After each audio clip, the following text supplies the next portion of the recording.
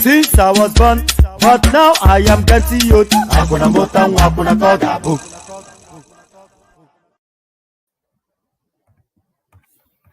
There's usually one more song. I forgot my sequence. So let me play that one more song and then I'll come on.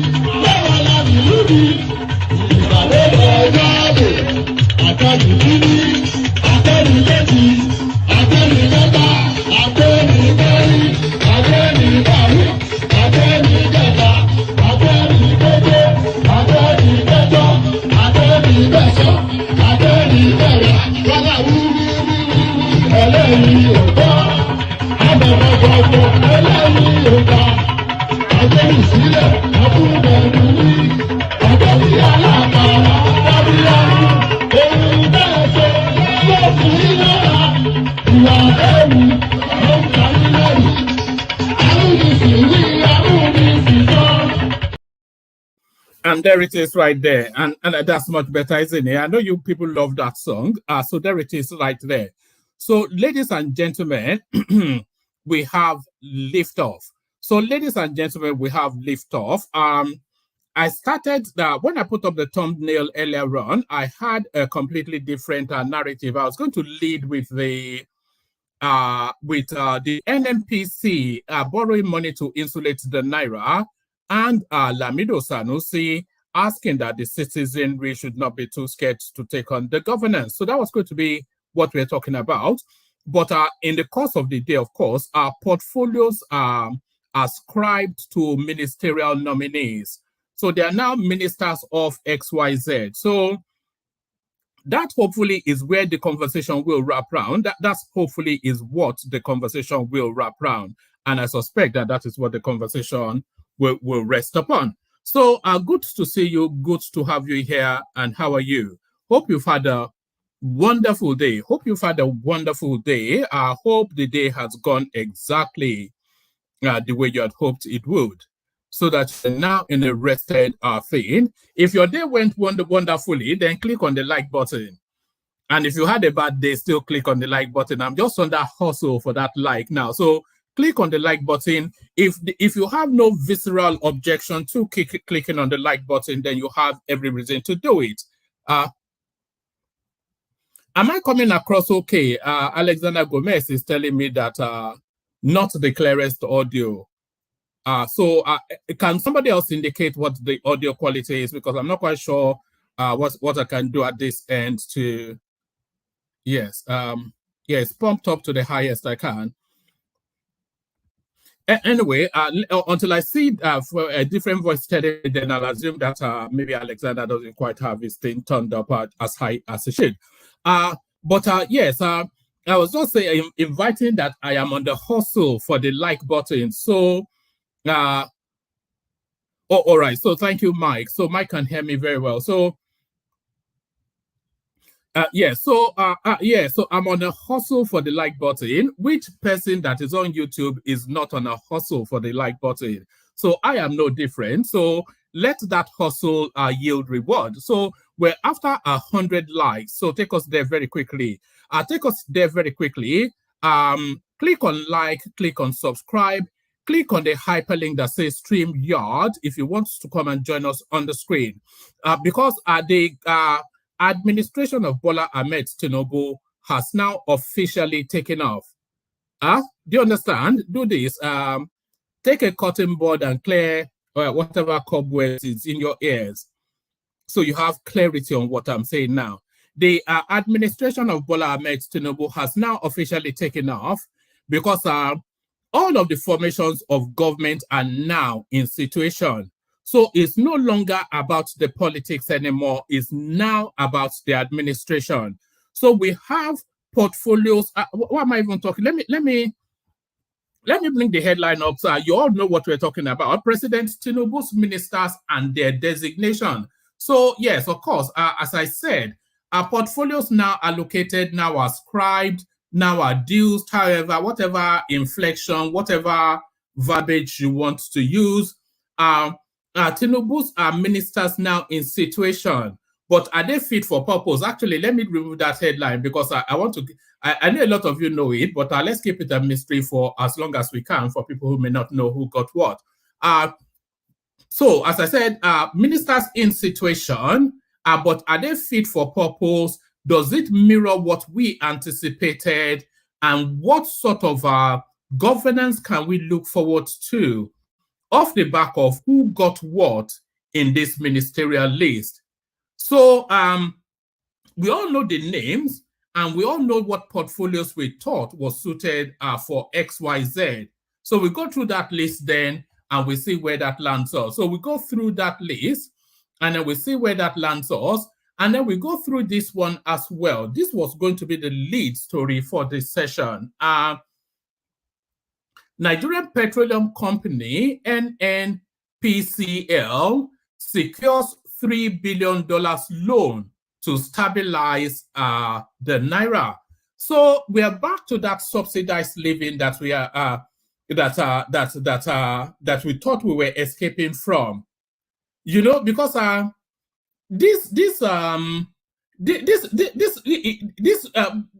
I read this, it put me in mind of a quick hit of morphine for a temporary high. That's what it put me in mind of, a quick hit of morphine for a temporary high. So you're still going to come down and find yourself where you were. We thought we were escaping this subsidized sort of living. and we were going to let the naira freebase to find its natural birthing, to find its natural value. So if they're now borrowing money to defend the naira, we're back to where we were, or are we? So we dig into that, see what we're making of it. Nigerian Petroleum Company, NNPCL, secures $3 billion loan to stabilize the naira. So to stabilize the naira, but the hunt for money by the Tinubu administration is any and everywhere. Remember a few weeks ago, we were talking about all these frontal and stealth taxes that they were introducing into the system. You remember when we even landed on a vehicle tax, a road tax of some sort, that you pay 1,000 naira per vehicle. So all manners of taxes they're using to harvest money. But it looks as though that harvesting has not yet abated. Let me show you this. Federal government to sell stake in NNPC, 17 entities. So now, one of the biggest criticisms that a lot of people had against Atiku Abubakar in the cut and thrust of the politicking both 2015, 2019, and 2023 was the narrative that if he became the president, he was going to sell the NNPC off. A lot of people raged against him that, no, he's going to sell the family jewel, he's going to sell the crown jewel, this, that, and the other. He's going to give it to his Arab friends. But the one thing, if there's one thing we have learned within the Nigerian space, is that the Nigerian governance does not know or have the capacity to run any institution. Any and every institution run by the Nigerian state has been run to the ground. So if they sell, and by the way, this headline is somewhat misleading, but don't let it lead you to the direction of a hip hurrah. It's not a hip hurrah sort of thing. So when they're saying they're selling stakes in NNPC, that's not to say they're selling the whole of NNPC or they're even selling NNPC. There are several satellite, entities within the juggernaut that is NNPC. So it's just a strip and sell or sell stakes. That's sort of where they are. So it's not really selling the crown jewel of the country, but really it opens up that space again that is the government best suited to running all of these multi-juggernauts, which they've never demonstrated. You know that NNPC demonstrates, let's take some of the refineries, for instance. They've been producing zero in terms of output, but their wage bill and support is higher than the average sovereign state within the Nigerian space. So a lot of these things, all of these white elephants that are just bleeding us dry. So we can cut them, sell them either for scrap or sell them for somebody that can turn them around or even hand them over to somebody that can handle them and put some very stringent royalty thing in there so that our interest is protected. So all of that wrapped into this, federal government to sell stake in NNPC, 19 entities. So we go through that list to find out who and what is in play. So who and what is in play? So still talking about list, we're going to a different list, but this now next headline is a human interest sort of a storyline, and it's a question that we ask lazily often in our private lives. 3 Nigerians amongst top 17 richest Black people on earth. So we've often wondered where, I think a lot of us, even before we get to the reveal, we can sort of guess at some of the names, and most of us would not guess wrong. We have the expectation that Dangote will be there, but who else will be there alongside him? The top 17 richest Black people on earth. I think Oprah Winfrey actually used to be on that list back in the day. I suspect that she might not be there anymore, but who are they? You have to hang around to find out. 3 Nigerians amongst top 17 richest Black people on earth. So we find out exactly what is in play there. All right. We found out exactly what is in play there. Ministerial list, Tinubu Allots portfolio to cabinet nominees see full list. So that was just streaming in all the way through. So yes, a lot of the conversations will be wrapped around that. And this NNPC thing, this one gives us a bit more flesh. Tinubu moves to sell government's stake in NNPC, 19 other state-run companies to raise funds. So we'll probably take the reading from this because this seems to be a bit more comprehensive than the first headline we gave you on the subject matter. So a lot to chew over, a lot to mull over, a lot to reflect on. So lean back, kick back, take it easy, relax into it. Do this, put your hands up and surrender yourself to the space for however long the session lasts. So just say, okay, I surrender. I'm just going to spend the next however long it lasts with one man. So surrender yourself to the space and let us take you on a wild roller coaster ride. You know how it usually goes here. There's laughters, there's raised voices, there's excuse me, there is I don't like what you said. But in between all of that, there's salient, intelligent or inspiring conversations and commentaries that just runs all the way through. It is such a dynamism, the whole experience. So lean back for that experience. But then, of course, click on like, click on subscribe, and we want those numbers going now. So if you've not clicked on like already, do that now. And if you're not already subscribed, do that now. If you've never been on the screen, we're especially looking to hear from you. We're canvassing you. And the canvassing is this link that I'm sending to the comment section now, which says StreamYard. If you click on that link that says StreamYard, it's an open ticket. It's an open microphone platform. As I often say, the open microphone being that hyperlink that says StreamYard. So click on that hyperlink that says StreamYard and come lend your voice to the conversations that we have here. So do all that. Let's take a micro break with the K guys, and then we come back into the throes of it. But first, the K guys. The K guys. Water, only water, only water, where they see ma. Water,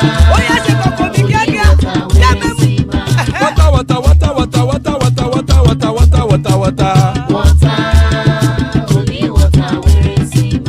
Hapa o naido.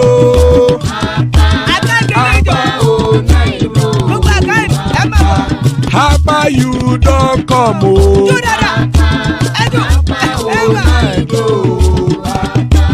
Hapa o naido.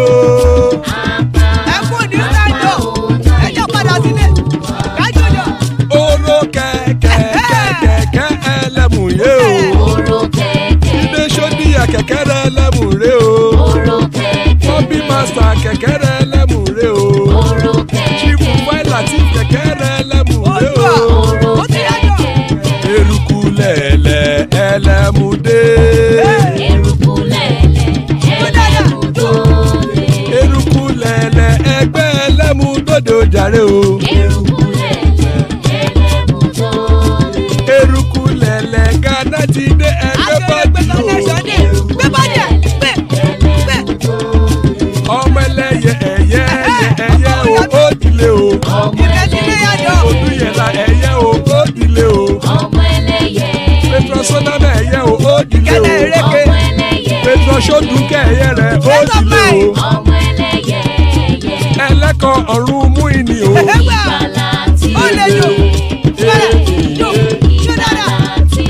Àkùkọ ọ̀run méjìkọ.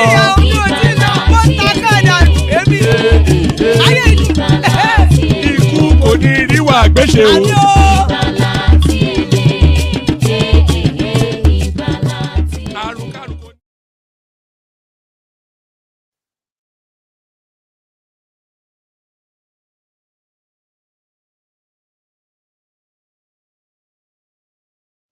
My senior colleague.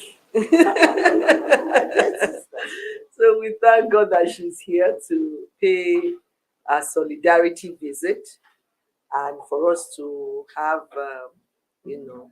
talks on the way to move our nation forward. And I appreciate her visit this afternoon. So I want to also thank her for all the support and the tips she's always given over time. So thank you so much, Your Excellency, and thank you for this visit. A woman I know for a long time. We started as a governor's wife. We were my senior by then. But we joined the rest, we were my senior. And we learned from you people. I am not surprised that you are here because you are one of the women that I look forward to make Nigerian women proud. I have come here to encourage you, to support you, because we are one country and our country must move forward and for the country to be better, because it's our country. We have no other country than Nigeria. We have no other place to go. We must support you. We must support you to make sure you achieve what we are here for. And when you achieve, we have achieved. So the Nigeria must move forward. And I use this opportunity also to lead to the women of this country, because I know that my sister can carry the women along. She carried the women along when she was a governor's wife. So when she's a first lady, the sky will be her limits. She will carry us along and she will move us forward. We Nigerian women, we should come out in mass and support this government and support her. The sky will be our limits. May God bless you, my sister. Thank you for moving us, we Nigerian women, forward. I came in and I saw the women. I was proud of it. Thank God for carrying us along. And I am here for you. Thank you, and God bless us all. Thank you very much. Yeah. Thank you.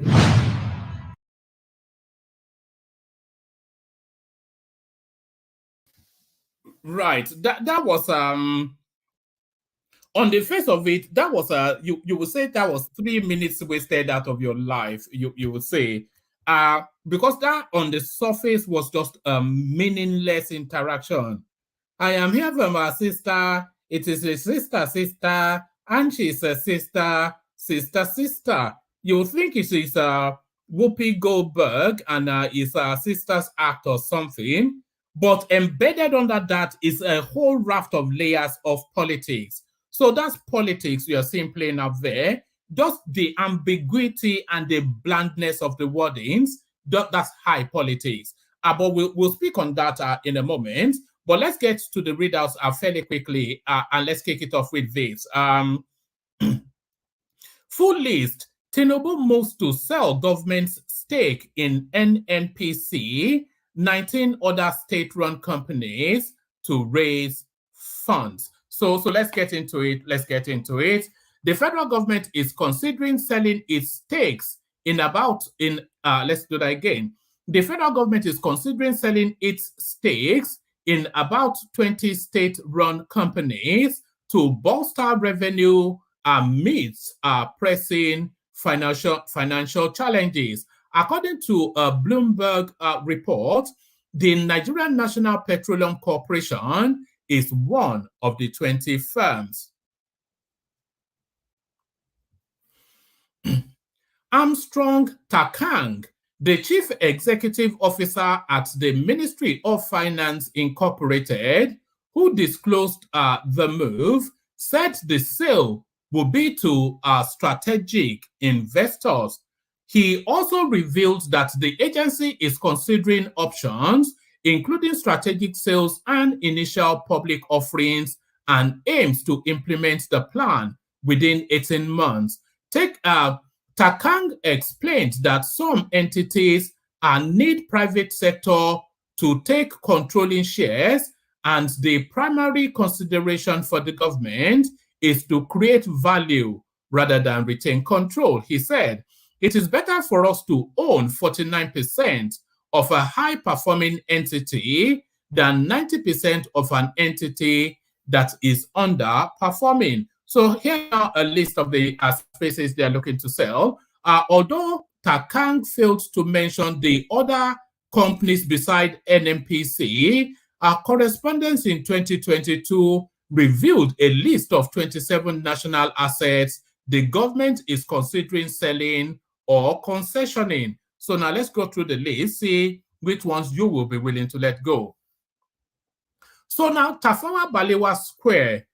So yes, Tafawa Balewa Square, I would not object to Tafawa Balewa Square being sold off because it's a prime space for sort of like an event, a marquee events arena sort of a space, and is already designed along those lines, so they can just get rid of all of those shops and get rid of the motor parks, etc., and turn it into an event sort of a park. So yes, Tafawa Balewa Square, I would not object to that being sold. National Integrated Power Projects, NIPP, in various locations. And then it goes on to give us the locations. Olorun Shogo plant, Calabar 2 plant, and it goes on to give us all of these. So I have no real clarity on that. So let me just leave that space. Hydropower plants across the country. So it looks as though a lot of the power sector spaces that they're looking to get rid of. Calabar and Kano free trade zones. So yes, I'm not quite sure even why there is a free trade zone in Kano, because Kano, as far as I'm aware, is landlocked, and traditionally free trade zones are even what does I have to let me actually find out, because we hear this term all the time. We don't even know what it means. Some of us don't anyway. Free trade zone. What does it actually mean? Is the question.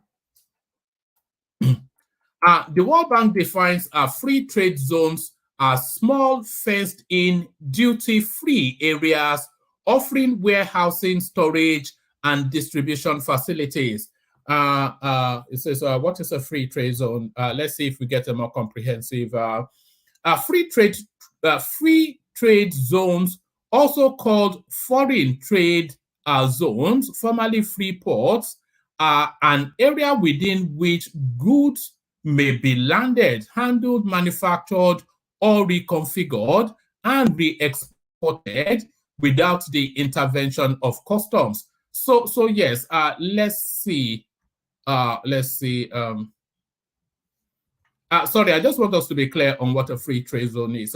Free trade zone also, yes, only when the goods are moved to the consumers within the country in which the zone is located do they become subject to the prevailing customs duties. Free trade zones are organized around major seaports, international airports, and national frontier areas with many geographic advantages for trade. So yes, Kano is not suited for a free trade zone, just exactly as I said. It's a bit like how they are citing naval headquarters in Katsina. This is the sort of thing that they do, our northern brothers, anytime they're in charge of governance. Yes, so yes, Calabar and Kano free trade zone, so that can go Abuja Water Board. So somebody will get that and they'll be lucky. Aluminium Smelter Company of Nigeria. So that can go. National Film Corporation, that can go. National Theatre, the one in Igamu, I thought that was already gone. I thought they ceded that to Lagos State already. Lagos International Trade Fair, so that can go. Actually, that's prime location that I'm sure they'll turn into smart apartments. Nigerian National Petroleum Corporation, so now that one that is where the argument is. Federal government-owned hotels and landed properties.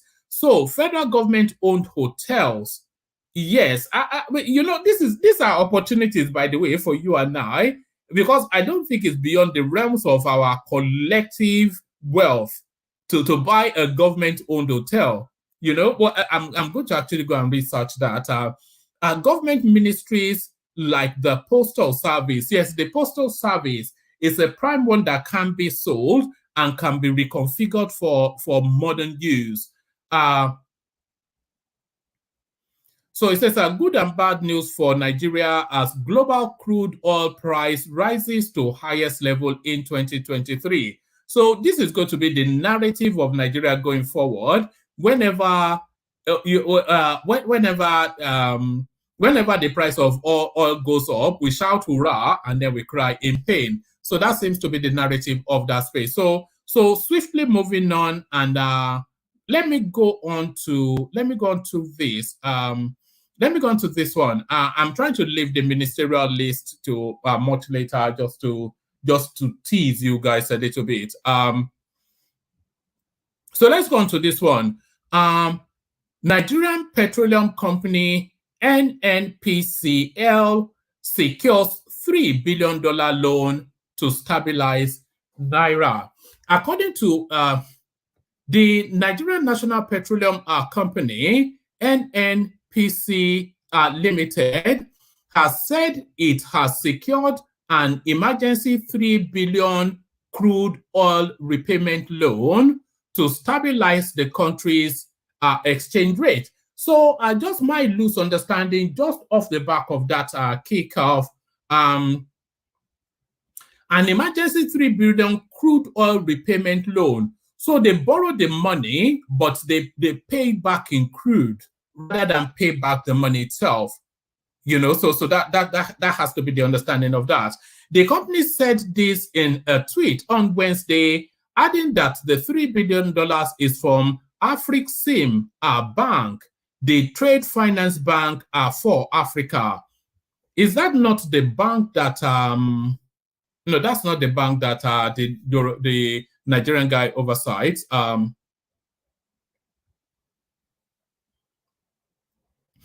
According to NNPCL, the money will be used to increase the value of the country's currency Naira at the international markets. The company wrote, relief for the Naira. NNPC Limited secures $3 billion emergency crude repayment loan from Axim Bank. The NNPC Limited and Afriksim Bank have jointly signed a commitment letter and term sheet for an emergency $3 billion crude repayment loan. The signing, which took place today at the bank's headquarters in Cairo, Egypt, will provide some immediate disbursement that will enable the NNPC Limited to support the federal government in its ongoing fiscal and monetary policy reforms aimed at stabilizing the exchange rate market. So, well, the only really good side of that is that the money to be paid back in fuel rather than in cash. But you say that's good. Often instances when they embed all of these loans in natural resources, then you end up paying 10, if not 50 times more than if you were paying back in cash. But then, so that's the deal. But then they are borrowing money to stabilize the Naira. That is to say then to subsidize the Naira. So I'm not quite sure. The financial experts hopefully will turn up in the course of the session. Nigerians take too much rubbish from politicians. So this is now Lamido Sanusi riling it up, as he often does. The former emir of Kano, Sanusi Lamido Sanusi II, has said Nigerians take too much rubbish from politicians, encouraging the masses not to be intimidated by political leaders. According to Sanusi, if the politician is not held to account, coming generations might have no country to call theirs. Sanusi, a former Central Bank of Nigeria CBN governor, said that most Nigerians do not go into politics. Sanusi, a former Central Bank of Nigeria CBN governor, said that most Nigerians did not go into politics, does not make them, that should be that, said that, I don't know, that's not reading right, but let's read it how it's written. Sanusi, a former Central Bank of Nigeria CBN governor, said that most Nigerians did not go into politics, did not make them inferior, adding that Nigerians are too afraid in their comfort zones. Speaking in a video that has gone viral, the technocrat said, "We cannot be intimidated by somebody because you are president or you are a governor, and we cannot tell you that you are wrong." So I'm not sure if this is pointedly at Tinubu or not, but we'll find out in the course of. We have chosen different paths. If I had gone into politics, at least given the people that have access to be president in Nigeria, I could have become president or I could be a governor. Yes, there was a time before he decided to go with his ancestral ambitions. There was a time that I was actually rooting for Lamido Sanusi to be president. I would rather have him. That was in 2015, actually. It was one of the names that was pushing hard in 2015. Because, of course, I would rather him than Malam Buhari, and I'm sure you would have as well. That I chose not to go into politics does not mean I am a subordinate human being. This is what we all have to learn as Nigerians. We take too much rubbish and we are all too afraid in our comfort zones. By the time these guys might have finished with us, our children will not have anywhere to call the nation. I'm not quite sure who they are and who we are in a narrative that is being presented by somebody like Lamido Sanusi. In that chasm, in that divide of us versus them, I'm not quite sure where Lamido Sanusi is in that divide. He's saying when these guys would have finished with us. Well, he's one of those guys dealing with us, by the way. So let's not conflate. He's as blue blood elitist as he possibly can get within the Nigerian space, having governed the central bank and sat atop one of the most premier stools in the Nigerian space. So who is he calling they? He is part of they. He's not part of us. So don't have any conflation. That Mido Sanusi is not part of us. It's part of them. It's part of the people we're raging against. We take too much rubbish and we are all too afraid in our comfort zones. By the time these guys might have finished with us, our children will not have anywhere to call a nation. The only way to retrieve our nation and give our children the future they deserve is, if you are not in politics, you must hold those in politics to account. It is not a comfortable situation to be in. When people are incompetent and they don't like you, you wear their dislike as a badge of honor. So he can wear that dislike as a badge of honor. If you try to wear that dislike, they will just shoot you. They will just, you know what will happen. You can't be comfortable and feel normal in a distortional environment. And for the young people, do not fail. This is your country. This is your future. Help us build this country for you. So help us build this country for you. How about you letting them build the country? You have failed already. We also how much you looted and stole to Malaysia and all of that. So let's hear him. Let's hear him. Let's hear him in his own words. I have my record of service. My father has his record of service. My grandfather's record of service. We cannot be intimidated by somebody because you're president or you're a governor, and we cannot tell you that you're wrong. We've chosen different paths. And I said yesterday, and I'll say it again, if I'd gone into politics, at least given the people that have succeeded in becoming president in Nigeria, I could have been president. Or I could be governor. So that I choose not to go into politics does not make me a subordinate human being. And this is what we all have to learn as Nigerians. We take too much rubbish. And we're all too afraid, too much in our comfort zones. And by the time these guys finish with us, our children will not have a nation. And this is the real challenge that we face. How do we stand up? How do we retrieve our nation? How do we go back to that vision that we had? How do we give our children the opportunities that we have had? And even better. And this is the question that each of us must take with us. And the only way to do it is, if you're not in politics, you must hold those in politics to account.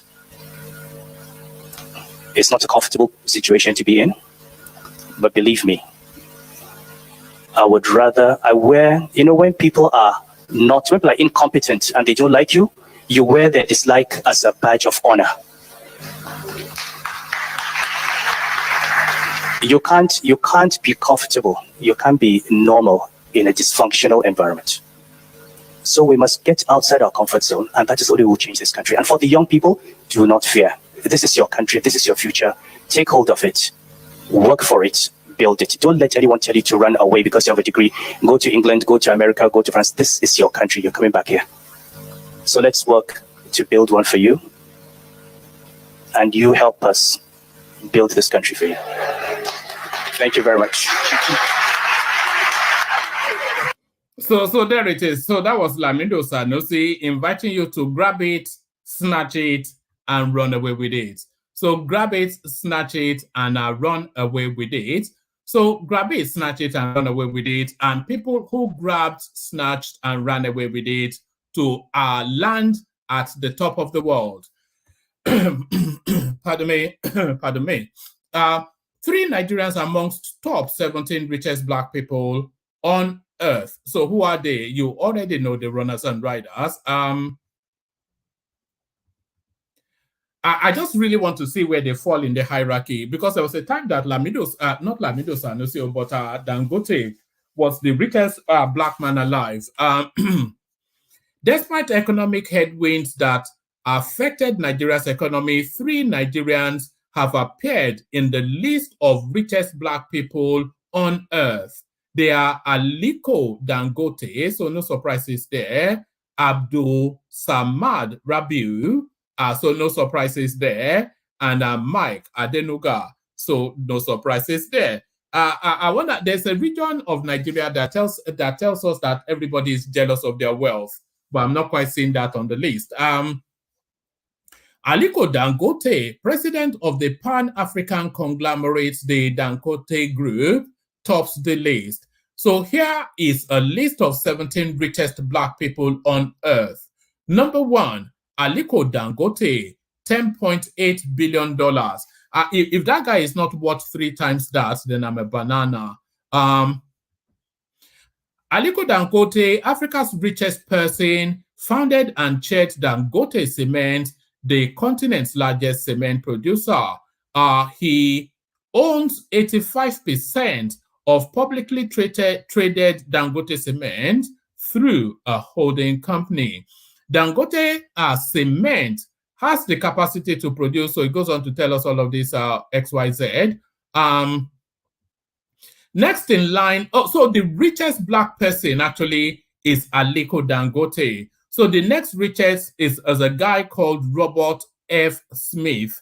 So clearly an American. I'm only really expecting to see mainly Americans, and then those 3 Nigerians, and then probably 1 or 2 Africans of some sort. So that's Robert Smith there. And then David Stewart. David Stewart is the founder, XYZ, whatever it is that he did, fine. So number 4 is Abdul Samad Rabiu, $5.6 billion. I suspect that is worth more than that. I suspect it may well be worth more than that. And then number 5, Mike Adenuga, $3.6 billion. Adenuga, Nigeria's second richest man. No, it's not Nigeria's second richest man, easy. If you are telling us that Rabiu is above him, it really almost by a couple of billion of dollars. Adenuga, Nigeria's second richest man, built his fortune in telecoms and oil production. His mobile phone network, Globalcom, is the 3rd largest operator in Nigeria with 55 million subscribers. His oil exploration outfit, Corn Oil, operates 6 oil blocks in the Niger Delta. I wonder there is no Niger Deltan that actually owns any significant oil block, which I think is a shame, by the way. Adenuga got an MBA at Pace University in New York, supporting himself as a student by working as a taxi driver. He made his first million at age 26, selling lace and distributing soft drinks. So these are those Babangida sets that are true bottom power or Owambe or whatever. You know, and when I say true bottom power, we know that Buhari has funny inflections, as a lot of them do in the north. From selling lace and soft drink to becoming one of the fifth richest black man on the planet. That's just Jay-Z is on that list as well. So I think Jay-Z, Oprah Winfrey, yes, the richest black female, certainly Oprah Winfrey, and not that Nigerian lady, whatever her name is. And then Patrice Motsepe. So he's where's he from? Founder and chairman of African Rainbow Minerals, became a billionaire in 2008, the first Black/African on the Forbes list. Which country is he from, though, is the thing. It may well be South African, because the only expectation... all right. In 1994, he became the first black partner at a law firm. No. Okay, so yeah. I suspect he will be South African.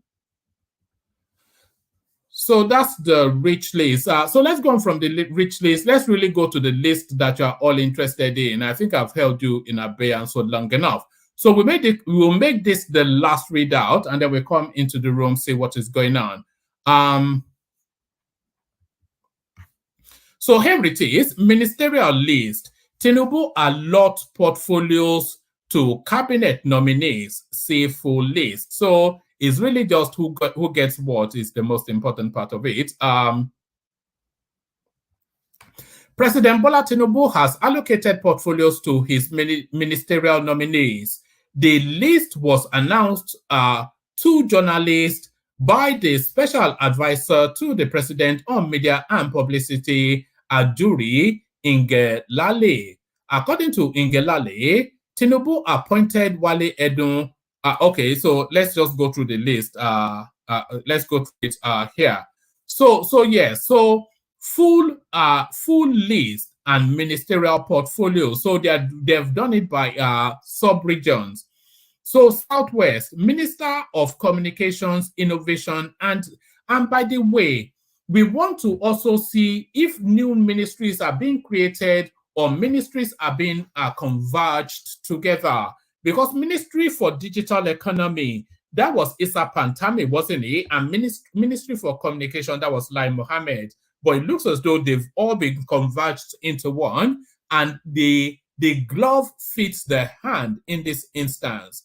Minister of Communications, Innovation, and Digital Economy, Bosun Tijani. So the obedient gets a hold of the internet. Minister of State, so is a full minister, by the way, not a Minister of State. Minister of State, Environment and Ecological Management, Ishak Salako. Minister of Finance and Coordinating Minister of the Economy, Wale Edun. So that name, of course, a lot of people, so that nobody is choking on their coffee on that one. Minister of Marine and Blue Economy. So marine and blue economy, so that's oceanic sort of a thing, I'm suspecting. Bomi Tunji-Ojo, Minister of Power. So now, I don't know the quantity of this guy, but I certainly know the importance of the ministry that he straddles. And that was the ministry that was meant to go to El Rufai, by the way. Adebayo Adelabu, Minister of State for, maybe I should just forget the Ministers of State. Minister of State for Health and Social Welfare, Tunji Alausa. Minister of Solid Minerals Development, Dele Alake. So is that the best use of Dele Alake is the thing? Unless they're sending him in to Zamfara State to go and rescue the gold from the bandits. Minister of Tourism, Lola Adejon. So they've given a babe the free stuff. Minister of Transportation, Adegboyega Oyetola. So that's Tinubu's cousin, replacing Rotimi Amechi. So that's the compliment from the Southwest. The Southeast, do they give them anything significant? Ministry of Industry, Trade and Investment, Doris Anite. So that's a solid enough space, and it does fit with the business thrust, the enterprise thrust of that particular space. Minister of Innovation, Science and Technology, Uche Nanjis. That still feels somewhat because they like to fiddle with things in the Southeast. So that sort of tech, so especially science and those sort of things, they like to fiddle in the Southeast. Minister of State, Labor and Employment, in Kuru, something or the other, in Kiruka. I won't attempt her last name. You know I'm bad with names. So I was actually expecting a lot more Minister of State, but it looks as though, to no surprise, they've not given them any real portfolio. So Minister of State, Labor and Employment, in Kiruka. Minister of Women Affairs, Uju Kennedy. But this one now a solid space. So he replaces Fashola. Minister of Works, Dave Umahi. I was actually expecting, that was one of the portfolios that I bracketed for Yemsen Wike, by the way. So now this one, a total, next one, a total bolt out of the blues. A total bolt out of the blues. Minister of Aviation and Aerospace Development, Festus Kiyamo. My God. Yeah, what happened there? If we just go there and constitute a nuisance, just as he constitutes a nuisance everywhere he goes, it's just the thing. Your man from the Creeks, I think it's from Delta or something like that. Minister of Aviation and Aerospace Development, Festus Kiyamo. Minister of Youth, Abubakar Mama. Minister of Humanitarian Affairs and Poverty Alleviation. So this is an important portfolio, actually, because this one's the one that Sadia Farouk straddled, and she feasted like a glutton. So plenty of money to loot from here. Minister of, sorry, which region are we in even? Hold on. So yes, we're in the South. Yes. Minister of Humanitarian Affairs and Poverty Alleviation, Betta Edu. Minister of State, Gas Resources, Ekperipe Apo. So that's an important portfolio, actually. Even though he's a junior minister, still an important portfolio. Minister of State, Petroleum Resources, Heineken, Beer. Minister of Sport Development, John Enno. Minister of the Federal Capital Territory, Yemsen Wike. So of all of the uses that they could have made use of Wike for, and by the way, I suspect that this is the first time that a non-northerner is actually straddling that portfolio. Correct me, I'm sure I'm wrong, but by my recollection, this is the first time a non-northerner is straddling that portfolio. Minister of Federal Capital Territory, Yemsen Wike. So we go to the Northwest and see what their complement is. So Northwest, Minister of Arts, Culture and Creative Economy, Hanatu Musawa. I think that was the one that replaced that pretty girl, wasn't it? But this one now, I don't quite see the feed. So I'm going to have to go and look at his CV to see how this happened. Minister of Defense, Mohammed Badaru. So we have to find out how that happened. Minister of State Defense, Bello Matawale. Minister of State Education, Yusuf Sanunu. Minister of Housing and Urban Development, Ahmed Dingiwa. Minister of State Housing and Urban Development, Abdullahi Gwazo. Minister of Budget and Economic Planning, Atiku Bag. My God.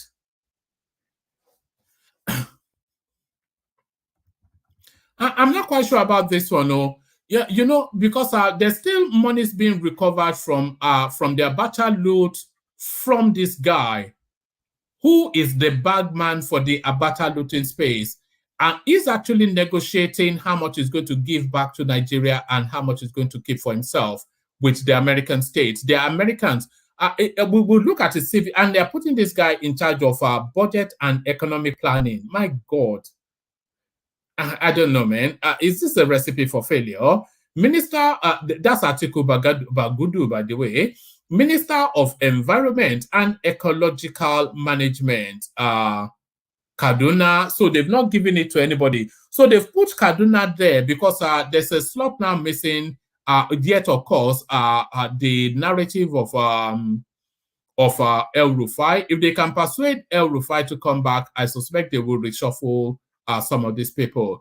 Minister of State, Federal Capital Territory, Maria Mahmood. Minister of State, Water Resources and Sanitation, Bello Garonto. Minister of Agriculture and Food Security, Abubakar Kyari. Minister of Education, Tahir Maman. Minister of Interior, Saud Al-Khali. Minister of Foreign Affairs, Yusuf Tugar. Coordinating Minister of Health and Social Welfare, Ali Pate. So is that strong enough a portfolio? Is that a senior ministry or a junior minister? Minister of Police Affairs, Ibrahim Giadem. Minister of State Steel Development, Maigari Ahmadu. So North Central, so this is the last tranche. Then we come into the room, see who is there to take it on. So North Central, Minister of Steel Development, Shaubu Audu. Minister of Information and National Orientation, Mohammed Idris. Attorney General of the Federation and Minister of Justice, Lateef Fagbemi. So that one, that's another one that fits the bill right there.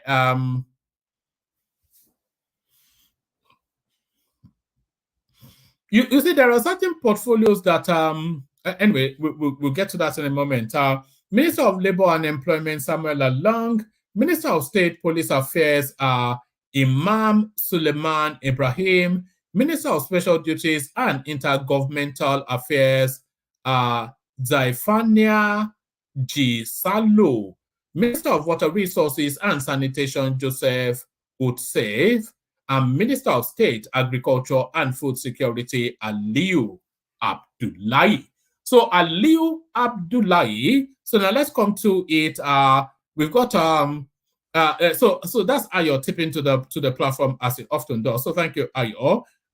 Prince Daddy Johnson in this instance. Thank you, Prince Daddy. But then of course, you know, Ayo always opens up that space, which it does. So thank you, Ayo. Keep them coming. So keep them coming as we bring on the panelists that we have so far. We've got Kumi joining us, the majestic Ajale Koko, of course. Eze goes to school with Solomon in Abuja, and then we got Bishop in the building as well. So still plenty of room. Whoever wants to hop on. If Enigmatic is listening, by the way, if you want to hop on Enigmatic, because of course you always have a clear understanding of this ministerial sort of a space. But let's kick it off with Solomon, see if he's ready for us. Solomon, are you there? Yeah, I'm here. Good evening, everybody. Yeah, yes, woman, yes, woman. No, yes, woman, yes, woman. Because I've changed my introductory why I just come in. So because you've already mastered it, so I don't want to. I don't want so to you want to come with another flavor. Yeah. All right. So let's get to it then. What are you looking at in the news? Should I even be asking that question? There's only really one thing going on in the news. Let's hear from you. Talk to us. Yeah, can you hear me? Yes, we can. Carry on. Okay. Yesterday or day before yesterday, I saw this guy, this former Usman, this former IG, is it IGP of police? Yes. Usman. I have forgotten his name. Al-Khali Baba. Yeah. Contesting for senatorial I'll be House of Rep in one of these northern states Yeah, I saw under it. Was it in APC. Yobe? Yes, yes. Yeah, I think it's Yobe. Yeah, it yeah, should be in Yobe. yeah. That headline was really it was really funny. Like, so this guy has always been a politician. He's just covering up as a police, as somebody that is that is not interested in politics, but he has always had interest. It's really bad, and I hope those people don't. They should not vote for him because he could not. I did not see anything he did as as IGP. What is really going to surprise you is when Mahmoud Yakubu hangs up his boots as the INEC chairman, and then he decides to go and become the governor of whichever state under the APC. So he's going to contest as an APC man, almost certainly. Yeah, that one will be very bad. Those kind of people, they don't need to get into office. They should use their common sense self on their own. As you finish your service, no matter how the service was rendered, if it was good or bad, you just quit from public space. And because I don't know, these people, they don't have shame. That is just the thing. But it is what it is. So, yeah. All right. All Okay. right. What else were you looking at? You can go to the ministerial list, but if there's anything else you were looking at, Actually, this ministerial list, that one, another one, this naira crashing from almost 1,000 to 750. Just because they said Tinubu met with the CBN governor, the acting CBN governor, and so maybe I don't really know much about that space, but they should try and do something about this whole thing. And him now trying to bring back, is it that there will be a little money paid for subsidy, something like that too again. And yeah, that's it. all right, brilliant. Let's go to the ministerial list. Festus Keyamo as the Minister of Aviation. Is that the best use for him, by your reckoning? Man, it just shows that this APC, I don't know, APC. I don't know what. I don't know what's up with them. Who is teaching you Yoruba? Oh my, you don't understand. Don't worry. Salo, be careful. They will come after you. Those batties, they will come after you. No, they are people. Yeah, so what man, these people, I don't know what they want to do, or like what they are doing. Like, they are just doing anyhow. They are supposed to redeem their image, redeem their image, but they are in fact destroying their image. Festus Keyamo, what is Festus Keyamo doing here at first? Then why would they give him that portfolio of aviation? And you saw the last person that held that office was he did not do any single thing, to the extent that guy is with the AFCC now, isn't he? That Siraki. I think I saw he's with the time AFCC that now. Yeah. they invited him or something like that. I don't know, but this Festus Keyamo, look at the last guy we had. To the extent he went to even borrow, or let me say rent an airplane to deceive Nigerians. Then they are bringing in somebody that is not trustworthy. This Festus Keyamo to come and assume that post. It's very bad for you. It's really, really bad for us in this country. How? I don't just know. Like, Yamson Wike as the FCT minister. Does that surprise you? Of all of the portfolios that they could have given him, they've made him the minister for Abuja. Does that surprise you, Yamson Wike? No, not at all. But even though I was not really expecting him, but because of the projects he did, even some people say those projects were rubbish in River State, but some said it was good. People must criticize, but it's not really that portfolio is not really bad for him, or he's not really bad for that portfolio is good for him, and he's somebody, like, they call him project master, even though the the people say that those projects just building flyover and all that. It's only that cardio stuff, that center that he built. Is it cardio center? Yeah, I think in River State, that was the major project that I was impressed during his administration about. Yeah, that cardio center. So, but the rest, building flyover, like Amechi using, making mockery of him, like it's not to come and be building flyover for us and this one where people are hungry or where people are don't have things to do and all that. But Wiki, one thing, my advice for him is just for him to continue with the master plan of Abuja, since he's somebody that knows how to carry a project. I was wondering if it's the first Southerner to be made Minister of Abuja, but apparently not. But certainly in recent years, it's the first Southerner since 1980. In fact, since 1982, did we had Jeremiah Oseni? You know, but it's certainly the first Northerner since South Southerner since God knows how long. Probably the second Southerner. So what are you making of that? It's a space traditionally reserved for the Northerners. Based on, for me, because it's a federal space, it should be meant for everybody, not just the Northerners. It's not just the Northerners alone, but everybody, people that are competent to develop this, they'll be competent to develop this and willing to develop this FCT. So I feel Wike will do good, even though I least expected him to be in that position, but he will do good in a FCT. He will do things in FCT. For real, he will do things, but he should continue with the master plan. But the best minister so far FCT has had is still remains El-Rufai, but I believe maybe Wike might just do better. So, yeah.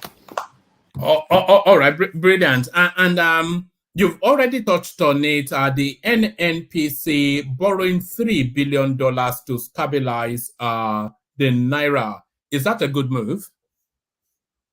Oh man, I don't understand all these things that they are doing in this country, for real. Like, I don't just know.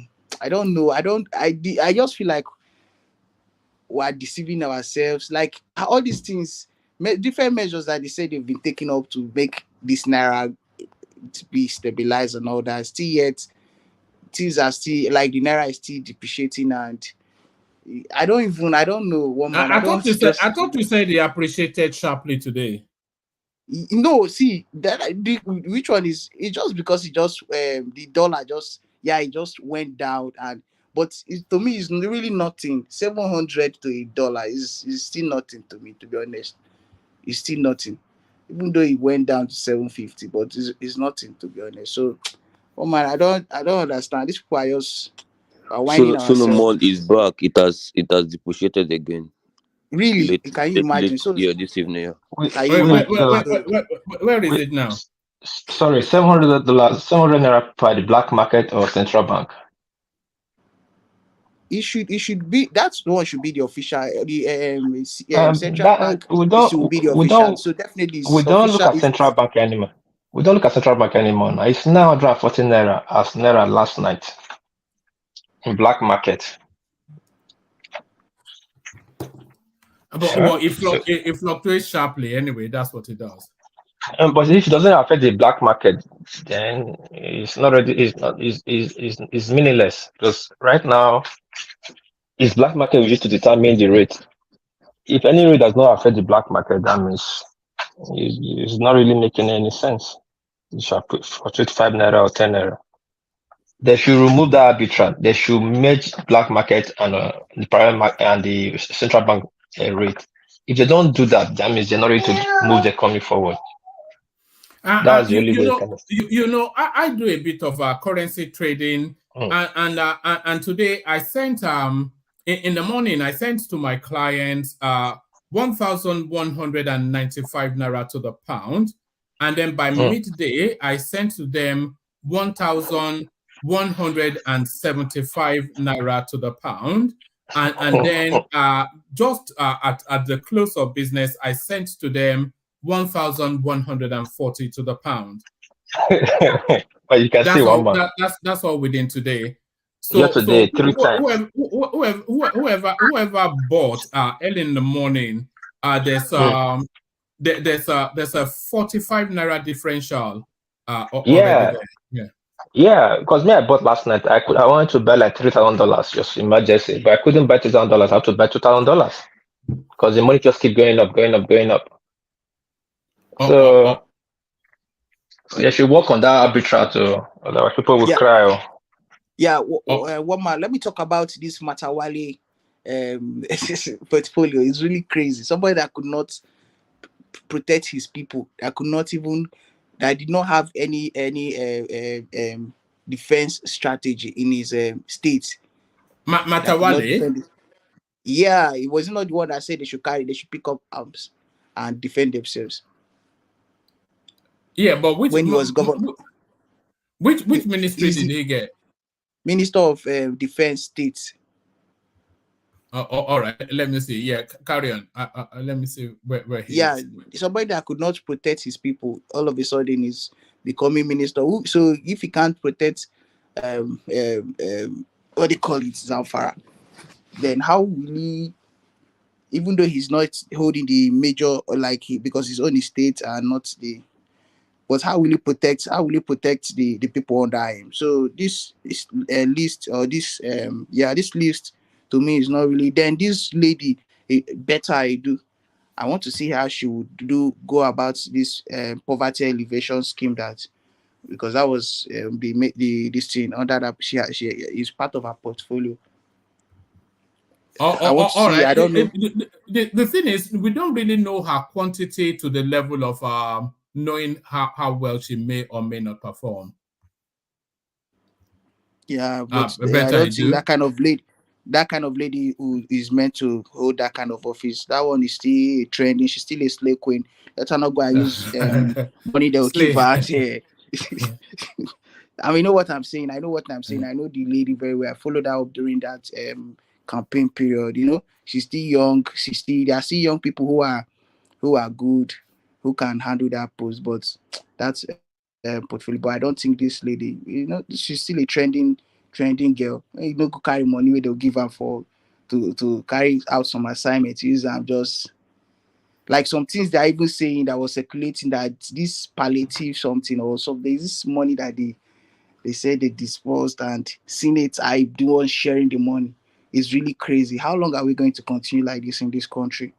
How long, man? It's painful and God knows the best. I don't know what to say, but God knows the best.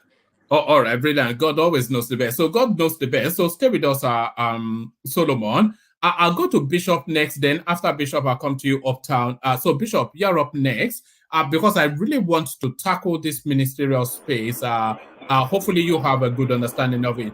Have you seen the list? And what were the standouts for you first? Go to the standouts first, and then we take it from there. The ministerial list and their portfolios. Okay. Let me say good evening, everyone on the platform. Can you hear me? Well, it's very.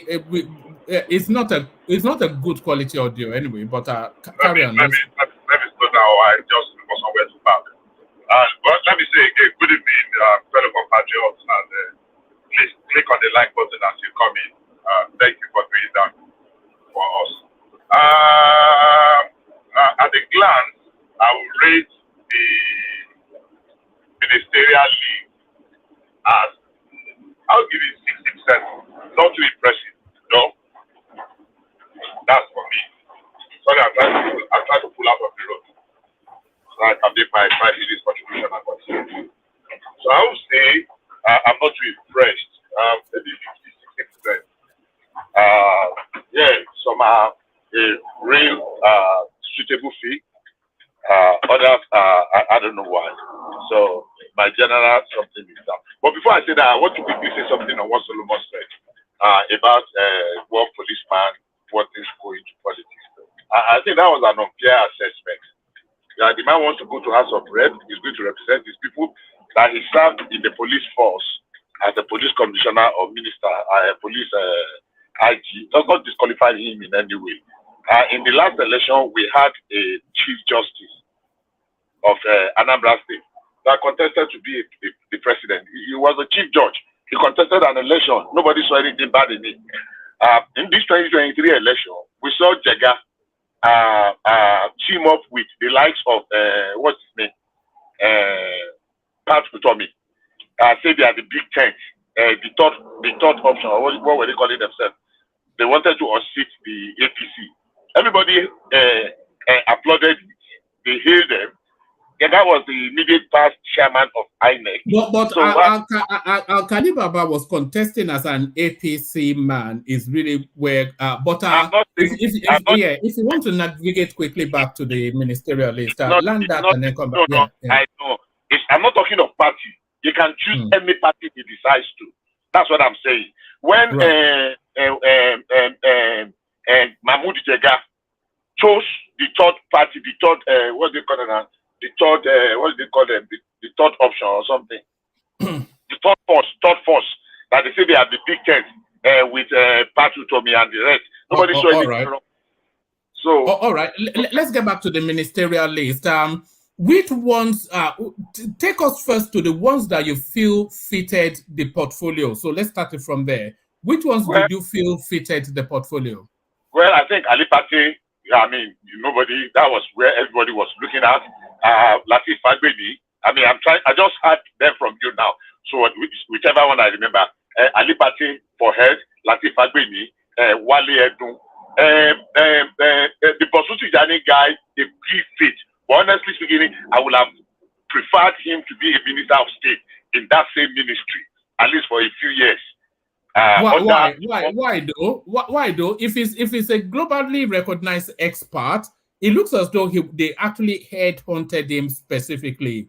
Would that not just be a waste? Let's just throw him at it. Because I think that digital space is one of the main hubs that Tinubu is looking to open up. Let me put my position now. I mean, I heard you very well. I am saying... No, it's conversational now, as you know. Yeah, carry on. Yeah. I have not finished my position. Yeah. That's my view. My view is that, look, because we thought that they've dealt with the issues of what they said, and I think he's going to find it very tough with the civil servants. You must have to work with. That's my view. I wish I am wrong. I really pray that I am wrong, but that's what I think. He's young, but there's something, experience counts for something true in every endeavor, in most endeavors. I mean, we're not talking of a sprint here. We're talking of a marathon, something that needs to endure. So that's just my view. So I can't remember all of them. I don't know whether the president is still retaining the Minister of Petroleum, because I did not hear anybody as the Minister of Petroleum. I only hear the Minister of State in charge of gas and the Minister of State in charge of petroleum. So I think the president there's a Minister of State for petroleum resources, which is Heineken's Lokobiri. But like you said, there's no. So like the president is still retaining the Minister of. I am very disappointed with some of the nominees. I am very disappointed, and I believe and I hope that there will be a quick reshufflement. Using different parameters, key performance KPIs. I don't know the wisdom in making Matawale and is it Badaru now from Northwest, both Minister of State and Minister of Defense and Minister of State for Defense from the same zone. It doesn't seem to. I don't know why that choice. That's me. Is that not just some sort of counterbalancing? The Chief of Army Staff is, I think it's a Yoruba man. The Inspector General of Police is a Yoruba man. So is that not really for counterbalance? I am not saying Yoruba man. I am saying from the same Northwest. Why not pick somebody from the South or from the Southeast? You understand what I'm saying? both of them are from the To northwest. make a man from the southwest the Minister of Defense, Can make him a Minister of State for Defense? Why not? All right. What disqualifies a minister, somebody from Southeast?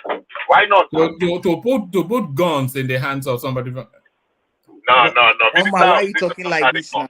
No, I'm trying to wind up town up, but it's not falling for it. Carry on. The minister will not carry gun. So for me, I think I will give the NNPC and CPC. I wait to see how, because Tinubu micromanages a lot. I wait to see how he will be able to. Hello, are you hearing me?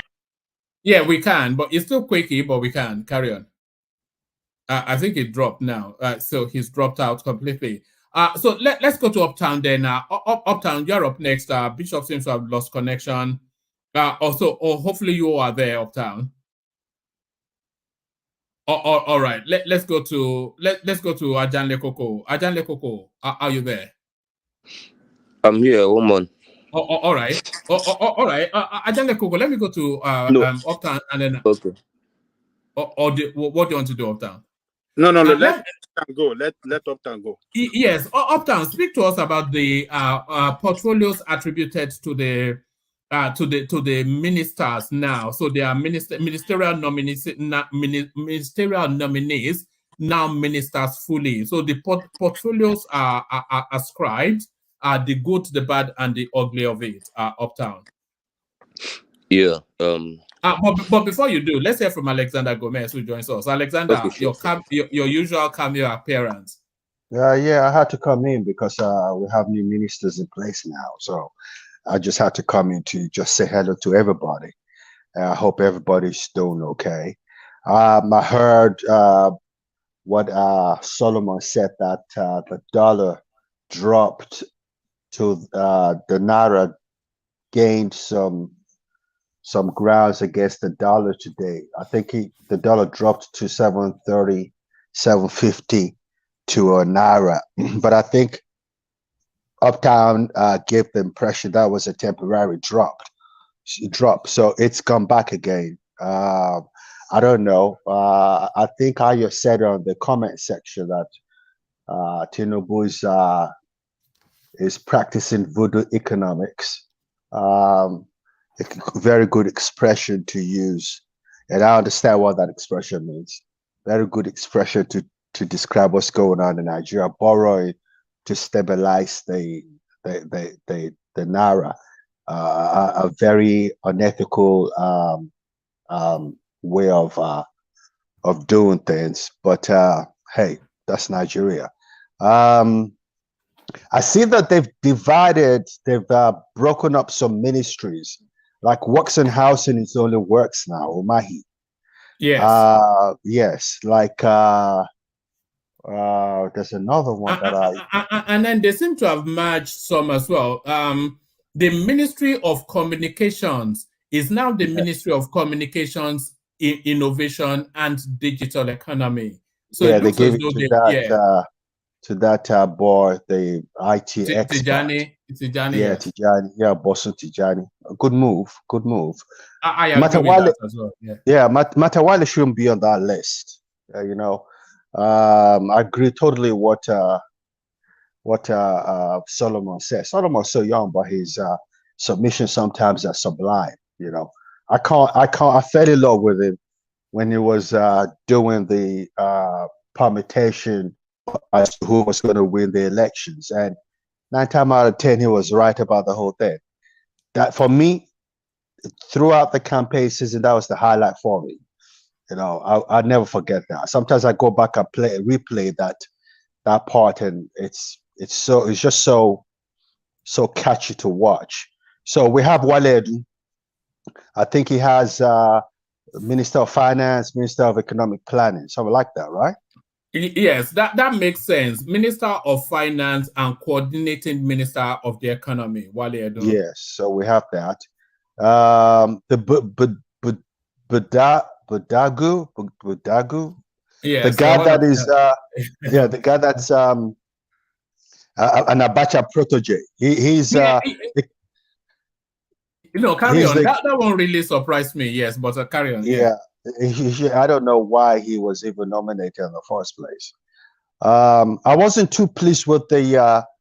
For me, the three most important positions in the Nigerian ministerial positions are finance, foreign affairs, and attorney general. Petroleum too, but those four essentially. And so this foreign minister person, he's an unknown substance. From where we are right now, we need someone who is a proven technocrat internationally that's gonna be able to sell our country to the international community. Not that we don't have a name, we do have a name, but the obedient is totally demarketed, Tinubu. So a lot of people are kind of poo-pooing his position right now. So we need a heavyweight with a lot of clout to help us build up our image. Just to what you were saying, Alexander. I was listening back to Thomas's session when I left, so just to see how it went. And every single person there was giving anecdotes. Babati, Simba, and everyone else. They were giving anecdotes of foreign people coming up to them to ask why they have elected a drug dealer as their president. Yeah, but the thing about it is that that's all the doing of the obedient space. Well, carry on. Yes, well, I think there's every possibility that this University of Chicago State University might be structured to release Tinubu's records, because they've given Tinubu up till the 24th of August to give a justification as to why that information shouldn't be made public. If that information, what records? His records pertaining to his attendance and his track record and all that in the United States. The one that they said they weren't going to release till 2026. They changed the judge, and the new judge has said that Tinubu has to convince them beyond a reasonable doubt on the 24th to convince them not to release his information. If that information is released, alarm go blow. No, I'm not sure if you are not getting carried away, Alexander. No. But I read that, and I know that the judge has told Tinubu today, and his legal team, they have to give reasonable reasons. Is that the noise being made by Elvis and his team? No, one man. Those brainless one ones. man. One man is on international media. I watched it 3 days ago or 4 days ago in Japan. Sahara reported Sorry, guys, gentlemen. The first this is that came out. The judge struck down that Atiku lost the appeal in Chicago for releasing Tinubu for Chicago State University to release the information. Then I was wondering, why is it? I thought this result thing is gone fast gone. Then 2 days ago, a new judge came in, like Tinubu had on August 28th to come and defend the reason why they did not release the result. And I was surprised again. What results are they looking to release, and to what end? That's what we have to ask Tinubu and his team and Chicago State University. I watched it. It's on media here in Japan, but I didn't take it serious. It's a reporter. It's a major breaking news. And if that record, alarm go blow. Tinubu has a reason for not wanting that record to be released. So for him to get a team to have that, I'm sure if it's possible, you have that thing. I'm not sure what record you have in a university other than how you performed throughout your years there, what grades you score in XYZ subjects, and what groups you belonged to. I think the record is. I think that's just part and parcel of the records they're looking for. I think it has to do with his whole stay as a resident of the United States. Yeah, but that's nothing to do with Chicago State University. That's an yeah, immigration matter. but I'm thinking that the Chicago University is just an integral part of the information they're looking for. But the bottom line is the judge is giving them up to the 26th or something like that to give a reasonable reason why they shouldn't release the university records. Yeah, the records. I don't know whether it's university records alone, but I'll just put it the records. So I don't know. Anyway, going back to the ministerial list. So so we have ministers now in place. I'm hoping in the next Tinubu should have gone through a honeymoon period, but obviously he didn't never get no honeymoon period. His first 100 days should have been what we call a honeymoon period. He wasn't afforded that opportunity because he committed a crime by opening his mouth and said, by the way, I mean, come on now. Anyway, that's how even unforgivable. Are you being turned by all of these places that you go to? Your tone and texture. In actual fact, I'm being very objective. In actual fact, because I would accuse myself. I have to be honest with myself. But I'm not honest with myself, then I'm being stupid. The reason why I supported Tinubu in the first place was really, and everybody can hear me right now, was because him and I are from the same place. That's why I supported him. I thought it was time for someone from Lagos, Lagos being the most sophisticated, richest part of Nigeria, to now produce a president of the United States, a president of Nigeria. So, but you can't support Tinubu one way or the other and be objective at the same time. I said it before, and I'll say it again. Tinubu is probably the most controversial president we ever had in Nigeria. Nobody knows anything apart from the inner caucus, anything about this man until he came back from the United States and he started participating in local politics. Primary, secondary education, nobody knows about that. And he's a Nigerian. Let's call a spade a spade. Something of what significance is that? No, what do you mean? You talking with your Peckham accent, like Kulato would say. Peckham? I've never been to Peckham in my life. I have. I love Peckham, actually. We used to buy food there back in the 70s. But anyway, I was just teasing you. No, I know. But what does he add or remove from anything? What primary school he went to? Which primary school did Buhari go to? But people know him growing up. How could you? It's only in Nigeria that you have a president that nobody knows the first 45 years of his life. That's kind of weird, but that's neither here nor there. Let's put on. But he's a very controversial figure. Let's put that aside. I don't think he is controversial. I think artificial controversy is being generated around his name by desperate obedient space that are reaching to the skies and coming up with ludicrous narratives. They are going around saying that they are going to release his university records. What does that even mean? That's just Can I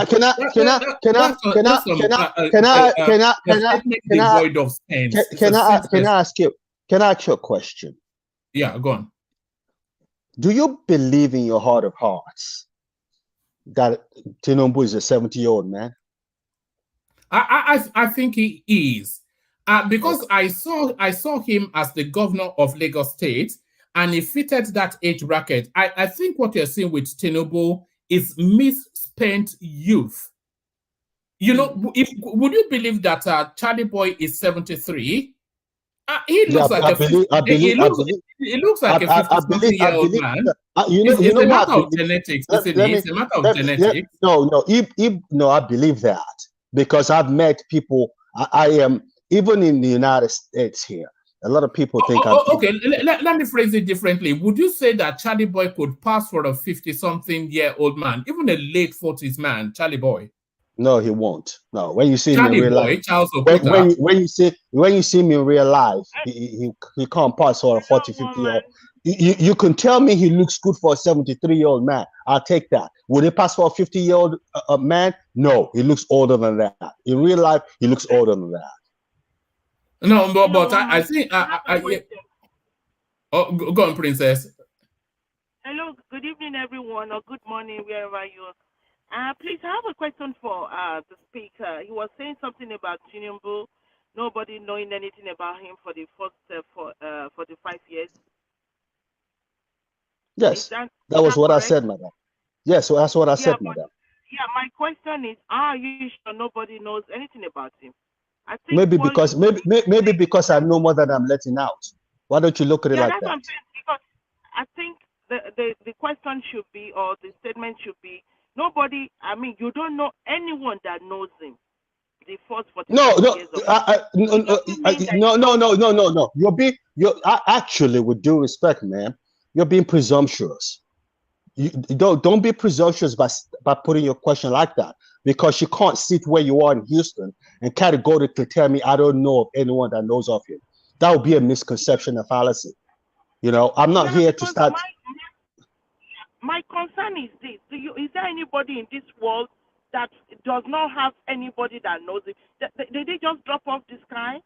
Madam, you grew up in Lagos. Yes, I'm listening. You grew up in Lagos.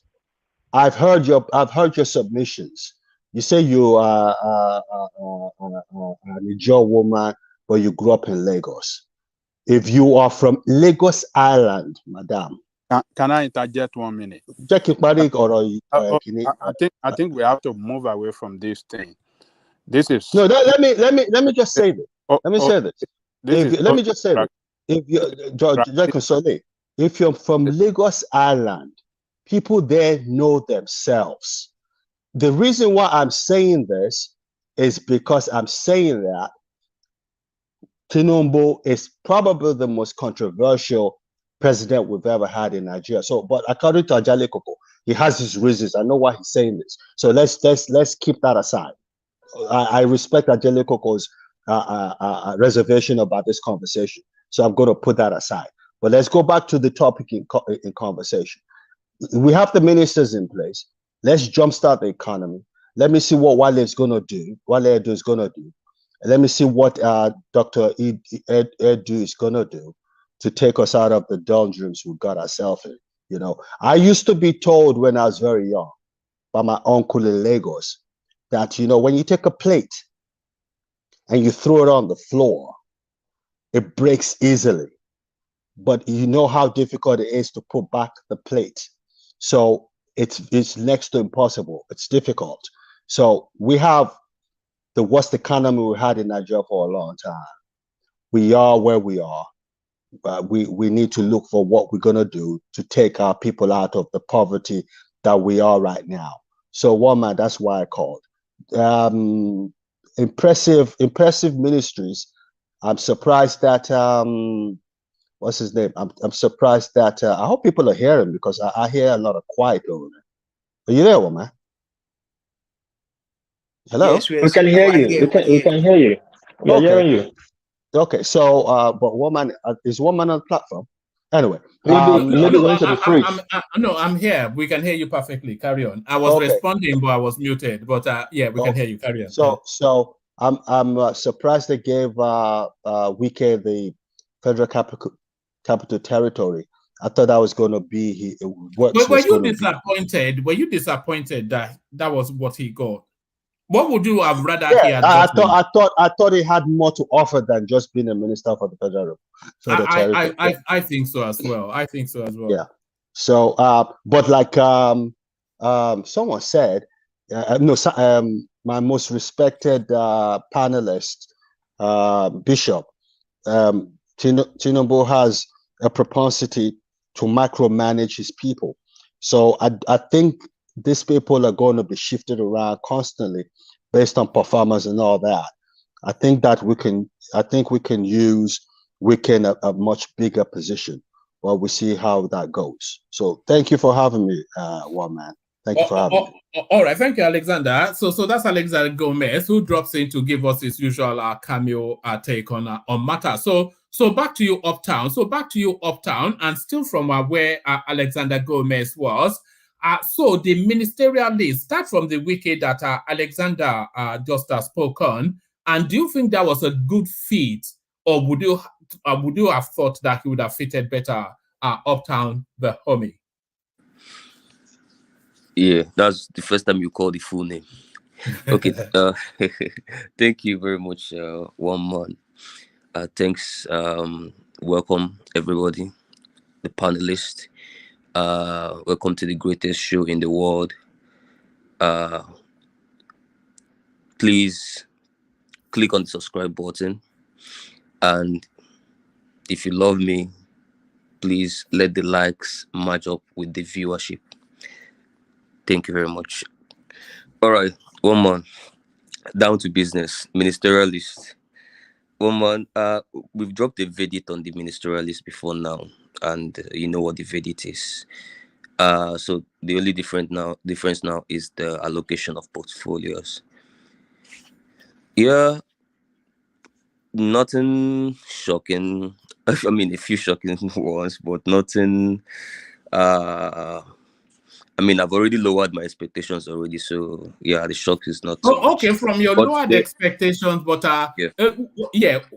I think Okay, I'll start with my carry. Yeah, It's I yeah. think the good part is always better, as because at the end of the day, all we want is for Nigeria to move forward. The obedient got the Minister of Communications and Digital Economy. That must please you, the obedient.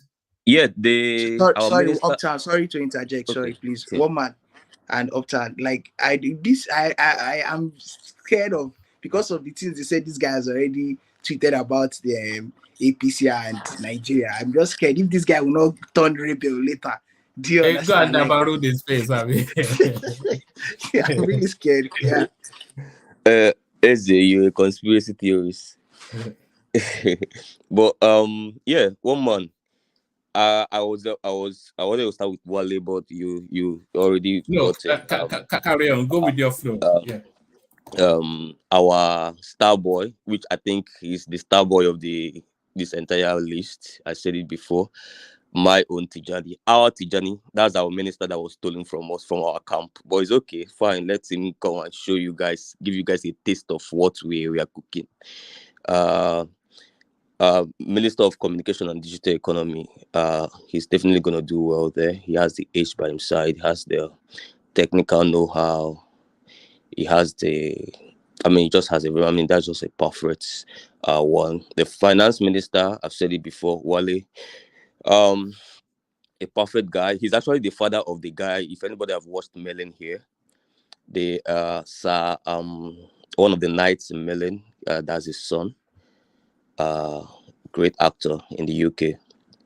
Yeah, good portfolio. Ministry of Health. I think that's also a good portfolio. One man you asked, yes, that's substantive minister.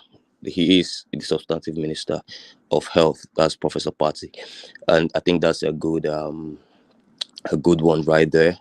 And also another good one. Not a fan of him of his politics, but a fan of his capacity in terms of the engineering aspects, which of course is a trained engineer. I'm talking about engineer David Umahi of Ebonyi State. I think that was you think that's a good fit, Minister of a Works? perfect one. The unique thing about Dave Umahi, because I hear what you mentioned about that should have gone to Wike. That's not true. So right now, Nigeria, we are trying to manage the resources we have here. Now, Wike was able to build a few roads and flyover. But guess what? If they've built almost 20 something, Wike built barely 10. And Wike had access to times 10 of the resources they have. So do your mathematics, you find out that What did Dave build? No, I just talked about flyover. Has the flyover a better economy to Ebonyi State? No, you don't understand the point. Let's not deviate from the ministerial list too much. But answer that question and then get back to the ministerial list. Yeah. Okay, so what I said had nothing to do with the question, because the question he asked is how it affected Ebonyi State. I can argue. I that's why I said I'm not a fan politically and in terms of also governance. But did they do the the brick and mortar. Yes, he did the brick and mortar. And then Was it not noted for vanity project? Was it not the one that went and built this ludicrous, White Elephant colorful projects, airport? yes. Yeah, White Elephant some projects. ridiculous airport or something. I mean, they were all building White Elephant project, but see the point I was making one man here. I say I'm not a fan of him politically, and I'm not a fan of him in terms of governance here. But did they do the brick and mortar? Yes. You got what I'm saying? Now that he's a minister, all he has to do is the government has to know what they want to do with our infrastructure, and all he has to do is to send him to the field. Is he going to achieve that? Yes. That's the point here. Because he's an engineer. Enrique is not even an engineer, so that even is a higher qualification already. Secondly, he's able to, one of the superpower, genius things he has done, I'm yet to even decipher how he was able to do it in Bonny State, was how he was able to manage the tiny ant resources of Ebonyi State to achieve what he achieved. We can argue about how viable those are to Ebonyi, considering where Ebonyi State is right now in terms of development. Is that really what is on the priority list? You can make that argument. But how was he able to achieve those giant projects and building 100, 200 kilometers of roads with solid, concrete and what have you? Like, it is terrific. I still don't understand how he's able to manage the resources of Bonny to achieve what he achieved. So that means that this guy has something to do with, he knows how to make the most out of the little, which is actually what we need in Nigeria now. We don't have all the resources to throw around here. We want someone that will use the budget that is being passed to the works ministry to achieve probably 5 times. And I think he has something to do with All right. so that's the point I'm making. Take us to Wiki. Take us to Wiki. Right. Do you think that's a good fit? Yeah. Yeah. So no, one man, my good, like I said, finance minister Wale, communication, the health guy, the Ministry of Work is good. I like Latif Faibimi as well as the Attorney General. I don't think he's ever gonna do as bad as the fool that was given that portfolio before. And Tijani, do you like Tijani? Tijani is which Tijani? For the portfolio, the communications digital economy. That's the first point I made now. That's my star boy now. Yeah, right. Please, woman, please can I say something? Yes, is this Uptown? Yeah, it's Uptown. Yeah, hello Uptown. Yeah, please, I just want to chip in a little stuff. I'm not actually a Tinubu supporter, but I'm just, I'm very neutral. I think we really need to commend him for what he did, for really accepting this guy to be in his, to be as the communication minister. I mean, considering all what this guy wrote about Nigeria and everything, for Tinubu to still accept him, I think we really need to commend him for that. Okay. Yes, I heard. Yeah. So yeah, the last time for me, I don't think I need to commend him because this guy is highly qualified. He didn't do him a favor. Nigeria needs him. He doesn't necessarily need Nigeria. Hence, he wasn't playing to the gallery. But that's the point there. One man to the bad ones. Before you get to the bad ones, Minister of Solid Minerals Development, Dele Alake. Do you think that's the best? Do you think that's the best use of Dele Alake? It is under the bad ones. One man. I mean, Dele. And Festus Keyama's aviation. Yes, I mean, what does that mean? Well. Yeah. Dele is the media guy. He has done media all his life. I don't know why they're sending him to the solid mineral space. I mean, I had to go back to go and check again if there's any, and I couldn't see any link. I was like, okay, wow, okay. Maybe it's just, I don't know what happened there, but it's just under the bad one. The foreign minister, I agree with Baba Alexander Gomez. Tinubu probably needs a Spider-Man now as a foreign minister, and they are bringing that guy. And I've tried to Google. I'm not seeing nothing spectacular. I'm like, okay. I mean, foreign minister. Okay. I mean, that's your problem. Labor unemployment. I'm not impressed. Simon Lalong. I mean, we've heard from people of his states. Literally a failed governor. Wike, the usual suspect. I think Abuja is too civil for a Wike. I pray Wike does not bring the rascality of River State into our very calm federal capital territory.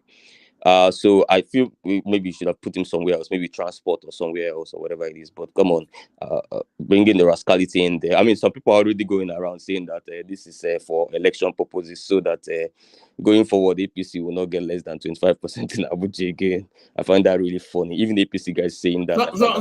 Somebody is saying on Facebook, Yeah.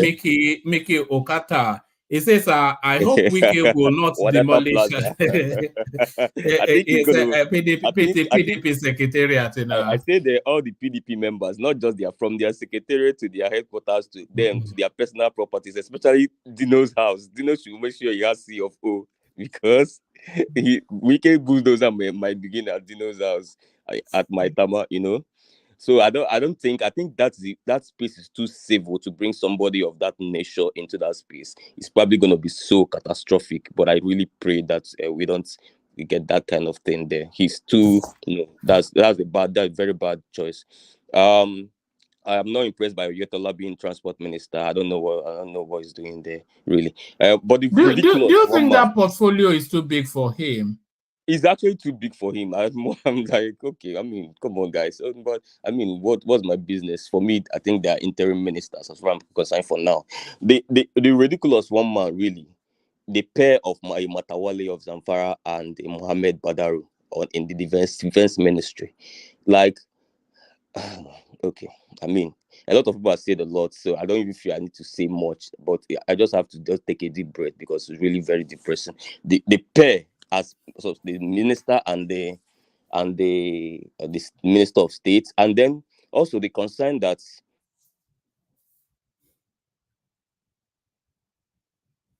Are you there?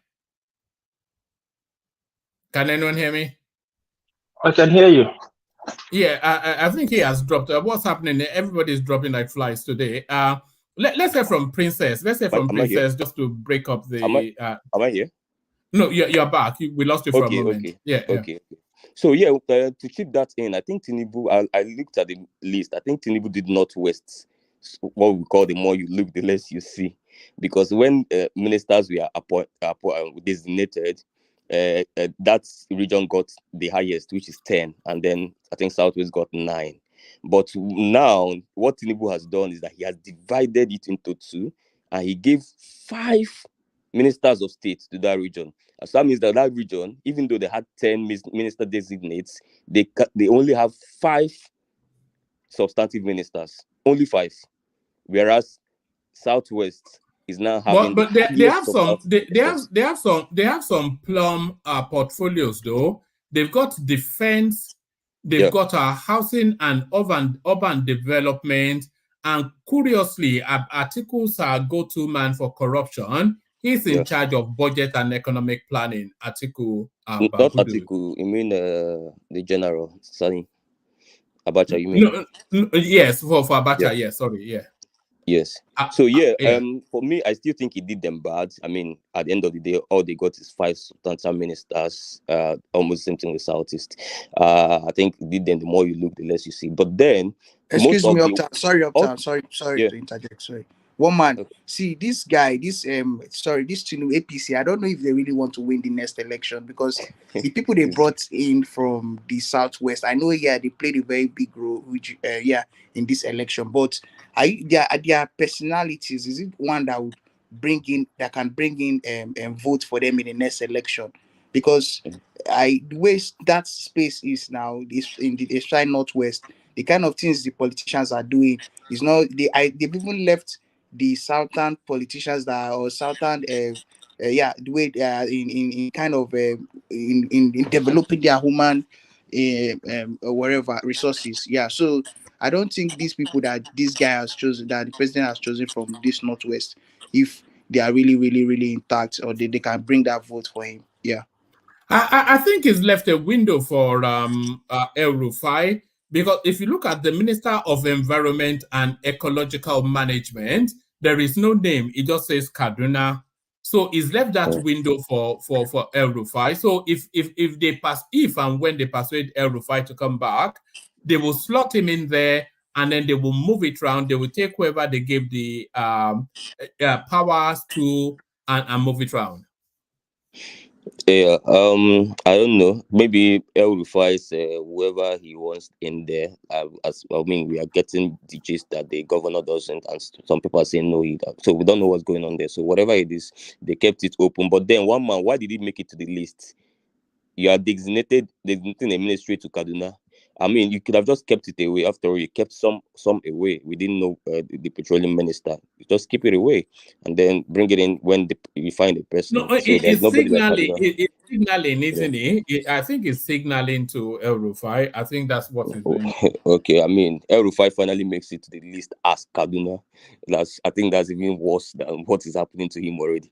But one man. Also, it's also very significant that most of the most ridiculous ones are also coming from the same Northwest. Whether it's Matawale, Mohammed, I know a few from Southeast as well. I mean, I'm not impressed as well. Even Atiku Bagudu, one man, I think he talked about him. I mean, giving that guy Minister of Economy. That surprised me. Budget and planning. Like, Jesus Christ. Like, oh my God. Okay, I don't know where we're heading to, but wherever we are heading to, let's get there. One man, I don't know what's going on there. But then, on the average, 45%. That's my verdict on the ministerial list. That I think that's very much charitable. But obviously still below average. For a Tinubu that for me, his 1 point agenda was I will organize the super team, the super power team, or whatever it is they campaigned with. One man again, something notable on the list. One man. The ministries are going to increase from 24 to probably 33 or 34 because there are about 34 substantive ministers there. And the last under Buhari, we had 24 ministries. So I think that's a huge stress for where we are now. So you have to create 10 more ministries under this economy. And knowing that Tinubu was one of the voices that really felt that but it's not really the number of ministries, is it? It's the fitness for purpose. Is it not the fitness for purpose? No, one man. Everybody knows that this government has not, since this government came in place, has not shown any sign that they want to cut cost of governance. They have not shown any sign that they're going to run a lean government as they claimed they wanted to do earlier. So, and this, considering the one of the things that flamed me up yesterday at the platform is that we did an outreach earlier yesterday. Yeah, we did an outreach. I am a team I was part of, and we went to some spaces where we gave out things. One man, the suffering in Nigeria is excruciating. I almost dropped a tear. I barely do that. I'm a very strong-hearted person. It's excruciating. So that's why when I came to the platform, someone was gaslighting and doing things, I almost wanted to flame up and then playing ping pong or whatever it is. But that's by the way. It is excruciating, and these guys are creating more ministries. People are sharing monies for vacation in the Senate. People are making unguarded statements. So, I mean, it's just, I don't understand one man. No, I still don't see where the gotcha is. There's no gotcha yet. You're saying he's not running a lean government, but you've not told us how he's not doing that. Because I'm not sure. I'm not sure which of these ministries you want to quibble. In fact, a lot of ministries have now been merged. With like the one that Bosun is in charge of, communications, innovation, and digital economy. So under Buhari, that was 3 portfolios. A Minister of Finance and coordinating Minister of the Economy. So those are 2 ministries converged right there. No, there was no Minister of Economy under Buhari. There was just a finance minister. One man, it is a case of number. Whatever you want to see, Buhari had 24 ministries. Tinubu is going to have 33 or 34. Yes, I don't know. right. You know what I'm saying? So there's a 10 extra creation of ministry, and for every ministry you create, you know everything that comes along with it. I mean, so many everything that comes along with those ministries. 10. I think you're reaching. I think you're reaching. There is unless you are identifying a ministry that has been created that does not serve a purpose, then that's an argument, but not the numbers of ministries. No. The numbers of ministry is an argument. It's a very valid argument. In fact, a couple of people have already spoken up on that this evening as this list is dropping. Are you going to create 10 extra ministries? We are even talking about we should go down from the last numbers of ministry. And to know one man. Have we lost you again?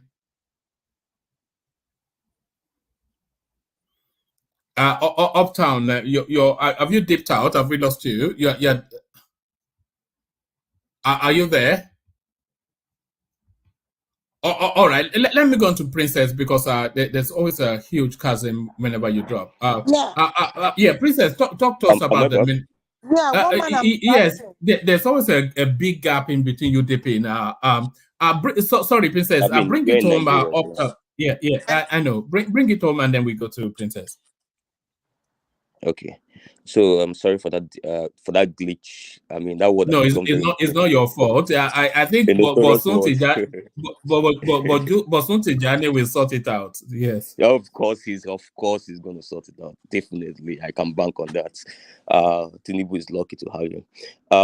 So one man, there's no argument. There's no counter argument about the extra ministries. There's none. There's no justification for that. That's just the truth about it, and it's really very sad. This government needs to start cutting cost of governance. At least show that you even intend to. That's by the way. One man, if you want me to comment on a few other topics that others did, which is the meanwhile the new guy that's put into power. One man, I've tried to check him up. I'm not much is still coming out. I don't know, but maybe I'll still have to do that more. Which guy? Which new power guy? The guy at the power ministry. Oh yes, that surprised me because for such a portfolio, I don't know his quantity as well. So yeah. See, El Rufai or no El Rufai, we need a genius there. We need somebody there. You know what I'm saying? That space needs to be fixed. One man. Our FS can never get better. Our Naira will never get strong unless we start exporting and we start industrializing hugely.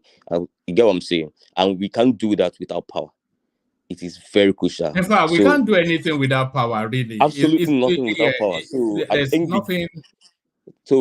I'm still going to go and search about the guy, but for heaven's sake, please let him not just be any of these other mediocres that I've not even bothered to spend any time to talk about. Adelabu. Yeah. So somehow that ministry also returns to the southwest. So we can also say that the Yorubanization of Tinubu's government is still on course. I mean, there's no sign of slowing down. But I really don't care about that. If the best guys are going to come from that side, kudos. One man on the let me just make short comments on what some of I think Sir Alexander Gomez commented. I think Eze as well on the Chicago space. One man, I think what is getting me worried is the effort that Tinubu is putting into blocking the release of his documents from the US. Because I mean, if I have some clean records and what have you, and somebody's going to go and get it. I mean, don't even go to court. I mean, I'm just going to put it out there. But for you to send the best teams of lawyers and what have you, lobbyists, they are putting stumbling blocks, are trying to block it. And why are you blocking it? What don't you want us to know about? So that's what just creates curiosity there. Apart from that, I really don't care. Everybody throughout the campaign, I never mentioned anything about Chicago because those are not things bothering me. But then the fact that they're blocking it now, I'm like, okay, is there something you're blocking?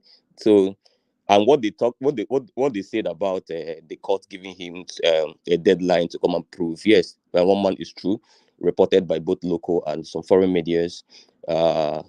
He needs to come and convince the court on why he doesn't want those records to be released to Atiku Abubakar and his legal team. One man, to summarize, really, this list, like I said, 45%, I think that's actually probably one of the highest rating you will get from an obedience. So I'm really a good guy. For me, this, in addition to so many things that have happened so far in this administration, one man, Tinubu is unraveling. It's as simple as that. The age problem, I was worried about it. It's probably going to play a part. Every other thing is going to play a part. Some questions that these coming weeks and months is going to answer is simple. Is his age going to be a hindrance? Did Lagos strategic economic positioning in Nigeria, did it actually create an illusion of genius on anybody that handles that space? Those are the questions that Tinubu's presidency will answer. Was he really a genius, or did he just rule a space that creates an illusion that whoever handles that space creates some kind of genius touch to them, whereas they're actually not? Those are the questions that this presidency will answer. I think they have started answering those questions for us already. Two other questions going to answer is, does he really have the executive experience apart from being governor? Does he really have the executive experience? Those are the questions the presidents are going to answer. So one man, that is it on that space. Is there any other thing you want me to speak on? Yeah, there's several more I wanted to speak on, but I want to bring others into the conversation just to manage the time. Let me bring Princess in because we don't hear from her often enough. So, Princess, the ministerial list now in situation, what is your take? Are you impressed, especially who got what?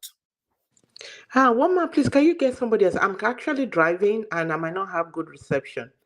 All right, brilliant. Let's get back to Bishop then, see if he's ready for us now. Bishop. Yeah, I hope the network will not still mess me up. Can you hear me? Yeah, we can hear you. Carry on. So basically, I mean, I was saying that I was called maybe 50%. I'm not quite impressed with some things. I don't know what Kayamo will do in aviation. Even though I don't agree that the last minister of aviation was a total failure like Solomon proceeded. I don't agree with that. Completely not. Absolutely not. But I don't know what Kayamo will do there. I'm not too happy. I'm not too impressed with Adebayo Adelabu as Minister of Power. I don't even know why they had to get to the minister. It's a slap on others that were faithful. And that was the guy, because he lost the primary, he abandoned the subject and went to another party, and that was why Oyo State returned Sheyimakide. Now, after losing the election, he's coming back, and they are rewarding him. I think that's some of the mess that Tinubu is making. I don't agree with that absolutely. You are rewarding somebody that sabotaged the party and they made the party to lose election. Oyetola, I don't know. I don't know what to say about Oyetola. I don't see Oyetola as a good fit for a minister, talk less of a minister of transport. I don't know. I don't know how they arrived at that. The one I mentioned before,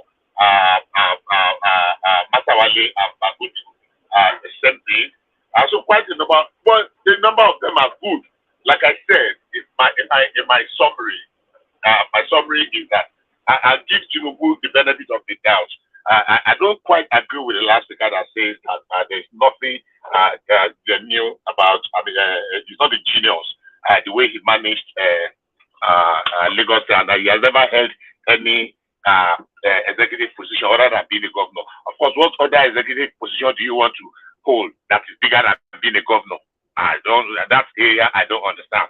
I think Tinubu has something, might not be as witty and sharp as he was maybe 20 years ago. But I think like Fashola did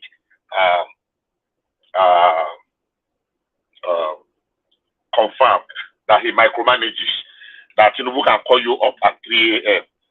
For a meeting when something strikes and you'll be there, you defend, you do. So if he does that, I don't see one pattern I would not want to see is the pattern of Buhari, that immediately you are a minister, whether you are sleeping or whether you are snoring, the Buhari will not change you. I think Tinubu will change his ministers.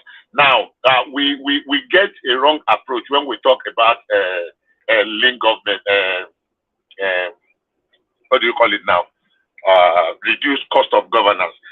We're concentrating on the number of ministries and thinking that that is where a whole lot of money in civil service is going. No, absolutely not. I mean, we were seeing revelation that in 1 year, CBS spent 155 billion in staff denomination. Majority of these income generating ministries and agencies in Nigeria, they are so independent and so powerful to the extent that some of them even spend more than 60-70% of what they generate and still go to the National Assembly to go and collect budget. So if we can tidy up those areas and we can do some few things and make this productive, and we have there are some states that have more than 30 commissioners. So if one state can have 30-35 commissioners, why are we now complaining that federal government has 45 commissioners and 45 ministers? I don't think it's a valid point. But I really want, how do I put it?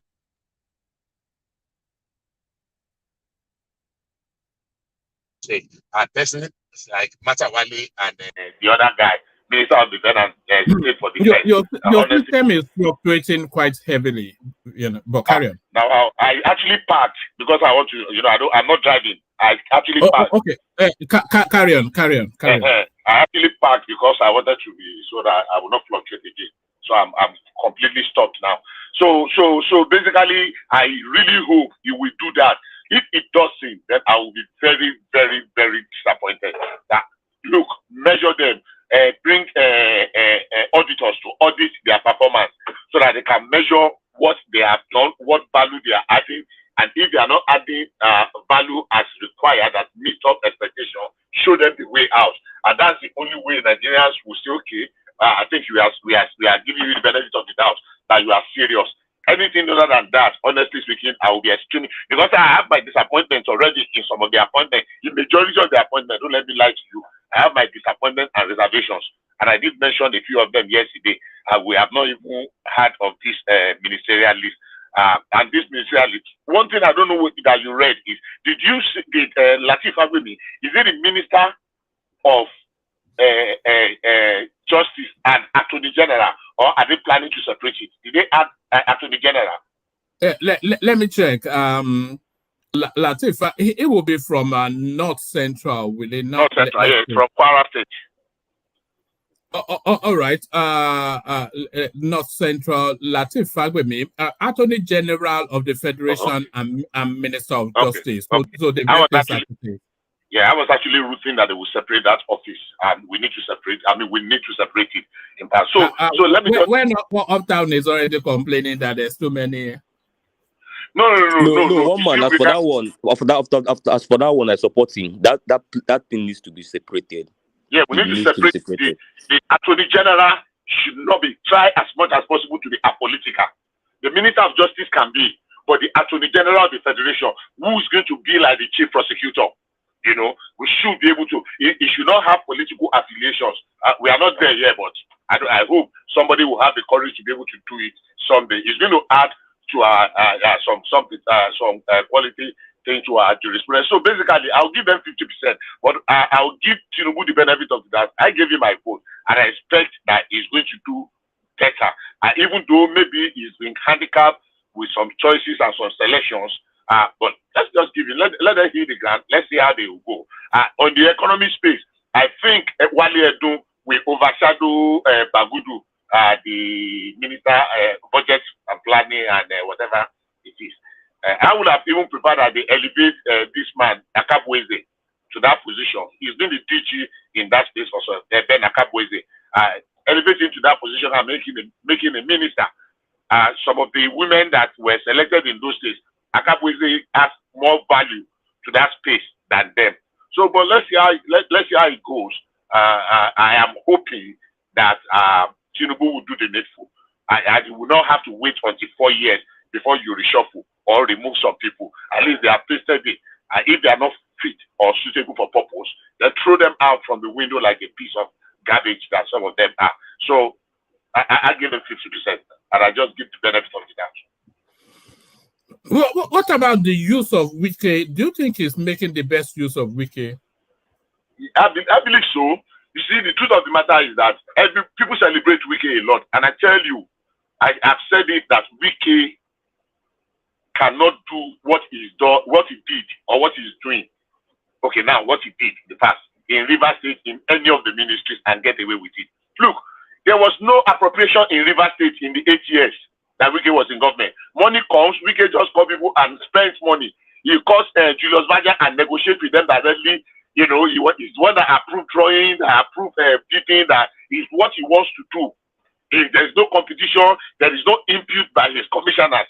Look, they are not talking now because they have their pocket placed too. They have enough money to line their pocket. So there is no way we can get that one done in the National Assembly or in the ministries with civil servants. You know, you cannot have that Lord of the Manor cloud. You cannot. If they are to subject a lot of Wike's projects, he just get money and spend them on the project he wants to. There is no debate. There is no state executive council that deliberates. The deputy governor was just a figurehead, completely very obedient to him, and that's why they did not have any clash.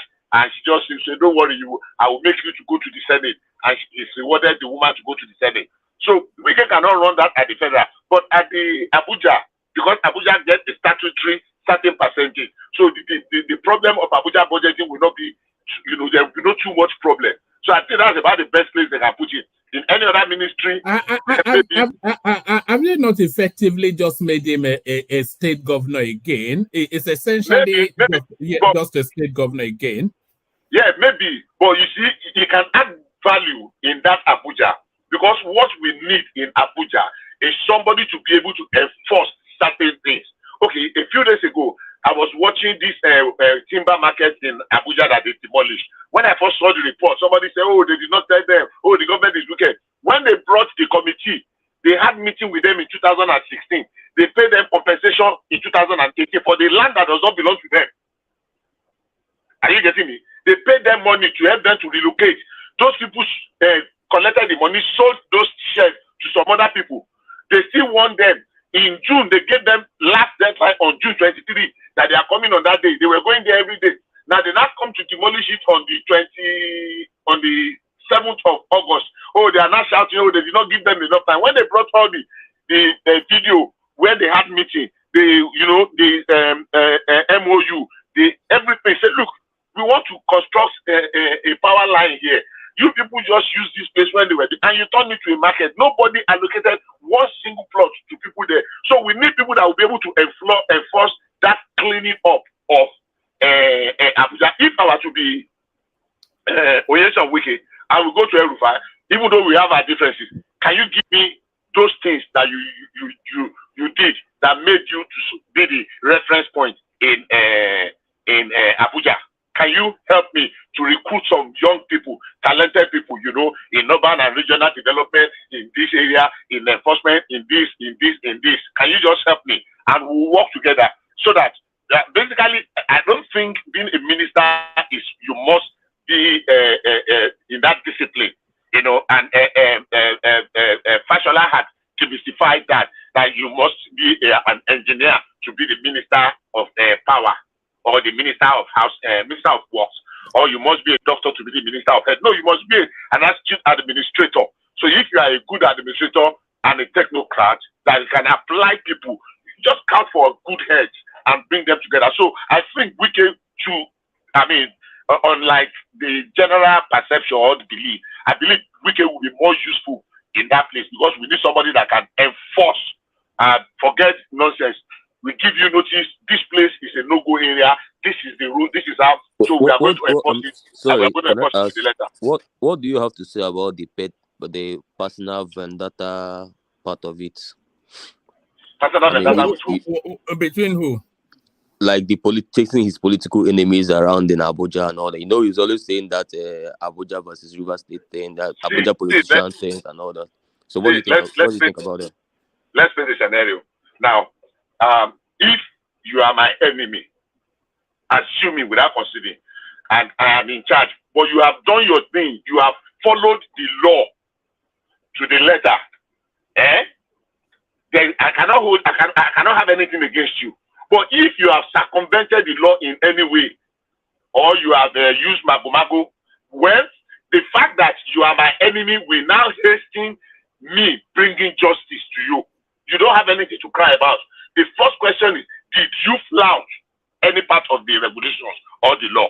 So don't let us go to the issue of whether we have personal beef first. Let's look at, can I add something to rule? what you said? Sorry. Yes. If you're talking about, does Wike strike you as somebody that follows those kind of, does it strike you like a due process person? Does this, I mean, someone that block lawyers and block other political enemies from campaigning and all of those stuff? Does it strike you like anybody that's interested in going through the due process to prosecute you? That's where the different lies. Yeah. That's where the different lies. Wike cannot rule Abuja the way he ruled Rivers. Take that to the back. Wike cannot rule Abuja. He is the minister, he is an appointee of the president. So if he's over, I mean, and the Senate will still call him to order. So he will learn to be humble in some area. Senate will call him. So he cannot apply the same rule he used in Rivers with the same rule he used. Look, we were there when Wike was a federal minister in Rivers State with Imbu, what's his name? This commissioner of police. The day that Wike blocked the road of government house when Amechi could not go out, I was in Rivers that day. So he used those forces, and we knew what Wike did with those boys in Rivers State. You know, so there's a guy we used to call Dogo in Port Harcourt. He lives somewhere around what do you call it? Before that election of 2015, Dogo and some people they joined APC. They went to, before they joined APC, they went to Madam Peshe's house with Dogo, with Governor Wike. Madam Peshe gave them money, substantial amount. When they got back, Dogo gave Wike gave Dogo 20 million or 10 million, and Dogo had the effrontery to ask him, "Okay, this money is it for me or for me and my boys?" Because Dogo get his own boys, and they fell apart. So Dogo went to APC.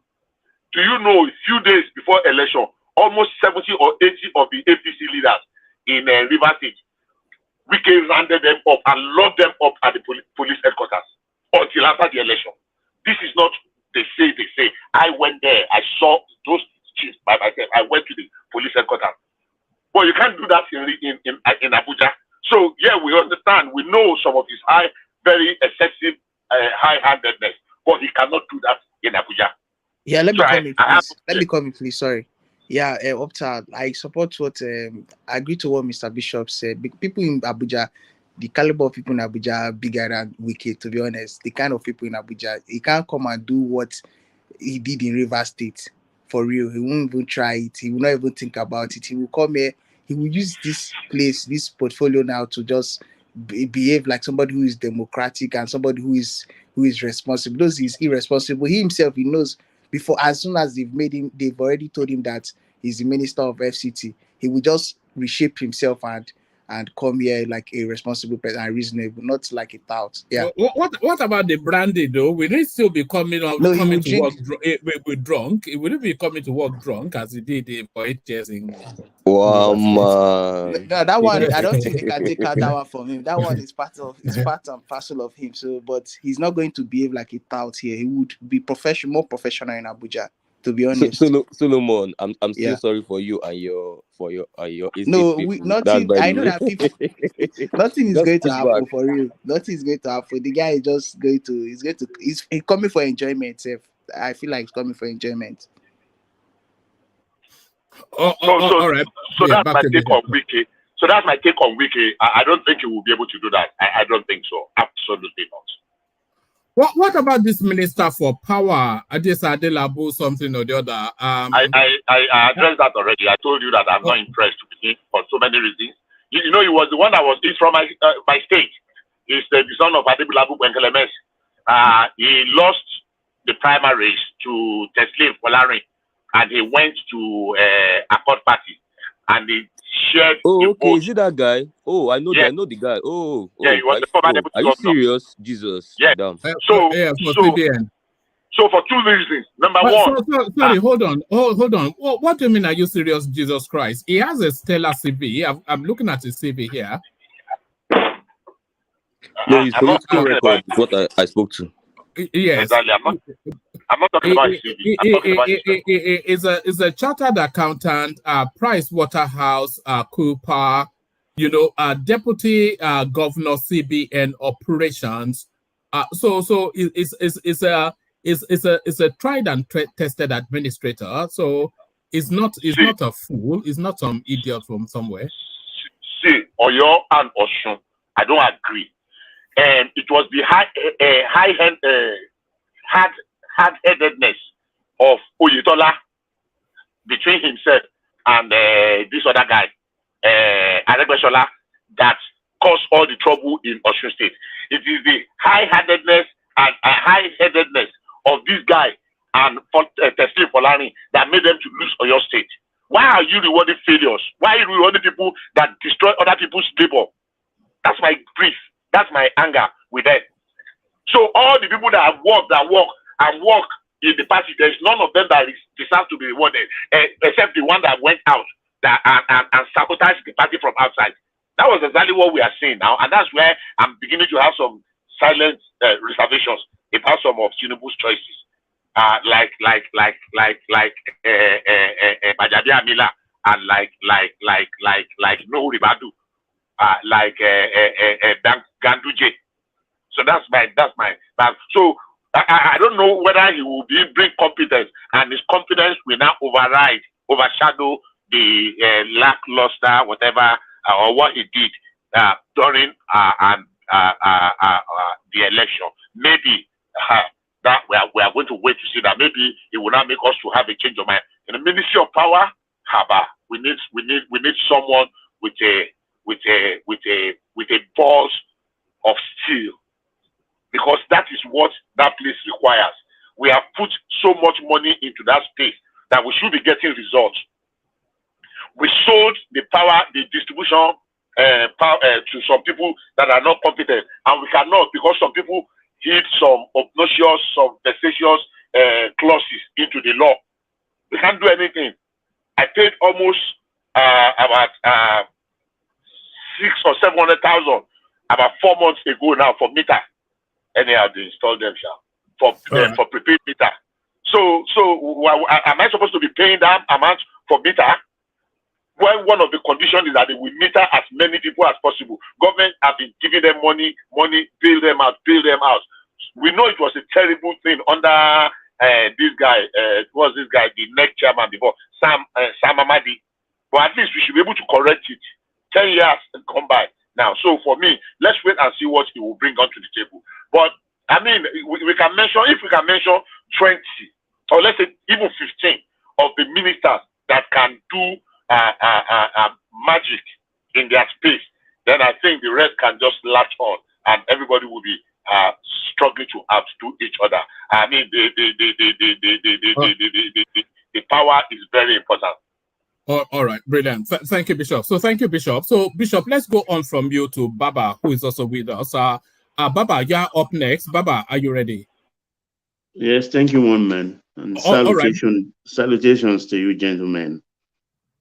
Good to have you, Baba. So you know the subject matter, the portfolios now being ascribed to the ministers now, and we're seeing now how good a fit it was. So what's your take on that space, Baba? Yes, I'm not impressed actually, and I think, I don't know how to put this. Let me say, the people Tinubu will work with is yet to appoint them, because he's just a person used to a small circle of people he calls his kitchen cabinet. When the kitchen cabinet evolves, we'll be able to know, because those are the people that would direct and supervise this project. These are real political appointments, and some of them are not really, they are like square pegs in round holes. I'm disappointed. I think Umahi has a better temperament to handle the FCT ministerial position, actually. And I think Wike should have taken the works. And I'm disappointed also that The guy in power, I think, is just a holder for that position. I think they are still shopping for somebody. I would have preferred that he comes abroad to headhunt for somebody who is vast in energy space. And also the foreign ministry, I'm not impressed with the name, because in this at this material time of our political life, we need somebody very vibrant, authoritative, and knowledgeable in the international space. We've been missing in that space for a very long time. For the whole 8 years Buhari was there. So we need a kind of vibrancy for that ministry. And I don't know why he has to pick somebody obscure to man that ministry. But I think these ministers are, how do I put it? I'll just put it, the listeners can fit it in. They are there actually with an eye for 2027. Is there anyone that especially impressed you? Yeah, the Attorney General is okay, Minister of Justice, and the previous speakers are saying that those two positions has to be separated.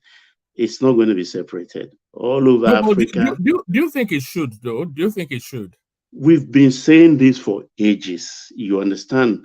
Even, I think, a couple of, I think Jonathan or somebody, I can't remember, even campaigned and promised that they will separate it.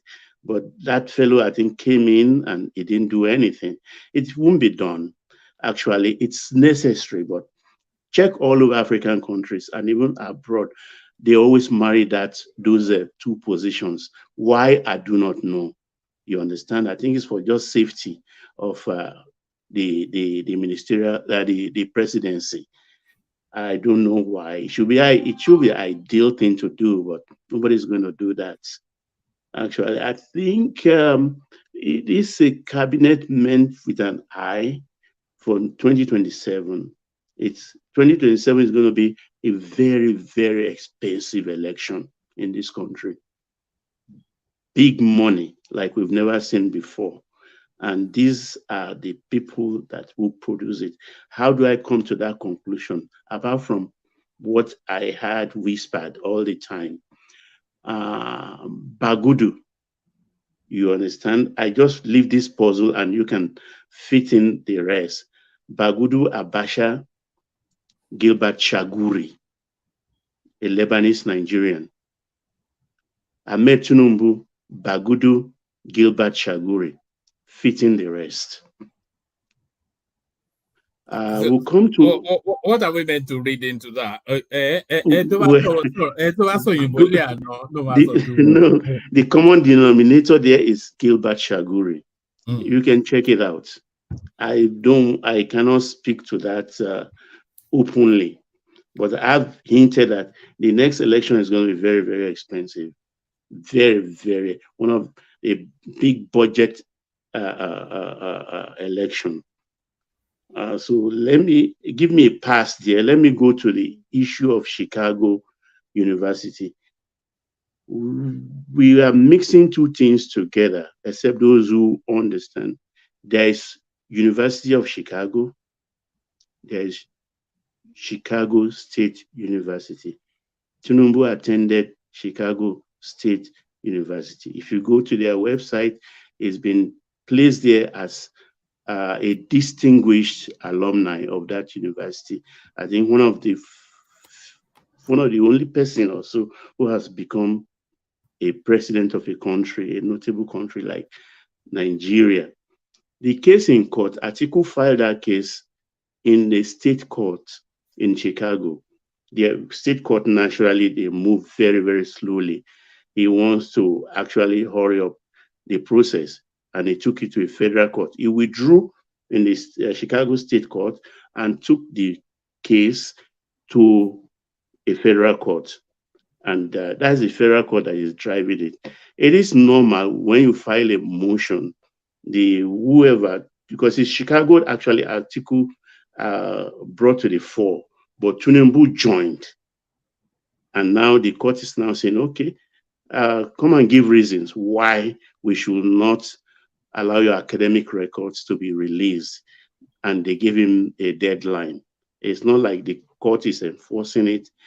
It's normal court procedure. If you join a process as an interested party, you understand, they have to give you your own.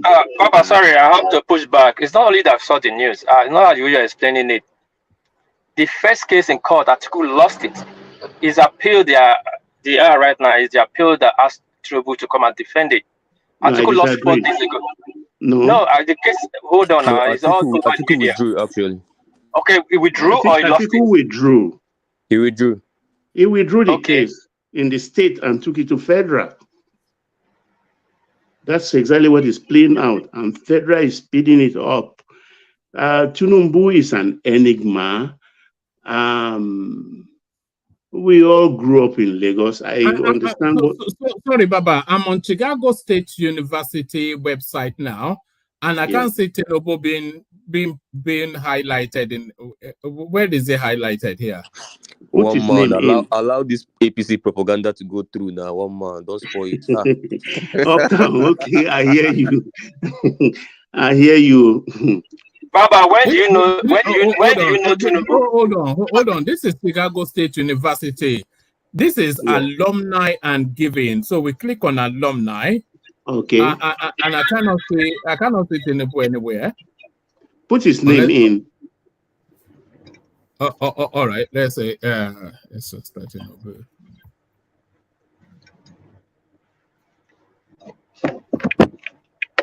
Yes, it's still not giving me anything.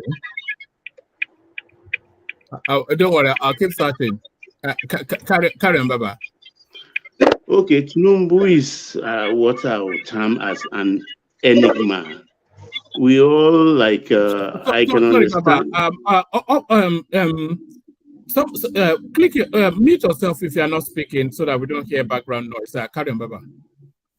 Okay, we all grew up in Lagos. I can understand where Sir Alexander Gomez is coming from. You understand, and until maybe about some 25, 30 years ago, we all knew ourselves. We all know ourselves, or you know someone who knows someone who always tell you this is their house, or this is where these people come from. You understand? For Tinubu, I think he's part of us. Let me just leave it like that. You can't leave it like that now. You say you all grew up in Lagos. For Tinubu, do you know him? Do you know anybody that know him? I didn't say he grew up with me. I said we are all Lagosians. We all grew up in Lagos. Is he Lagosian? Is Tinubu Lagosian? Why do you want to put me on the spot? Because you want putting yourself on the spot. You try to use your mentor. You want to defend him. So defend him the best way you can. It's not my mentor. It's not my mentor. Sorry, why did you say it's his mentor? We know Tinubu mentors on this platform. Don't worry. It's not my mentor. It's not my. It is. Wait, listen. I'm not APC. Tinubu is not my mentor, but I support him. You understand? 3 candidates presented themselves, and I listened. I watched. I spoke. I think a few days ago here that months before the election, I was like on with the what is it called now, the interim government thing, because I felt our country is going apart and we need to refit. You understand? Because the constitution we're working with is not good. But since that didn't come up and 3 people, forefront candidates are there, I settled for Tinubu because I believe he could do it better or best. They're like first among equals. So that's why I settled for him. And I'm still backing him to succeed. Yeah, yes. I mean, he's showing all the indications that he will succeed. You know, that was why I was a bit surprised to hear Alexander's tone when he came on. I think maybe he has been spending too much time with those obedient sort of mindsets. Because Fatai was at pains to talk us through Tinubu's trajectory, and you couldn't see where he has made a misstep in all of his 70-something days so far. There is nothing what that I he has think, done what we that don't can be realize declared. is that whatever is happening now, one man, we all are lashing out. We are blaming him. Who told us that the oil price will not come down? During Jonathan's time, it rose to 130 per barrel. Rotterdam, Brent, all the rest. During Buhari's time, at a point, it fell to $30 per barrel. This thing goes up and down. It will go down somewhere along the line, maybe in the next 6 months, maybe 3 months. Something may happen and affect the trajectory of the price of crude oil. And then we'll be singing a different tune then. The major problem here actually is the foreign exchange. The I and E window, that is the investors and exporters window.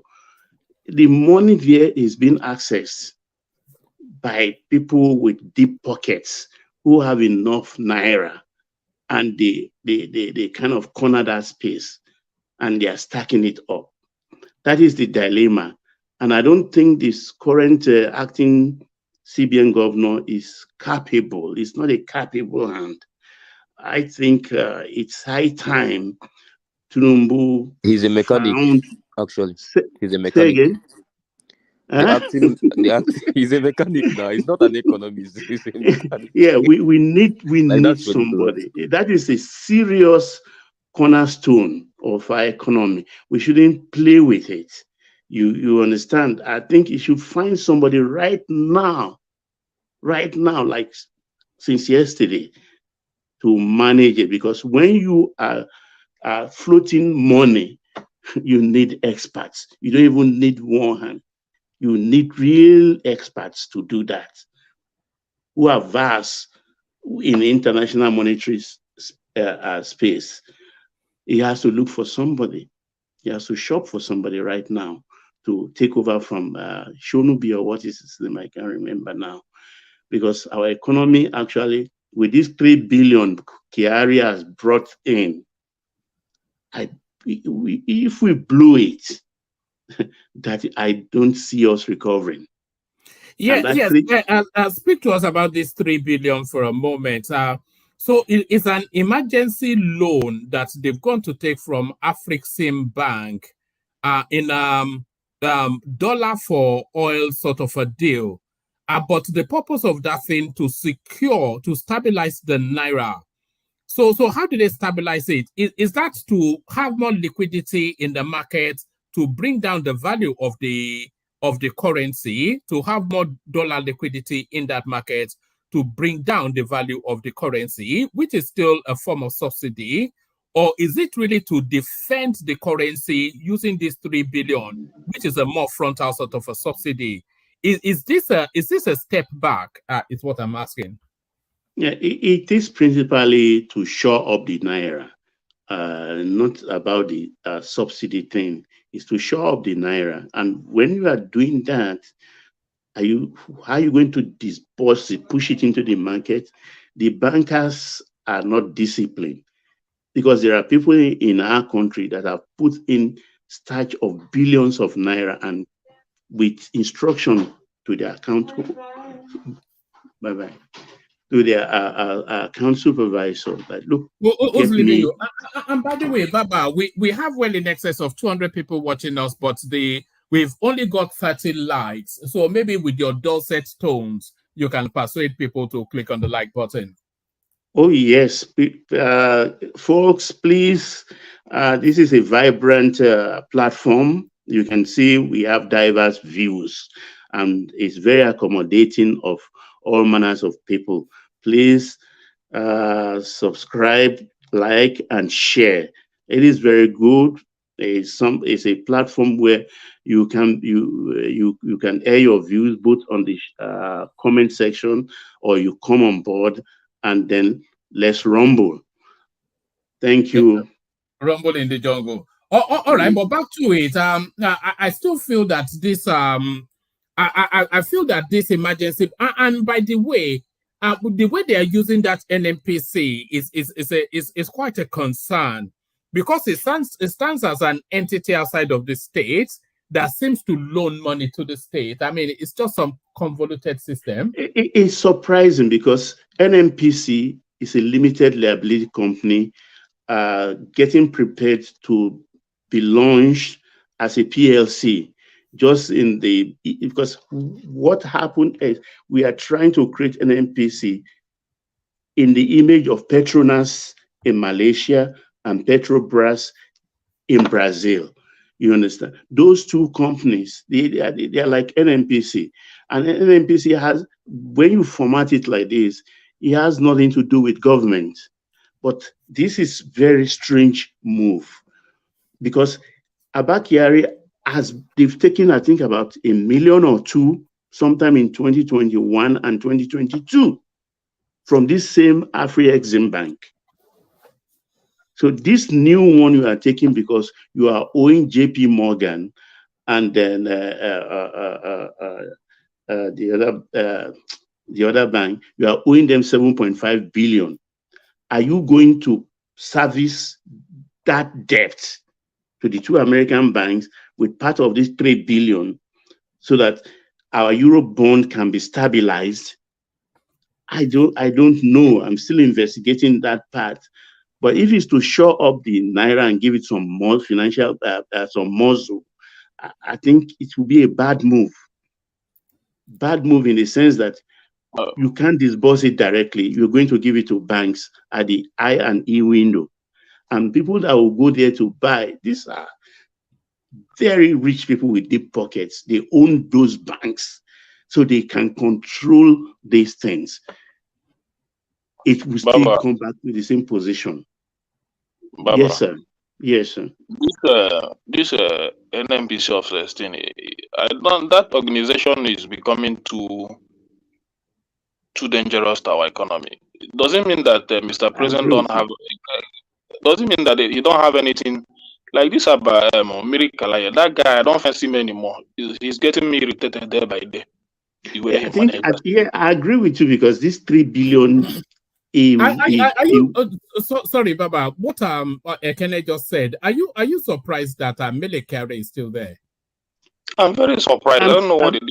Wait, Mele Kyari is like a mosquito that perches on your scrotum. You have to be careful how you kill it. You don't use a mallet. You don't slap it. I think either you just blow it away. That is Mele Kyari, because he's done so much, I will call it evil in that petroleum space. So to ease him out of that place, because Tinubu made a mistake in the case of Emefiele. Emefiele is maybe, yes, they will grab him later, but Emefiele should have been left in position. He damaged that CBN.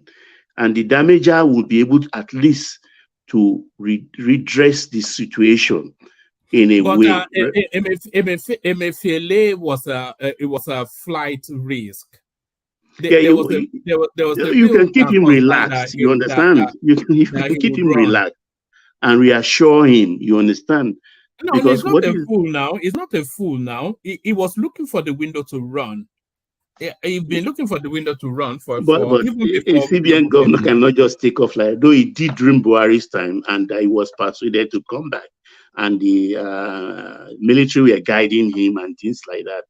You can do an how marry job team with him, you understand, until you're ready to, because he damaged the whole thing, and he's the one that can really say, okay, this is what I'll do, or wanting to remedy the situation. And he can get, because we, like I said, we are in dire straits, really dire straits. And any misstep, what we are seeing now, I mean, is just a child's play.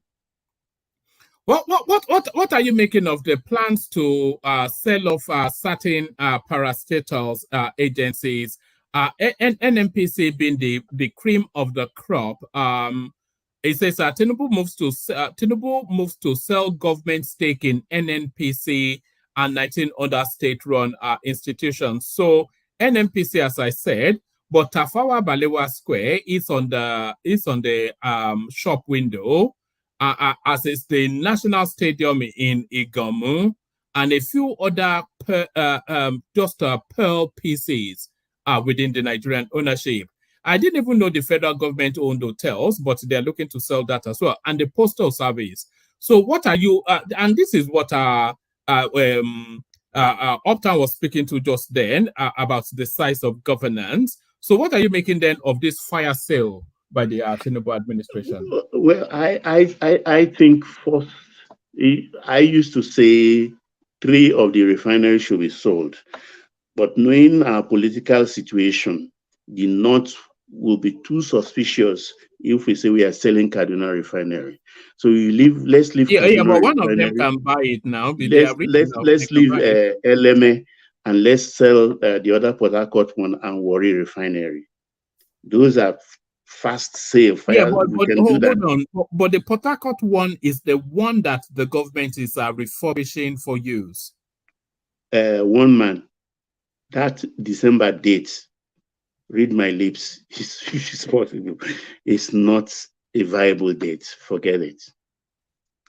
So those refineries were built in another era, not in the digital age.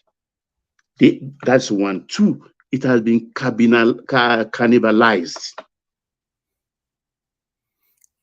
They've cannibalized those. If you've been to a refinery before, it's like a look. All right, move from the refineries to Tafawa Balewa Square. Would you like to see Tafawa Balewa Square sold? Yeah, I think it's a commercial space that is viable, and our Southeast brothers, you understand, who they have liquidity. I think it's a good space for them. Why I'm coming from, what happened at Trade Fair. You understand what happened at Trade Fair. I think they can snap it up. It's a quick one. I think it's the fastest of all that could be sold. And the National Stadium in Igamu? That will be difficult because Lagos State government has built their Teslim Balogun Stadium opposite. National Theatre, I should say, not stadium. National Theatre in Igamu. National Theatre, I think... some corporate bodies, some last year or so, they refurbished it. Some corporate body actually refurbished it and is functional right now. I think it's a national asset we should not toy with. It's a pride of all of us, because if you look at it, it's molded in the image of a generous cap. Baba, I think Adale Koko wants to come in. Yeah. Baba, okay. Not refurbished. I was there recently. It's still garbage as the way it used to be. It's not refurbished. I don't know what happened. Well, that's what I read. I read it somewhere that it was refurbished by some corporate bodies gathered themselves. It's still an eyesore, when you're passing through that bridge across it, that Akpogbon, that links to what do you call this thing? When you're just looking at it from outside, you know that it's still in bad shape. It's not refurbished. It's not refurbished. What I saw, read I think it was launched with even fanfare, but there was a portion of it that was refurbished. It was there a little portion of the complex that was refurbished there. I remember the director. There was hold on, Dewale. Ajale Koko was there 2 weeks ago, and it's telling you it's not refurbished. Maybe not to his taste, but it was a part that I was you know, we read it here too that it's going to be refurbished and stuff. So I was hoping to see a good looking National Art Theater, but still, man, it's still an eyesore as far as I'm concerned. It's still an eyesore. But they repented it. They repented. Do you know there was a time the place was under lock and keys, right? You can see that overgrown weeds still around it. But I people don't know. don't use it. It was the national troop that was using it to practice then. Hardly you will see any event, being held because none of those theater practitioners were using it. So I think the refurbish came after, the new management was put in place, but probably not to your taste. Nigerian style that they would say it was refurbished. However, they would put plastic chair. What I saw was a plastic chair actually. Nothing was, none of those theater held. Maybe they refurbished on the inside, but that would be stupid anyway. If they're going The to, inside was what I was talking if about. they say something, I mean, it's got to be totality of it. Ajaniko, are they drain the slump outside? The slump outside. Are they drain it? Those weed and all that by the I side. saw all those weeds were still there. I saw that 3 years ago. It was a Let them just slump, mosquito infested. Yeah, Big slump. I don't know, man. That's what I read too. do you think it should be sold, Ajan Lekoko? I think it should be sold anyway. It's too important and elegant. It was a very beautiful edifice when they built it. The Colonel's hat or something like that. They modeled it after. Do you think it should be sold off, Ajan Lekoko? Yes, it should be sold off. These young guys, what do you call this Afrobeat guys? I think they should be able to come together and buy that place. You understand, like the video and all those guys. You think that video should sign a check? Eh? And those guys should be able to buy it, refurbish it, show it to outside world, everybody to attract, and people can come and listen to their music. They can play to their fans there. I mean, it should. I don't know what is so difficult for these people in government to build. They cannot build nothing. They cannot build anything. It's us. It's not them. No, what do you mean us? Am I part of them? You are part of them. When you voted people in, you gave them responsibility to do. To do it, and then you want to blame yourself as part of them. How do people reason this way? The Nigerians that were appointed to manage the place, are they from Cameroon? No, forget about Nigerian. These people in authority were given the mandate by the people. I'm saying that those people that were appointed by the government to manage the place. I know TBS was concession to a private company. Federal government still have stake, but it was given to private company to run. I have a family member that works there as one of the manager. Now, it was profitable to the extent that this individual was doing well. But were they giving money to the federal government? The people being put in charge to run the place, we should ask the question: are they knowledgeable enough to turn the place around? With innovations and all that, to make it more profitable without filling the outright stake of the federal government. Why would they be given the opportunity if they don't have the capacity when they to don't even have do the the job? to run the place? Why should But they that be tells let's you not stop passing that the tells you that Nigerians don't know how to turn things around, especially when they know that they don't have much stake in it. So those people being appointed, they are Nigerians, right? But they chose not to commit 100% in turning those enterprises into something profitable. That's why I said Nigerians were appointed to manage The people that was Is appointed were APC. They were APC. Is the government APC that still have to play? Is the government that you still have to blame for not giving that place? That place has been run down for decades, so I'm not sure why the APC came in. The National Theatre has been run down for decades. Yes, I agree that with you. But they said they're gonna refurbish it. But what I saw, there's nothing that looks there's like no way anything government would. Babandale Koko, if any government comes out and say they want to pump money into that National Theatre, please do not believe them from here to there. The reason why I said that is Emefiele like did. a basket. Emefiele No. award over $100 million on that national theater. Yes, you're right. It's a You know, it's a It's national edifice. Emefiele. No, forget those things. They have a way of recouping their money back. They just make it That's look what he as if did. That's what he did. I know. That's what Emefiele did. He said he's gonna give it to the private company. They approved $100 million to renovate National Theatre. Yeah, no, it was done with fanfare, but I think a nation needs a national cathedral, a national mosque, a national stadium, and national theater. It's a symbol, you understand, that is enhances the outlook of a nation. you see those countries that have We don't those have no places of monuments monument. and Don't have it. What type of country is historical. that? No Yeah, places but of those monument that you can point to that. Oh, look, go to Tinubu Square. That was a pride. I mean, it was a place Baba, of monument when we were growing up. And if they are selling It's TB Square, oh, while at it, if they are selling TB Square, So, where would the Soja sorry. Idumota be? Yeah, one voice, and then if you're not speaking, keep muted so that your background noise doesn't interfere with the stream. Because the Carry on. Soja Idumota in those days, Yes. when it was at the end of Tata Bridge, was really fun place.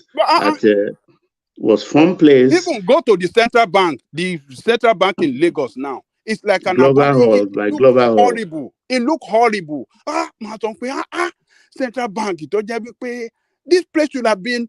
They should have. I mean, kept it and make it look that old structure. Keep it so that the coming generation can come and see that this is our central bank. This is the way it used to be. This is when they started our central banking system. This is the structure, and we can just keep it and make it look good. But if you see what Tinubu Square turned to, garbage place. You see, some of these advanced countries, the Western countries,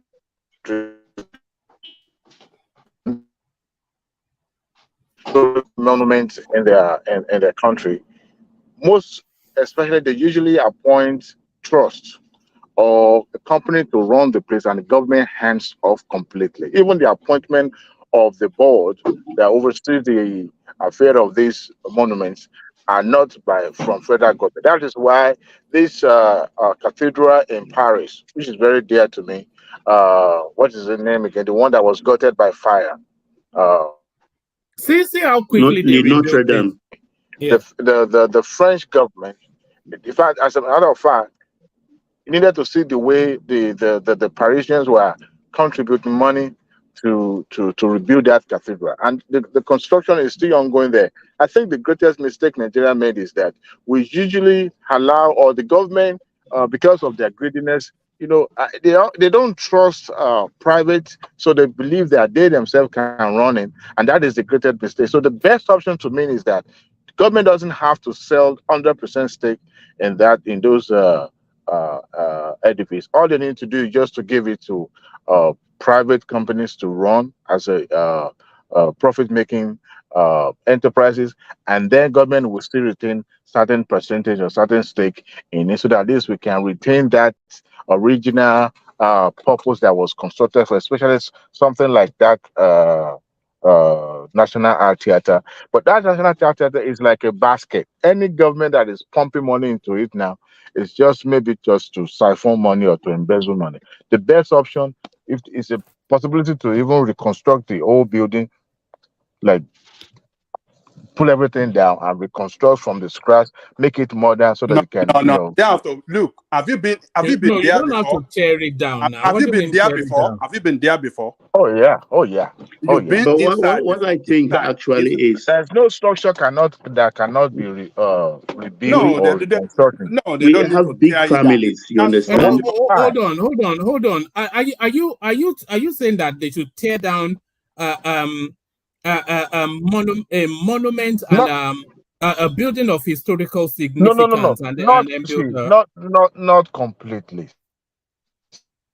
If so you they ever should enter that place, you know renovate it. Yeah, you're talking to be about renovation. modernized. to be modernized. You know, like when you enter into mall now, the modern mall now, you will see the way it's been constructed, open space, light. But the way National Theatre was constructed, just like our airport, the way it was constructed then, it was closed. The light wasn't that something to, so they need something that is modern. That's why I said it has to meet this, today's standard in such a way that we'll be able to do whatever hard work or whatever we want to do there. Because if we say we want to renovate, bring furniture here and there, nobody will patronize at all. Nobody will patronize it. So that's why I said at least rebuild, reconstruct, rebuild to.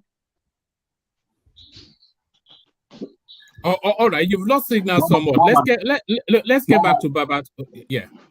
Woman, can I ask a question from the last speaker? Yes, but I think he's lost connection. But you can ask the question. I'm here. Which national theater are we talking about?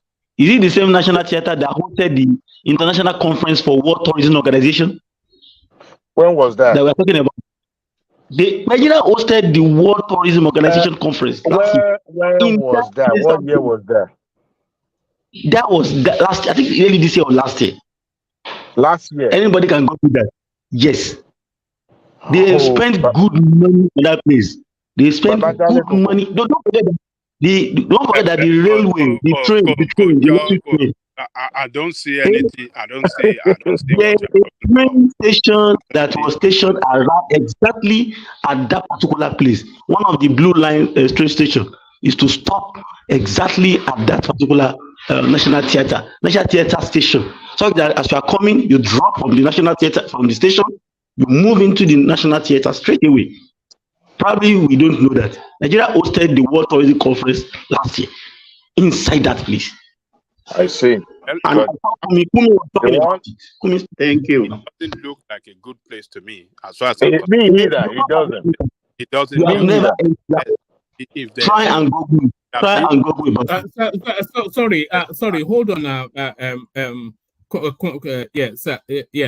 on, Najale Koko. So it doesn't look a good place to me. It doesn't look like a place I used to know in the 70s, in the 80s. I did the village 70s and 80s.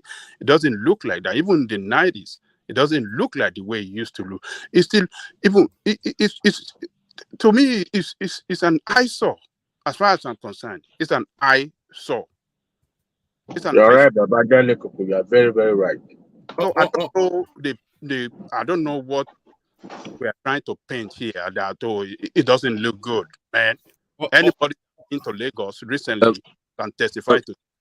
But Baba, please, for the guy that is saying that we need a new structure, that's not true. If you go to Egypt, go to Rome, go to a lot of countries, buildings are over 200 years, 300 years. They preserve it because it's one of their monuments, it's one of their historical evidence, like Bonaboy will say. So we just need to preserve. Let's not stop giving. These governments are irresponsible, all of them from 1999.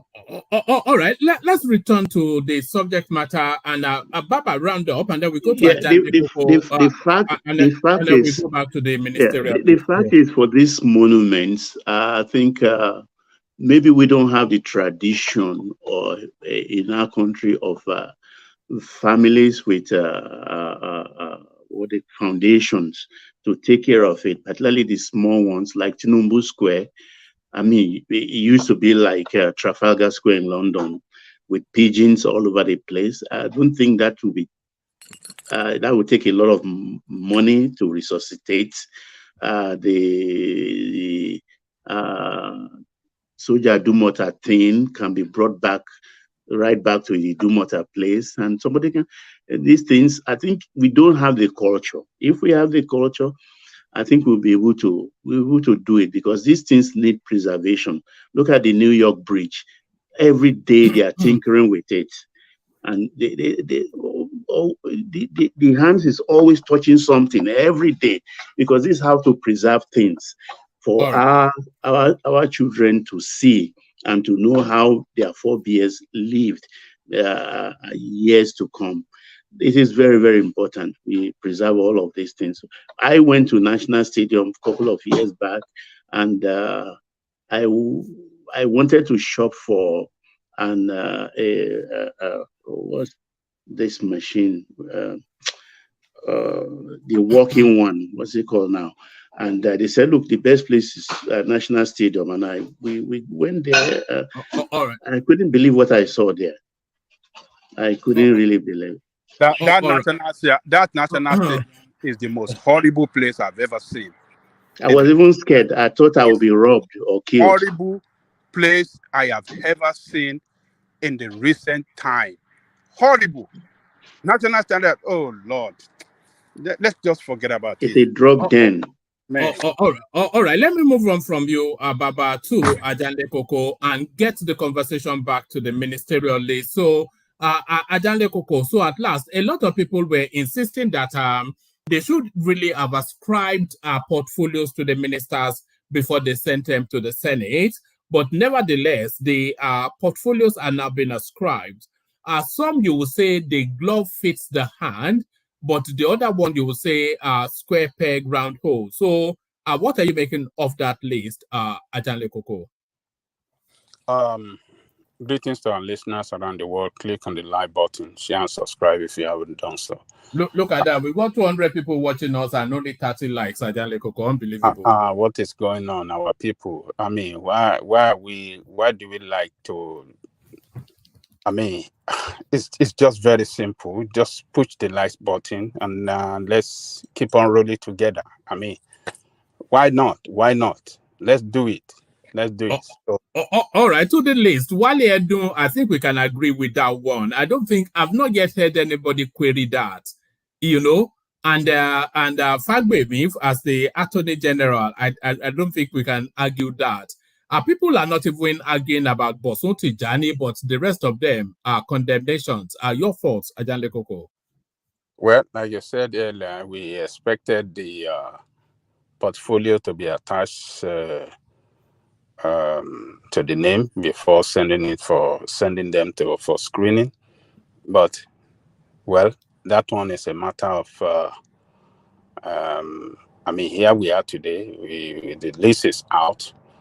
Some names are people that are competent by record, by what they have known for in the past that they have done. They are competent for their position.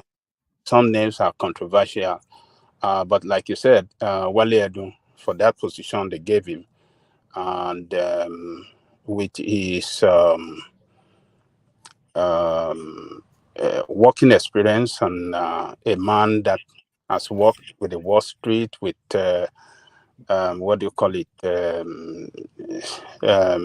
Maybe JP Morgan, with some of the top money management organization, IMF, and some others. So he's well fit for that position. And we saw what he did in Lagos, the way he was able to package a policy for the government then, and which, you know, that make it successful for Lagos State to become the best internal revenue generating state in the nation. So today, Nigeria is facing a serious problem in revenue generation. So maybe we come and perform the same magic at the federal level and turn around the economy to the best interest of everybody in that country, best interest of the country, and which will definitely, be of benefit to us as well as people. So, but some other names like Keyamo, I see some people been saying, "Oh, Keyamo is not good for that position." Well, this guy is a son. He's a smart guy too. But aviation, though, did that catch you by surprise when you saw that? Because of all of the I wasn't really thinking that he was going to be the Attorney General just because of Fagbemi. So I didn't think that was open for him, but I was expecting something like labor and employment, that sort of space, or even tourism, but certainly not aviation. There is nothing that aligns Festus Keyamo with aviation. Well, aviation sector, as we know, is one of the sectors that that country, if it's well developed, can become a source of revenue generation for the company. I mean, for the country, if it is well developed. And you need somebody that can really have a good understanding of. Do you think he has the finesse? Because you need refinement for. So there are certain sort of portfolios that you need refinement for, and there's certain sort of portfolios that you need doggedness and bulldogishness for. I don't see the personality of Festus Keyamo in aviation. I can see him in labor, fighting the unionists and all whatnot, but I cannot see him speaking to people like Emirates in a padded luxury room, in speaking in civilized language. Does he have the refinement for that sort of a portfolio? Well, Festus Keyamo. Keyamo is a smart guy. You might not like the politics he play. We might not like the way he represents his he carry out his job with a brutal way and how do I describe it? A combative manner. The way he sell his mentor. So we might not like that. We might not like that he worked with Buhari, but him as a person, a son, a young guy that I think was in his 20s, had become a star in the field of law, and he has fought several times for the right of the people. He served with the best of the best lawyer in the country, Chief Gani Fahimi of the blessed memory. And this guy is a son. You cannot tell me. And he have his own chamber. He have people. He manages people. He manages his chamber. He's an international lawyer. He got some cases, international cases. He handles some international cases too. So how can you say that it's not competent to hold that position? He just need to have himself surrounded with best brain in the field of aviation. All he just have to do is just to lead them. I mean, take his time to understand that field, and he'll be able to lead well. So I don't think that I don't buy that the opposition voices have been hearing against him that he's not fit for that position. I don't think so. I think if given all the resources by the federal government to succeed, I think he will succeed. He will succeed. He will do it well, and he can turn around the aviation sector and make it one of the best in Africa if he's given all the support that he needs. He's a smart guy, and I believe he by his his nature, a successful guy in the field of law right from the 20s, and till date, we know he's successful. His son, he will want to cap his achievement with success in this in this ministry. So I don't know why we are attacking him and saying he cannot succeed. Can we interject you? Yes. I mean, you're talking about a guy who barely won a case for the EFCC when he was a prosecuting attorney. maybe in his own capacity. Who did what? Who did what? He didn't never win a won. case. He never won a case. And I don't know. Go dig out that. That's You not can true. find out I don't that. have anything to prove for that. That's what I read. That's what I read. He has never won any case. He Maybe that's coming from the obedient. That's not true. All right. It's okay. All right. But then that is on one side. No, but I think he's talking about as a prosecutor for EFCC. He has never won any case for EFCC. No, but I don't think his record of winning cases is impressive. I've also checked on that. It's not.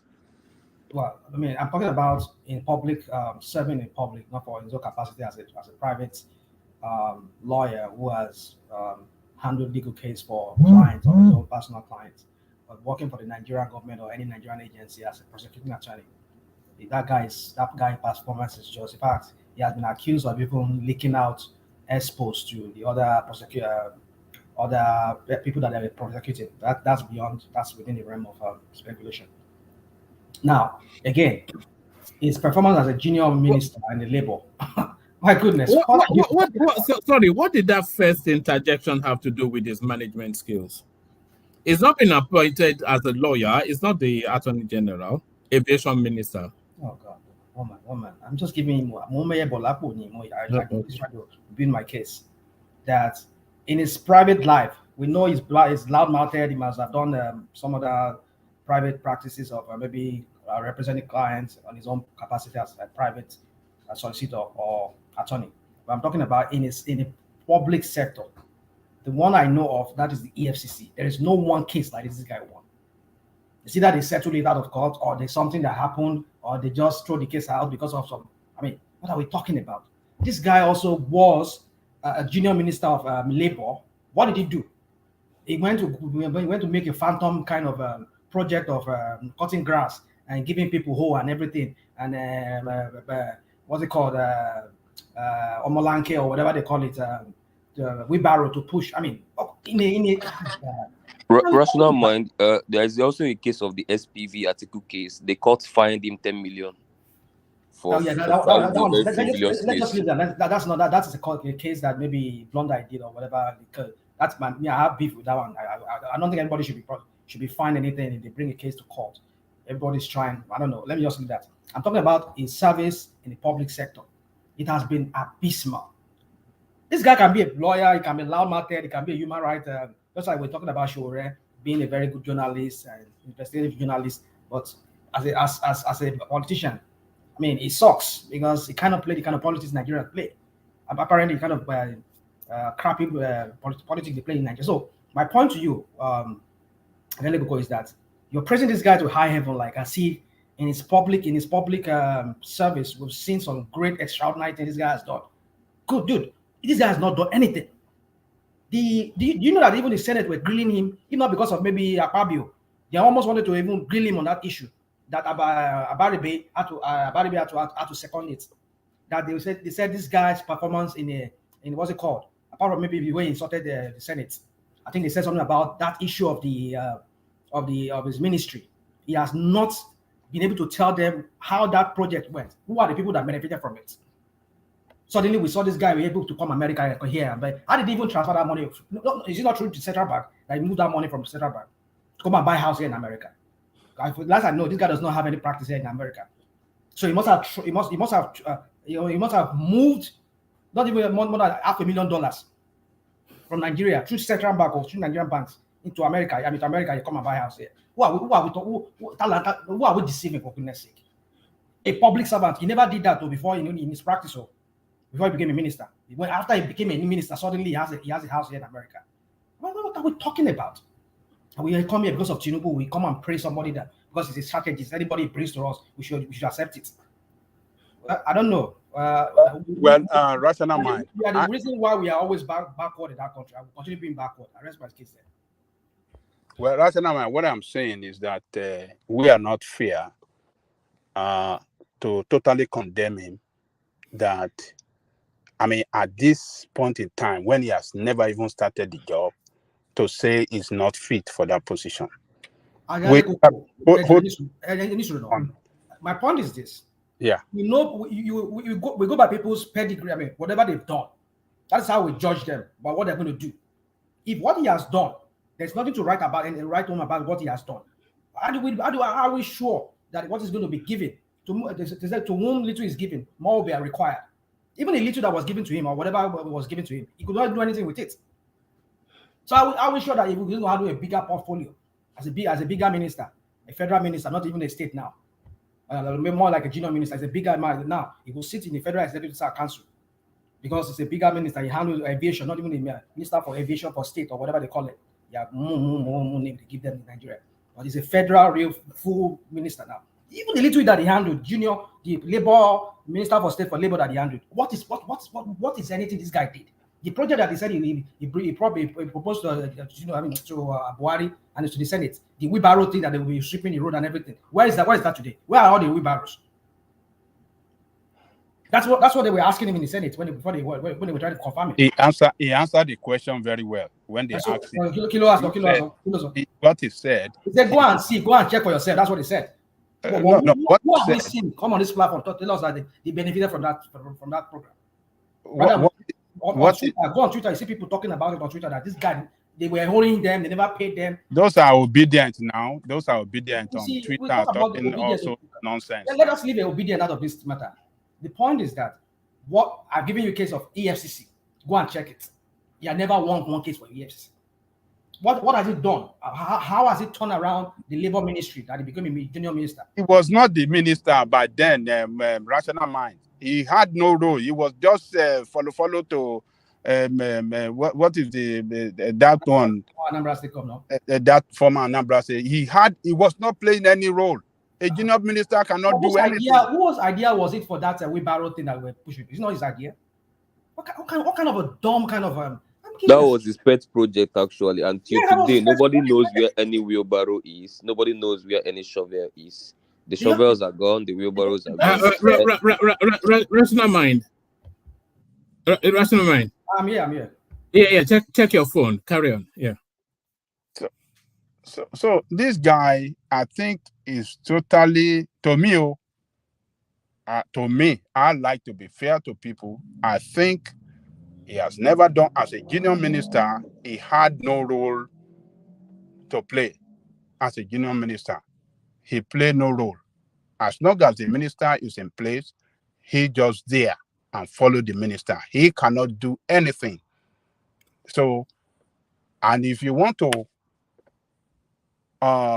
now want to judge him or want to say, oh, he didn't do anything as a junior minister, I think you are not fair to him. He cannot do anything as a junior minister. But now, as a substantive minister, let us watch and see what this guy is going to do in the next 1 year or 2 years. Let us see. Maybe it's going to bring some transformation. We don't know. I mean, let us. Charlie Coco. They make him minister of aviation is not my problem. Tinubu can make anybody minister in any position. My own concern is that I'm beginning to see that aviation ministry will not get. I think they have seen that that place there will not be a major improvement in the next 5 years. That's why they put him there, because aviation is a very key, important role to the nation, and you give a very smart head to handle. If you look, UK, America, Japan here, Dubai, they are handled by specialists, the aviation sector. In Dubai, it is handled by a British.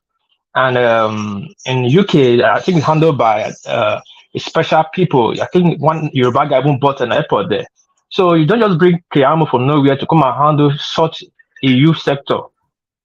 So that means there is something that that aviation ministry, the liability there will not go in the next 5 years. So that's why they put him there to do whatever he's going to do. Because I'm not seeing any improvement there in the next 5 years. Can I push back? The guy that bought that airport in London, was he not an investment banker? My friend, listen. Sorry. I know you're educated, you are smart, but listen to English. Hold on now. Hold on. So you don't make. Hold on. But what So is the you guy are is too also into categorical now? How can you say aviation that? Hold on. They know that that place cannot I said, Yeah, aviation ministry. Hold on, I said my English. I said the aviation sector in London is handled by a smart head who led to a Yoruba guy buy an airport. But you just rush out to say, oh, the Yoruba guy is it not a banker? Can't you just do simple English first before you jump in? You want to be gratified. You want to show it on the platform every day. It's just that people Now you see your voice. Now you see your voice as calm. Your voice as calm now because you don't listen. You are being biased to listen to me. Let me tell you one thing. The fact is that for the fact that the guy is not in that particular world, is not in that particular sector, doesn't mean that he's not going to do anything spectacular. Jacob, just something about. Hold on, my brother, please. Hold on. I'll be keeping quiet. You cannot criticize someone like that. Yeah, just speak over my voice. You don't criticize both of you. Everybody hold on. You all have bad connections and you are talking all at once. So hearing the woofing from your system and then your voice on top of everything is just chaos. World peace. Let me continue, please. Yeah, thank you, one man. When we're talking about Wale Adu things, is it Wale Adu? Correct me if I'm wrong. It is because of his past accident in Lagos. And that's what everybody's pointing to. He did this in Lagos, he did it in Lagos. And Rational Mind is raising a simple and a fundamental issue here that you can use a common sense on, and you can say, at your own opinion, can say, okay, we know that his past is not that too good, but let's just see what he can do. That one will give you a pass. Not like to jump up and say, we don't have the right to talk about what he's going to do. His past, Kenyamo's past has not done anything spectacular for him to be in that position. And again, he's an aviation sector. He's a lawyer. This is the problem we keep having in Nigeria. Every time we manage to get one thing right, we use that one to justify the rest. Example, e.g., Aerofy. When they make Aerofy the minister of SCT, he was able to do that spot. That job perfectly well because that job is an area of specialty, architectural. You know where the wrong buildings are, you know where the wrong roads are, you know where the structure were, and you were able to fix them. Now you have the parking of the president. And today we still see praise to him. He did this, he did that, he did that. Now you see Flaodua that was in Ministry of Aviation before. He messed that place up. You see Sarah Seriki, the one that just passed. I just call it the past two people that just held that position. Who know nothing about aviation because of political affiliation. They kept that put there.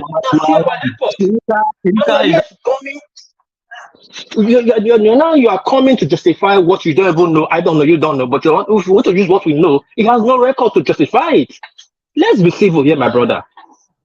It's not always politics, and nobody's attacking your candidate. I like when you don't hold on. What piece? You don't have to always go to that bit that you ratified your candidate. That's what they always do. Just hold on. He's presented a political opinion.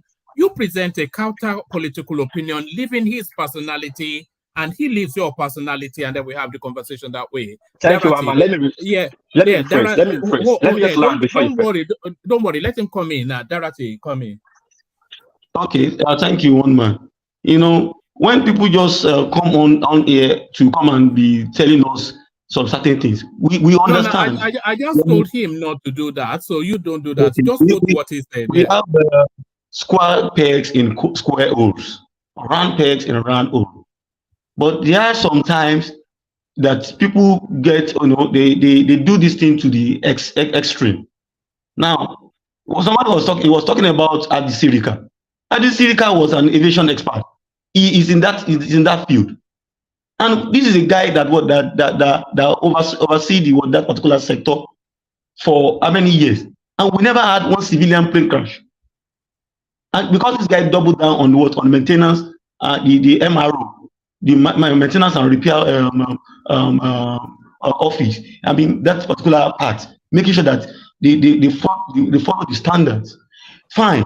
This guy might not be an expert, but he might have other guys that are working with him that are in the other agencies that are under the Ministry of Aviation. We have the NCAA, we have the Accident Investigation Bureau, and some other parastatals. All right. Don't take it too long or too deep. Yeah. we can make people to work within that area and have somebody superintend over what they are doing, supervise them. We have good heads in those agencies that can work with him. Although I myself, I would have said that Keyamo shouldn't be placed there. But I still believe that he has that skill, that management skill. He can still manage things. It's not about us only was people that are specialists in. In fact, we have done it several times in Nigeria, and we have not gotten anything. Yeah, sometimes we have done it and we do not get anything. But in this case, if the president is saying this is what I want, it is left to be seen. Let's come back after 6 months and come and judge him again and say, okay, you gave this guy this job. Okay, let's see in 6 months what has he been able to do. Adesirika brought in a lot of almost half of the airlines that are in Nigeria right now. New airlines. There's one right now, Green Africa, from Ibadan to Lagos, 6,500. I was on their website. We brought in new budget airlines into the place. But people are saying, although he has some issues, he might have some few issues like the way he handled the Nigerian air issue project. Fine. The only thing he got wrong is that Nigeria air. All right. Thank you. You know what the issue is, Darati. Your connection is always so wavy. We don't get the fullness of what you're trying to say. But say what you want to say, Uptown, and then we go back to Ajanle Koko. No, I wanted to agree. Can you hear me? Yeah, I wanted to agree with my brother Dorothy on the Adesirika narrative. I think he's one of the best performing aviation ministers we've ever had in recent time. Forget about the controversies of the Nigerian air. I think that's one of the few places he got it wrong. But if you check the record really without bias, he was a very, very good aviation minister. All right, back to Ajanle Koko. Okay, so I think World Peace is so categorical in the statement that they knew that they cannot succeed. I mean, they don't have any plan for aviation sector, and that's why they put him there so that in the next 5 years, they're not expecting any tangible thing to happen in that sector. Well, I think such a statement is too categorical, and it's not. I don't know, but all I know is that as a lawyer, as a son, he can bring a good leadership to that place, and all that his success depend on the president. If the president's agenda is to turn around that place, and president gave him all the resources to turn that place around, I think he will do his best. So that's the way I see it. So to the other position. What about Wike? Do you think they've made the most effective use of him, Yemson Wike? I think it's a very good position for Wike as well. That is not what I was expecting. I was expecting him to be in charge of NDCC and or Minister of Petroleum. So, but the president, for bringing him to Abuja, I believe he want to use his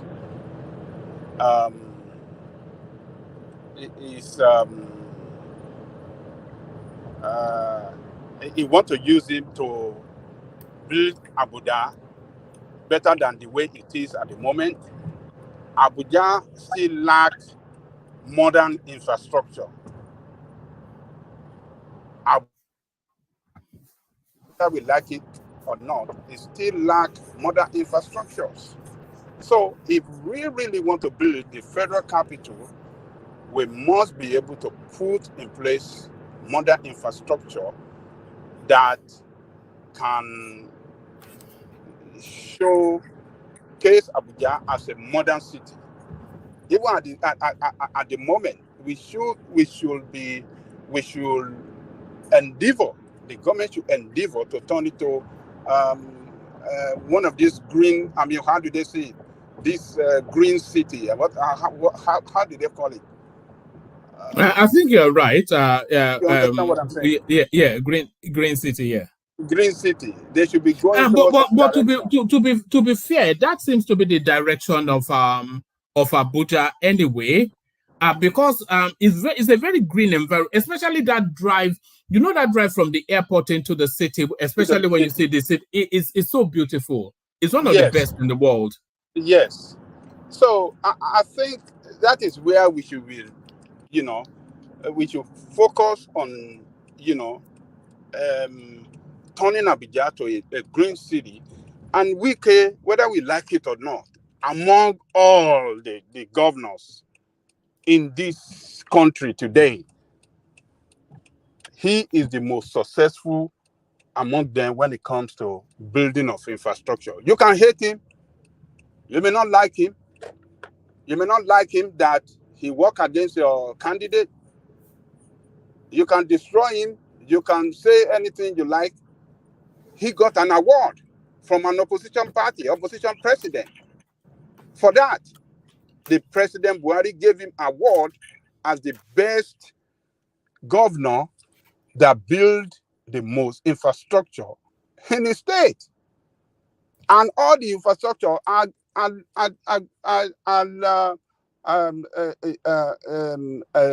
it's going to be all those infrastructure are going to be everlasting, or how do I describe it? These are not infrastructure that you can't see tomorrow. It will be there. Is it the law school that not be useful to law students? Is it the cardiovascular center that he built that will not save life? Is it the roads that he built across the state and the bridges?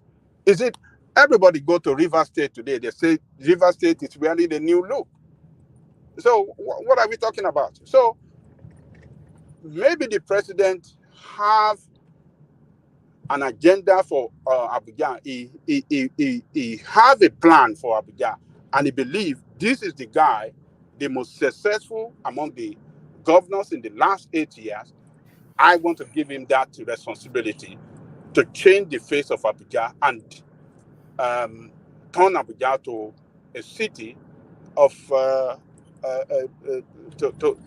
city that can bring out change the image of Nigerian on the positive side. So I think it's a good pick for that place. And Wale Edu is a good pick. We saw what he did in Lagos. And who are that? The Fagbemi for the law, for the Attorney General. Yes, no doubt about that. That's an excellent pick. And the guy in charge, that young guy for digital something, that's a good pick too. But the new yeah, you know, the one that I am struggling with the most, for all of the appointments, there are some that you think is excellent, like Fagbemi, that's excellent, Wale Edu, excellent, Tijani, excellent. But there's some that you say, okay, you can see how it works, like Wike, etc. But the one that confuses me the most, because this is probably one of the top 3 most important portfolios, the Minister of Power, Adebayo Adelabu.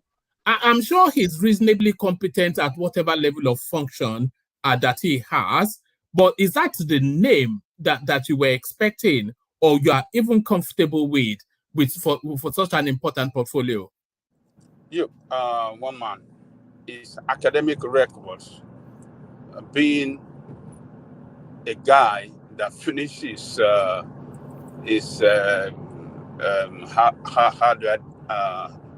how do I say it? His first degree with first class. A guy that worked in some of the best audit firm. He worked in Central Bank and was deputy central bank governor, and leaving the central bank to go to politics with all the experiences and working experiences that he had gathered all this year, I won't say that he cannot perform well.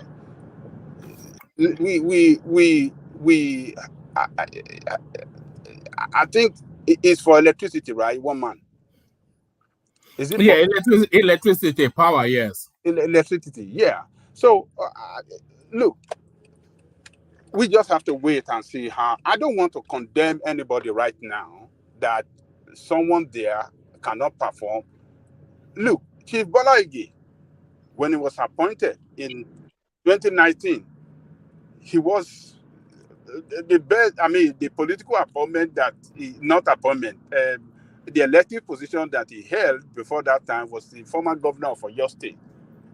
And according to him, he said he learned through the job, and he was able. There are a lot of things that he didn't even know about electricity. That when he got to the ministry, surrounded with experts, they brought everything to his knowledge. And you can't know anything. You can't know everything.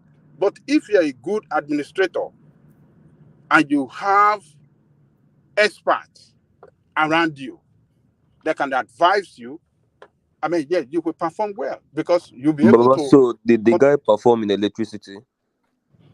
What do you mean? What do you mean perform in electricity? Did he perform there? You say when he It got was, didn't it know was, anything, it, but they put him through. Did it he? left there What did for he do? justice. He left there for justice, but he did a little bit before he left.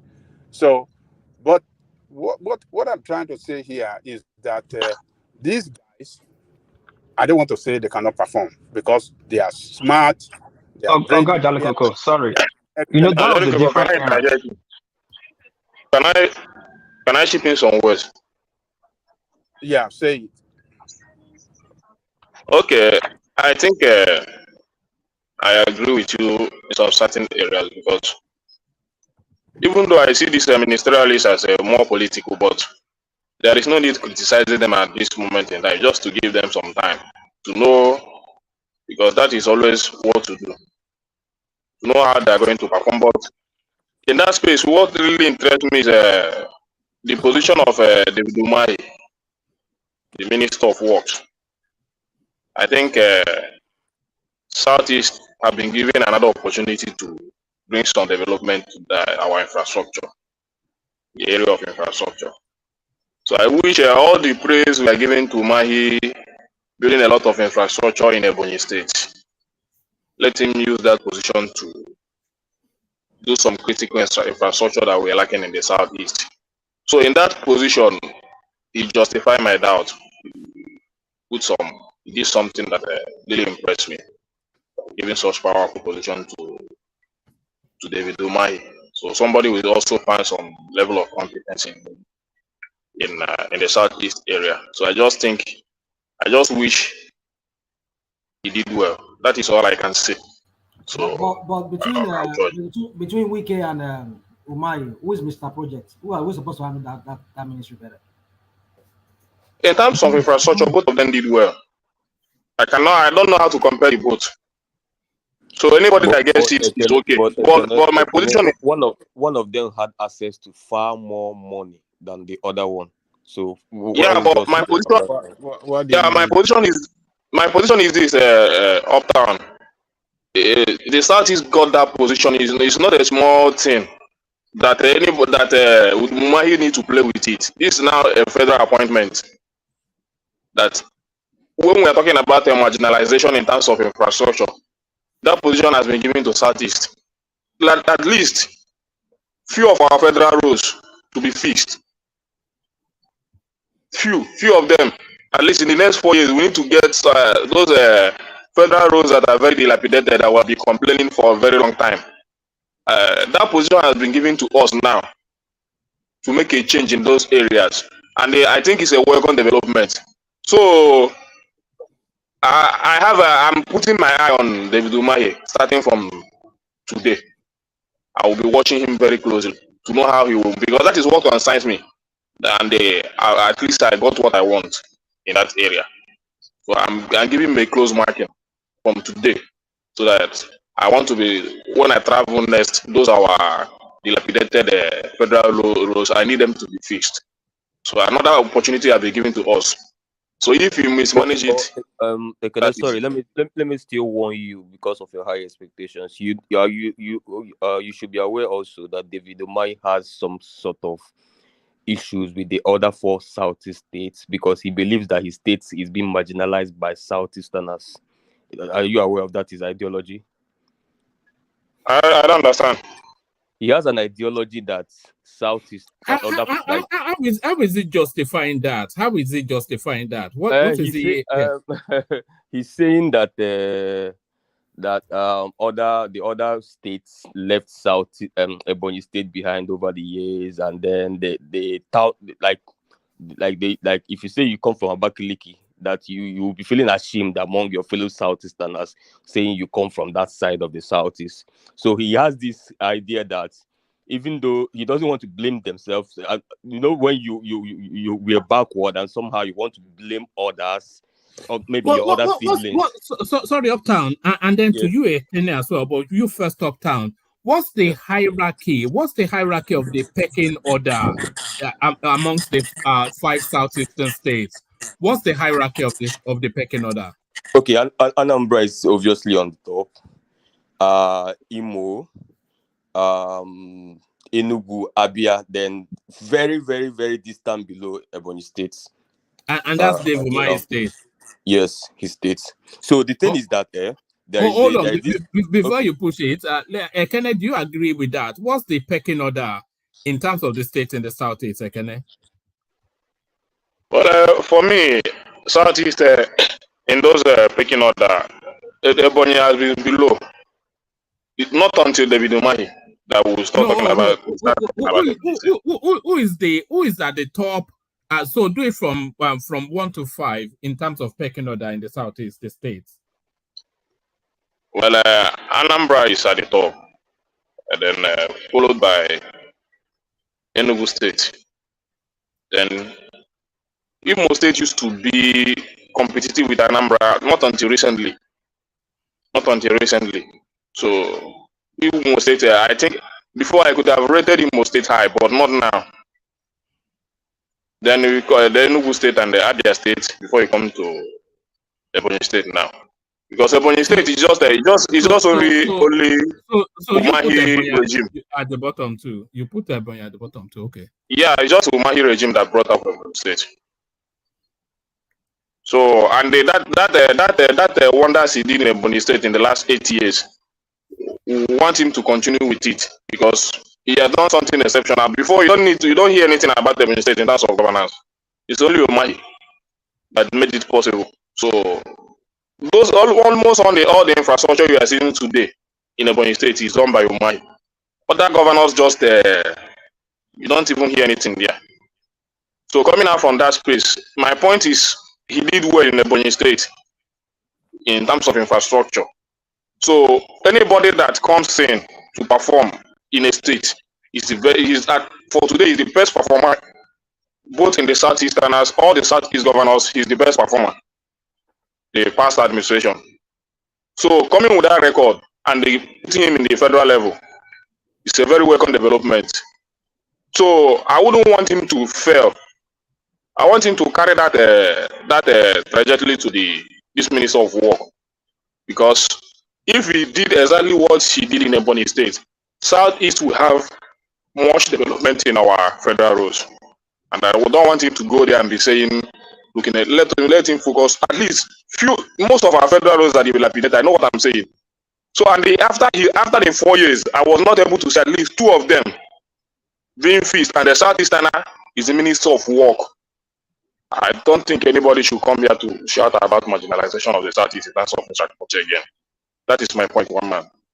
All right, back to Ajanle Koko. So Ajanle Koko, there was a portfolio that did not have a minister attributed to Minister of Environment and Ecological Management, but they put back Kaduna there in parentheses. So is that window still left open for El Rufai? environment and what did you say? Ecological studies, whatever that means, ecological management. So, and it's an important portfolio, by the way. It's in all of the floodings that we get in Nigeria. Yes. Well, what of the Ministry of Petroleum? No, there was no Ministry of Petrol. Actually, let me see. Because it looks as though he ring-fenced that for himself, as they often do. So we have a Minister of State for Petroleum Resources, which is this Heineken Lokobiri. So yeah. So he's the Minister of State, just like Temipre Silva. So it looks as though he has kept the pork belly fat for himself as well, just like Buhari did. Babao. Man must work. Look at that. Look at that.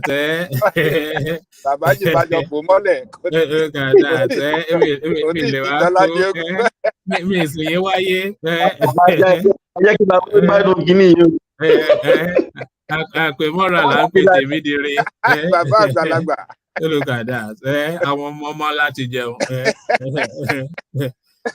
So I don't know. I thought you said Rufai nominated somebody in his replacement, right? Yes, but there are speculations that there are speculations that the Kaduna State government, they are resistant to that. It's still mired in a lot of controversy. Okay, so but well, since he wrote Kaduna, I think what we can say now is that maybe that position is left is in hanging for Rufai, but we don't know what is going on with Rufai. But whether it is Rufai or not, it's been designated for Kaduna State. So Kaduna will have it. But the position of budget and planning, that guy that you guys were mentioning, I don't know. That is the most. I can't understand why that guy should have that position. I don't know on what basis. Where is Tunde Fowler? It's not there at all. It's never appointed. It's never nominated. Fowler is not among the ministerial nominee. Maybe we'll bring him back to FRS. It could be. It could be. What do you say about this Badar Rubin as Minister of Defense? I don't see anything wrong. Bagudu, you mean? Bagudu, okay, no Badar Rubin. Oh yeah, it has to go to North because we have. Why must it go to North? NSA North. Hold on. Well, I understand. Maybe the chief of staff is the Yoruba guy, and because that's the Yoruba and the IGP. Yes, so those ones for balancing. So, but the one for budget and planning is. I don't know. I'm still wrapping my head around it. I don't know what to say on that. But look, the lady. I mean, if we want to do the breakdown of all those positions, you see that he tried to balance it some kind of way so that everybody will have sense of belonging. Like the Northeast, for example. Among the 5 that he nominated, he gave 4 substantive ministry for them. Among the 5, 4. And Northwest that he gave 9. Is it 9 or 10? He gave them. The substantive he gave them was 5. Like Southwest that he gave us. Is it not 9? Yeah, 9. I think he gave us maybe 6 substantive.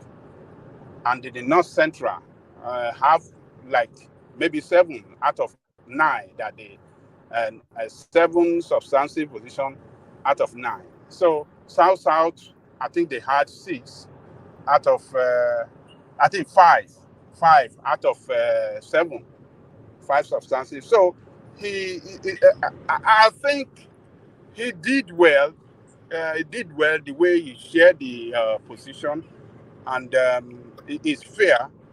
And the position of the works that he gave Umahi is a very good position too, because Umahi is an engineer, and he put him in a position where he can carry out his engineering work in building the country, the road, and and other infrastructure. So Umahi, I think, is the best pick for that position. So, but we just have to wait and be patient and see how these people are going to perform. So that is my own take on all this ministerial appointment. I don't think we should be condemning one for the other. Yes, we can have this reservation that, oh, like the one I expressed now, the Minister of, what do you call it, Budget and Planning. I don't know what he can do. I don't know much about him, about that guy, but I think we have to be patient and see. But what I know is that it's not a permanent position. They can be reshuffled, they can be taken out. All of them are having those positions at the mercy of the president. So, and Tinubu have set up a committee, like an audit committee that will audit each of them at maybe quarterly and at a particular period of time to audit their, to appraise them, audit them, and know the areas of their successes and failure. And based on that, maybe he will use that to reshuffle or to kick some out and retain some. So we just have to be patient and see what how these people are going to perform, and not let us waste too much time condemning them. It's a political appointment for them. Just look forward for them to stand. Babaja, Yes, sir. one man, can I ask Babaja one thing? Babaja, sorry, Dorothy. Hold on. I think Fatai wanted to come in before you. Fatai. Okay. Yeah, okay. thank Okay. you very much. Yeah, thank you. Actually, I wanted to come in with regard to the Ministry of Aviation with Professor Keyamo. I think I heard that maybe Adisirika is like the best for many, was whatever. So the Nigerian aviation industry, right? Okay, whether Adisirika was the best or not, it wasn't the best for the time. Of course, we all know everything he did with the Nigerian Air. He almost colonized Nigeria. Oh, Fatah, is that guy that just left? They are saying is the best. Yeah, I think yeah, Ethiopian, who is the Ethiopian airline who guy. is the best? Who is saying that? Ethiopian airline guy. Fatai, thank you for coming in to rescue me, because I didn't want to make a rubbish section. Who said that? Dorothy. That was Bishop Uptown. Bishop Uptown is not and Dorothy too. Dorothy agreed, Dorothy, and as well. I said it because of have you guys taken some wine, or what's going on? No, Babaja, I want you to look at the list. I'm seeing Tinubu. No. Before you hold on. Before you go to the list, let Fatai. Yeah. So I don't think what is the EPIS, the EPIS, the head of EPIS. What is his name again? Oyema. Something David Oyema. I don't think Oyema will agree that Adisirika is the best or something. I think he will strongly. He will have one or two things to say. It's Oyema nightmare. It's Oyema nightmare. Yeah, sure. Oyema nightmare. Exactly. Also, the CEO of United Airline. This what's his name? That studied in Russia. I think Obiora. Actually, that one is my favorite of them all in the aviation there. Anyway, the problem with Nigerian aviation industry right now is not some expert. the aviation industry has serious legal problems. Serious legal problems. Babalaki is in court now to reclaim some 200 billion for breach of contract with regard to the Lagos airport. Every day is I don't know, jaku jaku with in the admission industry, legal permit here and there, legal issues here, this here, that there, everything. The senator from Ondo State is currently a senator from Ondo State. I don't remember his name again. He bought from this Virgin whatever, the merger between Virgin. Is it Jima Ibrahim you're talking about? Eh? Jima Ibrahim? Jima Ibrahim? It should be Jima Ibrahim. Jima Ibrahim is currently, Baba Mikebale, for you to know how this thing, Jimo Ibrahim is currently the owner, the legal owner of Air Nigeria. Adi Sirika is just playing with words, saying Nigeria Air. Legally, the owner of that entity is Jimo Ibrahim. So all of those things he was doing, the fraud is amazing. It's amazing. That the broad daylight fraud that guy was doing, it's incredible. And with our own resources, there's no company already is spending Nigeria's money to sell our airspace to colonize our airspace by Ethiopian airline. Even if person won't colonize Nigeria, now Ethiopia will colonize Nigeria, you know. But anyway, at the same time also, let me ask a question. Sorry, Matt Benito, this Jima Ibrahim you are talking is from my village. We are from the same village. For information, I know him very well. So, but then you just check out that guy. All the businesses he has ever run. No one ever saw the light of day. He will run them for some time, and will just enter BC. So if he has a company or he has tried floating an airline called Air Nigeria. I mean, where is the airline today? So if the Nigerian government can get it from him, get the name from him, why not? No, I'm not. No, I'm not speaking for him. I'm not saying he's doing anything right or wrong. I don't know too much his business history. Yeah, he has a lot of controversy, but he's not claiming. He's claiming being misrepresented or whatever it is. But what I'm saying is, he's the one who acquired that thing from Branson. From Branson, when Branson was leaving, he was the one who acquired. He's the legal owner of that entity, Air Nigeria. Virgin Nigeria, Air Nigeria or Virgin Nigeria? Virgin, now it's after Virgin Nigeria was when Branson was operating it. When Branson left, when he acquired it from that Branson crew, he turned it to Air Nigeria. And that is the official. All right, Fatai, give me one microsecond, okay. Fatai. So gentlemen, I have to bail out because I have something to do very early. I'm going to be handing over to Rational Mind. Rational Mind. Can you please allow me to talk before you log out, please? Who's that? This the star. No, I'll still be hearing in the background, but do you need me to respond to something? Yeah, I just want to correct because aviation is my space. So I want to correct the impression concerning the last aviation minister, Adrika. I'm very sorry. No, hold on.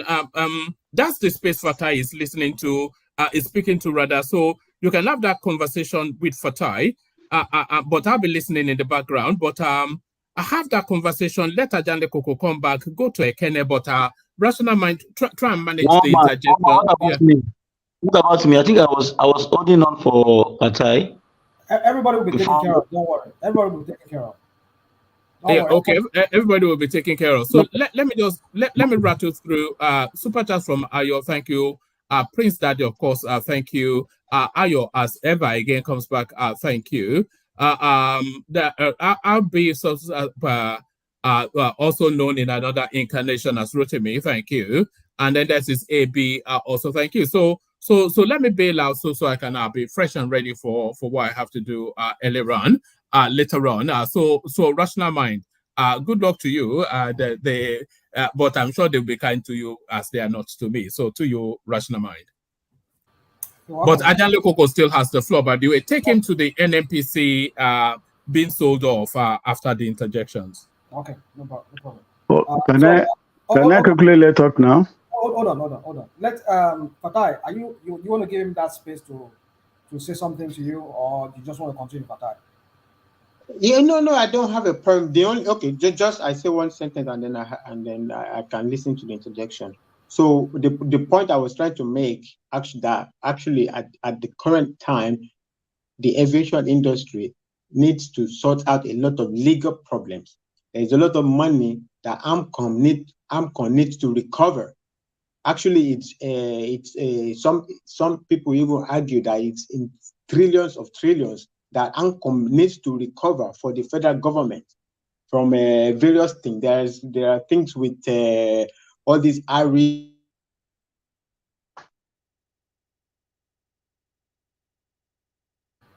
Are you still there, Fatai? I think we lost you. Fatai.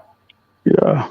So those things are there. Hold on. The point I was trying to make is Festus Keyamo, being a lawyer, I mean, okay, nobody knows if he will perform or not, but him being a lawyer might actually be a good thing at this particular point in time in the aviation industry to straighten out the legal problems that that industry is thrown into, especially when it comes to the concessions. There are so many concessions. Definitely, that I know the concession with Babalaki is there. That every day Babalaki is facing this problem, or they are making him those problem, or he's making them problems. He's taking them to court every day. You know, the public-private partnership concession that through which he built the Lagos the MMA2, the Lagos local airport. So it might not necessarily be a bad thing that Festus Keyamo, being a lawyer, is there right now. Maybe he can straighten out that industry, you know, and everybody can improve the industry. Yeah. So I don't know what's coming. Okay. All right. So our friend, let me see that name again. Sorry. The Star. Can you grab the floor now? Just okay. Thank you very much. Good evening, everybody. Yeah, I think let me start from the last caller. I think he made a brilliant submission. In fact, until now, I had wanted to query the lessons of appointing Keyamo. I think Keyamo could be very useful in that area. Now, back to the former immediate past aviation minister. He's never an expert. He's not he's somebody like it is not, you can go to school without being a professional. Like especially, even you can be a medical doctor, the graduate of a medical doctor. If you don't practice, you can never be like a real doctor. That is the case of Adrian, and that is why he performed. He really messed up. This is somebody that was just after finishing. Then he went to the police air wing as a helicopter pilot. From there, he disappeared. Then before you know it, he showed up in 2003. He become a rep, House of Rep member. From there, senators. So if you're aviation professionals, you can either be referred to as a engineer or captain. I still never been referred to that. And if you look at the most of the unprofessional misconduct that he did at the last stage, I can tell you, you can go and fact check this. The director of airworthiness, he has to, on principle, that this is not done. he has to resign. Late that last month, a month before I think just few weeks before the end of Buhari aviation, because administration, because they wanted to impose that Nigeria here.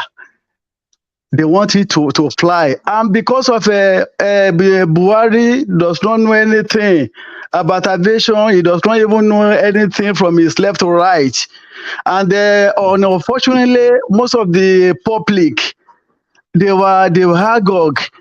They just hear that here Nigeria is coming, is about to start operations, and but we the professionals, we actually know that it is not. We knew that it is not possible, because when you want to start airline operations, AOC certification, it is 5 stages, 5 phases.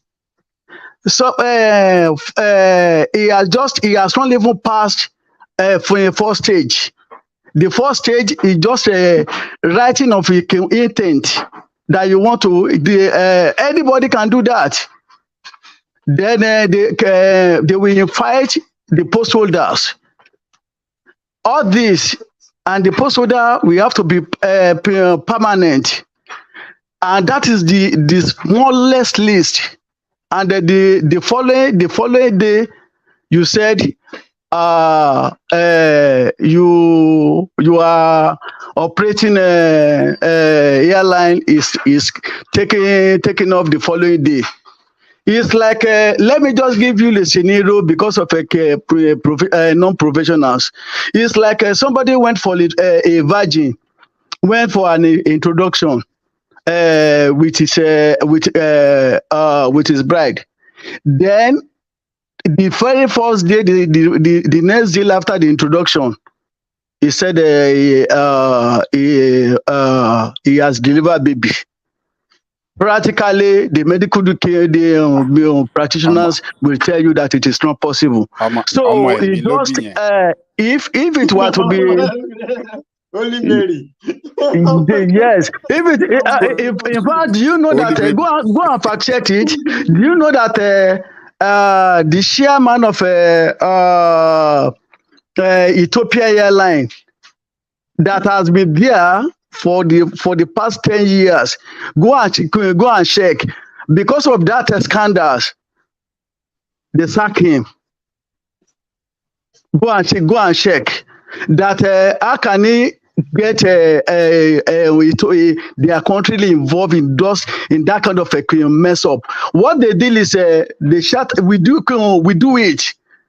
There was a year like that, 2013. I was the first CRJ dash 1000. You can check it in the entire Africa. Arik Airline was the first airline in Africa to acquire CRJ 1000, and I was the one that did the pre-arrival inspections in Canada. While we were doing it along the line, because we had publicized, and we want to use this. I think it was to celebrate, I think, 10 years anniversary of Arik Day. For us to meet, we've not completed. We've done the certification. We've done because we've done type certifications delay with NCA, because when aircraft that have never been flown in a country like Nigeria now, if aircraft is coming for the first time that has never been flown, there is what is called type certification. That means the NCA, the civil service authorities, they will go there, they will carry out proper inspections, they will go through all manners of scenario just to be ensured that when the aircraft comes to the country, there won't be issue, and they will also ensure that the engineers, the pilots are well trained. And in fact, part of the condition is a member of some staff of NCA, the pilots and the engineers. I think probably 5 or 6 number is mandatory for them to be trained along with the conditions given to them. So now, now what they do is hello. Hello. Can you hear me? Yes, I can hear you. So we appreciate your expertise in this talking about how the aviation sector runs in Nigeria. But the point we're talking about, because we know we can, if we give you the floor as an expert, you will tell us, if not everything you know, or most things you know in aviation. So, but because here, what we discuss here is more focused on the political aspect and maybe the commercial aspect of it too. So what we're talking about is this Tinubu's ministerial list. And I know the reason why you said you came in to talk about it was because somebody talk about Adi Sirika as being, but we know you can tell us much about it. So, but in your own word, are you saying that what Fatai said when he said, and Ajaleku and the rest of the people that said that this guy that was brought into aviation is a good fit for that place? Is that what you are saying? That it's better than Adi Sirika? Yeah, of course. I will want to support the. I want to support. Adi Sirika has been tested, but we've not tested this guy called Yamo. Yes, you know, in the past, when they appoint a non-professional as aviation minister, go and check. The union, they will protest. People will be, but you will see that on this Keyamo, nobody is going to protest because when the supposed called. You cannot say that for a fact because you don't know. We don't know what tomorrow brings. Okay. So what are you premising that on? What are you basing that on? You say what? What are you basing that on? What basis? Because for goodness sake, the supposed aviation of course, even to the public, aviation experts, so to say, Adri was there. And he mess up. So what will now be the justification for the aviation practitioners for them to protest if they now bring in somebody that is not aviation expertise from outside? But just like Mr. Fatai have said, I mean the last caller, I want to agree.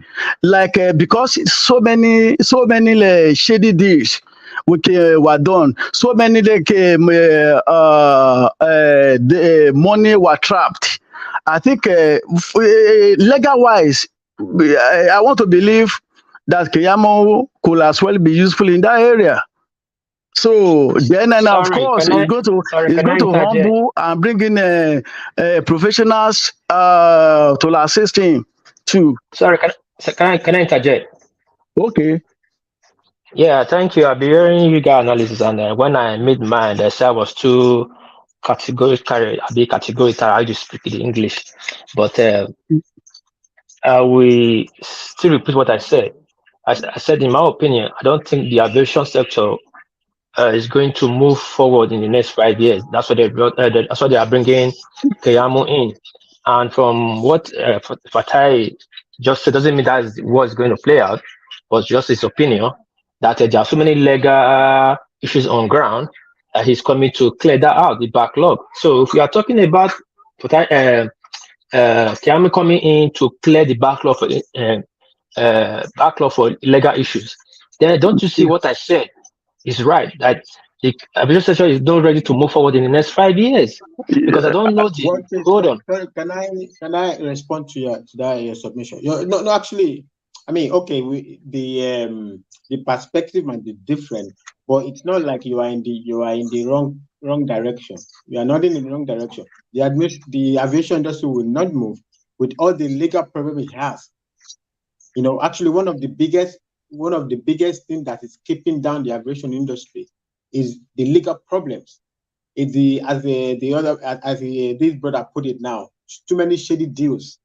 Understand? So as Babajaneko also said before, actually it's the red meat for Keyamo, right? You know, Keyamo he likes to boast. You know, you say, oh, I I clean up here, I clean up. He can so that he has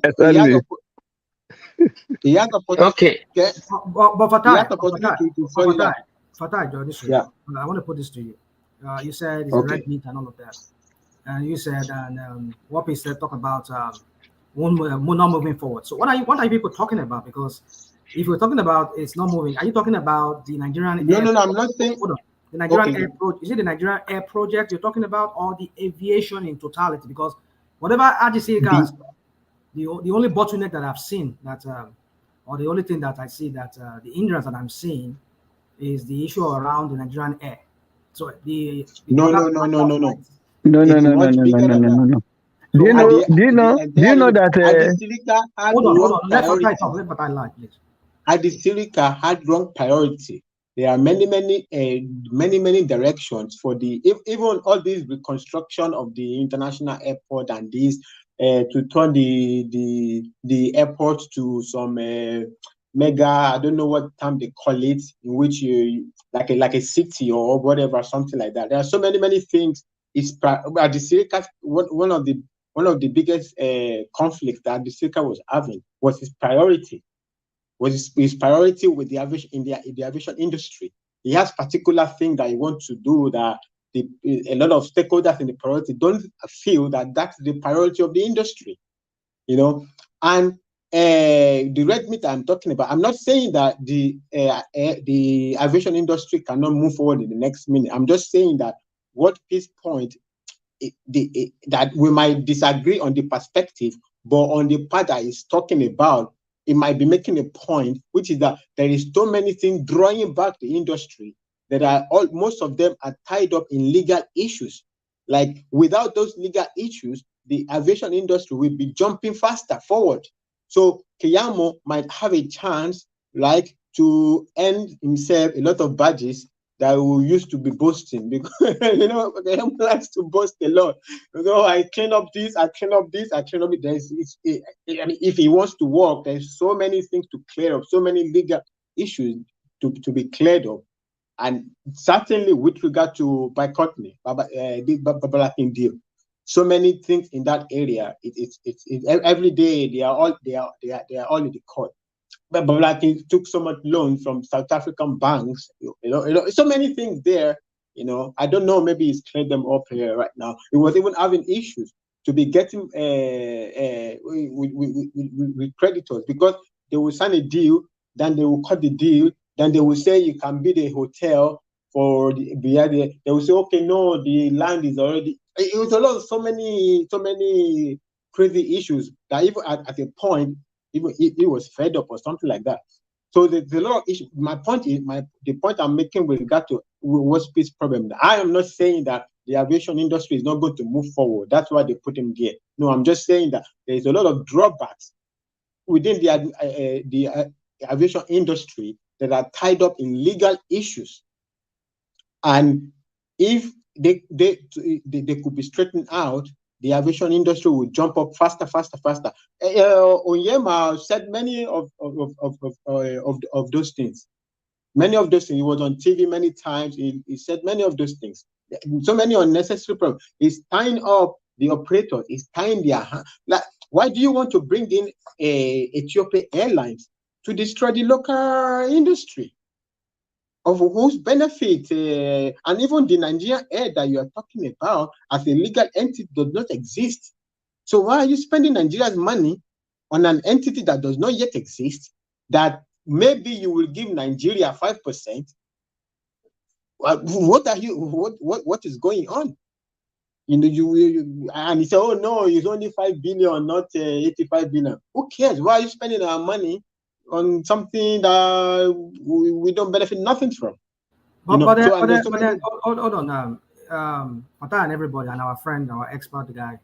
But you guys will agree with me that under Adi Sirika, we've seen and a growth of some sort in the commercial flights.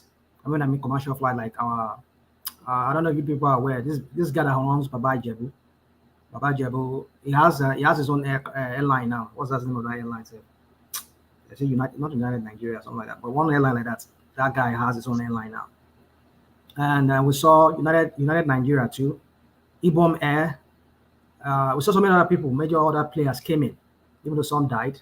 Um, but then what I'm trying to say is this: that well, even though we can criticize Adi Sirika, don't get me wrong, I'm not a fan of that guy. But what I'm trying to say is that Adi Sirika under ID Sirika, there was a little bit of growth.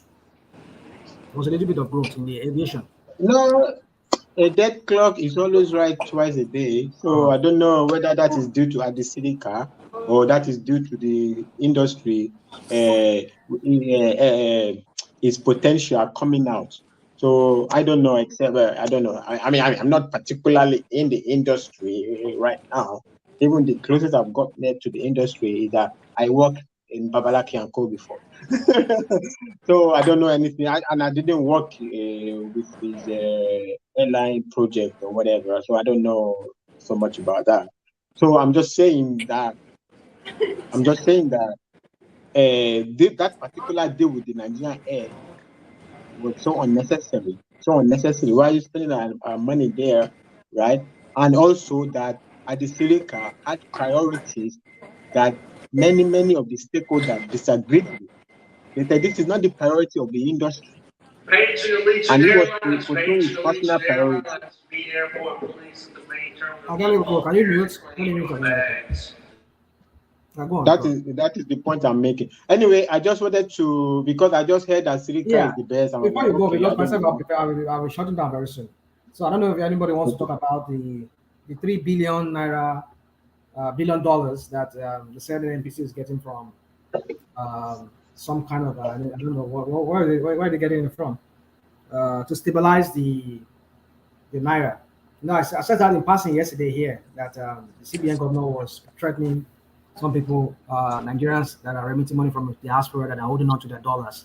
I don't want to bring it into the system. So my question is, what are you people talking about? What's especially you, Fatai? Are you aware of the $3 billion? National man, I think I see out the floor now. Okay, you still have the quick. Go on, please. Sorry.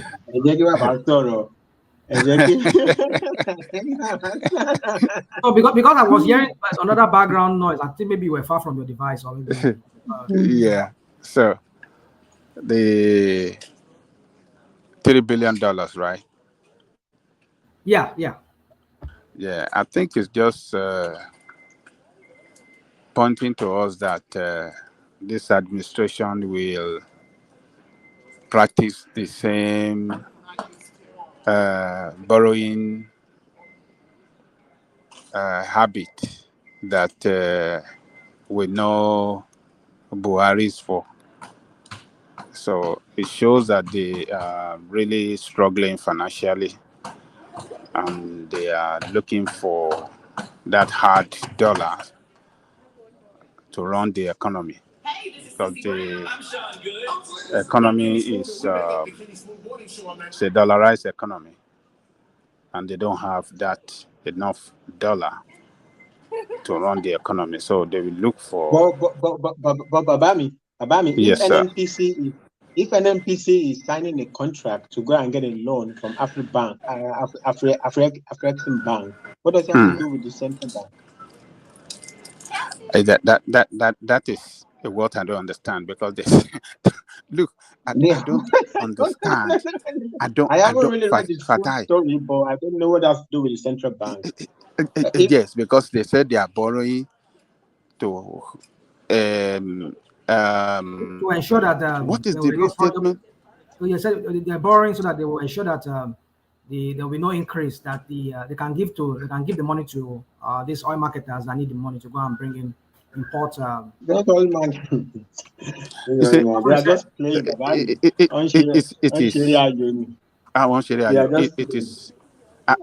It look like they are selling that country because borrowing loan will not just come on just give me loan and you just walk away and spend the And they will money. devalue the naira too. The naira will be devalued more. That is it. It's got to come with some But conditionalities. before you continue, Yeah. I've said it on this platform. What is it that takes Tinubu to say, okay, all right, I take back that arbitrage thing. Okay, you continue, CBN continue subsidizing so that they could show it up that way, rather than go and have to go and borrow. You get what I'm trying to say? Because the issue right now is the issue why dollar is falling or this whole thing is doing is the way it is because Tinubu said no more arbitrage, that there should be free market. Normal, that's how it's supposed to be. But why don't you suspend that first? Put in place the fuel subsidy, continue subsidizing the dollar you people subsidize to people that really need that money. Continue doing that. That way, there will be no panic in the system. If you go back, But why would you want to continue subsidizing oil subsidy? We cannot do both. We cannot subsidize this one and subsidize money for these people. These people that need the currency. They are just they are just panicking with regard to the currency. I know it's and panicking. Your currency, your currency will not improve. The one thing that improves the currency most is investors' confidence. All this panic doesn't help the currency. They're just panicking. Oh, we'll do this. There's a lot of speculators in the markets, right? There's a lot of people that are making big bucks from the previous MFUL's style, and they're all panicking. They want him to reverse. They want him to reverse both of them. They want him to reverse subsidy, and they want him to reverse the currency because they were making money, So it's up to him if he doesn't panic, the acting CBN governor the other day was speaking that they are taking some measures, right? Okay, take your measures, and he didn't state what measures they are taking. He said they are taking some measures, right? But that measure shouldn't include, giving some people unfair advantage. You say everything should go demand and supply, it will happen. I don't know. I haven't. The only thing that I noticed is that before they made the announcement that they are intervening in the market, the currency it was swinging up and down. But if you noticed, after they made that announcement, the swing was bigger. The swing was bigger.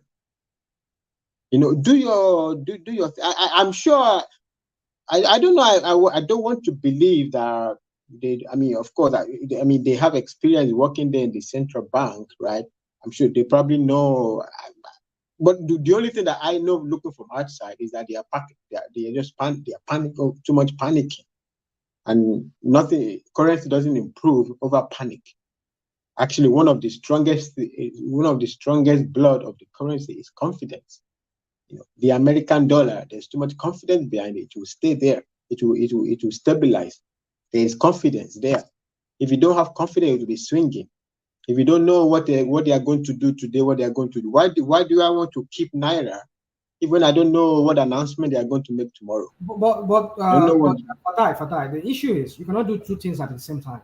Remove subsidy and not float this Naira. Let the Naira float. You cannot do both of them because you see, like I've said, I don't know. I'm not a genius like you. Don't know the guys who are economics, but this is a simple, rational way of looking at it. If you look at it, that these people they are jacking up the cost of petroleum product because they say, besides that you're no longer going to be paying us directly anymore. We're not going to be able to manipulate the system anymore. So they are now, if we have to look for the dollar now to go and buy this thing. The dollar is being sold at a higher rate because we're not getting it subsidized to us anymore. Then it means that they will jack up the petroleum price. But then if you suspend that, say, okay, CBN, continue giving this, but subsidy remains, but continue giving them that subsidized money they need for that they have to go and bring in those products. Because if you look at them like other investors in Nigeria who needs dollar to go and buy whatever product to bring to Nigeria. So subsidize it for them.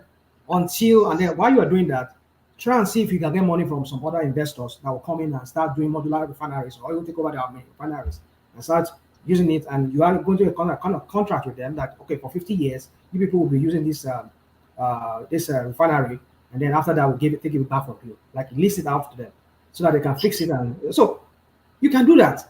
But when you try to do two things like that at the same time, they are both two things that complement each other.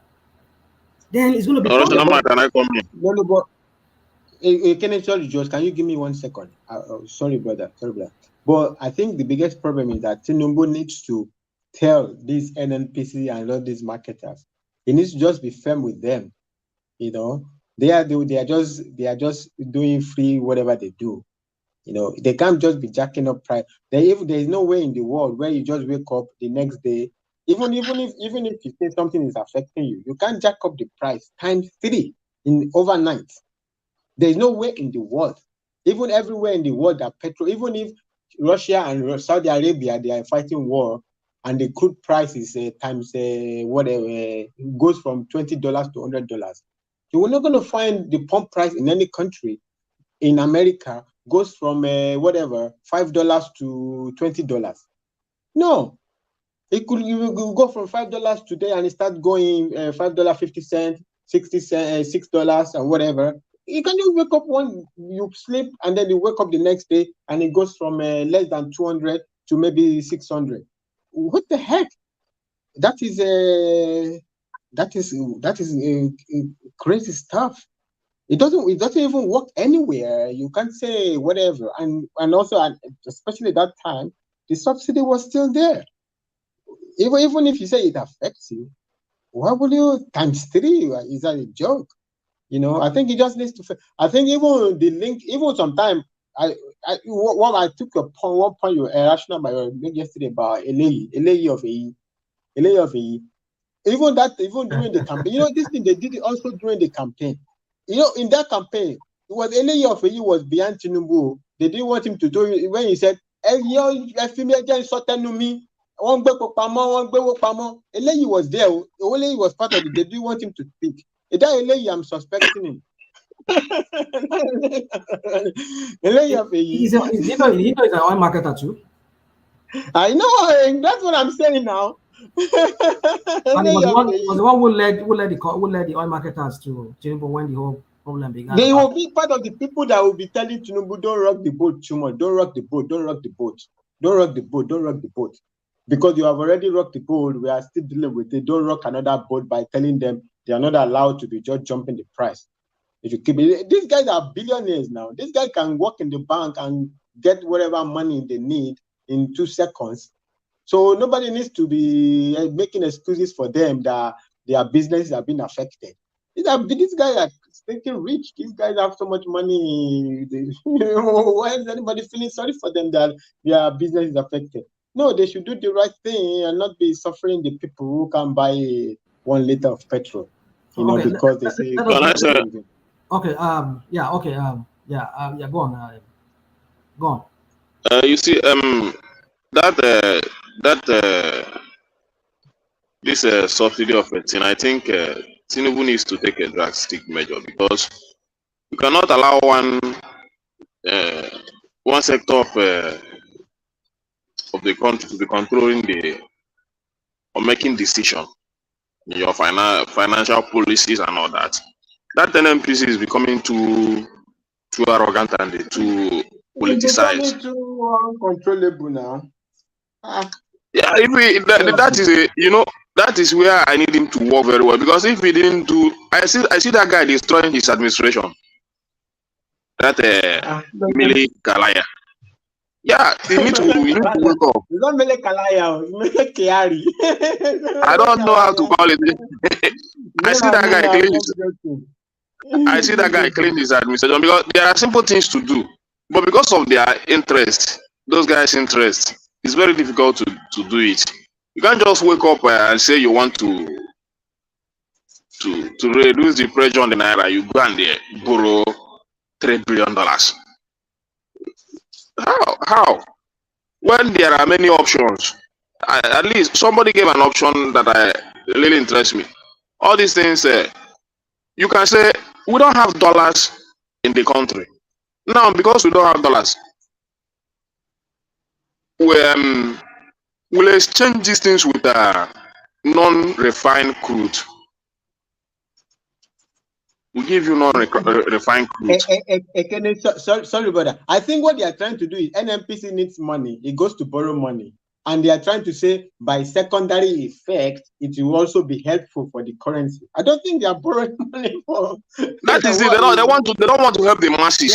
They're just trying to stifle monies. And the shameful part of it is that this money you will not see it. The dollar they're trying to stabilize, it will not stabilize. Highest it will reduce 20 naira, 30 naira, or 50 naira. That's not stability. And the next few months you see it going up again. Or before the end of the administration, you see it going up again. That is not the problem we're having is the scarcity of the dollar. So because the dollar is not there, the guy was telling them, use the natural resources, unrefined crude, to do the exchange. Stop going after dollar. We give you, we have the unrefined, we have the products. You can take it. Then we check the equivalent. You give us the refined one. As simple as that. So that the too much pledge on the dollar and the naira will reduce. So that we use dollars, the little available ones, to do other things in the nation. As simple as that. They just wake up and borrow 3 billion. I don't know why this government cannot think. What is happening to their knowledge? Is it that they don't want this country to grow? So $3 billion is not a small change. And I even heard that I still owe it. They are owing before. Now all this money you are borrowing. When are we going to pay all this money? We need to come up with other strategies that will help our economy. So that we can save this nation. I think that borrowing is for Nigeria. I'm not sure. I haven't really read that story, but I think it's NNPC borrowing for NNPC. I don't think the debt is going to Nigeria's debt profile. I think they're not borrowing for Nigeria. They are borrowing for NNPC. But they did it because of the deflation, the increase in debt. They are just playing with Tinubu. They just want to give him. That is my point now. That is my point now. Why would you say they're playing with Tinubu? Who is the president? Are they borrowing for Nigeria? Are they borrowing for Nigeria? That borrowing, is it for Nigeria? Who will sanction it? Who will Nigeria not? Will Tinubu not sanction it? You will still pay that money, even if the federal government didn't pay it. You still pay it with your natural resources, because that means that part of the product you are going to produce, maybe in leather, you will still use it to pay that instead of using it to.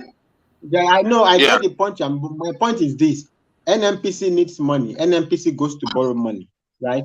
So why it's not going to the debt profile of Nigeria, except if they say that is the case. If that's not the case, they are just doing political political advantage they want to get with that story, right? That's what they are just doing. If you're borrowing money for NNPC, what is the jump to now say it is for central? I don't know. I didn't see the contract. You know, when they come up with all their last their last statement that there will be no increase in the petrol price and something will be done and all that. I think they have something important to do. I don't know. It's all about going. Because for me, I wouldn't say that the federal government didn't know about this borrowing. The federal government knew about it. So they're trying to save their face. Usually when you go out to borrow, right? The people that want to borrow you money, they want to get the assurance that the government, because the foreigner don't want to borrow your money, and not if you can't pay, right? He knows that if the federal government says, give it to him, at least if I know if I feel hold the blockers of your federal government, you understand. So, but it doesn't automatically initially means that it is the government that is borrowing. You are borrowing, but even private sectors, it happens like that, right? You go out to borrow, and they want to know is the territory of Nigeria. I want to be sure it's about risk. I don't want to take a risk in which I'm borrowing from rational mind, and only me and rational mind are talking. I want the entirety. Let's say this platform is Nigeria. I want the platform. I want the platform to say, hey, borrow rational mind. So it doesn't mean that everybody on this platform holds the money. It's rational mind's money. But I want everybody on the platform to say, yeah, you can borrow him. and that is when the money comes. That is why when the money comes, all of them will still stick together and they know how to share the money. But that is not my point. My point, my point is, you have to be in their meeting to take your you have to own. be in that meeting. Once that money drop, you have to be know how the money will be shared. But my point is, they're just playing with Nigerians. They're just playing with Nigerians. There are simple things to do. It's just that the scarcity of the dollar is there. Use your natural resources to replace those things. Just calculate it. Know what it was in the natural and the unrefined crude. Give them that. Then give us what we want in terms of refined crude. I think it's better like that. Then you reduce that pressure on the naira. That dollar rising and all that. Must everything be dollar? Kenny, have they not been doing that crude swap? You know, at the point they were doing that crude swap, they were doing the crude swap using Nigeria.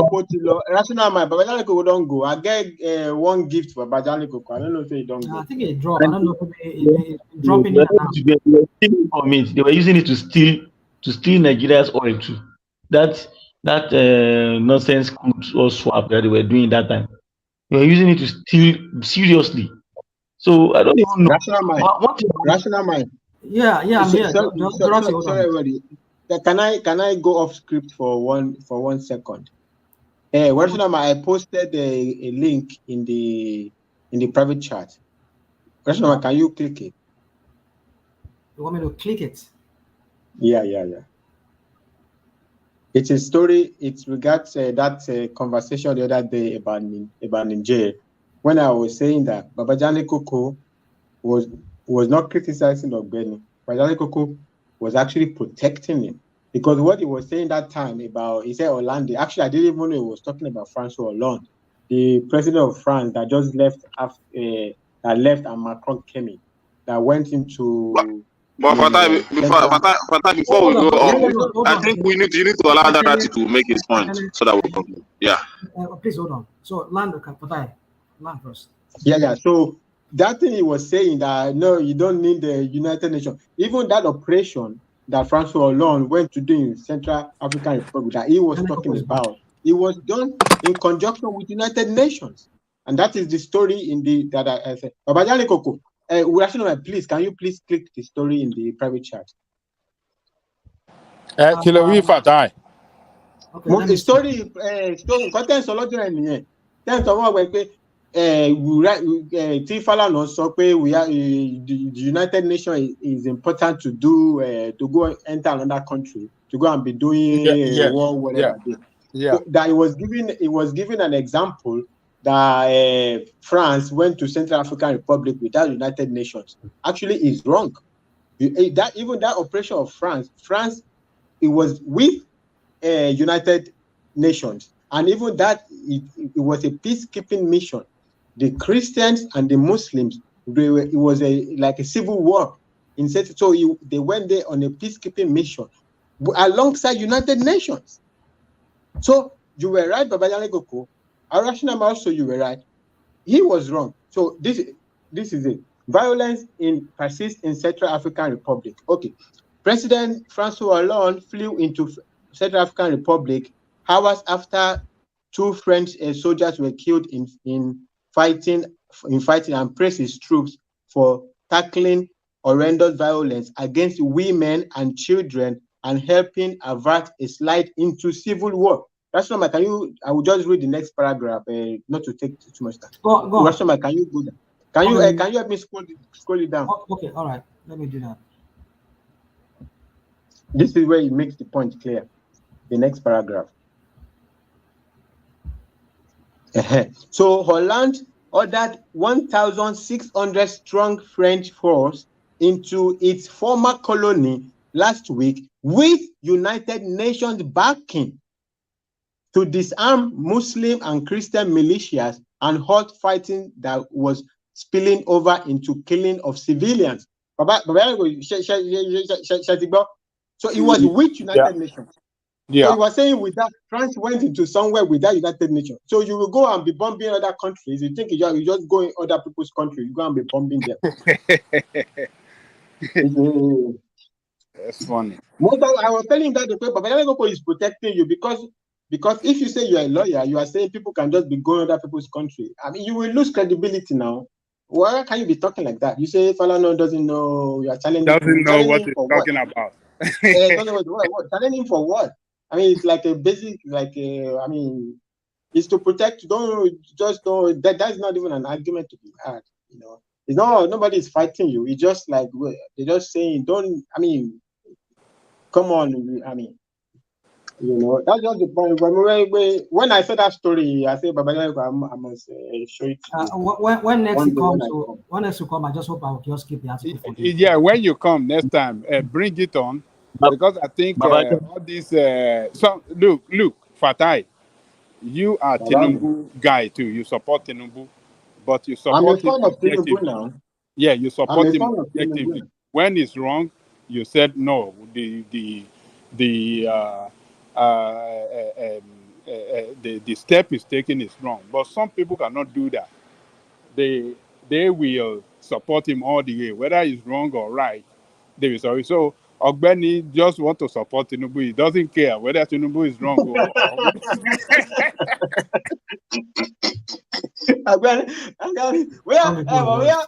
Ọ̀gbẹ́ni ó ti lọ rí bàbá lẹ́kọ̀ọ́ ó ti gba bàbá ti gbẹrù sápò.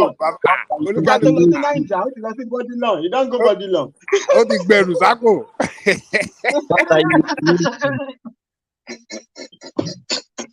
Anyway, can I interject a little bit? Sure. Yeah. Go on. Thank you. Go on. But Yes. hold on. I think Kumi. Sorry, Wapis. I'm sorry, please. Please, I beg you. Kumi, is it Kumi or is it who was that person that was speaking before? I was not speaking. So yes, I was you want talking. to make that submission so that Wapis can come and then we'll go back to organic. Okay. Please. I was talking about cruise swap when Ekene was talking about the NNPC giving schools, I mean resources in terms of probably petroleum resources, I mean in terms of crude oil. I said they have been doing that crude oil swap before, and that crude oil swap they were using it to steal Nigeria's resources. So I don't know how much you can get from that actually. But don't you think our problem is actually not that this issue of dollar or whatever? Because I keep talking about this. South Korea, the value of their Korean won to dollar is on the high side for a long time. Even when we were doing 2-3 something, Korea have been doing 1,000 something, or how many 900, 1,000, I think probably is even 1,003 something. But because it's a productive economy, it's one of the G20 economies. So I think what we need to do is actually to get our production right, put it on the top gear, and many of these ministers that are coming in for Tinubu, I think he needs to sign a note of warning to them, and he himself needs to be serious about probably kind of using the youth. Look at what is happening right now. I was about talking to asking Babajale Koko that look at the Ministry of Youth. I think for the first time they are separating Ministry of Youth from sport. You want to face sport, go and face sport. You want to face the youth. Face the youth. Are we saying that probably there may be a light at the end of the tunnel? I'm saying this to Babajale. Are we saying there will be a light at the end of the tunnel? Probably for the youth, a soccer for the youth, and also the marine. I'm not switching to the issue of the list. I saw marine and blue economy, marine and blue economy, which is a very that is one of the engine room for economic growth right now in the world. And Africa is a bit. I would like somebody to explain to me that marine and blue economy. I don't really understand it well. Maybe you and you cannot really, because you cannot really run a blue economy. It's about production. You can't. I mean, you are putting your trade. You are like that's what America, the European giants, all these European economies, and China. That's what they are doing. When they produce, but you cannot run it effectively if you are not having a very robust production capacity. That is when you produce.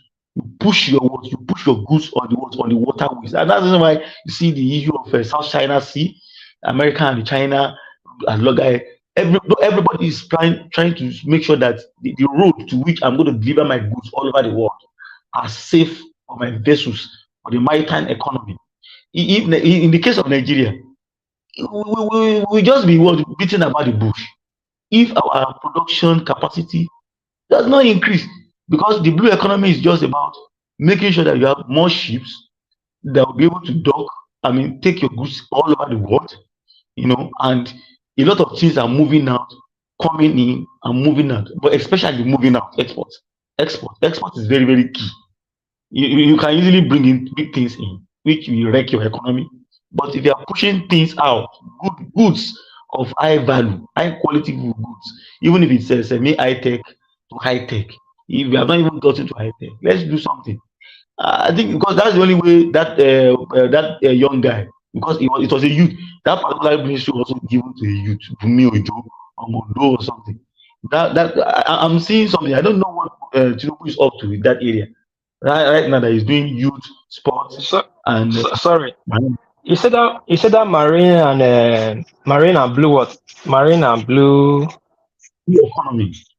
Blue economy. Yeah. Sorry. Yeah, sorry. You're breaking, or whatever the person is. I did hear what piece. Did you hear me?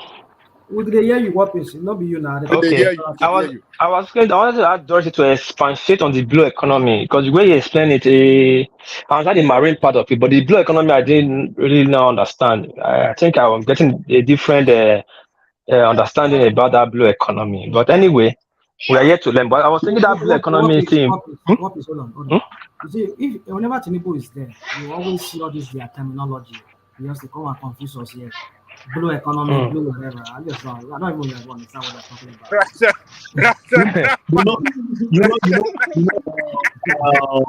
they want to confuse that is why they start saying that's why they start saying that Dogo Turenji.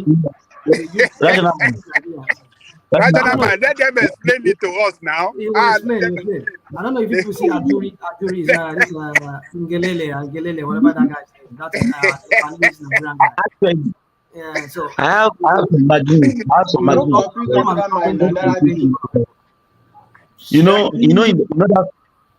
what they use their airport for is not what we are using our airport for and our ports. That countries have bought goods that I see the production facility located, on the ports and the port facilities. That is, that's what they are doing in Morocco. They are doing it in Egypt.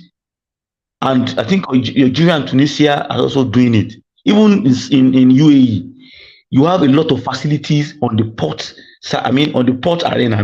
But the arena has a lot of other complexes whereby you produce. As you are producing, that place can be an exclusive economic zone, just like we have in the Lekki exclusive zone, whereby you can easily produce. International companies can come there, produce, push their goods on the water, on the ice, on the sea, and move it to different places around the world. So, but you cannot do these things if you are not going to incentivize production. So it's just going to be a term, marine. Now Nigeria, right now Nigeria has got it right in terms of maritime security. We are getting it right. The last 1.5 years, Nigeria has been able to have an integrated system that guarantees security on our waterways in the Gulf of Guinea. For about 1.5 years, I think there are probably one in 1.5 years, or probably 5. But there was a time they did 1 year without no single piracy. So if we're able to secure that, good. But the production part, security part, production part, and maintenance of ship and stuff, so that Nigeria can be a hub. But if you don't incentivize production, all this money that we are hearing, nobody needs to bring money into production. So kind of allow people to want to come in, and in companies, even Nigerians, to incentivize it, give them good incentives that will make them come and set up these zones on this ports, our port facilities. There was a particular time I bought a particular material. I discovered that in Egypt, even in their airports, they have zones where they produce things. You finish your product like this, just put it in the cargo, out of the country.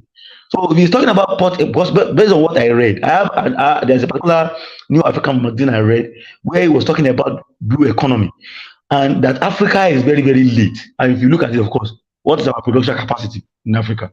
We are not that industrialized in Africa. So we are the last guy that is trying to come up with this key into the blue economy. They don't play with their port in Europe. All these G20 countries, they don't play with their ports. Their port is not just for docking ship and bringing. Sorry, Dorothy. So you mean blue economy is just the maritime way, the shipping way? That's all. That's the blue economy. No, Exactly. not really. That's using the ocean to bring in prosperity for the country. And of course, we cannot talk about prosperity without this manufacturing sector. I don't know. Can I come in? 1 second? Just a simple. Yeah. Fatai, come in. Let's hear your own Tinubu blue economy. Baba, don't scare me, Baba. You want to hear my own bala blue? I did go back to sleep. I don't want to talk bala blue. You know, actually, I don't know who. Hey, blah blah blue. Hey, let's do blue economy. Blah blah blue. I don't want to say blah blah blue.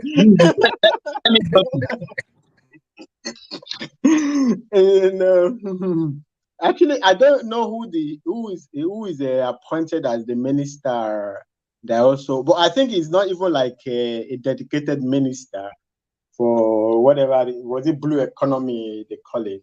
But it's not. But I don't really think it's the oil shipping and everything because who is the minister and the whatever probably will determine what is the area of focus for because the blue economy is a very expansive even fishing. The fishery, whatever, is part of the. Actually, it's a big. Fatai, thank you. That's what I was expecting Dorothy to say. Fishery and all that. It's more than that. Fishing is also part of it. The fishery is also part of it. The problem is what is the direction that the administration? What is the intention of the administration with regard to the blue economy, right? If you look at like say the European Union, one of the big problems they have in the European Union, especially with regard to this northern island, is fishery. The very big industry, the conservation of the wild animals, is very big business. These things that are in the ocean. So it could be that they want to focus on whatever economic benefits that are there in the ocean. The particular focus might not really be the maritime with respect to shipping, because actually we don't have a Suez Canal or something like that we need to, but even though those would be more in the area of the Navy. I mean, the protecting the port, whatever. The Navy are actually more. I think it's more in their area, the ships and all of these things. But with regard to having a minister putting a minister in that area, I think it will be more of like the domestic economic advantage that is looking to achieve with regard to that. Because when you see the way he appoints, the way they are putting the designation of the ministries, for instance, I say Ministry of Finance and other coordinating economy or whatever. So there are ministries that they have an addendum, like this ministry. I don't remember precisely how it is worded and who is the minister. So it has a portfolio and blue economy. So it's going to be in coordination with everything is going to be coordinated along with Wale Edun's. Probably Wale Edun is going to be the overseeing ministries, the economy and the finance, everything like that. Hold on, Jamadu. Now, you see, when I hear people like yourself and other Agbado people talk, don't get me, I'm not trying to say you're Agbado. Rational man, me, I'm just trying to understand though, like you. I'm not saying anything. hold on. You know, we are also here to I'm do. trying to say what I understand to be. I don't even understand it totally myself. When I confront people like you, it's because some of you come here, you've been making policy for Tinubu, like, oh, this thing is what Tinubu is going to do.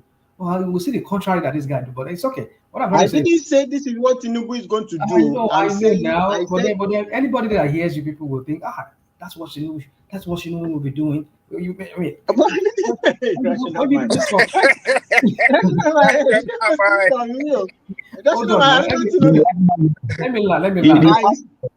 rational mind. No, rational mind. You can't. Please let me say. Let me clarify. Let me repeat what I said.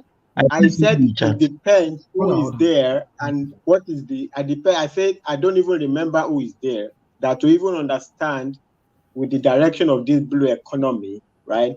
We have to look at it like who is even there to know, because the blue economy is a very wide area. My point is this: you said something about he wants to coordinate other thing. But you remember that Tinubu said he's going to have more ministries. I said what I said there is that the way the ministry are signed, Wale Edo is Minister of Finance and coordinating whatever economy, right? Then you have, I think, another 2 ministries. One of them is this one that has to do with the blue economy. The blue economy is not a standalone ministry. It's a ministry of something and blue economy. Oh, like, are you saying that word? I mean that phrase or word, whatever. Blue economy. It was coined by Tinubu economic team. Is that what you're saying? No, I don't know. Maybe it's already there before. I don't know. I don't know whether they coined it though. Maybe it was already there before. Maybe it might have been there, but I'm saying that suddenly we're hearing this blue economy. Is it from this? No, I read it more than 2-3 years ago. I know. I'm not saying. Hold on. I'm not saying that it does not exist. Don't get me wrong. But suddenly we're hearing of blue economy, because I know Tinubu people, the way they spin word around, they throw word. They want to pipe up now. Rational mind. What did he say? Come on, make no put adjust. Make no put sugar. Make Tinubu bring innovation into his own DC. Rational mind. Rational mind. Innovation. Blue and marine. Blue and marine. They will go and look for one word, some kind of and bring it. Oh God.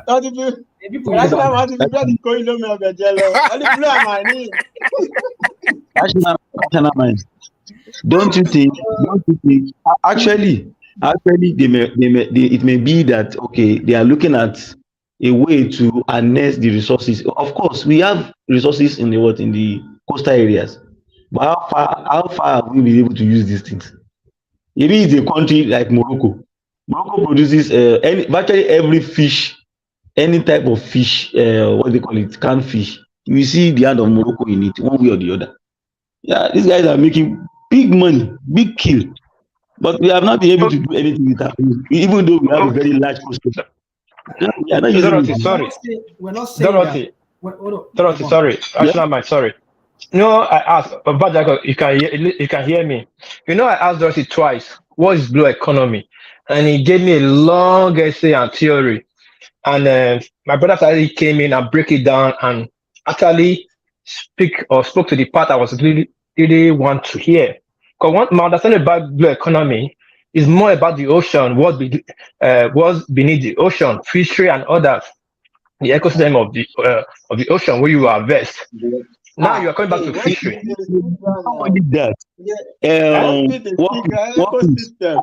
I sent something from the TV it's on the private tab. You can click on it and let's see what is inside. So that you can see. I told you that the conglomeration of both resources within the ocean and outside, even the port. I mentioned the ports that we have, and so many other production activities around that link.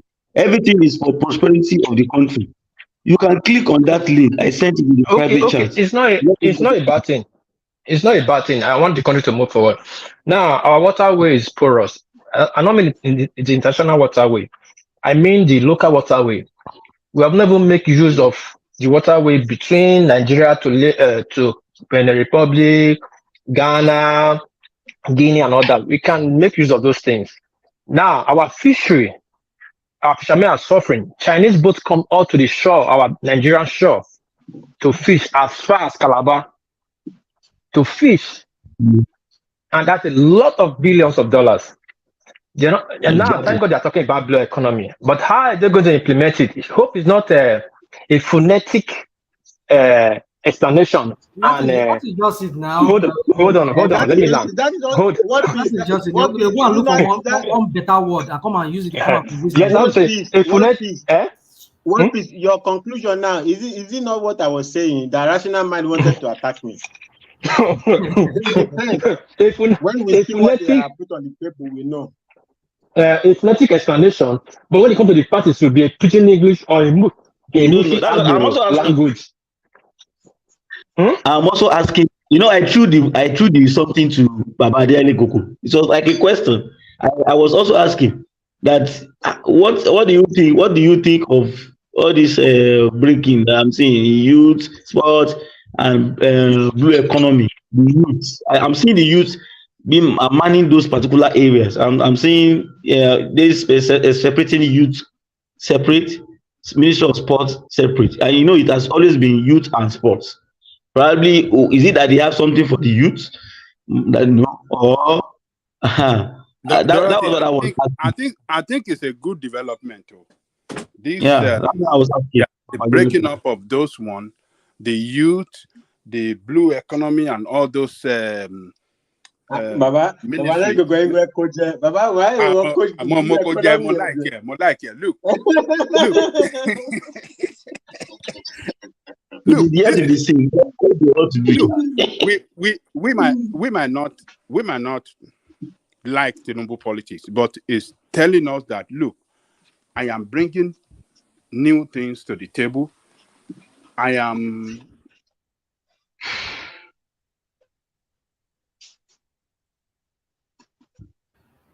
About drop. Hello, I'm not going to do it.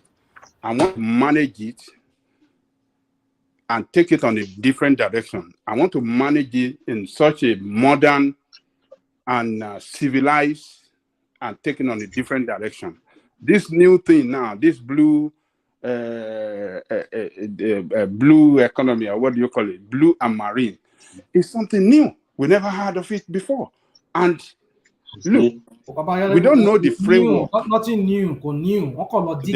they have on how they run this ministry. So, but if it becomes successful or revenue generating agency for the government, look, everybody we applauding. They said, look, this guy, for what we never knew, what we have not heard of before, he brought it and he developed it to work for the progress. No, rational mind. Babajide Koko is saying because Babajide Koko, the point there is actually the economy, is the revenue, all the resources there, right? Yes. There is so too much resources in the water. Why can't we start to be dedicated to looking at what is there? Let's see what is there.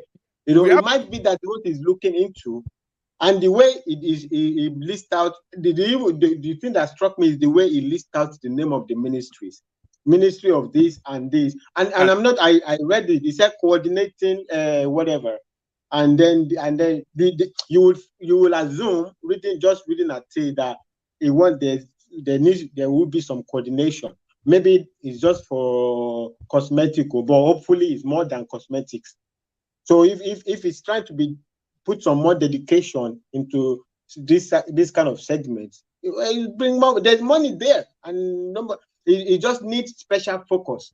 Yes, hopefully that's what it's trying to do. Yes.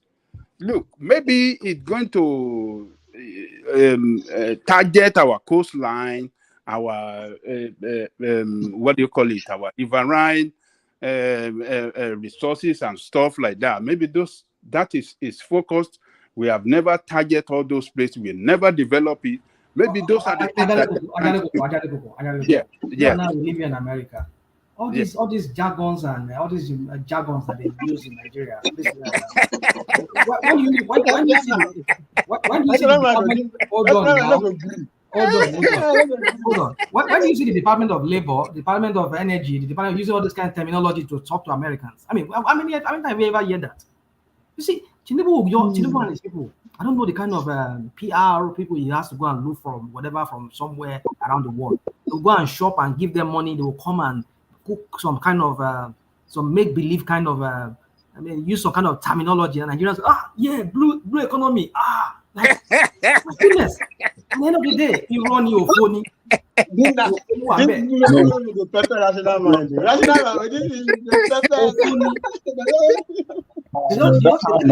They use all this BB grammar just to like goodness. But I think rational mind. You know what? Like, let's look at those and all those things, they are good. I mean, I like it. We have to start giving responsibility to the youth. What are the roles the youth are going to play in the society, in the government particularly? Where are the specific ministry that we can use to develop our youth?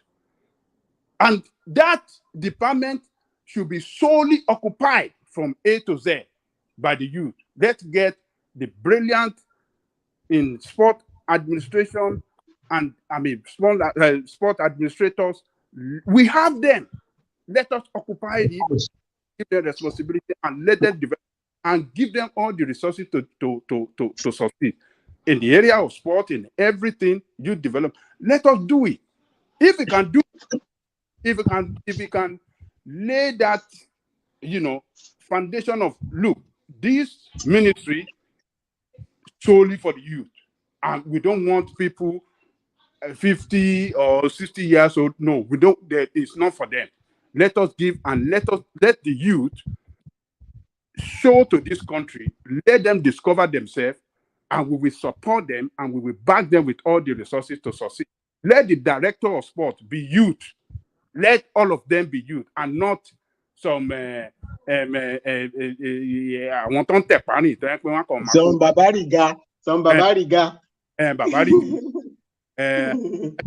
Azi,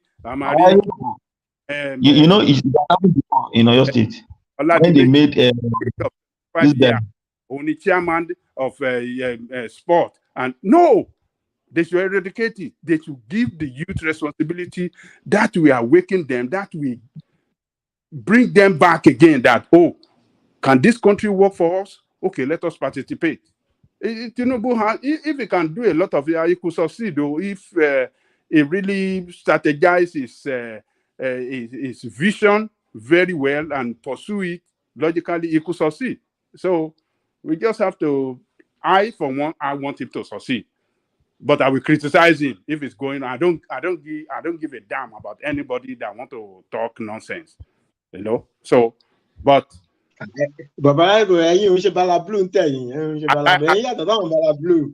like the blue Marines. I like the Marine.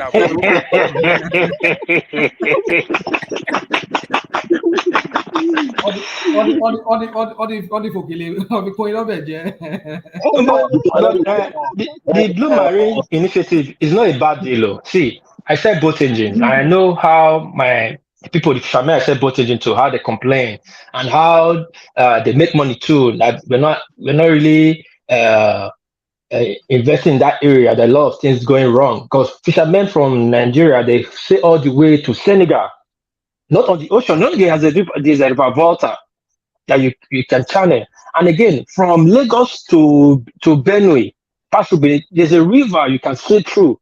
Those are economy, and there's so many businesses that we are not really open up, and people are just pushing it.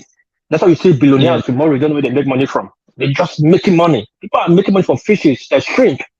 The shrimp business in Lagos is $1 billion business in Lagos. But you don't know where shrimp is coming from. People are just making dead. If people can regulate it, they'll be generating tax from their revenue. I I appreciate the idea. That's what I was trying to ask Dorothy. What's really blue economy? Let me know if you really know what it's talking about. There are tons of boats in Nigeria, entering Nigeria, like that is fisher boats within Nigeria here, moving from south to north, north to Ghana, Ghana to Guinea, and come back again every night. That's a huge economy. Beneath it, a lot. This seaweed, a lot of seaweed they uproot and sell millions of dollars. But Yes. we thank God is raising our awareness. But can you really follow it up? Yeah. That's another Yeah, that's the problem. question. That's the You question. know? Yeah. You Not know, just because you you want know to. what is you know that we can use that our waterways. You know that our coastline. That's what they do in Norway. Norway, they are the one producing all this okoroko that we are eating in Nigeria now. Yeah. Stock. We can, we can do aquaculture in our water. I mean, in our water bodies, where you can raise all these fish, this breed of fishes that can grow in those water bodies.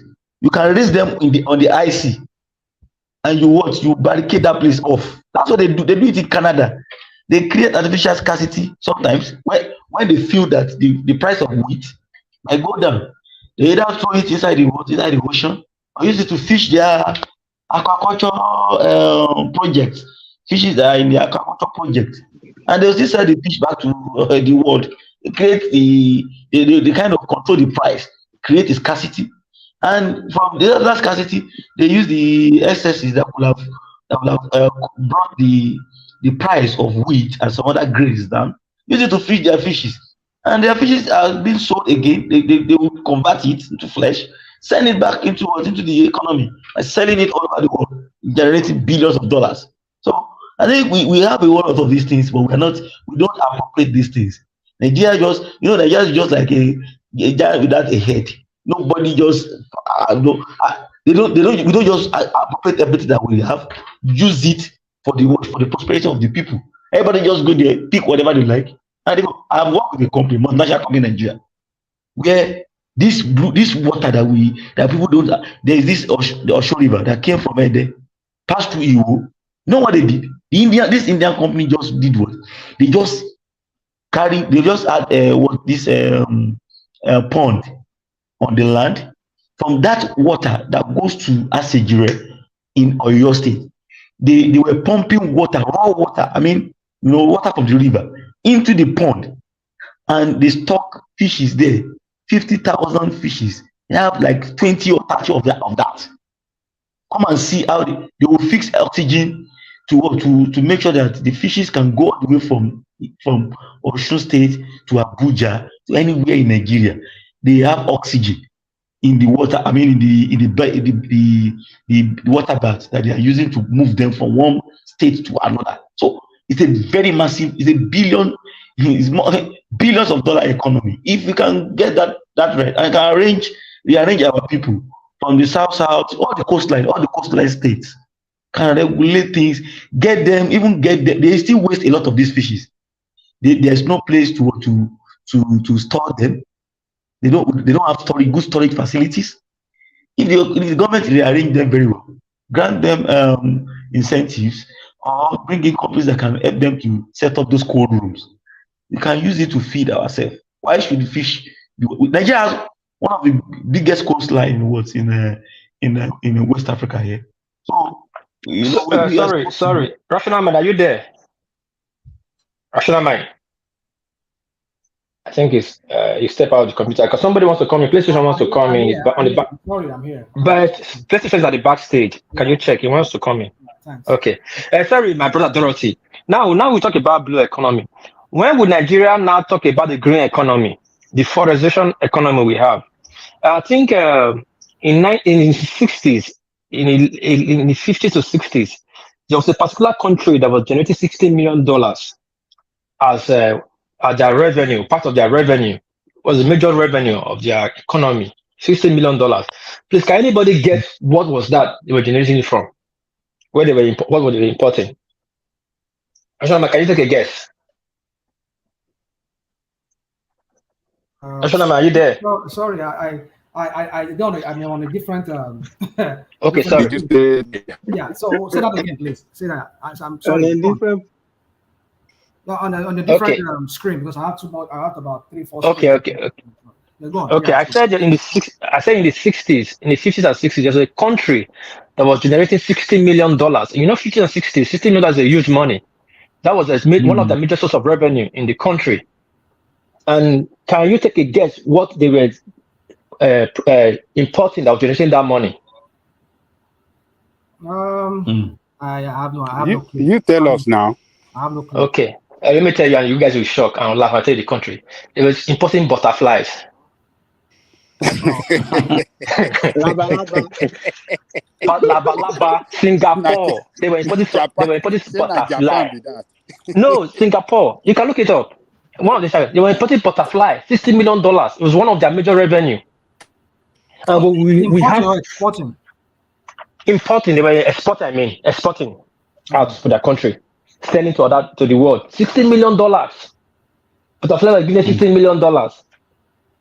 And we have tropical rainforest. We have different type of animals that we never touched for The- leathers, for skin. Are you sure we're still animal for that country like that? Yes. This Do one will you know this our one will land? be hungry for that Hold country. on. You know our land, human being habitat in our land space is only 20, a bit 15%, a bit 20%. In the whole of Africa, Yes. the land mass where human being, the habitat of human being is only 20% out of 100%. Well, what piece? Yes, very What piece? Let very me massive. say this. Let me say this because I've been busy Please, with this. rational mind. I just came in to ask to just to add something, so I will leave immediately. Don't know if I was Okay, allowed. go on, please, go on. Okay, it's about the question Baba Aja asked, and again, I'm surprised. I think you also asked the same question about the blue economy, and you were a P2B supporter, right? Rational mind. I'm asking. Yeah, I was. Yeah, I Obi mean, I inclined. am. I am. Obi inclined. Okay. Obi inclined. No. So no. I was surprised when you were asking. That means you were just supporting us. That you didn't read his manifesto. I can bet on that. You mean obese? Yeah. Did you read his manifesto? No, I did not. I'm not ready. Did Okay. Obi ever mention Because about blue and marine he economy? was What are you detailed trying to say? about it. He didn't just mention it. He was detailed about So, it. are you saying this Oh, is come on, man. pleasure? Are you saying this is Go to plagiarism? I'll tell you the page now. No need to do common and all that. It's a Hold on, manifesto hold on. that is Are you loaded. saying Tinubu people are not plagiarizing? Now, is that what you're saying? Yeah, I mean he lifted it from there Can now. you Okay. can you hear this one? No, Ẹ̀túrà àwọn no, onírọ̀ no. àwọn They lè haven't made tètè that gbérọ̀ a tí wọ́n dé. point. Let me speak on The Baba, you're not saying Upper it's wrong now. You have not read it now. You read. He said he Àwọn has tó read àwọn tó it. jẹ́ wípé àwọn ni No, lọ́gbẹ́ say it in Yoruba. Say it in Igbo. rational mind. Say it in their manifesto came last among okay. all manifestos But Tinubu did that not they mention. want But that's the only someone manifesto want that to had blue economy, plagiarize. no? But Tinubu did not mention the economy now. Did Tinubu mention it? He didn't. He didn't. It was in So Obi's manifesto. So a rational mind, yeah. The Obi blue never economy. mentioned it at all during the election campaign. Obi never said anything about blue economy. It never. but he He said it in was his in his manifesto now. manifesto in one of the Is programs that what he's he not going to say? proposed. Have In you fact, read? he Have put you a read number. APC manifesto? Have you read APC I manifesto? read it. Yes, I read the two manifestos. I And you didn't don't read see the and manifesto. you don't see anything about blue economy. Nah, Baba nothing like Dangote, go nothing and like that. verify. Baba It's not go there. and verify. Nothing like that. In fact, blue is not even there. Not talk of blue My economy. brother. There's no blue anything there. But see the thing, rational mind, yeah. So Obi talked about, I think page 38 or so, if I'm not getting it wrong. I'll go and check. But I think all of us all have access to the manifesto. Which one? He Which of mentioned the blue economy. manifesto? The first one or the second one? The normal manifesto, the one he put out.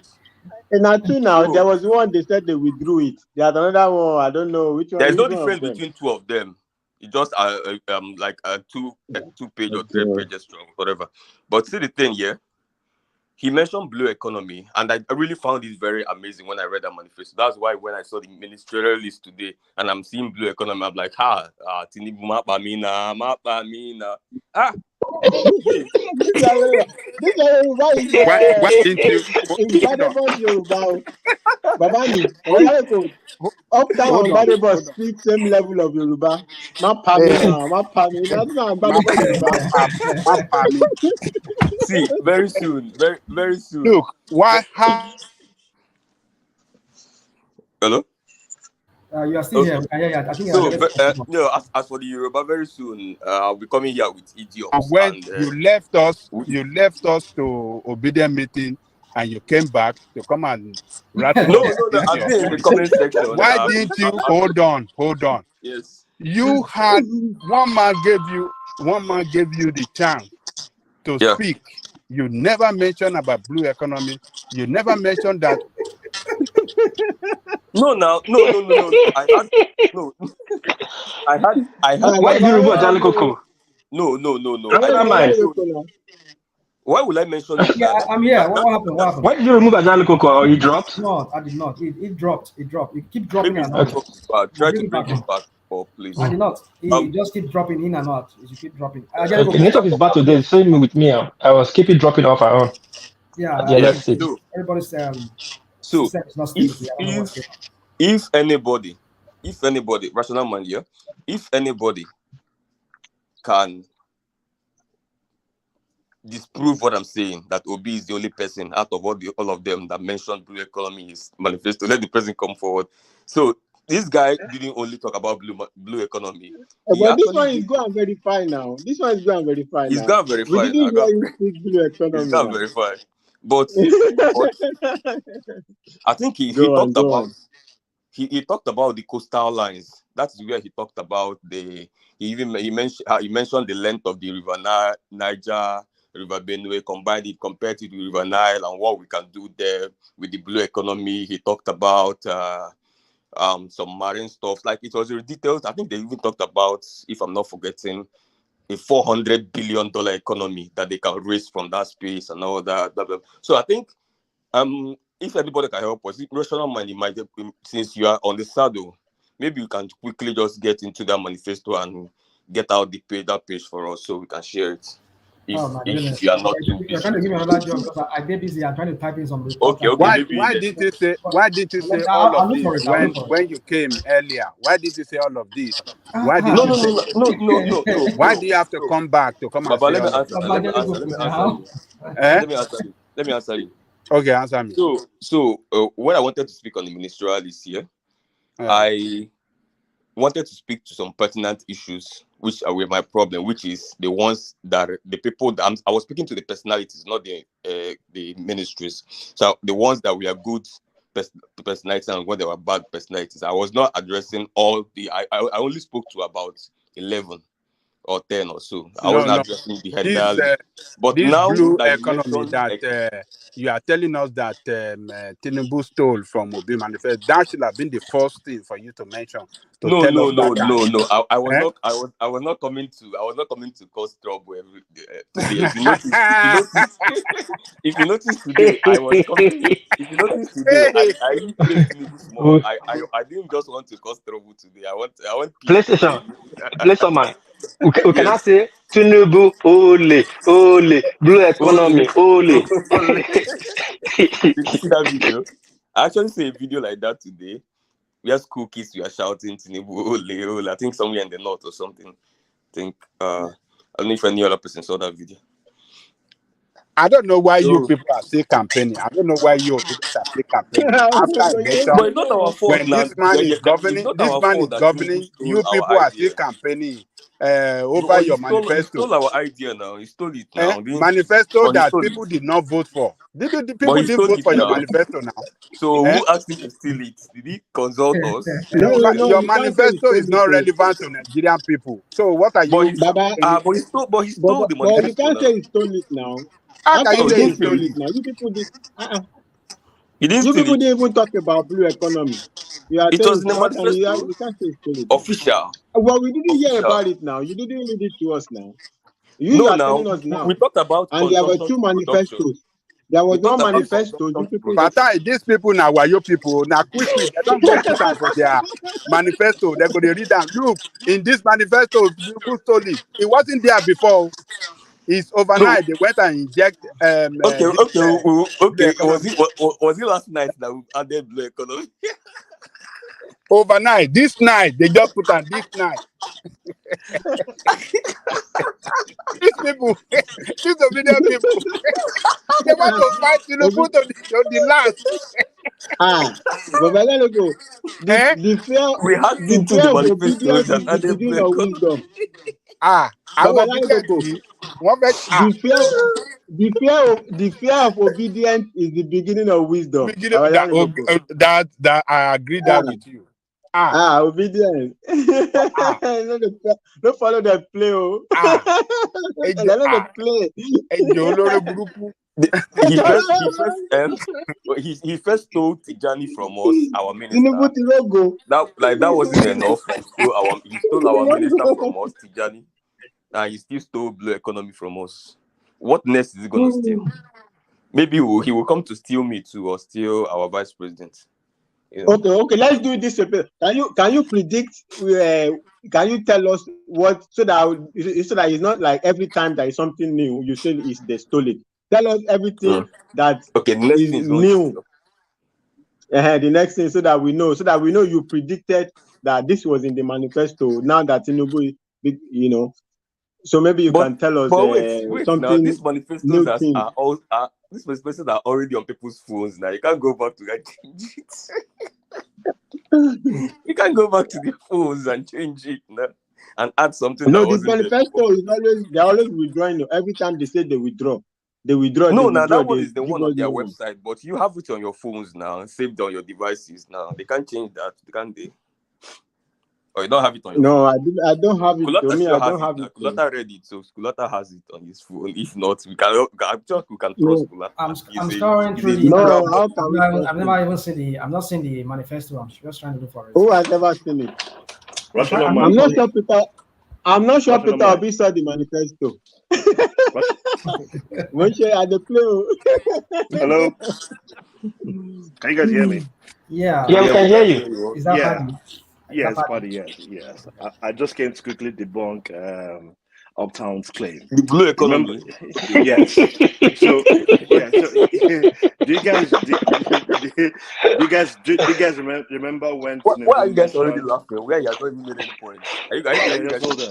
Just hold on. Do you guys remember when Tinubu said that he was going to recharge the Lake Chad Basin? That falls under blue economy. Hey, spinners. Tinubu was very. Tinubu was very. Hold on. Tinubu was very vocal. Was very vocal about recharging the Lake Chad, right? And then remember that he also set up a committee. When he declared a state of emergency around food and water, scarcity and all that.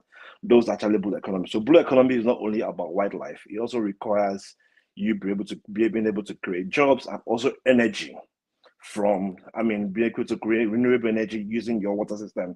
And that's exactly what he had claimed in the economic summit that he was going to do with Lake Chad. So he didn't just mention it; he was detailed that he was going to recharge Lake Chad. So even if you did a Google simple search and say what does blue economy mean, you get to find that blue economy is not only about the fishery; it also includes being able to generate energy. Is blue economy in Tinubu's manifesto? I just clearly told you here that recharging Lake Chad is equal to blue economy. You said you wanted to debunk. You said you wanted to. Wait now. I beg. Which is used to recharge it? Is it Glow or MTN? Wait, I beg. Okay, so I beg.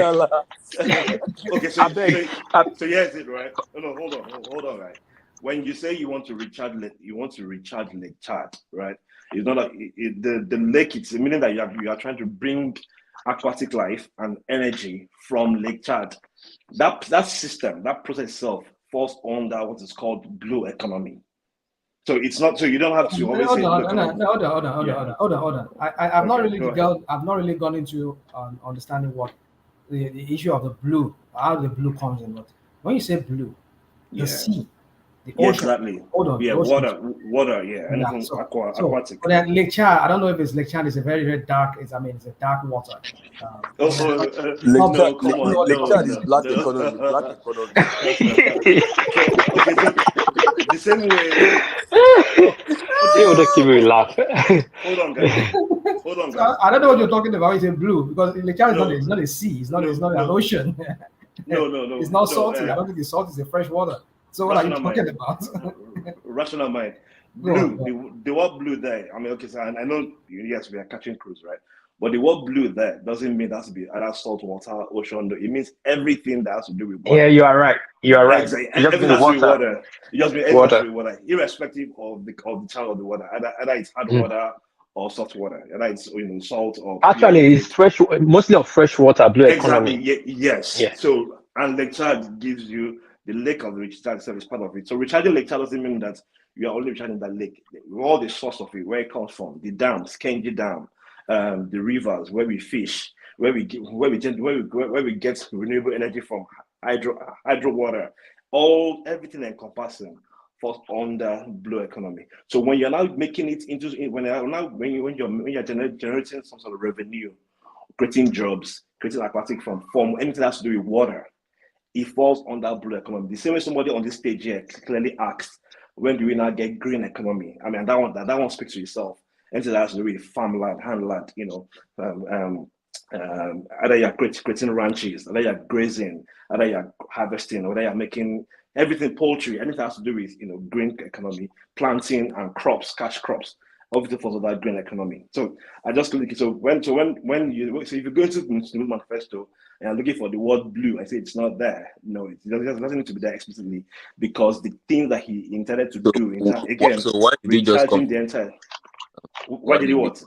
The word just arrived today. Because it's not. Hold on.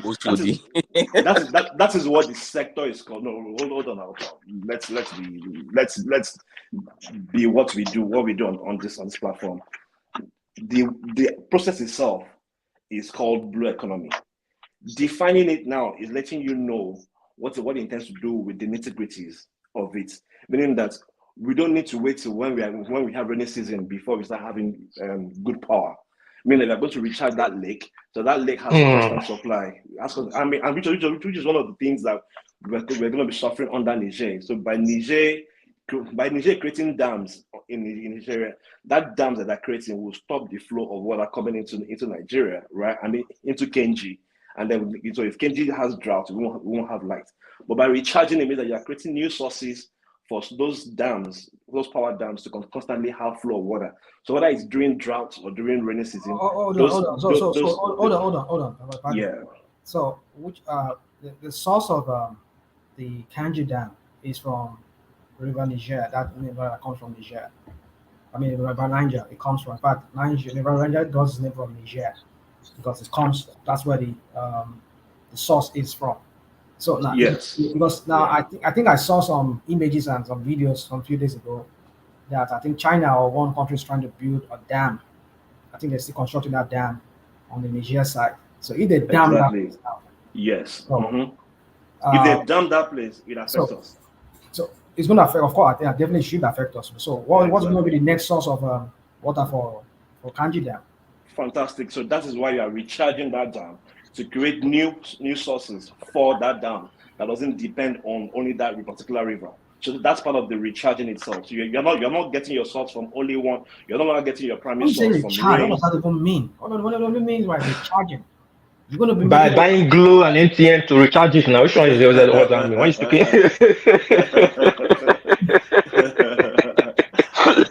What does it mean? Recharge it how?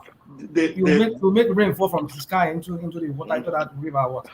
Rational mind now, come on. I don't know why we have this kind of argument. Sorry, my brother, Paddy, before you move forward, that Niger Dam, this Kenji Dam that is coming from Niger, it was a strategic position placed by the colonial master to give upper hand to the northern Nigeria.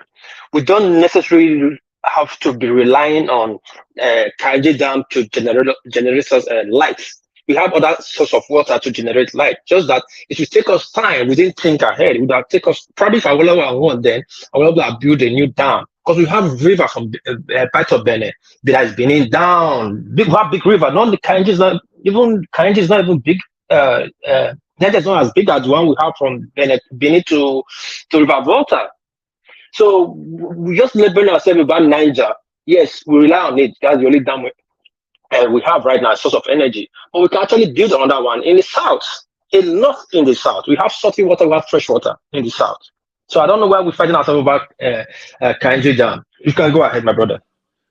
Okay, so to your last point, right? The process to desaltify any hard water, especially ocean water, is gonna cost us a whole lot more. So we wouldn't want to build that particular bit, right? And then for the particular one that comes from the freshwater in the south, that's also marine. So you don't want to equate, and of course, and the path is longer, right? So we have more dams that we can actually anyway, to rational minds, let me speak to rational minds that question, right? When you're recharging a particular seabed that's already drying, so Kenji, it's not at the optimal level it ought to be. So sometimes this water goes low, and then it's not at the full capacity. So you remember that usually it's when we have rain. For those who probably live in Nigeria, briefly unobserved, when during rainy season, you always have more light. Why? Because obviously those dams get fuller, so there's more water there. It's more effective. Part of the reasons why that happens when the rain is no longer raining, because the water flow that comes in, or the water seabed level, in the lake will be lower. So the productivity of that dam, I'm trying to make it very simple and simplistic. The productivity of that dam is not as effective as it ought to be. For you to be able to increase the water level and make it a sustainable level, where the productivity of electric in that dam, they need to be able to find a way to recharge the water that comes into that dam. Now, it's either you bring in more sources, which is pretty much in this case what we want to do, or ensure that there's a wider flow of stream of water that comes into that particular area. Now, currently, like rational mind clearly said, our biggest source into that dam comes from Niger, right? If Niger makes a dam in there, of course, they're going to still give us the pathway, but then they control the amount of water that comes into Kenji. We will not be depending on them more. Whilst they're depending also for electricity, we're also depending on them. If they block, so the same way Nigeria said, we'll take off your light. All they need to do is to also block that dam, and both of us at the checkmate. But when you be able to recharge that lake, the water level rises more, right? And then you'll find other pathways to pull water into that dam that we never done before. Up until now, Nigeria just didn't bother. But Tinubu is in his manifesto, he also said in several videos, he's trying to ensure that we don't depend solely on a single source of water to generate our dams. So that's pretty much it. So you're recharging pretty much. Yeah. Oh yeah, sure. Sorry. Yeah, because I mean, I get the perspective that basically it's all water or whatever, but don't you think it's a little bit overstretching it to say that all things water is what is? Because I will assume that the blue economy is most probably it's supposed to be focused on marine life more than, because generating electricity from water. I mean, I assume we will have an energy ministry of energy. So there will be too much overlapping if the blue economy, if Kanji Dam, the energy sources from Kanji Dam is also part of the blue economy. I mean, we can have, if everything water is blue economy, even pure water selling is blue economy. It doesn't mean it's not, but it will be too much overlapping. But I think it will be a very particularized sector, right? That from my output, I don't really know like the specifics, the specific target, but I will assume it's speaking more to marine life, marine life, like especially things that World Peace was alluding to previously. But my question is just that I don't know, the way it feels to me, if you are talking electricity generation and everything like that, as also being part of the blue economy. No, Fatah, it's not. Fatah is not. Let me point you to. Just go and watch Professor Pato Tommy's interview with Sheun that was done around September period last year. He spoke in detail about that that space. He even cited countries and what we can make. The billions of dollars. I think he said for over $400 billion economy that can be generated. I mean, he really spoke in detail in that space. So maybe you can search for the interview or YouTube or No, I something. mean about electricity generation I'm talking as about part of blue. the blue. I'm talking about blue economy actually. No, I know. I'm But not disagreeing electricity with you. I'm talking. no, electricity is not necessarily part of it. That's Electricity what is I just mean. That it's a whether it's standalone. overstretching. I mean, electricity is moving towards gas these days. I mean, we are fast leaving hydro. So, but then, yeah, that's what it is. All right. So No, the no, I time don't that disagree I with think the I think that concept of tells the us blue economy. what Tinubu has in store for us when it comes to electricity. The guy has no clue of what he's even talking oh, about. good, no, He's talking good, about Rational mind. rational mind. hold on, now let me talk now. I love rational mind. Are you talking about? These So people, you could not seem to amaze me. Election is over, rational mind. the worst thing We anyone know, can do. election is over now. I Rational know, mind. but we're criticizing whatever he has done Rational so mind. far. Rational And mind. The what's worst. coming Nigeria so far? we have Zungiru 700 How megawatt many capacity. how many That Rational can countries mind. are down now? Rational mind. Can you Many hear me? dams are folding up now. They are even drying up. Rational mind. Can you hear me? The How worst they thing, hear you, the worst thing any president can do or any government can do at the moment now is to, especially for a place like Nigeria, is to have just one primary source of generating electricity. So we have and we have several to even tap from, right? We have we have some sun there, so we can actually get solar energy. We have wind in some windy places. We can we can get from wind turbines. We currently use hydro, and of course there's gas. You don't shut one down for the other. You sustain all of them. And remember, with this fact, but there are many people who are just knowing today that we actually sell electricity to Nigeria and of course to neighboring countries around us. We can now have us as a country depend on that same source and then sell as well too. So you have to look for very many sustainable means of generating your electricity. And again, remember now we're also going to be having states who are able to generate electricity by themselves. So you need to be able to create pathways for different people to be able to generate electricity. So states who are close to the dam area can always use hydro and they'll be fine. Those who within the northern, maybe northern eastern part or who are further away would need solar or renewable energy from the sun, they can do that as well too. Those of us who live down south, especially like in Lagos or where you have hard water, you can use wind turbines. And then those who live in the southeast who have fresh water kind of or maybe you have gas, can always use gas. So those things are there. So it's not like a one size fits all.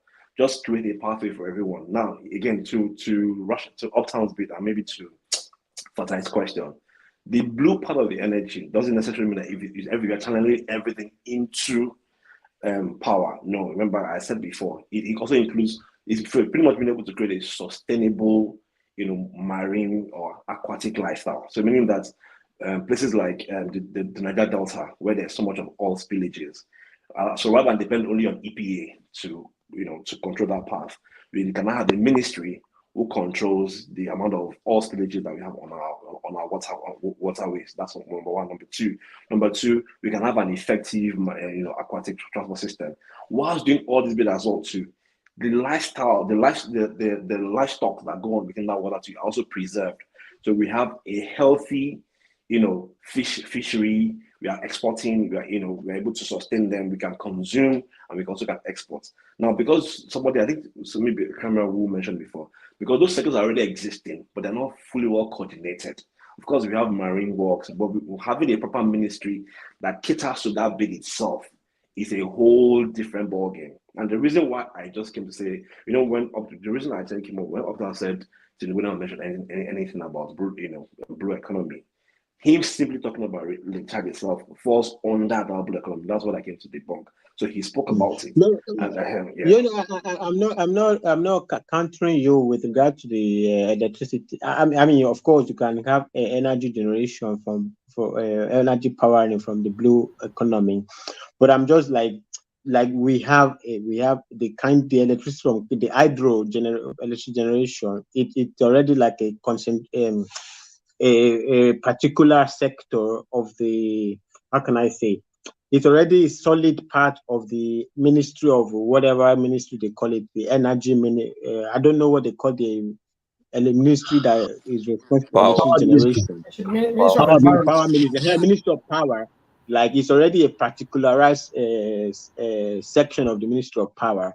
So if the blue energy, like that will be over. I'm just trying to Please, understand where Sir the Fatai, overlapping is. please, Where the indulge overlapping me, is. please. I want to sign Let him out. land. Let Fatai land. Hold on. Let I Fatai land. want to sign out. Actually, he has all the time to continue. Let me just sign out, please. Hold on. I know you want to sign out, but let him land. Okay. Just please. Oh, please go ahead. land, Fatai. I'm just saying that I'm just trying to understand. Like you're not going to take out. Okay, for instance, also we have this ministry with this Professor Ut, whatever, that didn't know when he finished primary school. I'm sorry for the joke. Like he has also a ministry that has to do with the that will take care of this flooding and everything, all of these things. So my point is this blue economy, marine and blue economy will be more particularized than just weaving into the hydro generation from Kanji Dam, because we have a sector that is dedicated to that already. So where is the overlap coming from? The blue economy will get tapping from the hydro. But I'm not saying that renewable power is not a part of blue energy. But like in this particular context, like I don't understand where the overlap is when you're saying about the Kainji Dam and stuff like that. That's also I'm not particular. I just don't get it. They're not focused Hold on the dam. Hold on, please. Pardon. Yeah. All right. I'm sorry. Just let Playtown. You have the floor. I mean, you can speak now.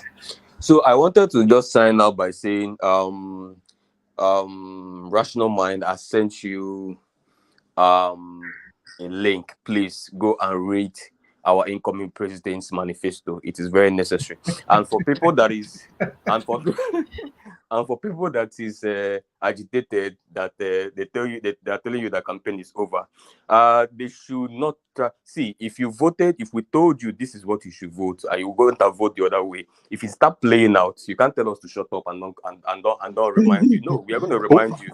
Who are those people you're referring to? Who are those people?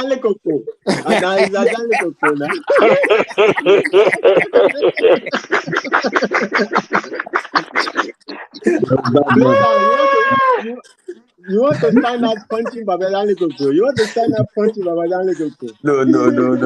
I'm only saying that we'll remind you. If we tell you, you see disobedient, they get sense. Where? They get sense. We have sense now. That's why we're Nigerians now. Nigerians have sense. But the thing is here, we will keep. Nobody's going to gaslight anybody to say no. Don't say anything. No, I'm going to remind you that you had an option. But I mean, you have Playtown to refer to. I'm not saying don't say anything. I'm not saying it was a particular thing I was speaking to. It was a subsidy in God's statement I was speaking to. It as a statement. Yeah, I know. That we were going to remind you that you had a better option of who was willing to take you to somewhere better, but you chose some other place, and we're going to remind you till we'll keep doing that till the actual president comes on board, and then we start going to the blue economy, which is the destination. Thank you.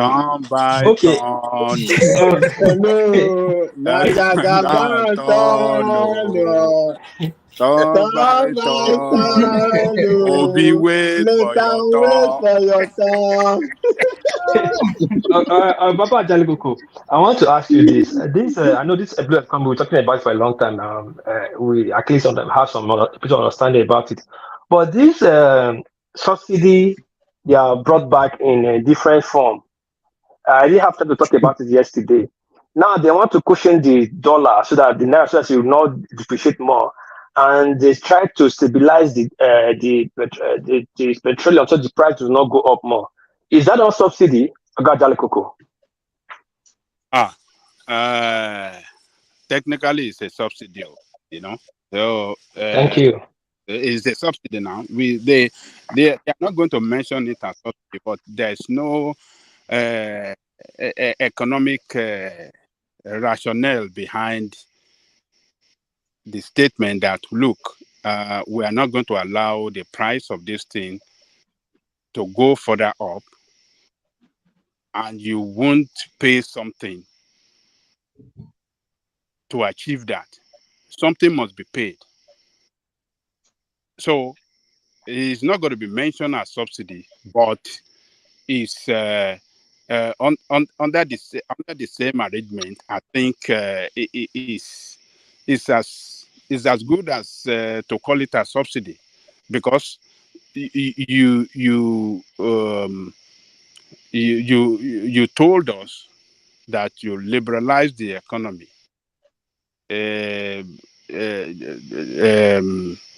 How do you say it? This open market. We are running open market system. The economy is liberalized, and the theory of demand and supply is in place, and still you want to tell us that the price of the petrol will not go higher than what we have it today. No, there's no, it doesn't. There's no economic sense to it at all to justify that statement. It's so unfortunate statement, and I don't know how they want to defend that statement. It's subsidy they are telling us that they want to give us. No, but this loan has nothing to. But I don't understand. No, the point I'm making. What does the loan have to do with the dollar? The loan is NNPC that went to go and borrow money. So it's not. There's no subsidy. NNPC went to borrow money.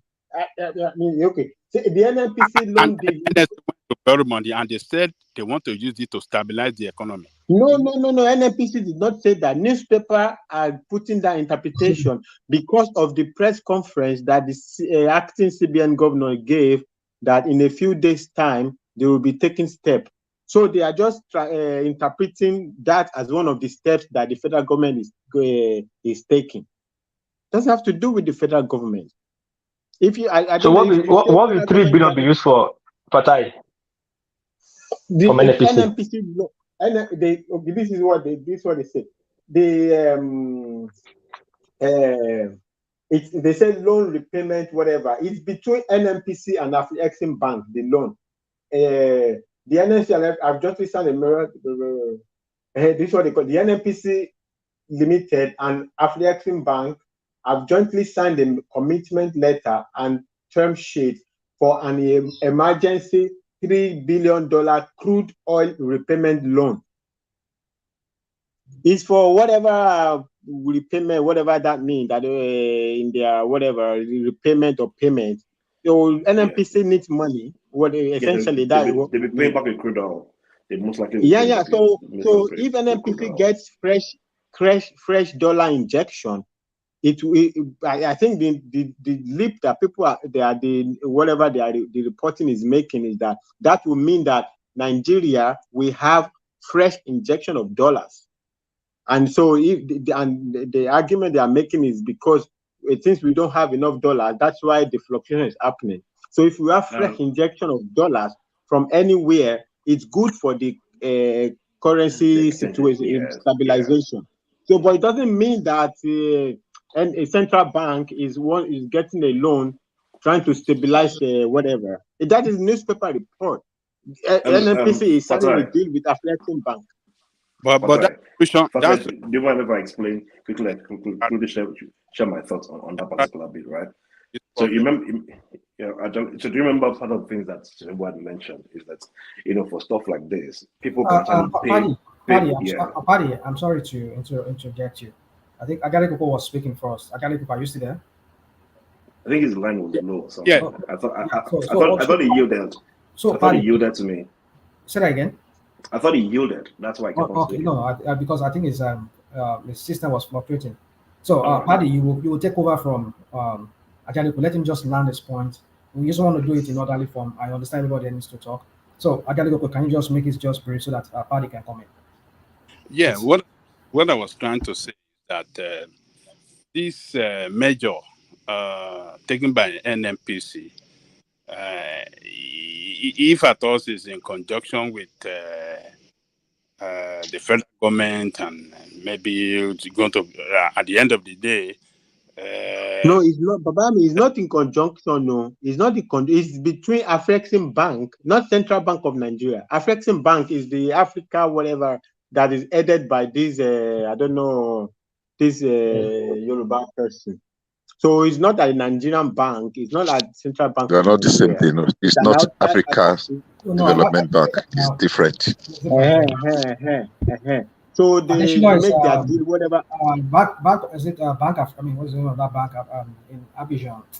I mean, Abidjan, what's the name of that? So they make a deal. No, the point that I was making, like, so if you take loan internationally, yeah, for every, it doesn't even have to be NNPC. If I have a private company, sorry, in I think it's Nigeria, AFDB, African Development Bank. So if I Afrexim want to Bank go is and borrow different from money, African Development Bank. They are two different things. Yes, there are different things. Afrexim Bank is different. okay. Yeah, they are different. Okay, the point, just to Afrexim. land it, the point I'm making is that even if I have a private company in Nigeria, I want to go and borrow money into the investors, they will prefer that I have some government backing. Not that government is supporting me, that the government say, okay, Omoluabini kind of a situation, borrow him, kind of, so that just for their own confidence. So it doesn't mean that the federal government is involved. So it's an NNPC deal in Afrexim Bank. But Fatai, you cannot say that federal government is involved, because this company is still solely owned by federal government. This NNPC they are talking about.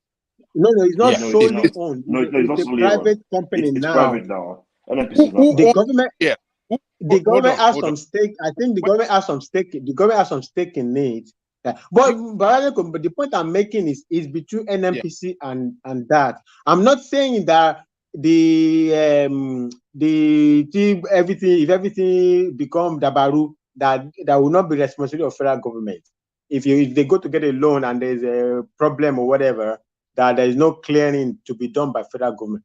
All I'm saying is that this loan is not a subsidy issue. It's not to stabilize the naira. It is the newspaper reporting it as for stabilization of naira. And the only way that is possible is if you say, because we are going to have new fresh injection of dollar, that will be good for the currency situation.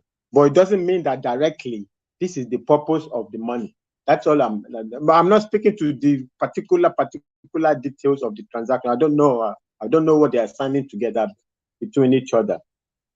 That's the point I'm making about it. Our borrowing, I think this is Central Bank borrow 6 billion. I'm sorry. What please? I'm sorry. Let Paddy come in. Paddy has been wanting to say something. Let me stand this point. Maybe somebody can answer it. Okay. All right. Paddy, just a minute. Now. All right. Thanks, guys.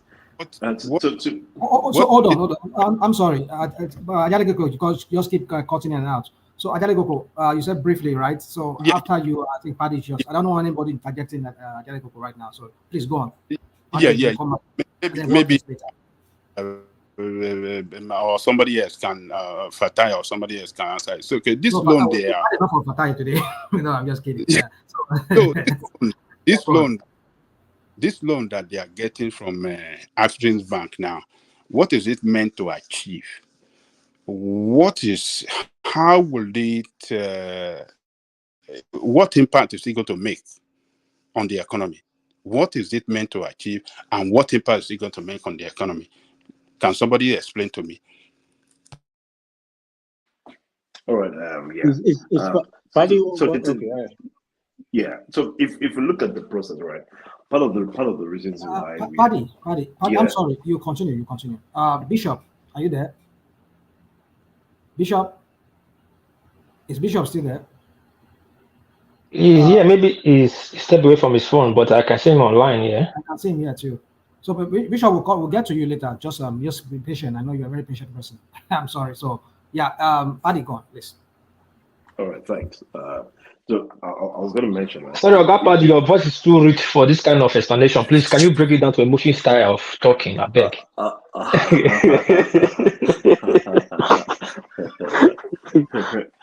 All right, so yeah, so the point I was trying to make is that part of the reasons why we currently have this dollar rate, rising, is that there's more demand than there are available dollars. I mean, we know that's, if you understand that bit. So the reason why it's like that is more people need dollars, right? But unfortunately, we don't have enough dollars to go around into everybody's hands. So by doing this bit here, what's CB what the dollar will do to the Nigerian economy is that's going to pump in money. So what by NNPC collecting 3 billion ahead, because they're going to be repaying back in crude oil, to African, but in essence probably to Egypt or so, whomever, is that we don't have $3 billion within the Nigerian economy that can now go around. So there's more dollars to go around, and the rates, the price will definitely fall because there's more supply of dollars for everybody who needs dollars. So of course, the importers, the exporters, the tech people, the everyday consumers, everybody's trying to import one thing or the other, right? Even people who are trading, our foreign experts, China, even all marketers who want to sell, bring crude oil everywhere. There's so much demand for the little dollar that we have. CBN currently has a bad credit. So CBN, I mean, they're still dealing with the Chase Bank and JP Morgan. So you already have bad credit. The CBN can't easily go and bring in that money. That 3 billion goes into the economy. Dollar rates will fall. There's more because there's $3 billion in the market. NNPC doesn't have to pay back that cash. They are paying back in crude. Remember, one of the things that Tinubu said before was that, for people who are bringing investors, they can literally more like pay in advance. So it's like saying, for this crude oil they're going to be buying, we will give them to you, but you're paying advance. So that crude will just go into giving to those guys. Thankfully, we're already clapping down on the smugglers. So there's more crude to actually go there. So that bit itself will help the dollar rate to fall drastically, simply because there's more dollar to go around. I think the only other thing again that I'm hoping that might happen, and this is just me hoping, is that banks should probably start increasing their banking limits on the card. So so day-to-day people can transact up to maybe $1,000 or $2,000, and that way you can regulate the price rather than having people go back on the parallel market. But with this $3 billion, once this $3 billion lands, from the $900 it can fall to about 600 or even 500, depending on the availability. But I suspect that it probably will fall to about 720, flat rates, because obviously the only bit that I hope that doesn't happen is people will not start buying in hordes, and I think that's what the problem is. So lack of a Dangote can go to CBN, because the dollar will definitely be CBN and ask for $10 million, or daily transaction, or some people Chevron can ask for 10. By the time those big companies that have cash buy in bulk again, they can also now create a false scarcity, and then go back to the same problem. But if the CBN, if the central bank guy is able to regulate the amount of dollar that people who transact a lot can buy, and then make it go round, the price will fall very, very drastically. So we are going to have dollar very cheap. That's exactly what they did. Is Nigeria needed dollars to flow within the economy to bring the price down. The best way to do it is to use what we have, that's in this case NNPC, on their independence. Sell crude oil in advance. So you sell to any, in this case, Afrexim Bank, they're willing to buy. So they bought $3 billion worth. We've not delivered it all to them. That means we probably deliver over maybe a year or 2 years. Just raw crude delivered to them. But they've paid in advance, and then that money is now within the economy. And I hope that central bank will probably release those money in tranches. So maybe they can be releasing 200 million every month or something. $200 million every month, $200 million every month within the system, and hope that it regulates. That way, we are going to have a floating rate, and it also affects everything, meaning that even our oil prices, pump price, will also go down as well too, because there's more dollar available for the marketers to go in and buy. So when they bring crude oil, refined oil, there's dollar to pay them. So those things that we find is that pump prices will start going down.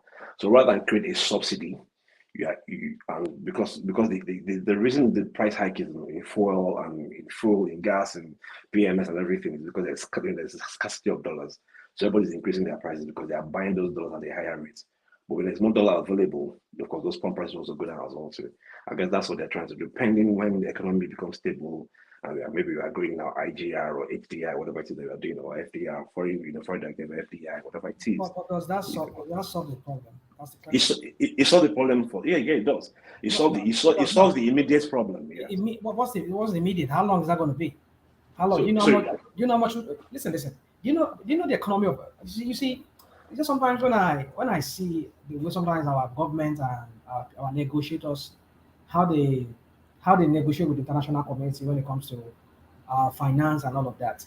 Nigeria economy, we have an economy of about, people of about 200 million people, and World Bank is giving us $800 million dollars for what? Do you know what can that even solve the problem of this poverty alleviation or whatever they call it, or palliative? And now you're giving us $2 billion. There are just one single state here in America here, one poor state here. They can use that for some. The budgeting is even more than that a year, and then some of the states are only more to 5 million or even like 10 million, and you have a country of about 200 million. I know it has to do with GDP. I understand your crap around that, but what I'm trying to say is that 2 billion. Before you know it, before 4 or 5 months, these guys, they've exhausted the 2 billion, because by the time they start asking, you just give an example now.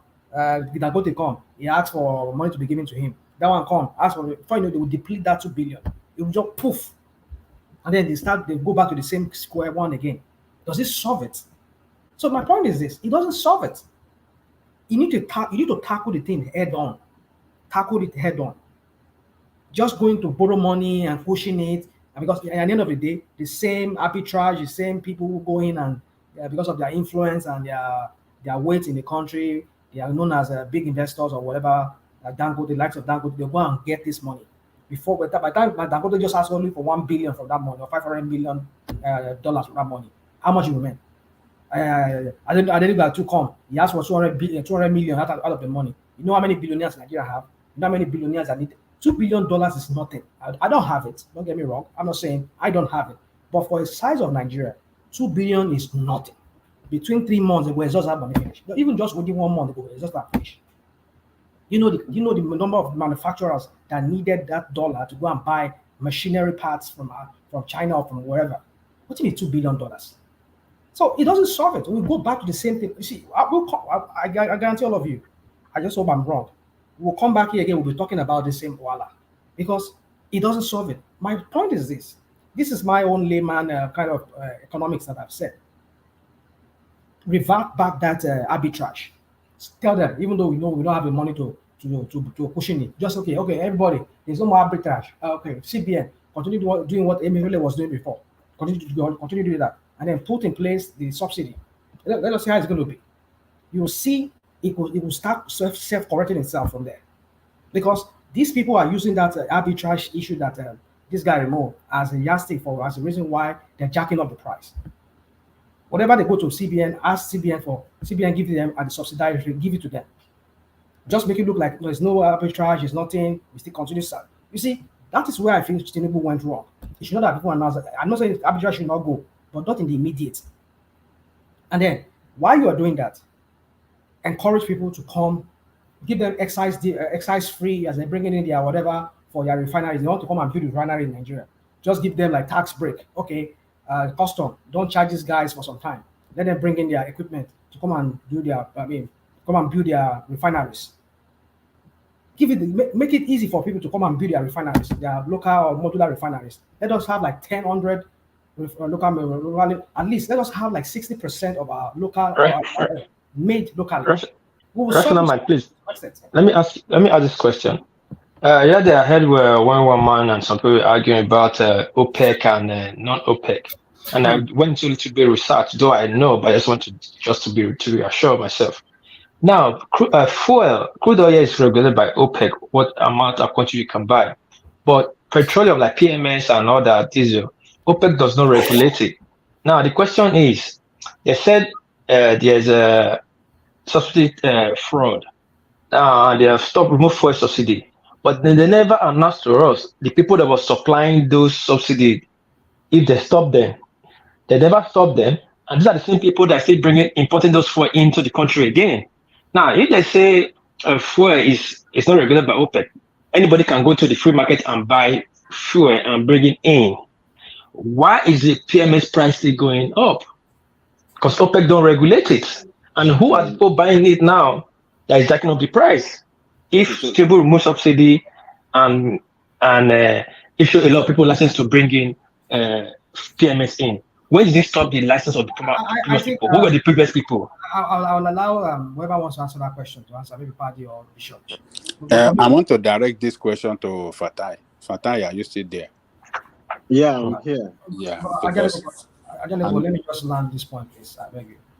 I think Paddy had the floor. I don't want us to. Okay, please, okay. Just give me a minute. So my point is this. Let me just land a point. Let me just address you on what you just said. I can just push your question aside. You see, that area is so convoluted. For me, I just think we need to make it so simple. OPEC, what I know, somebody can correct me, Paddy, anybody here can correct me that OPEC is basically strictly crude oil. The sale of it, the fixed price, they are the cartel around crude oil. If you refine it, you don't have your refinery, that's I think they're less concerned about that. But the thing is, each country, they have their quotas as to how much each country should be flooding into the world market, bringing into the market to sell. You Saudi Arabia, you can only bring 10 million monthly. You Nigeria, maybe 5 million monthly. Angola, 2 million, and then like that. They do that. That's what they do, and they regulate the price. Okay, this is how much everybody's going to be selling it. That's what they do. But when you talk about refined products, I think that's a different beast of its own. So, but then the thing is, our Nigerians, they be so crafty. They will take our crude oil out, and maybe NNPC, I don't know how they do it. Maybe NNPC give it to them. Some of them will go and take it, they go and refine it. If you carry 1 million barrel go, I thought they will carry and come representing only 500 million. I mean 500,000 and they bring come back. What happened to the remaining 500,000 barrel? I mean, you have 500,000 ton or whatever quantity there that was missing. We flare them up, blah blah blah, and the like. So that is on one area where they steal. Again, outright they steal the crude without even having to register it in Nigeria. Say they carry this amount of crude. We saw what happened recently. So you see, let me not go into that. I don't want to go into it so that we don't convolute the whole thing. But my point is this: I'm speaking as a layman. People can correct me. That Tinubu's problem is just that arbitrage that he removed. I'm not saying it's wrong, but the timing is wrong for now, because there's a panic in the system now. People are just panicking that okay, now we can sell the price, we can sell it at any price we like. I get my own. If I get my my brother send money from abroad, maybe send me $1 million. I can just keep that $1 million and just watch. So, I mean, starve people of dollar. People really need that dollar. Start and when I come bring a commerce, I was okay. Maybe I just give them my own price. You ready to buy 100? I mean, 1,000 naira per $1. If you're ready, I'll give you. That is it. Because people are now free to make their own price. But if you are not these are not the prices that are swinging the market now. These are not. We are talking big buck dollar. That Dangote kind of dollar. These are the one. Dangote is not thinking like that. Well, Dangote as an example. But he has been accused of round tripping now, isn't it? Has he not been accused of round tripping? Dangote has been accused of round tripping. Everybody is round tripping. Everybody is doing whatever. My brother, hold on. My brother said, first of all, OPEC does not fix price. So what do they do? OPEC does not fix. OPEC just fix quota. Okay. This you supply. We are going to be pumping whatever millions of barrels, and this one in Nigeria will get this quota, and they decide Saudi Arabia will get this quota, and blah blah blah. So they don't fix price. And Fatai, is that Fatai? Yeah.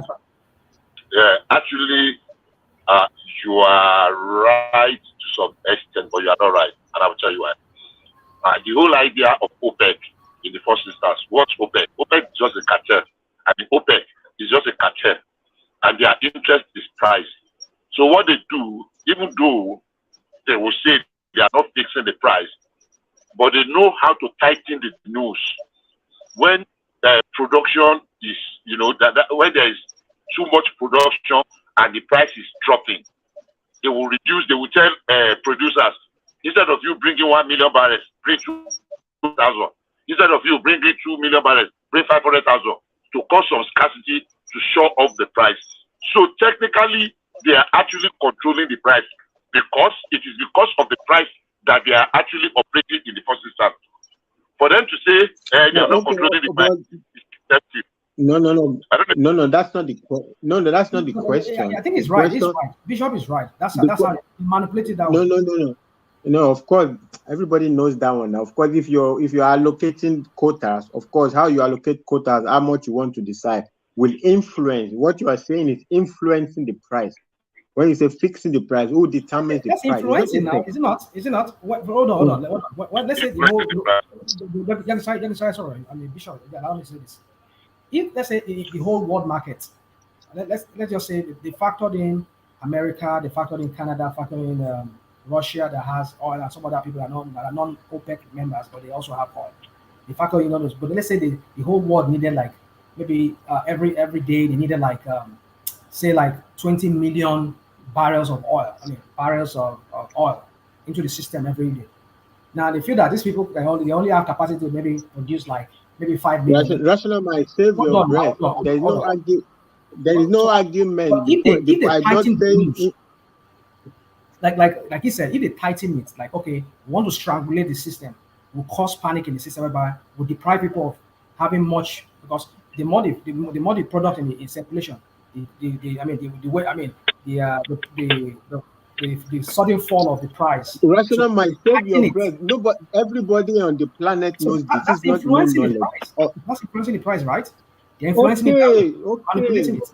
That's not your Okay, question is like who fixes the price of crude oil, right? Nobody fixes the price of crude oil. The price of crude oil is a speculation. Yeah. It's a speculation. It's a speculation. It's just for just the people that the price of crude oil is determined. If you are a seller of crude oil and I am a buyer, we determine the price. It's like haggling. The price that you see, the report that you see every day as price of crude oil is not a price. It's just an idea. So that when me and you go into the room to negotiate how much I want to buy 1 million barrels of crude oil from you, how much I will fix it, whatever, to hedge my risk, just to give an idea that okay, between this and this, okay, I will put it this. So nobody fixes the price of crude oil. But influencing the price of crude oil? Of course, OPEC has a big say in how to influence where the direction of the price is going. It's not only OPEC. What World War fixes America by going into war. It determines influence the price of crude oil. The war in Ukraine and Russia influences the price of crude oil. A lot of things influence the price of crude oil. OPEC also, their decisions also influence the price of crude oil, but it doesn't mean that they fix the price of crude oil. That's the point when I say it. So it's totally my point was. Yeah, but that's very correct. Yeah, it's very correct. I need to come in briefly with my two of my something I've experienced in the past. It might just shed a little light on this discussion we are having. Are you hearing me? Yeah, we can. Somebody hearing me? Okay. I think yeah. Yeah. Thank you. Are you driving, Bishop? Are you driving? I'm not driving. I'm not driving. I'm not driving. I'm just sitting in the car. Okay, hold on. You are not hearing me. You keep chopping. Your something is chopping. It's like it keeps dipping in and out. And I have network. I have good network, 5G. But I think you're better now. You can remain in one spot. Okay. That's what it is. Okay. I'm just sitting in my car. I'm just sitting in my van. So the oil sector in Nigeria, honestly, is a very, very dangerous, murky, dirty space. I operated there a little bit in the upstream sector. I'll give two things that I experienced. When Obasanjo became the president of Nigeria, I was in Port Harcourt, and I was working in the upstream sector of the petroleum industry. I had the privilege of meeting two distinguished gentlemen. Unfortunately, one of them is dead now. His name is Martins Yellowy. He was the senator of the Federal Republic, and the other one was a Honorable Abibo, P.I.T. Abibo, P.I. Abibo. He's a He was a member of the Federal House of Representatives. I'm saying this on the global stage. And we were discussing way back then when Obasanjo first said that, oh, he will stop oil bunkering, crude oil bunkering. And some people told him that he cannot do it, that they are vested interest. Obasanjo in his characteristic manner. So no, there's nothing like that. He's going to stop it. There is nothing like illegal bunkering, because bunkering was a very, thriving industry, very thriving industry, with a lot of big people in the Niger Delta involved in it and some outsiders. So Obasanjo started, look, many people did not know the origin of Niger Delta agitation. Those themselves, whether I don't know all the names they were calling themselves, all those agitators say they are fighting for freedom. There was nothing like that. It was because Obasanjo removed the feeding bottle of oil bunkering that all of them now resorted to violence, armed robbery, kidnapping, and the rest. Genesis of it. And Honorable Abibo said then that, look, if Obasanjo, you know what, he's not fighting bunkering again, let bunkering go back, that all those agitations, blah, blah, blah, blah, blah, will stop. Let me say this, 90% of the devastation, environmental damage, degradation, oil spillage in the Niger Delta is caused by bunkerers or deliberate sabotage of those activities. 95%, not just 90%, no more, is deliberate action. Now, because of the people that are involved, and because they were milking and they were getting very rich through that, they have made sure that, look, we are not going to have peace. So either it is their way or there is no way. Now, people got to now extend it. People ran down our refineries when they knew that it was lucrative. They were making more money from this importation of petroleum industry. There are people in the NNPC. There are people in the labor union, whether it is NUPENG, whether it is NLC, whether it is PP, whatever, National Petroleum Workers Union, and the rest that are involved. The rot there is sickening. If you just have a little bit of it. Let me give you a little bit of what happened in the downstream sector on the open. I have a friend in Abia State, the chief in Aba years ago. And I used to go to Aba. I had a farm. I was, in Aba. So I used to sit with him. Sunday evening, I don't go to farm on Sunday, but there was a particular Sunday I needed to go to farm because there was a little bit of emergency. I mean, one of my dogs got lost. So, and they were having meeting of filling station owners, and I was shocked what they discussed that day. In the whole of Aba, if anybody knows Osisioma axis from Ariara to Osisioma and the other junction, what they call that, the other, what's the name of this junction? Anyhow, all the filling station owners were having meetings. They were drinking all manner of assorted champagne, brandy, they were chopping the life of their head. And it was there they now decided for the week how many stations will open. They say, okay, you will open from 12 to, you will open. So out of almost 50 or 100 stations, they will just allow 10 people to open 10 stations, thereby creating artificial scarcity, thereby hiking. People will now begin to panic to come and buy, so that the price will now go up. And we've seen that, but I knew that was people will sit down and determine. They have already silent, settled people here and there. The one that will go to DPO, the one that will go to area command, the one that will go to the assistant to the governor on this, the one that will go to the special advisor on this. They have shared money. So petrol that was supposed to be selling for maybe 80 naira, but if there is scarcity and people are panicking, people were ready to buy at 50, and that's what their modus operandi. Now look at it from the problem of the Niger Delta agitators. Look at it from the big people that are involved in bringing sheep to come and, steal our product.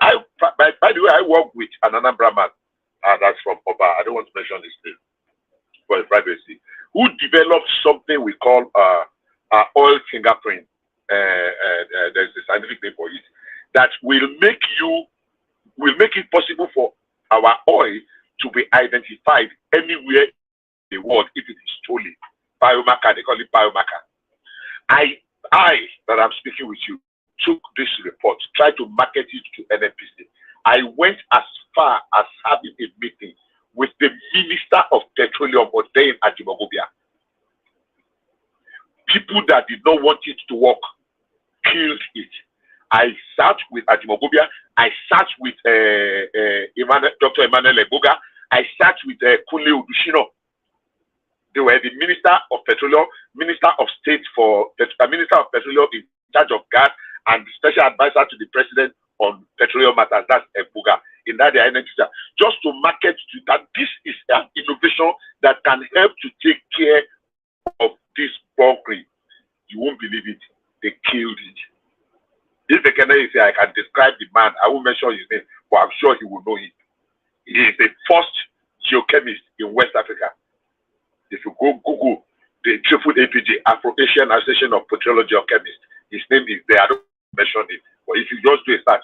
So the forces that are behind this problem we have been facing, let me give you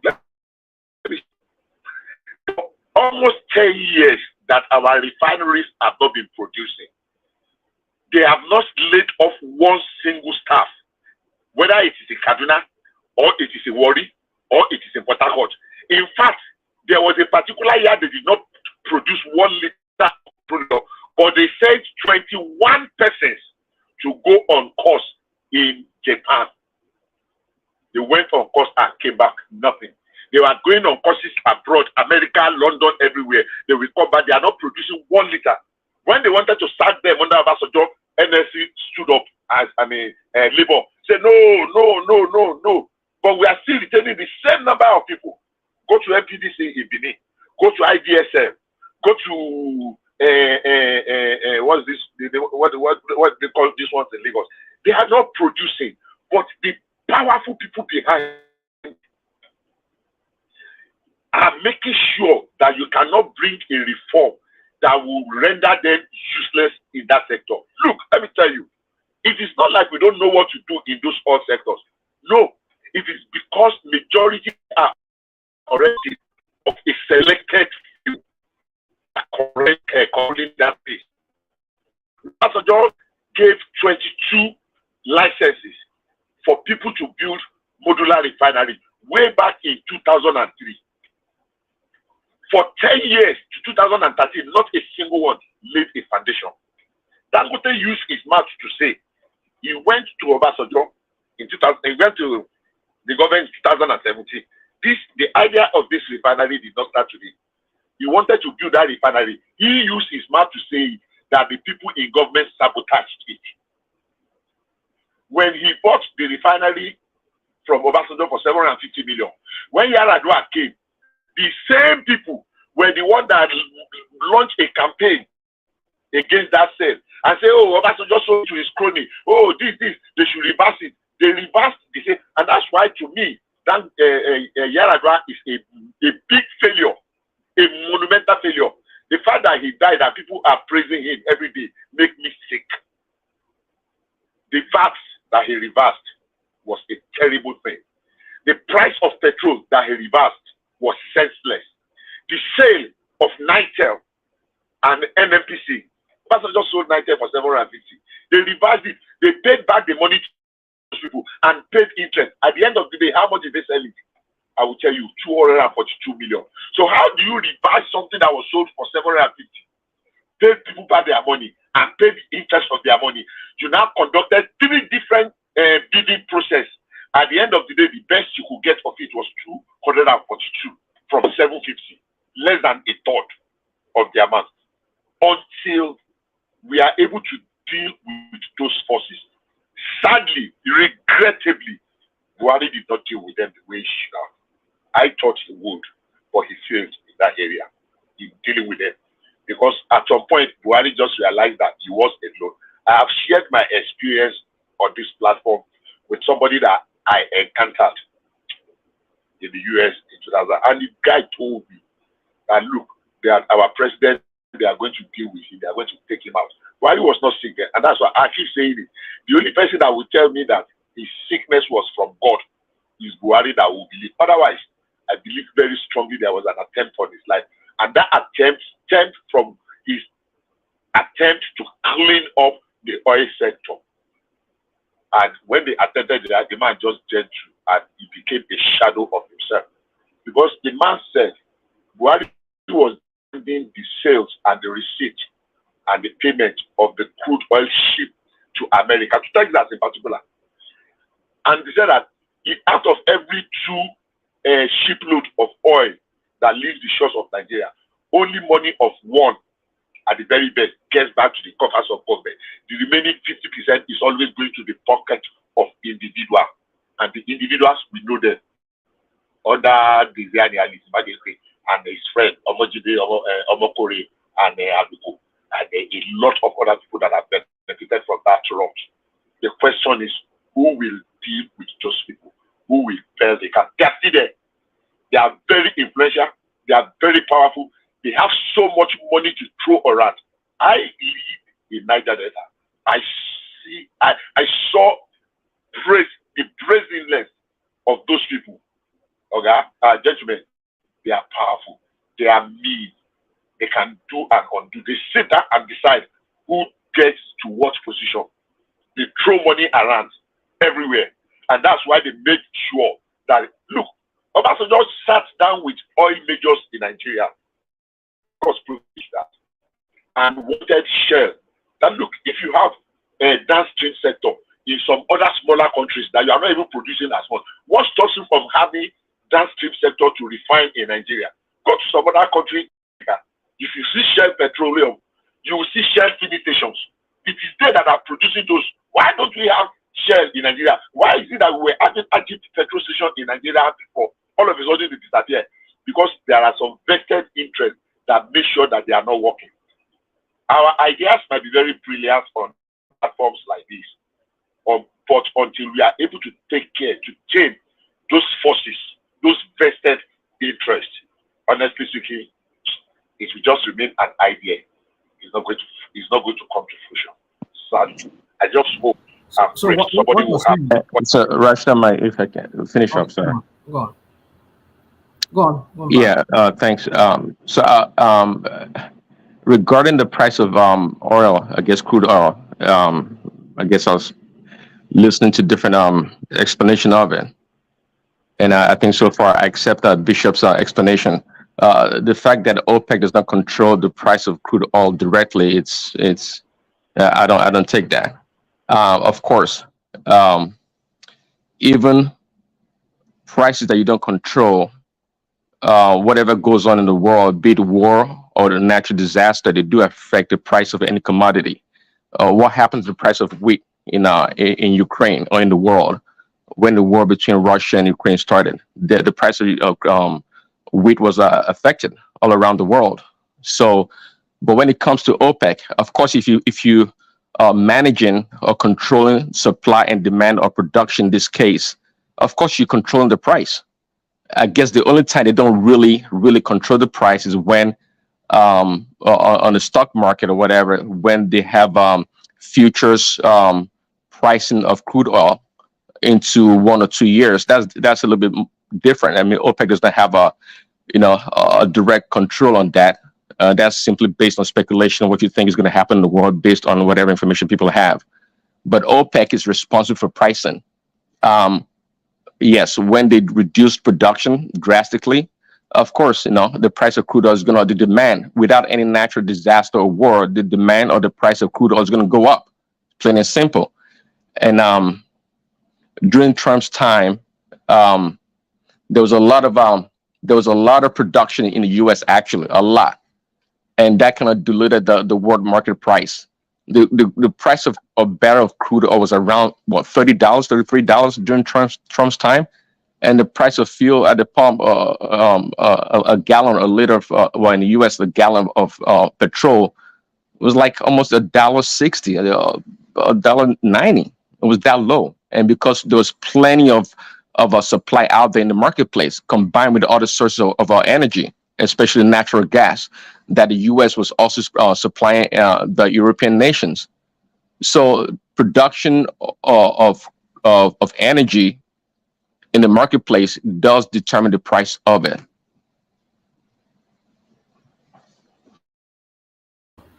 Yeah, are you there? Are you still there? Yeah, I'm here. Yeah. So you see, Bishop, you see what you just said now. Because you wonder why would the Buhari be sick like he was that really really sick that he almost died. Well, we can just say maybe some people say speculation. We're just speculating. We don't really know what happened. But myself, I suspected then that this guy. I hope that Aso Rock is, yeah, when Tinubu got there too, he won't want to stay in Aso Rock. Although they were saying that they were renovating it, renovating for what? I mean, there are many rooms there now. He could have stayed in one of those rooms.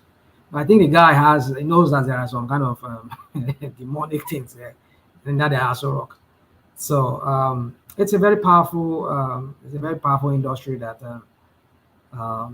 the players that are there, they are apart from being mafians, they are diabolical. I mean, diabolical in a diabolical sense.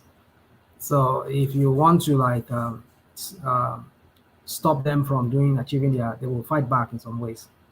So that makes me wonder: can even Tinubu even do anything? Can he effect any change? Well, so I guess I do, so rationalize. So you do agree that it's harder to fight corruption than rather try to address, the source of the corruption itself. Is that what you're saying? Because if that been the case, then Tinubu is right in what he's doing. What is he doing? What's he doing that is right? What is he doing? So he's Well, right. I know you're a staunch anti-Tinubu or APC. Dude, it's the So same that question is I'm asking you. Don't go that route. I'm asking you. well. It's very important for me to You don't have to say that. You don't have to say that I'm. Well, I have to for the audience to know where you're coming from. You just want to discredit other people who just don't see eye to eye with you. I ask you a simple question. What has he done that, what are you talking about? Okay, can you explain to us? No, you hate Tinubu, this and that. I mean, was you have to say that? Just like you asking me about Obi, and I start telling you, I know you hate Obi. That's why you ask. No, I don't have to say that. Just go straight to the question. Rational, I was simply preparing the ground for the audience. Okay. See. By the way, on a lighter note, I think Peter Obi and Madam Peshe will make a perfect match. What do you guys think? I mean, listening to her talk today, I mean, they will make a perfect match. What do you think? Peter Obi and who? Mama P. Mama P.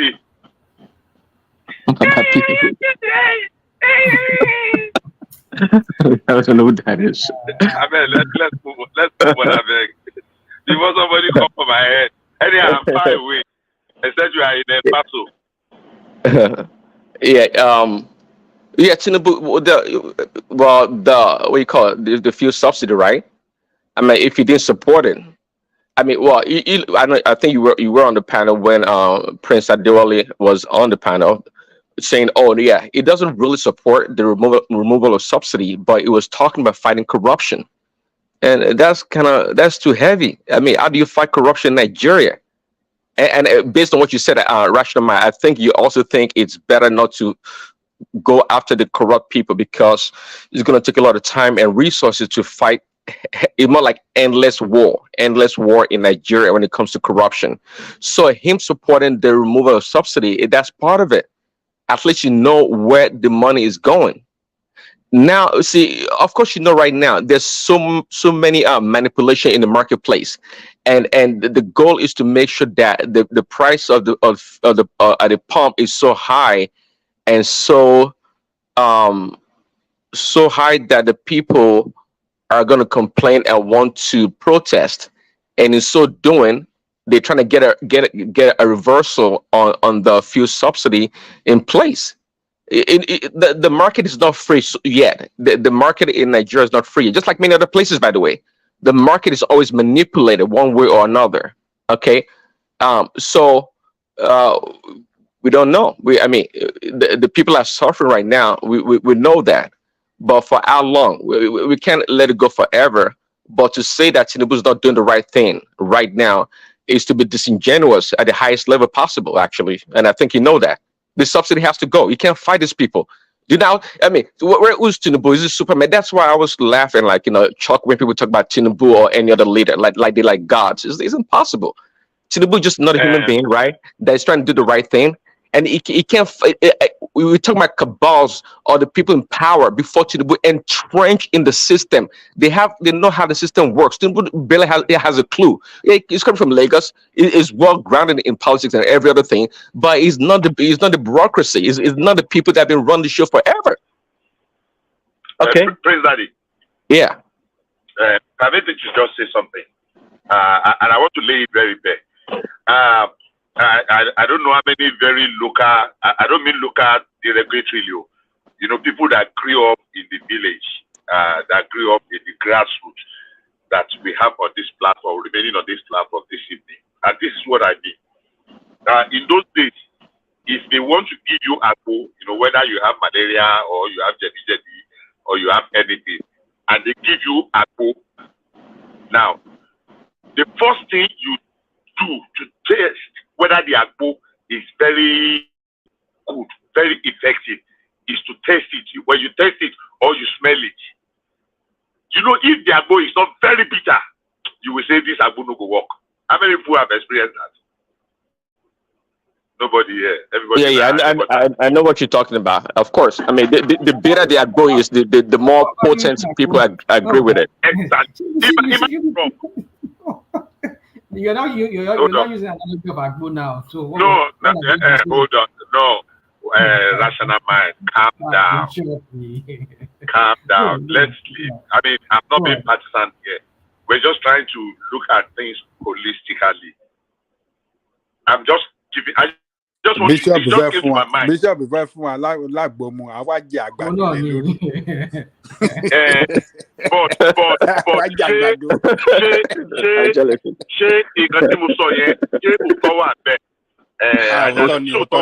Otoni now. Yeah. Yeah.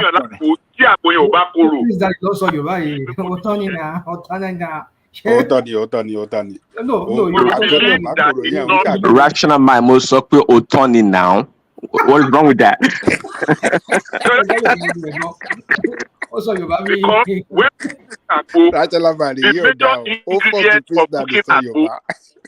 the major ingredient for cooking agbo when I was growing up, ewe dogoyaro, epo mango, ewe uruwo, ewe guava, the back of mango and the leaf, and some other things. And when you cook, sometimes if you want to make it, you cut some lemon. Is it lemon or lime? Lemon, and put them inside and boil. When you boil and you taste, there's one we used to call egunugo, ogunletutu. I don't know if anybody ever experienced that one here. If they give you, and the thing is not bitter, even you yourself, I don't know whether who taught us that. Your body will tell you that this one no go work. Somehow. I don't know how we got to that level. But look, nothing good comes easy. It's going to be tough for Tinubu, and I know he himself knows that it's not going to be like a stroll in the park. That, in fact, if you want to get it right, you have to fight the forces that be. And those forces have held us by the jugular. Unfortunately, they are the ones that cry the most. We think they are our friends, that they are working in our best interest. But in all honesty, they are the ones that are killing us gently and softly. If we can do away with them, they were the ones that made the IOCs not to build their oil industries in Nigeria. I mean, refining something in Nigeria. They are the ones that made sure that our refineries collapsed. They are the ones that make sure that every effort and attempt to revive our refineries over the years is not bringing any positive results. Look, they seem to be very far away, but they are very close to us. They are the ones that cry the loudest, but they are the ones that are benefiting the most from the rot. The question is, are we going to join? Are we going to continue to join them, to continue to enslave us, or will we join hands together to push them, run them out of business? The choice is ours. Because if Nigeria continue the way we're running for another 2, 3, 4 years, Venezuela will be a child slave. Zimbabwe will be like London compared to Nigeria. And we know where Venezuela started from, where Venezuela is now. We have challenges, serious challenges that require very serious decision and approach to be able to resolve. Otherwise, I pity where we will find ourselves. God will help us. Thank you. Yeah, thank you. So I don't know if anybody, because very soon I have to. I told one I was not. Let me say this. Yeah. You see, the loan that NNPC, the loan they borrow now, and they agree to make payment for that loan with crude oil. Is that not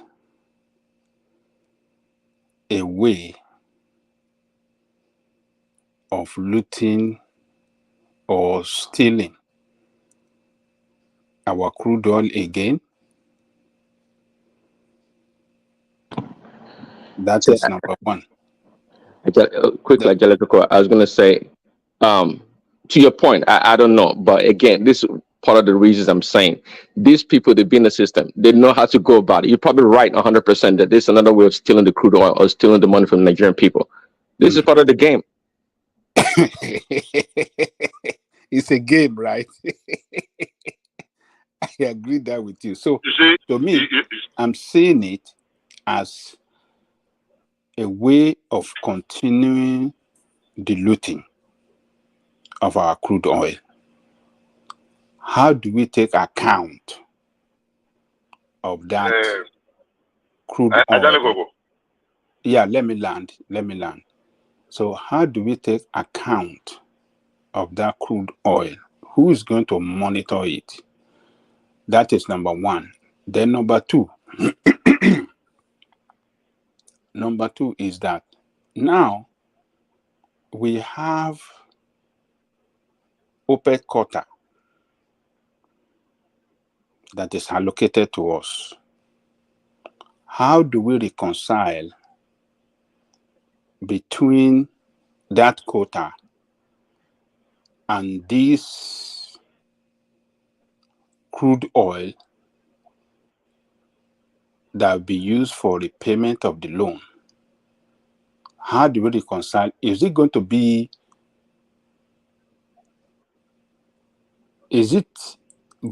part of our allocation or completely separate from our allocation? Can I answer you? What do we know? Can I answer you? Yes. Okay, good. Thank you. Number one, as of today, our OPEC allocation is 1.7 million barrels. We have dropped to 1,150,000 barrels. NNPC statutorily. But we're producing less. So that's yeah, I'm listening. But we are producing We less. are producing 1,145,000 barrels. So NNPC has a statutory 445,000 barrels. But somebody just said to you, Bishop, somebody just said to you that we're producing less than that now. I think from what I saw, less than what? 1 million barrels. We're lower than that. our production today is 1,150,000 barrels. So that the person bring this up. I think Bishop is right. I think Bishop is right. That's the our OPEC allocation is 1.7, but we produce 1,145,000 barrels today, which is about 600,000 less than. So if somebody say we are producing less, let me bring the result. Bishop, there was a time it was roving around 1.2, maybe last month, last 2 Of months. course, we even got 1.4. We got 1.450 a few weeks ago. Okay. Yeah, we are 4, listening. 5. So I'm listening. I'm listening. Our OPEC, our 455,000 barrels allocated to NNPC that is supposed to be the stock for our refineries is not affected by our OPEC allocation. They are two different things. Should I say that again? Oh, okay, I'm listening. Yeah. OPEC gives us 1.7 today. It has gone down. At some point, we got to 2.250. But now it's 1.7. It was 1.6 at some point where it was going up. But that is different from NNPC's 445,000 barrels, which is the capacity of all our 4 refineries put together. So what NNPC use for swap for petroleum, refined petroleum is their own 455,000, which is not affected by NNPC quota. And that is where the real corruption is emerged. So we have 1 point whatever million barrels OPEC. Whether we meet it or we don't meet it, that's another thing. But NNPC just takes their own 455,000 and they do whatever they want to do with it, which is correct. I don't know. I can't find the right adjective to qualify that. And that's why they are feeding fat. NNPC has spoiled. Some people have been in NNPC for 20 years. And they have been getting promotion every day, now and then. They have become assistant manager. They have become chief whatever. They have become whatever. They have never produced 1 liter of oil since they joined NNPC. Whether it is 10 years, whether it is 15 years, whether it is 20 years ago. Or they are there. They are going to courses abroad. They are getting promotion. They are earning fat salaries. And how many are they? They are less than they are less than, at some point, they have just about 60-something thousand, about 67,000. And they keep conducting interview, recruiting people. Doing what? Kaduna Refinery have not produced a barrel of, a liter of oil in more than 10 years. Go and check the people there. I know some people there. Same Ditto Warri Refinery. Port Harcourt Refinery. I know the last time they were even just shipping from there, not even producing. I didn't when the refinery went out. But those staff are there. When they wanted to retrench them, NLC went up in arms. Say, hey, no, you cannot throw people out of job. But these guys are earning fat salaries. Bishop. Okay. Yes, sir. Now, 400 separate, 400,000 or 450,000 allocated to NNPC, different from our quota. Yes. OPEC quota. All right. So now, what they are doing with 450. But Baba, let me ask you: is it possible for us to have? So, are we saying that the 450 is not part of the one that they are claiming we are producing per day? That is what Bishop is telling us now. It's not part of our export. No. He says it's not part of it. No, we are not talking about export. When we are talking about the total production per day, it's meant from what you export. If they are not taking out of that one, to me, what I believe is that they are taking out of that so-called 1.15, and they will see remove 400, and the remaining one will be the one that they will say they are remitting the money. I'm saying no, that's not how it works. I'm saying that's not how it works. That's not how it works. No. You don't. We Bishop, need more clarification on this. Bishop, listen to Simba. The question is asking is different from the way you are taking it. He's saying that, so if NNPC is having their 450 every day and Nigeria could not meet their quota, that means that what's supposed to go for Nigerian state, NNPC is taking from it. No. Abi Simba, No. is that not the question? Exactly. Yes. No. Let me explain again. So, see, before you go to explain, the bishop, so are you saying that we have more capacity to produce more than what we are producing today? Because if NNPC can be getting 450, and what we see is that we are having problem because of bunkering and all those, that is what is responsible for our inability to meet our quotas. Don't you know that? Don't you think that there is some kind of foul play? Okay. By law, statutory law, NNPC has oil wells that is producing for it. NNPC have what do they call this? Operation sharing something. What do they call it now? There is JVC, joint venture. There is the operation sharing formula or something. OSM or what do they call it? I want to remember there's an acronym for it. Then NNPC has its own with some of the oil majors that are producing offshore wells. NNPC operates a joint venture operation, JVC. Now, with some of the not IOCs now, some marginal field operators, NNPC have a sharing PSC. Yeah, they call it PSC. There is JVC, there is PSC, which is production sharing, some whether contract or something. But we used to call it production sharing formula. Now there is NNPC owned, the one that they own by themselves, that is run by NPDC. NNPC acquired some marginal fields that some oil majors let go. Part of the marginal field operators in Nigeria, and there's a company they call Afred. There is Separate, the one that one of their platform collapsed. Was it yesterday morning or something? Seplat, Afred. Then there is this one, Konoko that transfers to what's name. Then this one that this man, Ajayi, what's the man? The office is in Victoria Land. Panushon Towers. I don't know if anybody knows Panushon. Those ones are operating. There are several of them. Now, NNPC has shares with a lot of them.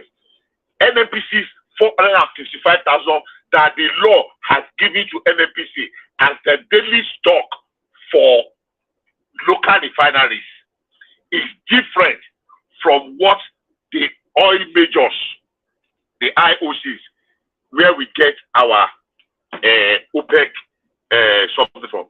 Many times people used to make mistakes about the losses. What we lose mainly are actually short in. The oil you cannot produce because the losses are too high. For example, some people have tapped into your well. You produce 20,000 barrels from a well, 10,000 barrels, and what you get at the end is 3,000 or 4,000 barrels. So some people have 5,000 or 6,000 barrels. So instead of that, you cuckoo short in that you are not going to produce it. Now that 20,000 barrels is counted as a loss for you, but it is not stolen. It is what you short in that you refuse to produce. But because you are not producing it, it's a loss already. But when they say what we have lost in Nigeria, most times people will consider it as what has been stolen. They are two different things. But nobody has ever taken time to explain it. That short in are different from stolen. So when you know that if you produce 10,000 barrels, somebody is going to steal 5,000 without lifting the finger. So you are not producing at all. It's a loss. That center barrier is a loss, but it's not like it is stolen. I don't know if I'm making any sense. Yeah, go ahead, go ahead. So NNPC 455,000 barrel is different from our 1 point whatever, whether it is 1.2, 1.5, or 2.2. There are two different things. That's what I want to drive at. Okay, is it that 450,000 also that they use for oil swap? Exactly. That is what is used for swap.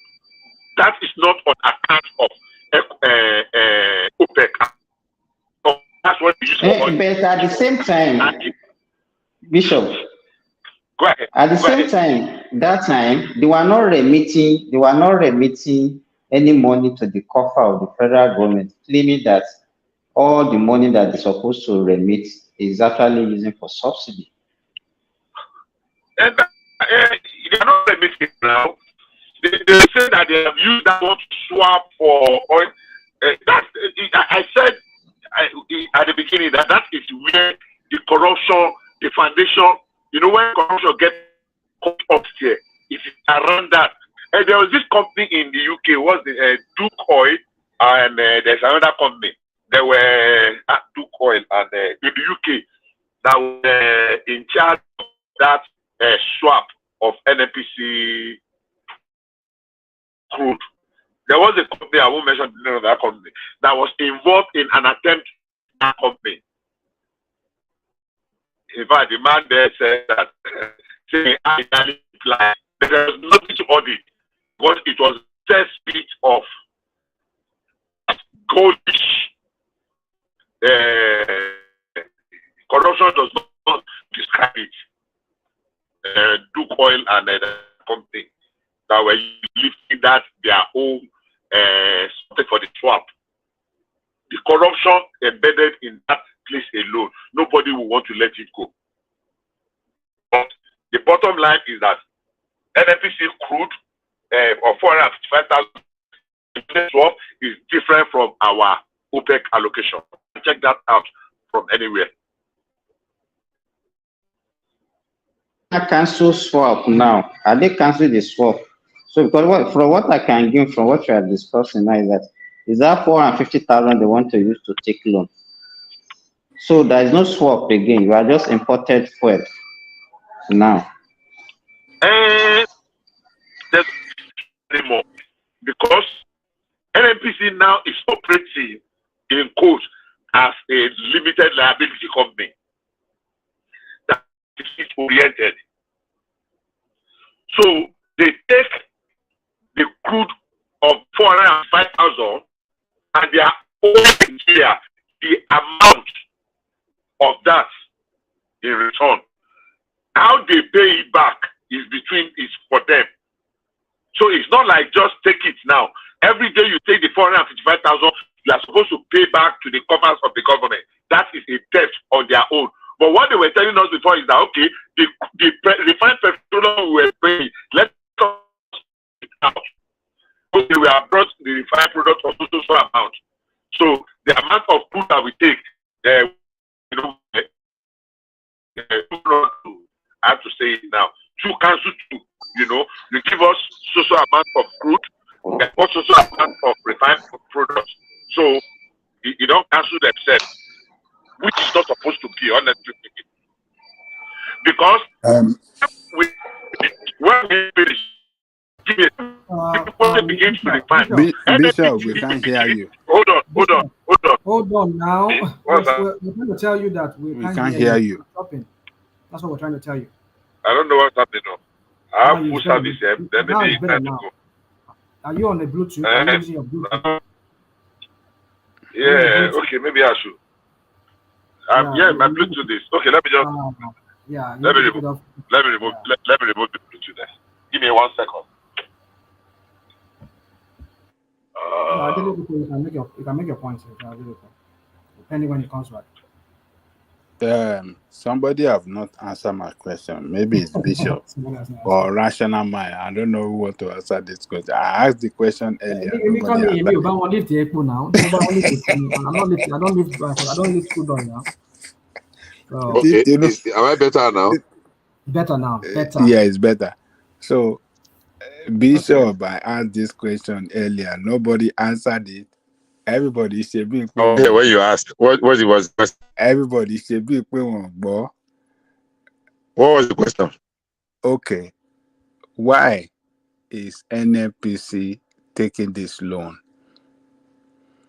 What is the purpose for the loan, and what impact is this loan going to make? What impact is it going to make on our economy? Can I answer your question? Okay. Yeah. Somebody can answer it. Anybody that hold on. I think hold on first before you answer. Bishop, have you landed? Because I know your Bluetooth was the reason why we said. Am I what? Have you landed your? No, I have not. I have not. I was trying to reconnect my Bluetooth. No, are you trying to reconnect it again? Because it's better this way. No. I mean, I cut it off. I removed the Bluetooth. I shut down my car. It's hot here. It's really. It was 106 degrees. So I needed my AC, but I shut it down, sir. How much was it on your side? 106. Oh my goodness. 106. I was go to 107 right now. As I'm here now. I'm just. Wow, no, but it's I was freezing and I'm in my car. So it was terrible. I mean, it was terrible. 106 was something else. But that's okay. I'm better now, sir. All right, cool. So you want to So yeah. I want to attempt Ajanikoko's question. Okay, go on. Because I think Simba wants to come in. Maybe Remy can answer too after you. Maybe Remy can answer it. Okay. I just want to have an idea. Basically, I initially deliberately avoided talking about that something because I found it very nauseating. It makes me to want to puke. I don't know what they mean by that. I don't know. It doesn't make any sense to me personally, and I find it very disturbing. Now, I did not interrogate it further, maybe because I was just angry. Going to borrow money to do what? To shore up the dollar again, to go back to where we are trying to run away from, or they are using it as a gimmick so that they want to give only people that will import refined petroleum from so that the price of the effect of the dollar will not affect the price of petroleum, thereby reintroducing subsidy through another means. So through the back door. Through the back door. Maybe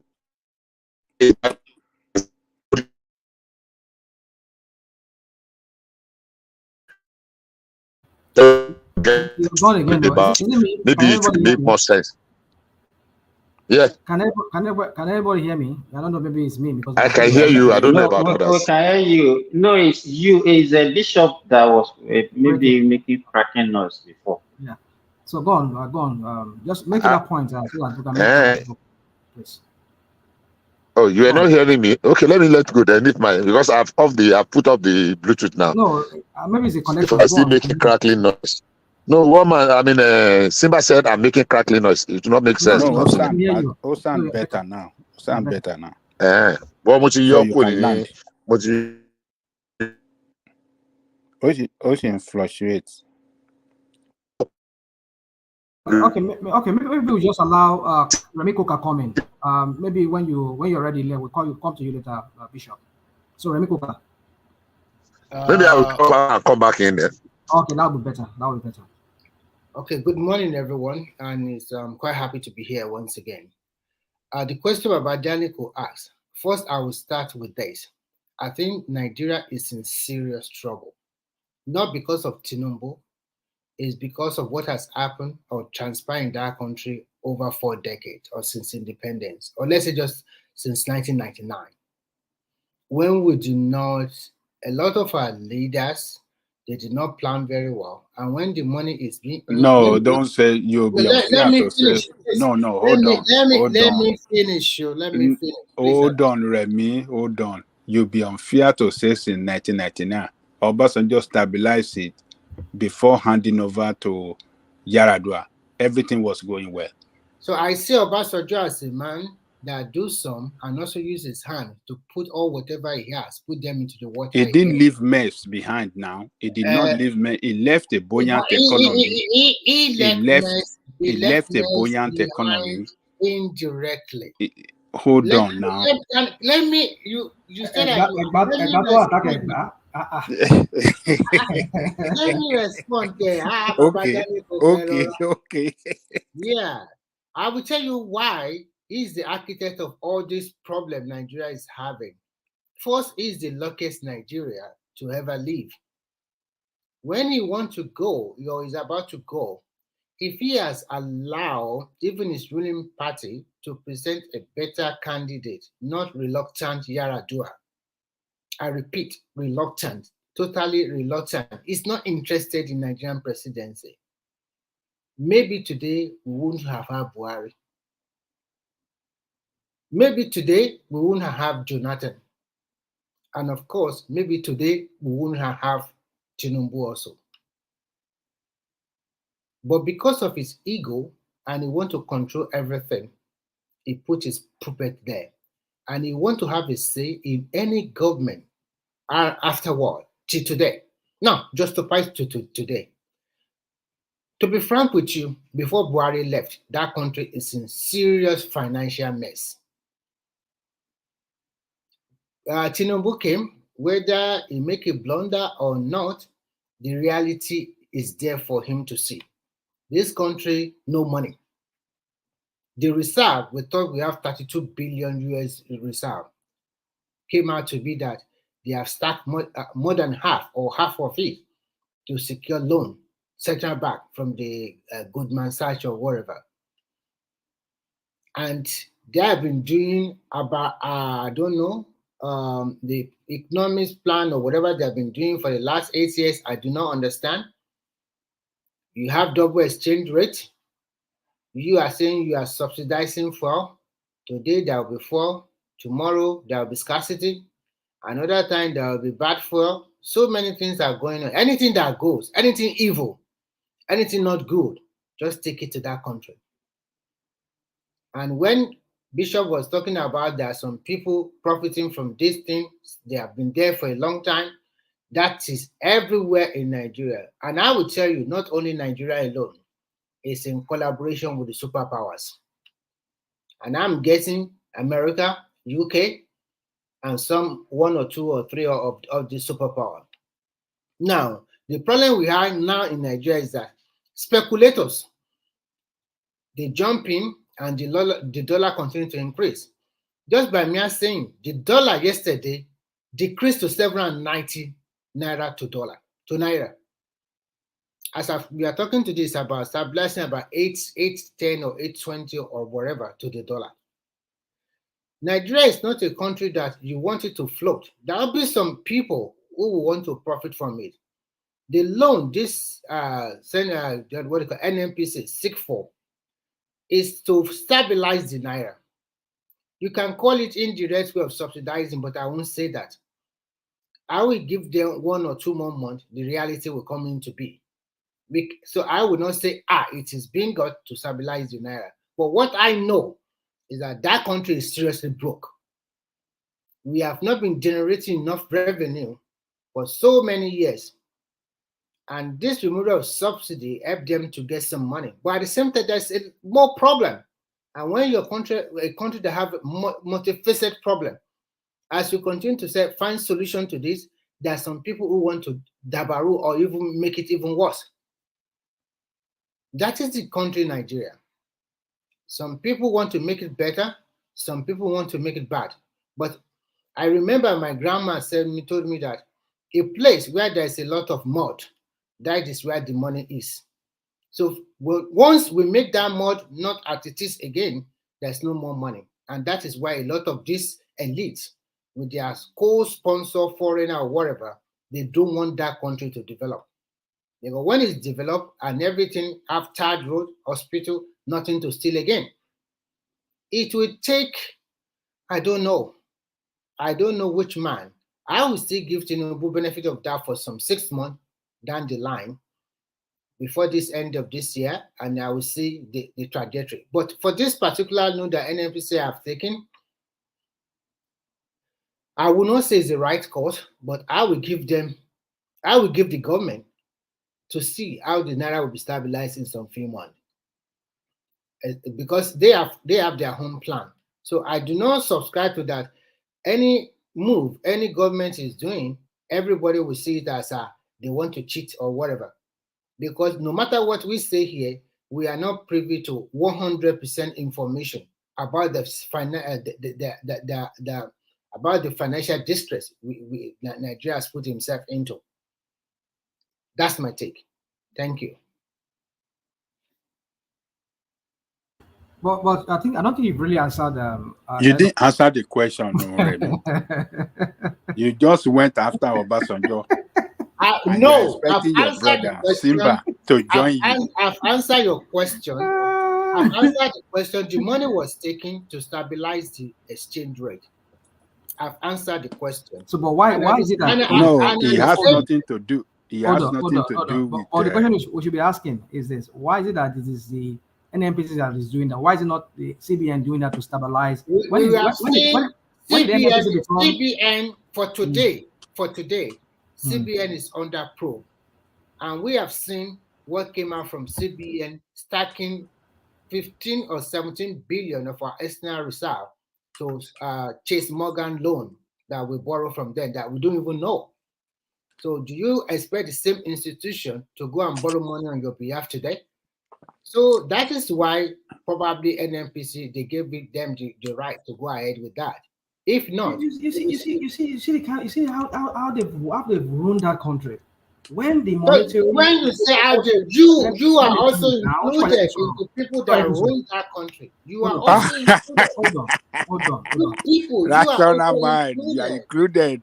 That what is it now? You are included. You people continue to run down your country by your own mouth. So we must not are included. If I am an investor or I don't know that country before, and I've been listening to this program for 6 months, and you continue to sell this narrative about your country, Remy, can you go and invest in that country right now? Why would I invest? Because of people like you. Something positive about the country. But let me answer that question. Can you go and invest in Nigeria today? Sure, I will. I told you I make an approval for you today. I said, country where there's more, country where there's more. That is why you can make it. Remy, let me say this. Remy tried before. He ran away. As the sad reality is that, look, let's face the reality. The sad reality is that we were trying to get away from this. I don't know what NLC is fighting for, threatening they are going to shut down the country. We say the agreement was that let us liberalize this sector. Liberalize means let the market forces determine the price of petrol. If crude oil goes up, if you are entering your house in America, sometime at 2 p.m. in the afternoon, you enter your house. As you are entering your house, you enter the filling station. You buy gas. They say it's $3, and you went in and just drink water, and you are coming out again. You decide to buy fuel again. 10 or 20 or 30 minutes later, the price is possible. It's changed to $4. You are buying 2 filling stations across each other. One is selling at $2.99, the other is selling at $3.59, almost 50 cents different. Now, we said we wanted to liberalize that sector. Let market forces determine. NNPC, because crude market goes up and the dollar exchange went up, which likely to affect NNPC has come out to say, oh no, it's going to be an indefinite strike. They're even not going to give any warning. They are going to. So basically, who is sponsoring NNPC to throw spanner? NLC, not you are repeating I mean, NNPC. NLC, sorry. Who is NLC. Is it sponsoring NLC or NNPC? NLC? It's NLC. I want to say, sorry, permit me. Permit me. Who is sponsoring NLC to continue to throw spanner in the wheel of progress? We know that market forces determine it can go up. When the price go down, it will go down. And it will become competitive. Of course, it's going to be painful. Nobody wants to buy something expensive, especially as our income has not increased. But look, it is part of the very bitter pill we have to swallow. So NNPC is trying to come in now. Maybe it's even NNPC that is even sponsoring labor, so that they can continue to have access to this unprecedented or unlimited crude for swap, whatever. Because enmeshed in it is different forms of corruption. So for me, I am not in the support. Bishop, the question I want to ask is, when they stop the crude swap, the 450, where does it go? The 450,000, where does that 450,000 go? When they stop it? Are you telling me they are still? Are you telling me that the 450 is still going on daily in Nigeria, even before this? NNPC has it. And so what did they? So did they remit the money? That's what I'm saying now. The old government, except it changes tomorrow, the old government that money. NNPC owes government that money now. So when the NNPC brings in petrol, you sell, because government is not going to pay subsidy on it. But that crude that you have collected, you pay for it. Okay. Are they really paying? Are they paying for that 450? Because before now, they told us how much federal government was owing them. So if NNPC, let me ask you this question: if NNPC is now a public liability company, yes, and they are getting crude from federal government, they now want to use that crude to pay loan. Where are they collecting the loan? Are they collecting loan from federal government, or they are collecting loan from a foreign partner? Because it's federal government now that is now funding the loan for them. It's not federal government that is funding the loan. NNPC is giving the loan to federal government. Like it's like an advance for the crude that they are giving to them. Whether it is now in arrears or the one they are going to collect. But every crude that NNPC lifts now, they are not doing swap. So NNPC is selling their petroleum products independent of federal government. Federal government does not determine their price. That's how it's supposed to be. But they are collecting crude. So how would that one now favor the common man? Where we are trying to get to is a liberalized petroleum industry. Simba, common man. You don't get the common man. That's not liberalized now, because they're still giving them money. They're still subsidizing some dollars to the market. No. Oh yeah. Hold on. Don't miss it up. Liberalized to the extent that the federal government does not determine the price. NNPC buy. No. You see, when we say things, I get you. Not to you, Bishop, but some of the things we debate here and how we debate them. Because if you say liberalize, you have nothing to do with it. Besides maybe the policy you put in place, and that's it. Let them go fish out their money or whatever, source the money. But then now you are cushioning it by way of subsidy, getting money from some bank and asking them that you'll be swapping that money for oil for them. Because it's an oil swap, because they say they will be giving them money, they will be giving African Exim Bank or whatever, they'll be giving them oil in place of that $3 billion or dollars that they get from them. I don't even know, maybe they're even paying interest. Maybe they even pay them more oil, they'll pay them more in oil for the interest. See, that is all. See, so that is why you can go to they really killed that country. I think what really but go on. Go ahead, Remy. I think what transpired here is very simple. First, Nigeria is in trouble. Second, the activities of speculators are affecting the exchange rate of naira to dollar or to other foreign currency. Third, if we leave it totally into market the demand and supply, like everybody know, if you live in Western world, the price of petrol continue to change daily. Even sometimes can change twice or thrice in a day. If we leave it that way for Nigeria, because not all Nigeria understand this kind of situation, how can you tell a common man that does not read or write or that does not understand what is playing out internationally to now go to the pump price in Nigeria in the morning and find it at 560, and before you can close his eyes in the evening, it's already 600 naira. He or she will not understand what is going on. That is And because how. we are not used to that kind of system. Thank you. Because we have used to a lot of free fuel for so many decades, for a long time. So what I see here today is that the NNPC coming out to build the federal government because we don't have money. That's what I see. And what they use is the crude oil that we are giving them. That means we are owing NNPC 3 billion naira.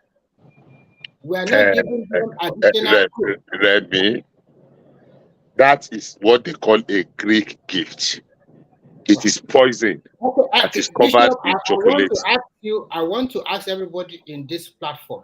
Go ahead. No matter how much you call it, please can you give us different alternative, or can you offer solution? The question I asked Remy earlier, it has not been answered because I joined this platform late and I have not been listening to discussion. So because what I've been listening to the issue here, what is the essence of this loan? What did they want to use this loan for? The loan is to stabilize the exchange rate between the dollar and the naira, so that they can also come. Okay, so that it will bring down the dollar. Yes.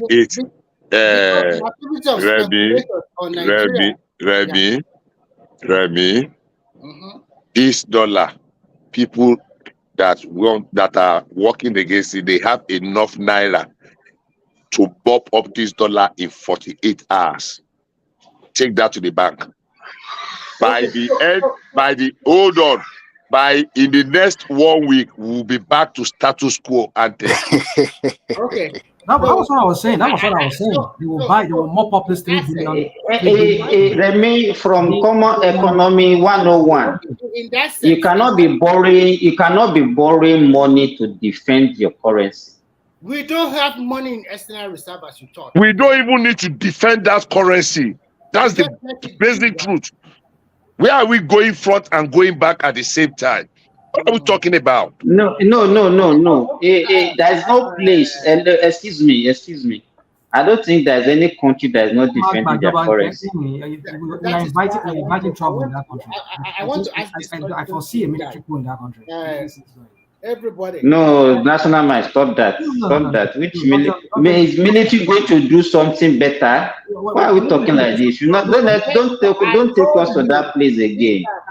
Can I say something? The problem of Nigeria. Okay. What I want to say, excuse me, rational mind. What I want to say is this: I am looking at the first thing they should do, although people will cry and they will shout in Nigeria. It's high time that you cannot exchange any currency except commercial bank. And then the government should try to say, if the dollar for today is 790, at the bank, you cannot sell more than just 2 naira different, maybe 792. That is what a government should do. But unfortunately for Nigeria, we don't have that current reserve to back it up. So it's a marriage of problem in that country. We don't have it. And then you guys, you come here, the loan is not good, blah, blah, blah, blah. I want you to give us alternative. This is a problem. I will give you alternative. Maybe your alternative, some people are listening to it in government or outside there, they can pass it to some leader or whatever. And maybe your alternative can work. That is what we should be talking about. Instead of condemning every time. What are you condemning? You condemned today, you condemned yesterday, you are going to also condemn in the future. No. You probably have not been listening to me in particular. No, I'm not talking to you. I'm just talking generally. Okay, let me provide a solution. Last year, no solution. Mr. Remy. Bishop John what I was saying to Simba Why you saying I should not say that? You're looking at Yes. hold on. You're looking at the handwriting on the wall. There is trouble in Nigeria. There's no trouble in Nigeria. There are challenges. We are going to overcome them. What is challenge? What is trouble, my guy? They are different. They are different. Challenges in Nigeria, there it come out from your Yeah. mouth that they have to Remy, let me land. You've been you talking. can't come that way. We couldn't entertain you even saying something like that. You are a well-learned person. Why are you drifting? If you have a problem in your household, then the next thing just to go and call your former wife, ex-lover to come and fix the problem. Your ex-wife boyfriend. Okay, now let me answer you very quickly. Hold on, Bishop what I want to talk, you people will just I know I'm in the midst of the Batify people now. Let me talk, please. At least we have 1, 2, 3, or 4 of you here. If you are going to be talking about military taking over, please stop it. No, hold on. Please stop it. It's my opinion, dude. It's not opinion. It's my opinion. Let me. It doesn't represent my one man's opinion. I'm one of the talkers here. No, Remy is his opinion because he was brought up in the midst of the military rulers, and because if that's why you are talking, because you are what happened in Venezuela does not bring about military coup in Venezuela. Ghana has passed through this, even Egypt. There are so many countries that are passing through the same. They are not talking about military rule. So why are you thinking that military rule that will be the solution to this one? Rational mind. Àwọn Batify òṣòròǹgà lọ́pọ̀ mi. Ọ̀rọ̀ Batify ẹ̀kọ́ ni bàbá Ajẹ́lẹ̀ kùkù ẹ̀jẹ̀ àsọ̀rọ̀ ń bí ọ̀rọ̀ lọ. Ọ̀rọ̀ Batify ẹ̀kọ́ lélẹ̀. Let me talk now. Ọ̀sán àárọ̀ làwa wà ń bí. Orí ọ̀gànjọ́ táwọn ẹ̀jẹ̀ Batify máa ń fò káàkiri lọ́wọ́ yìí. Àwọn eléyìí wọ́n máa ń fò ní wọ́n máa ń fò lọ́sàn gangan wọ́n máa ń fò. So anyway, what I'm saying. Explain yourself. It's inviting trouble because it's going to get to a point. You see the monumental corruption. You seen some kind of powerful people, so powerful that they've held that country down. Any way you slice it, you dice it, you want to get rid of them, they will they will just appear to you in another way. Okay, we thought maybe subsidy will resolve this matter. Okay, we know we're going to bear it for some time, but then look at where your country. They use this FX issue as a reason for them to start jacking up the price and making life so unbearable. Now they are forcing Tinubu to the table now to look for another way through Abakiyari, NNPC to go and borrow money in their behalf and use our crude. You see, the rot in the system is so endemic that it is by some kind of revolution. And this revolution I'm talking about, if the civilians, if the civilians do not take this, I know there are some people within the military that will not. I'm not saying, don't get me wrong, I'm not saying they have the solution to it. They're not coming. Let me land. I'm not saying they have the solution to this problem. But if the military comes in, maybe they'll be able to, map all our oil wells. Maybe at the end of the day, they will start giving it out to their cronies, or at least bring sanity into the system. Right now, what we need in our country, bringing sanity into that system, because these criminals, they've infiltrated every nook and cranny of that country, government everywhere, whereby anything you do, they will force you to the table, or they will force you to revert back to in some ways. Because I don't see a way out of this. That was when I was expressing pessimism yesterday here when he was telling me that. Because I've never seen a country on earth, our earth, that has this kind of monumental problem that Nigeria has. I've never seen it. So you said you do not see a way out. It's because you're in Nigeria. That's why you're thinking that only Nigeria that has monumental. Not in Nigeria. For your information, I've lived many places. I've lived in many countries. So don't tell me how many countries have you lived? How many countries? Afghanistan again. Afghanistan to Sri Lanka. Siba Atirebi, please permit me to make an attempt, and I will yield. You see where we are. Let me use another Agbo analogy. Okay, don't let me use Agbo. Let me use chloroquine. You are sick with malaria. I am AA, and the only malaria that used to plague me when I was younger was malaria. And the best cure I've ever had is chloroquine. At some point, I got used to the chloroquine injection with Novogen, and I will mix Piriton with it, and I would administer it by myself. And it's the easiest way for me to cure malaria. Now, we know chloroquine tablets, whether it's chloroquine or Novoquine. If they ask you, take 2 in the morning, 2 in the evening, 2 in the morning, 2 in the evening, 2 in the morning, 2 in the evening. But it's very bitter. And after you take 2 in the morning, 2 in the evening, 2 in the morning, 2 in the evening, you just say, look, this thing, I cannot continue again. It's bitter. And you go on to the malaria will come back stronger than before. We have started a process. It is very bitter. It is very painful. All we need is a little bit to endure. You will be surprised that people will adapt with this slight change. It might not even be much. And the Labour Party is making it worse. They want to truncate its treatment that we have already gone more than 50% by throwing what 50%? What did Labour do again? What did Labour Party do? Labour had Let me finish now. Let me finish now. You have to Bishop, don't say Labour Party, say opposition party, not only Labour. Okay. Opposition. No.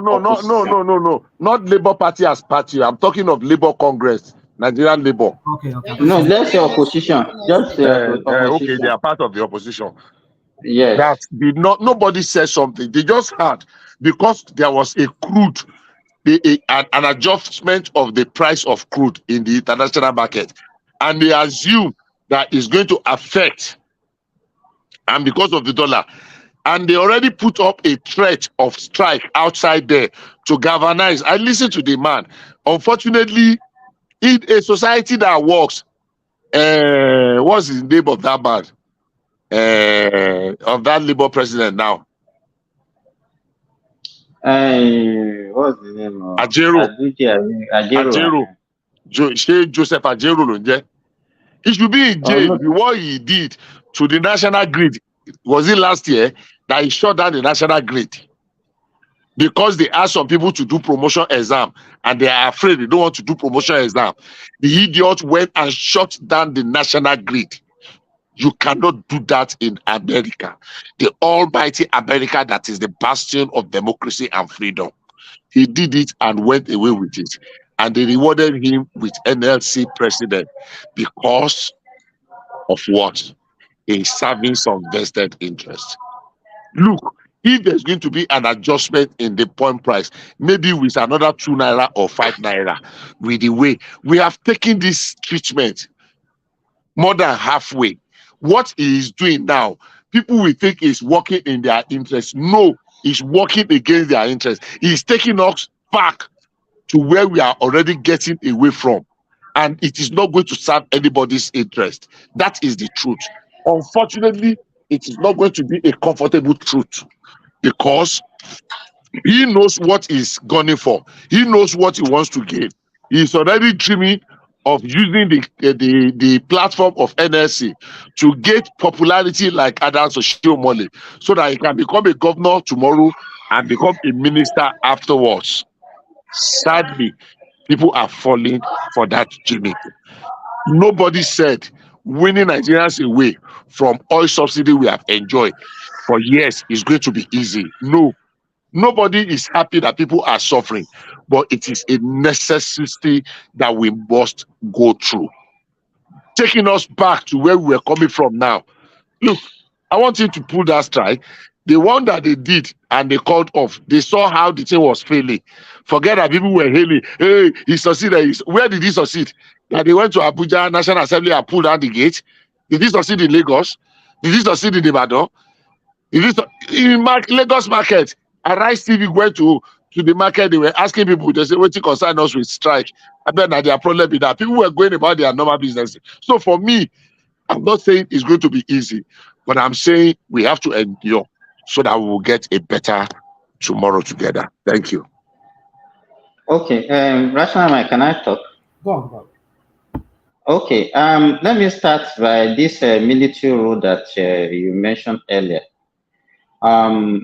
Military rule cannot be a solution to the problem of Nigeria, because if you look at the past, even the so-called people that are the so-called military, they are the ones that are part of the cabals that are now even disturbing the country. The like of T.Y. Danjuma, our ex-president Babangida and co. They are part of the problem that Nigeria has. So, and you know, the military, I'm very sorry to say this is international platform, but the kind of military that we even have in the past, they are not the kind of military that we have now. Our military are also very, very, very corrupt. They have been exposed to a lot of money in the name of fighting Boko Haram and all those insurgents and all those things. So don't think that any military man will come as a savior. They are just coming to come and take their home bite of the national cake. So military cannot be a solution. And you know, earlier on I mentioned that even other countries that have passed through this, they are not calling for military. So it's not something that we should be calling for in Nigeria. Then the other problem that I foresee in that country is that, you know, we all lack sense of patriotism, I'm very sorry to say, because whenever the country is having problem, instead of all of us to rally around and solve the problem, we tend to take advantage of it if you are in the opposition and use it to get your own to your advantage. Why didn't you say this to Tinubu when it was in 2015? I'm not talking 2015. So don't. I'm not exonerating anybody. Just hold on. Let me finish what I'm saying now. Don't say you see. If we know that, okay, if it happens in 2015, this 2023, and if you cannot identify it as a problem, can't we talk about it? Because that is what is. Hold on. Okay, go on. Just land your point. Sorry, let me not interject you. So, and you at least for you to even interject me, you agree that is one of the major problems that we have. So, if it has happened before, at least we have to make progress and stop all these shenanigans that we do. We should all go in one direction, solve the problem instead of now using our problem as an advantage. And when you get there too, the other people will use it as an advantage. So we have to change our course in that country. That's what I'm trying to say. Don't refer me back and say Tinubu did the same thing. So if Tinubu did the same thing, then the other people should continue in that route also. Then we are talking about solution to the problem. So I want to, in addition, sorry, hold on. Then let me finish. I have only one point more. Then even unionism in TUC, ASU, and all those useless unions, they are also one of the major problems that we have in that country. And they are not taking us anywhere, because when people aspire to be part of this unionism, not for the growth of the country, but for their own benefits. And we see how ASU will let me tell you, we have more private universities in Nigeria now than even public universities. Go and look at the salary that they are paying this staff of this private university. They don't earn as much as those people who are working in the public institutions, and they don't go on strike. But you see, by the time the ASU comes out now and say, hey, we want this, we want that, we want this, and we want that, everybody will be supporting them. On what? So, in summary, all of us, we have to be patriotic to that country. Whatever mistake that we have made in the past, we have to leave it and channel another course for us to bring that country out of the problem that country has now. Then we want to continue the way you are saying it.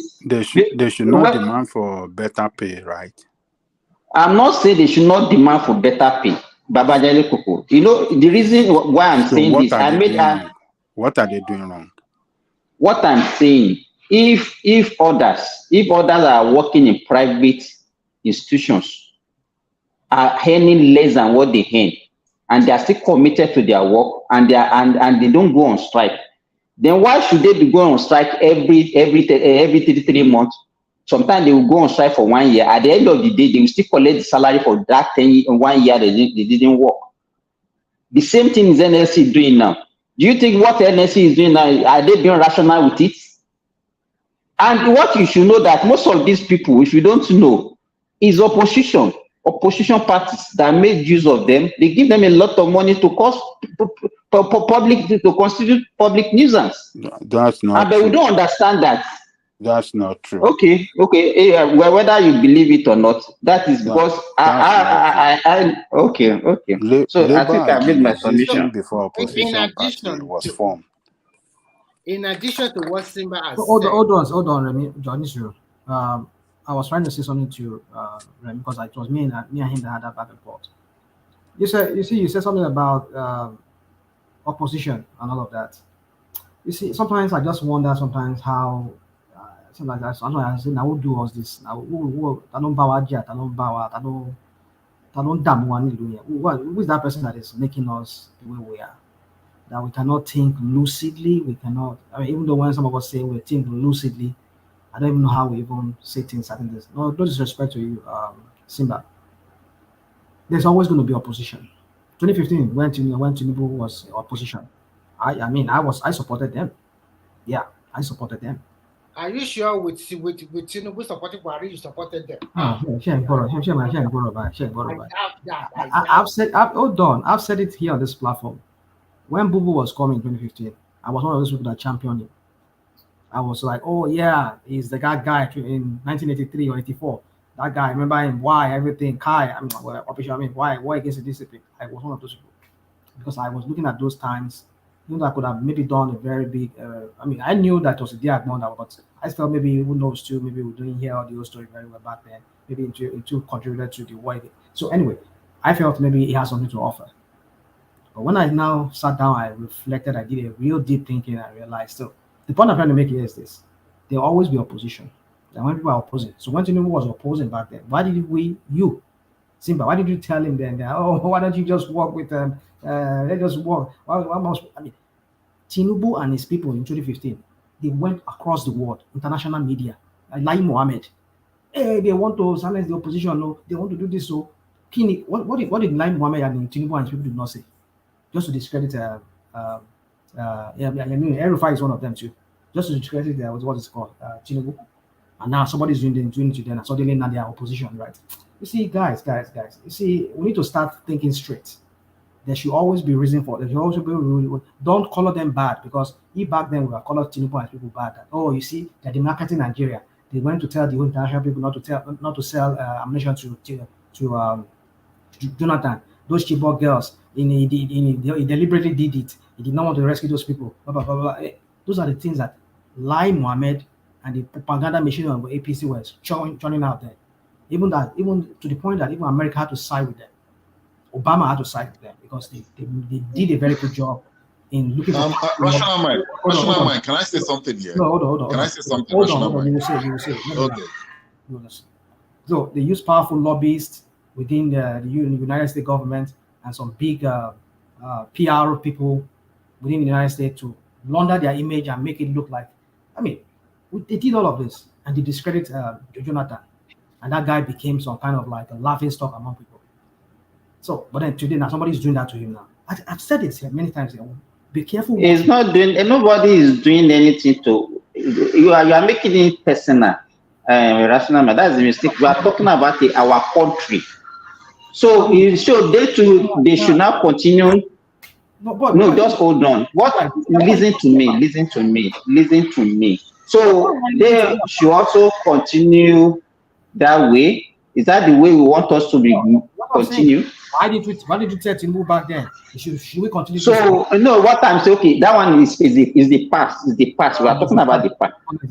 So we should continue. And so why are we talking about solution then? If you don't want us to talk about it, we'll talk about Simba. What I want to say is no. Please, let him answer my question. We are talking about solution. It's a problem. Then you are not saying that they should also do it just because somebody has done it before. You see, some of us here, let me say some of us here, we come here, we just point finger at other people. Oh, you're doing this, you're doing that. Look, listen. That is not the answer to the question I'm asking you. Okay, we know that one was a problem and they were wrong. Now you want these people to continue in the name of, I don't understand you. I don't know what you are speaking to now. Hold on. All of us cannot sleep and put currency become. We cannot all sleep and put our heads in one place as we sleep. Somebody that will face east will face east, somebody that will face north or south, whatever. That's the beauty of we humans. So because I don't see high on high, I criticize Tinubu because I'm not criticizing because I want to criticize him. I want to see Nigeria work better. But I don't believe his way and manner in which he's going about this is the right way. That's why I'm criticizing him.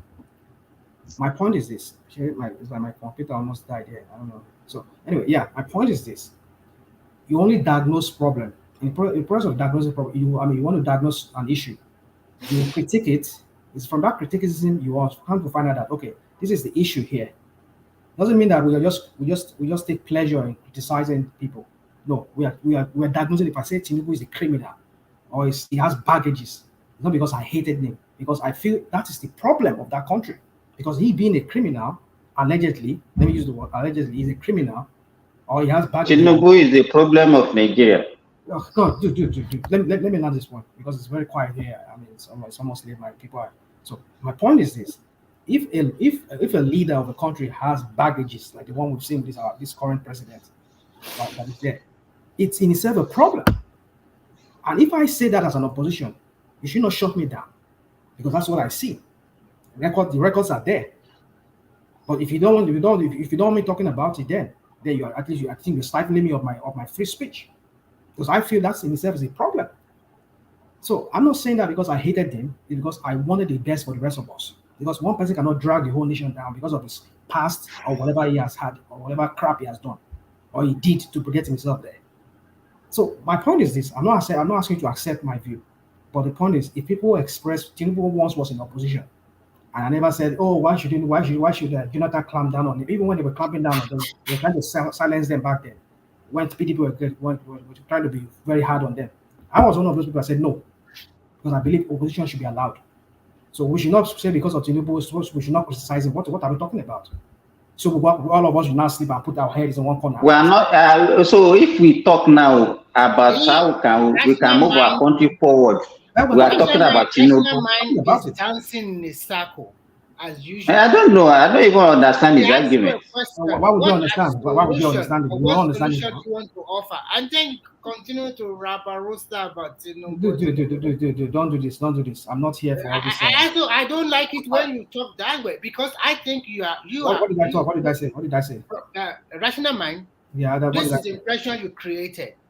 You are highly experienced, and you are an advanced. I would not say advanced age, but you are kind of older or elderly, and I know you are fixated on Tinubu too much. I have a very simple question. Now, let me tell you what I'm trying to say. Would you stop this fixated on Tinubu? I want to say something. Who is in play here? Who is in play? I don't care about opposition. Opposition will do whatever they want. Hold on. A year ago, let me speak of Tinubu like this. 1 minute. If you have been here, you understand. Bubu is one of 1 minute. You will come. What are you talking about? You have been talking. 1 minute. I don't care about opposition. I don't care whether you criticize. No, you care. If you don't care, why you always on my? So let me talk. I am not looking at it the way Simba is looking at it. I am totally different. The way I'm looking at it is Nigeria themselves. What as dollar speculators continue to speculate? Just see yesterday from 1,000 to 790. It dropped. That means there are a lot of Nigerian people that they don't love their country. And they always see opportunity to make that country.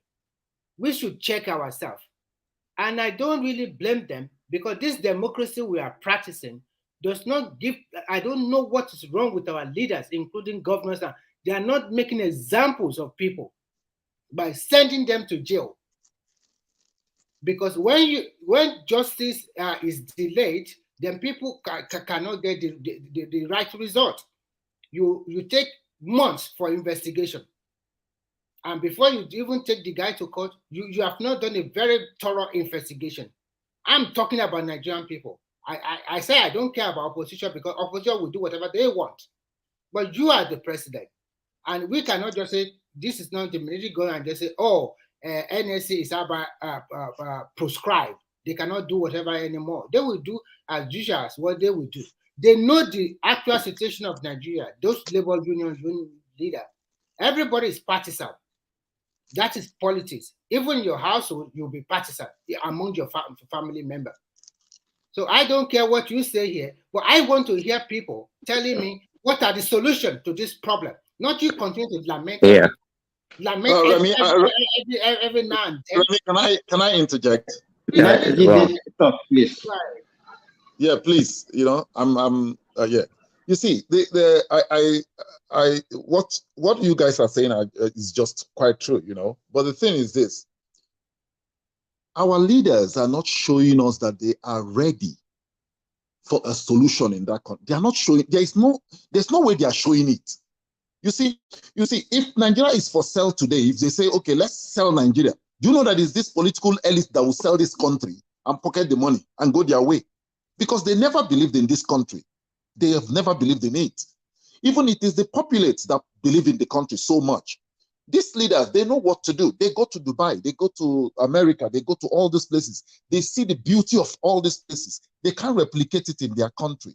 And they are telling us to be patriotic, to stomach everything. Come on, you have to be Nigerian. Are they Nigerian? They are not. They're not showing us they are ready to develop the country. And that is why some people do not trust them.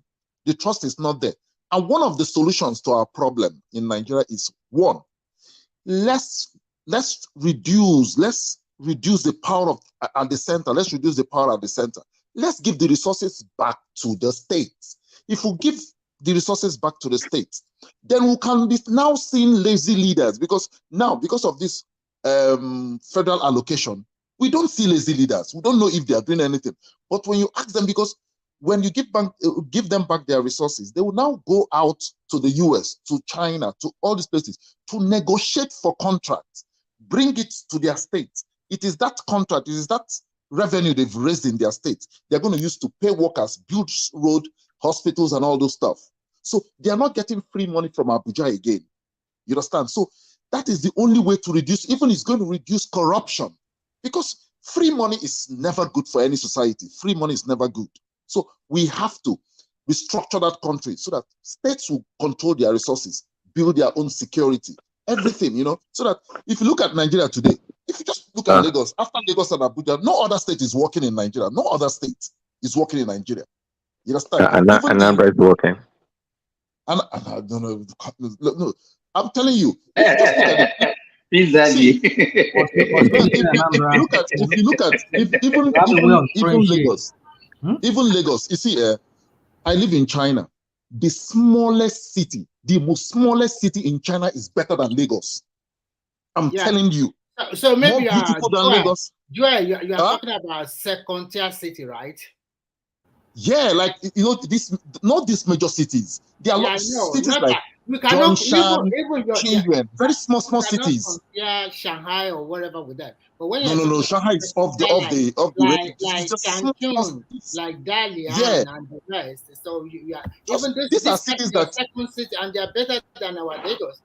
So if you these are cities that you'll be amazed. You come here and you promote Tinubu to run.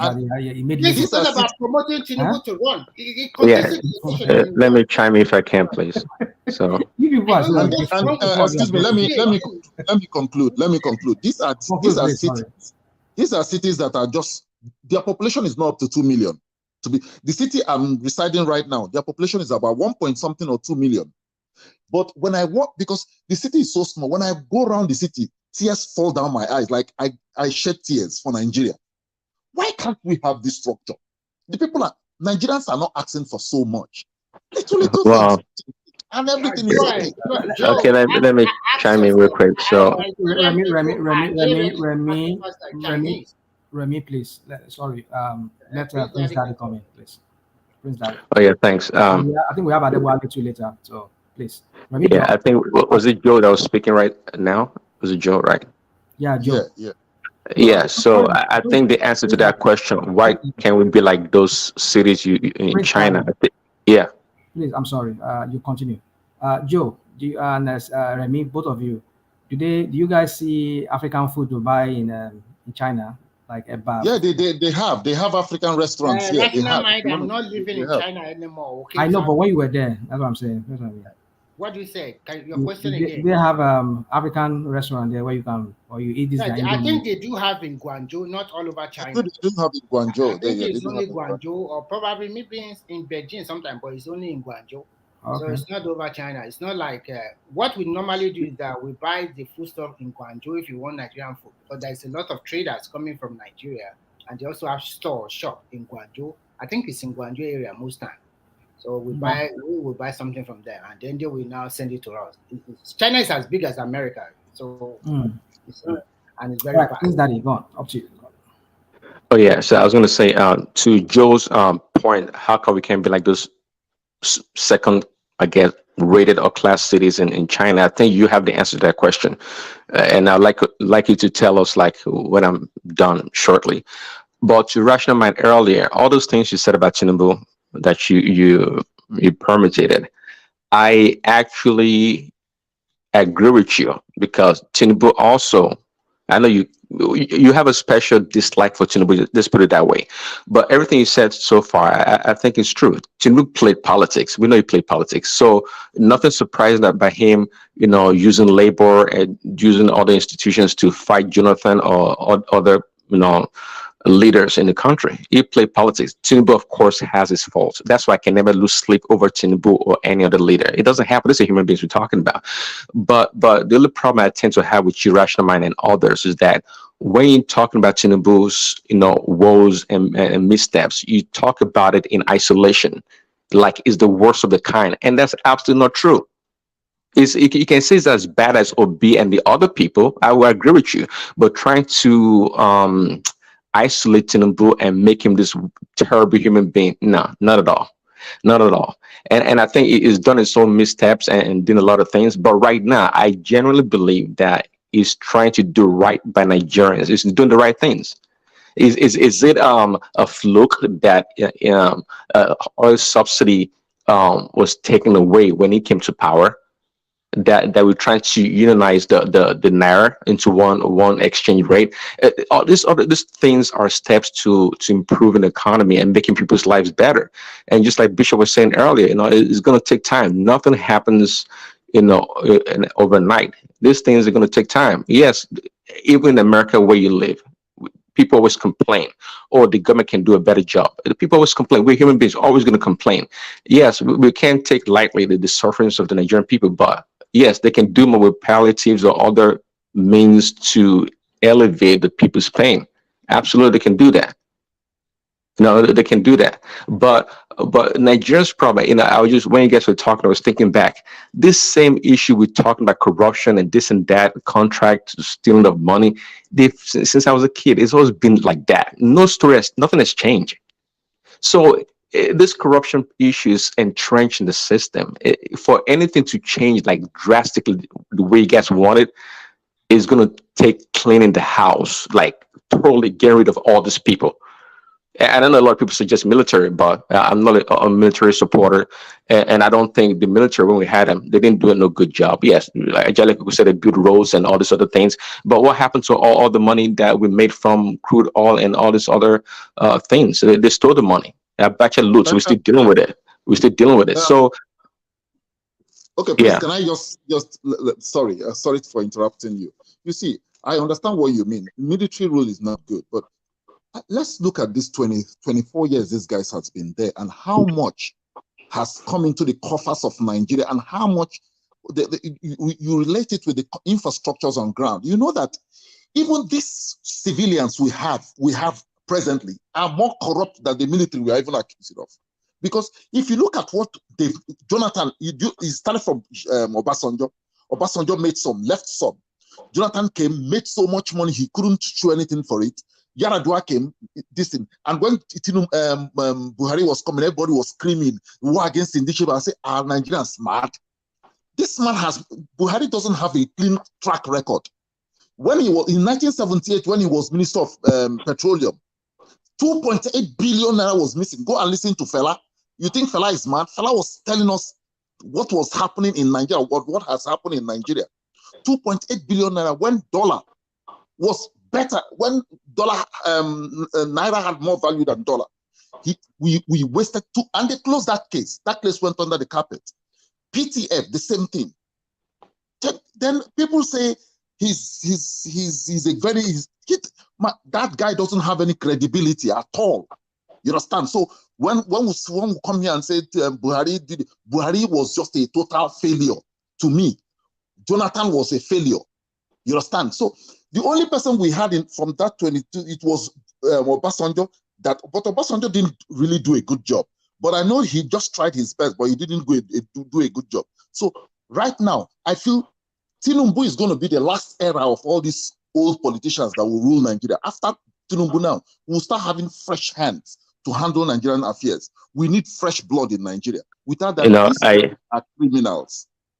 They are criminals. Yeah, to that point, I agree with you. I thought, like, when Tinubu came to power, that perhaps after Tinubu, the next president we're going to have is going to be around 45 to 55 years old. That's my thinking. Exactly. And I would totally support a cleaning of the house. Now, I think Tinubu will be the vestige of the old regime, quite frankly. Yeah, we will definitely be one of the last people. And we see, when we start playing ethnic and political party line politics and care about Nigeria, we're the supporters I'm talking about. Not like people kind of bring Peter Obi as this angel guy and Tinubu as the evil guy. No. Let's we all agree to choose somebody. It doesn't matter where the person comes from, that's going to do the right job. Okay, I would go with that. But definitely, Peter Obi is not the guy. I'll tell you guys right now, it's not the guy to jump. I mean, because if Peter Obi had won, he wouldn't be able to change anything. The system will remain the same because it's equally as corrupt. As much as they like to say Tinubu is corrupt, which I never argued about that anyways, because if they call him corrupt, that's fine. But Peter Obi is equally as corrupt. Well, in terms of the degree or the amount they may have stolen may be different. But nonetheless, if Peter Obi was in charge of Lagos, who knew what he would have stolen? So it doesn't get a pass. He's as corrupt as Tinubu, as everybody else. But again, sometimes people do have a change of mind. People see the Nigerian system is okay. My dad was in the system kind of too. He was not a politician, but the politician and all these people, he knew them.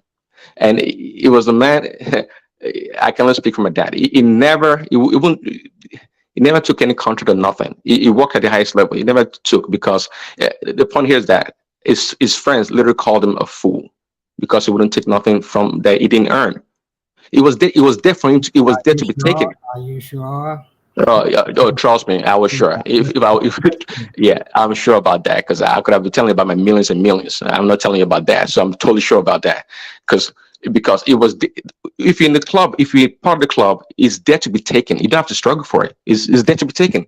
Take yours and take mine. That's the way it works at the highest level. So, and only a few people. I can actually only talk for my dad, but the point here is that that's how the system is laid out, and it will always be like that till we clean a house. How are we going to do that? I don't know. I don't know. You're going to clean the house. It's so entrenched and corrupt. Now, military is not my solution, because military, I believe, sets us back. Really, it does. Because democracy, we need to work out our wrinkles over time. I don't believe 24 years is sufficient for a true democracy to realize its full potential. I don't believe so. Maybe you guys think otherwise. I think we need more time. American democracy didn't start like that. All this world democracy we talk about did not start perfectly. They went through transitions and a whole lot of things. Okay, so that's the way it works. So we can't say 24 years. Every time the military comes in, there's an interregnum in democracy. Then it's like we have to start all over again. It doesn't work. Let's go through the Sorry. I want to say something.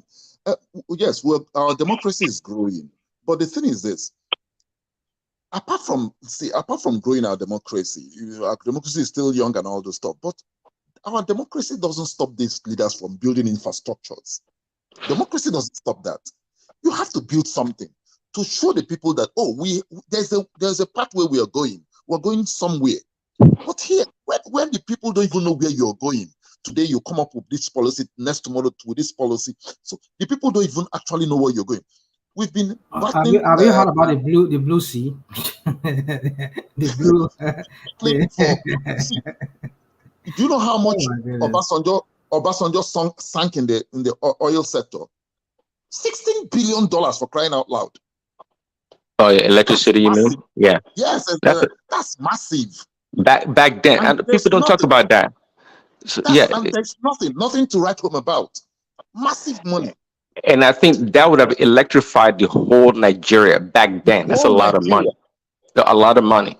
People don't talk about that. When Angelica wants to praise Tinubu, Obasanjo, I'm like, you know. Obasanjo to me was a failure too, man. It was a failure, man. I've seen leaders. Obasanjo didn't do much.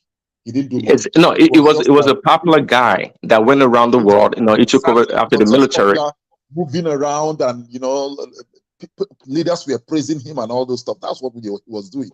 He didn't sit down to do the real work. He didn't sit down at all. If he has given us power. It was power hungry and power grabbing as every. See, they're all in the same shoe. That's my point here. That Tinubu is not unique in its deficiencies. It is not. They're all in the same place. And listen, who's going to have a contract of 1 billion naira and they're going to use it to build roads or do stuff? Why would they do that when they know that again that same contract would be reissued? Come on now, we're all human beings. We are on the panel. I mean, can we truly say that, hey, if we were in that position, we would do the right things? See, we only do the right things where there are checks and balances. You know that. You live in China. That's why I was asking that. Why don't you speak to the point we just made? Why don't you speak to the point about why China works? Why does it work? As much as corruption is, as much as corruption at the top of the CCP. You see, by the way, corruption, I said the other day, was it last week, a few days ago, like, look, I spoke to somebody from, a learned person from Kuwait. Yes, from Kuwait. And I was trying to compare Kuwait's economy to UAE. I said, back then, Kuwait is like, when you guys are rich, so much oil in a small country. I said there was no UAE or Emirate, whatever, back then. Kuwait was the place we talk about, the king and all these rich people. And the guy said, yeah, but it sounds like Kuwait is lacking behind a lot of this Middle Eastern countries. And also that the guy told me there's a lot of corruption in Kuwait. I said, really? He said, yes. A Kuwaiti person telling me there's corruption in Kuwait. But somehow, somewhere, the society seems to work. Okay, but in China, they execute people, they hang people for corruption and things like that. But guess what? At the same time, there's corruption at the highest level in China. Nigeria don't come close. You know that. They got billions and trillions of dollars in dollars, not naira. Not yuan or RMB. They got in dollars. Do you know why they are better off than us? Is it because some people think the government of China doesn't listen to the people. They listen to the people. Very, very. They work for the people. Because if you look, if there's an outcry on corruption in China, the government will take swift decision. You start coming down on those guys. But in Nigeria, we celebrate corrupt leaders. Look at Akpabio. Akpabio was indicted in this NDDC, and today he's the Senate president. Look at Oju Zokalo. Oju Zokalo is somebody that knelt down and he was begging that now they've said, oh, he's free to do whatever he wants. He's in the Senate. When you look at all these governors, ex-governors in the Senate, all these senators, you see that all of them all have baggages, and they are the one leading us. You see, the thing is that I'm happy to say that. Well, I was going to say something. Is there such a thing as? Go ahead. Let me finish up. I'm happy today that the youths are kind of waking up. They are trying to take over the power from these guys. What we should just do, have patience. 2027. Let this last badge, because this is the last badge. After Tinubu goes away now, like 2027 is going to be really, really hot for us. The youth have to stand up and reclaim that country, take back that country and fix it. If you leave these guys, you see, these guys, they've compromised. These people have investments abroad. If they don't do the bidding of the West, Joe, you have so much belief in Nigerian youth, eh? I do. That's very believe me, let me tell you, if you look at the ones that are in government now, what do? They are the worst. You see, I'm not talking about the ones in government right now. I'm talking about we that are watching from the side, and we that are complaining. We have to form a political party and chase these guys away. You know what we are doing on this platform, that is the easiest thing to do. Believe me. is the practicability or whatever we are talking about is another problem. It's very easy to say, hey, why can't you do? You know, I've been watching you talking since. You know, the only thing that you only identify the problem, you've not been able to tell us one solution. It's very easy to identify problem, but you mentioned what happens in China, and I agree with you. But the Chinese, the sacrifice and everything that they do, can we do it in Nigeria? Excuse me, my brother. The leaders of China, the people of China did the sacrifice together. It's not the people doing the sacrifice, the leaders enjoying. They both did it. Go and Remy is here. Go and read about the cultural revolution in China. In China, they were taking from the rich and giving the poor. That's what they were doing. They were taking from the rich and giving it to the poor. When Chairman Mao there was a day I asked you a question. I'm very sorry to say this. Let me just say this. I think one thing we have to do in Nigeria is to be more productive. You know, I mentioned, I said Nigeria is a poor country, but I think there was a day you disagreed. You said Nigeria is not poor. Nigeria is very poor. And Prince Adi just mentioned example of Kuwait now.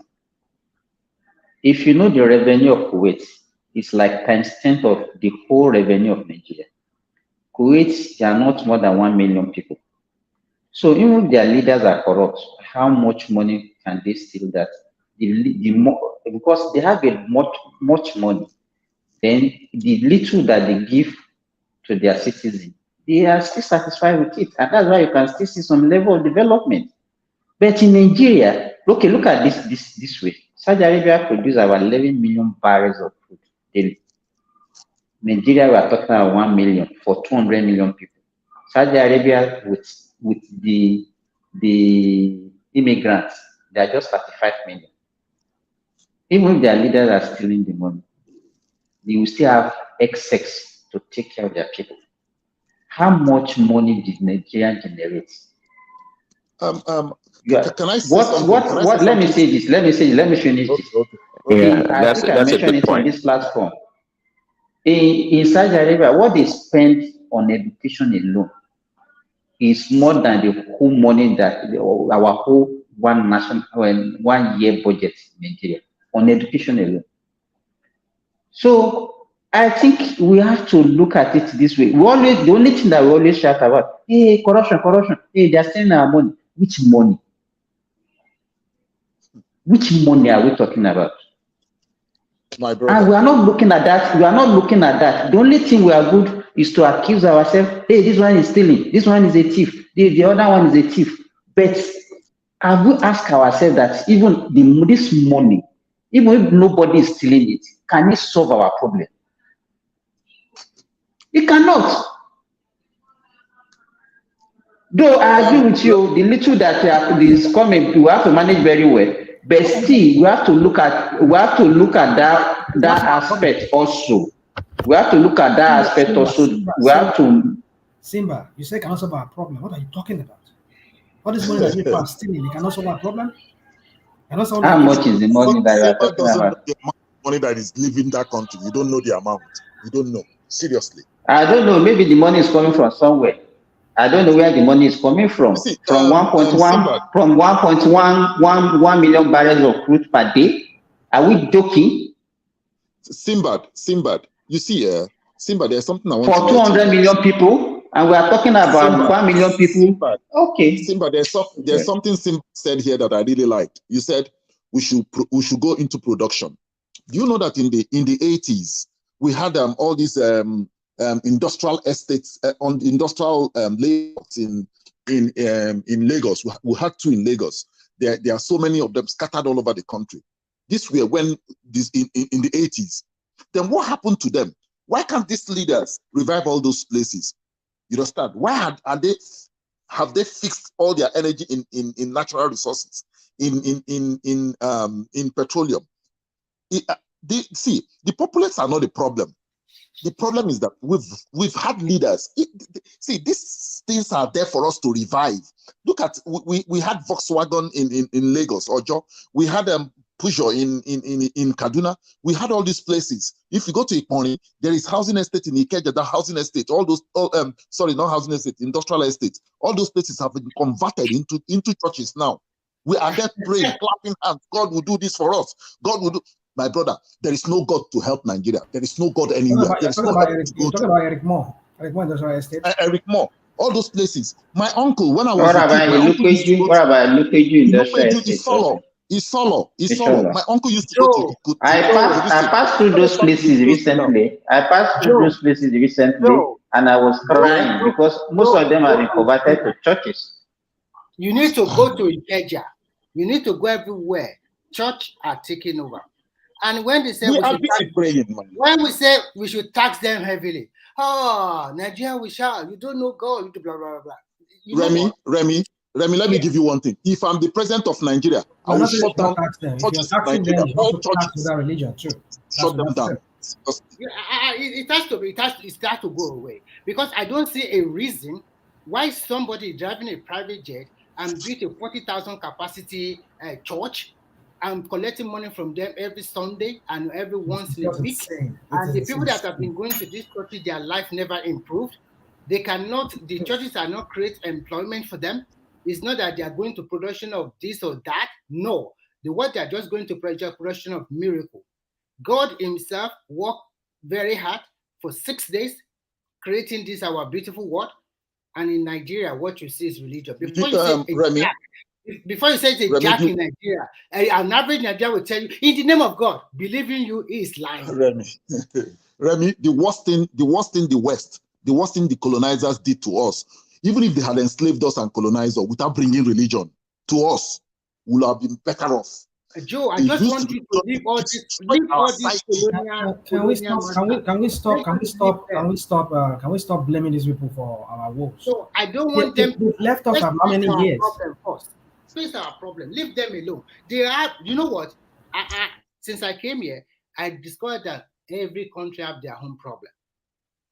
Huge problem. So when Nigerians, anything happen in Nigeria, and I see so-called Nigeria, quickly they will buy a ticket and go to watch it. I'm just laughing at these idiot people. What problem do they have? What problem do they have in Finland? You will buy a return ticket, Lagos back to New York or Lagos back to London, and then you stay in a hotel. You eat the food there. You are taking the money from Nigeria in the name of protesting. Who cares about you? You're taking the same money. You take it to America. America are happy. Continue to come and protest here. If you're in Nigeria, you should be on the plane and come and protest. So far, you stay in the hotel, you eat our food, you take our taxi, you take everything. Who is benefiting? Have they even think about this money they're taking over to other countries from the so-called Nigerian money?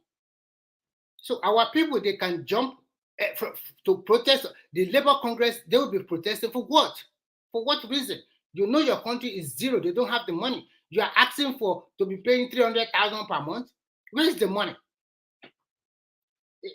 Everybody is highly politicized, highly biased every time. Remy, I quite agree with what you're saying. But Remy, you see, do you know why the labor union are doing all those things? Because they've not seen any form of sacrifice from our leaders. Even at Joe, the other time I was looking at the hand of the other TUC chairman. What is his name? The labor guy, the TUC guy. You know there are two. One is the Labor Congress, NSA, and the other one is from TUC. In his hand, he's wearing a Rolex, and that Rolex alone is more than $5,000, close to $5,000.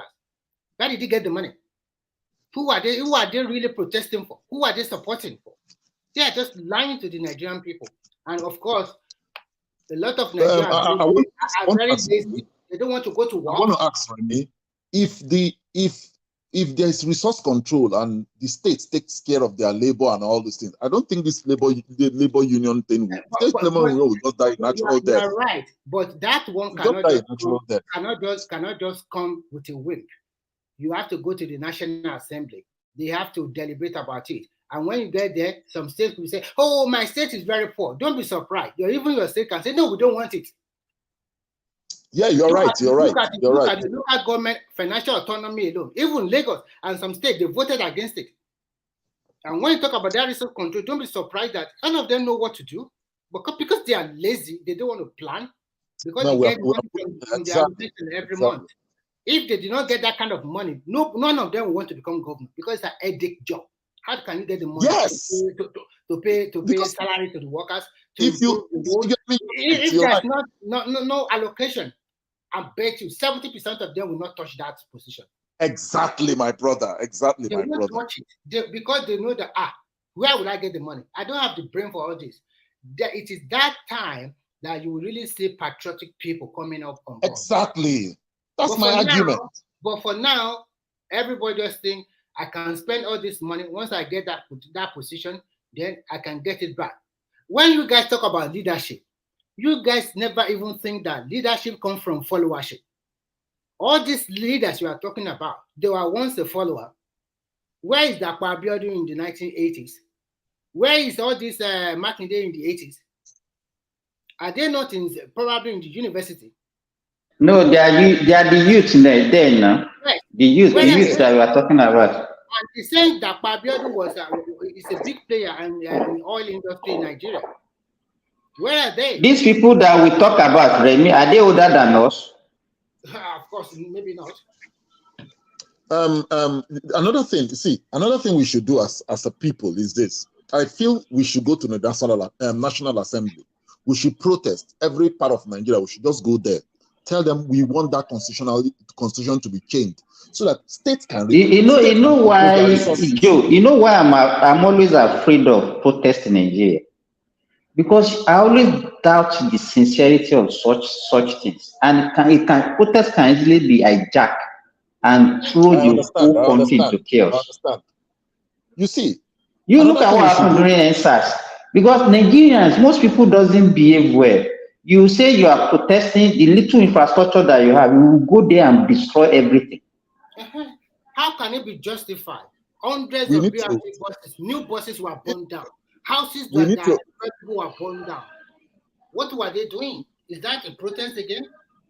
We need to educate our people. We need to educate our people on what we need to do, like on this platform is also good. We should start educating our people that we can actually effect this change. We can actually go to the National Assembly and tell them this is what we want. Joe, I'm not, in fact, I want, if they want, they can go and die in that National Assembly. If it's going to be peaceful and they are not going to, because what they will do is that after finishing with government property, they will now start looting innocent citizens' property. Yes. That's what they will do. There needs to be a change in because some people will take advantage of that to loot. How can you, Simba and Joe, fathom this into consideration? You tell the people in a state that this state is not improving, it's not developing, and the people there, very selfish people, they say, he's paying our salary, everything is okay. Are you kidding me? How many percentage of the population are government workers? What are those people that are working with private companies, or people that does not have a job, or people that have their own businesses? So actually, is Adewale on this platform, or he just joined and I'm here. Can you guys hear me? Yeah, we can hear you. Sorry, Adewale. Oh, okay. So because he will just remain like that, he will not talk. After a while, you see he's marginalized. No, maybe you want to listen, then later you want to talk. If you want to talk again, he doesn't need to join the platform for listening. He doesn't need to join the platform to listen. Thank you, Jarele. You don't mind Simba. I always feel marginalized one way or the other anyway. But there's wisdom. When you came in now, you're always marginalized. Anybody can talk. That's when Simba touched on the subject that touched the heart, I was like, let me jump in. I was like, okay, I restrain myself. You know what? Don't jump in yet. When it was talking about you. I even want to accuse you, Adewale, because you are once a banker. You are once a banker in Nigeria.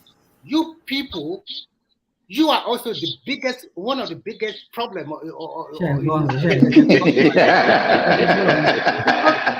people with your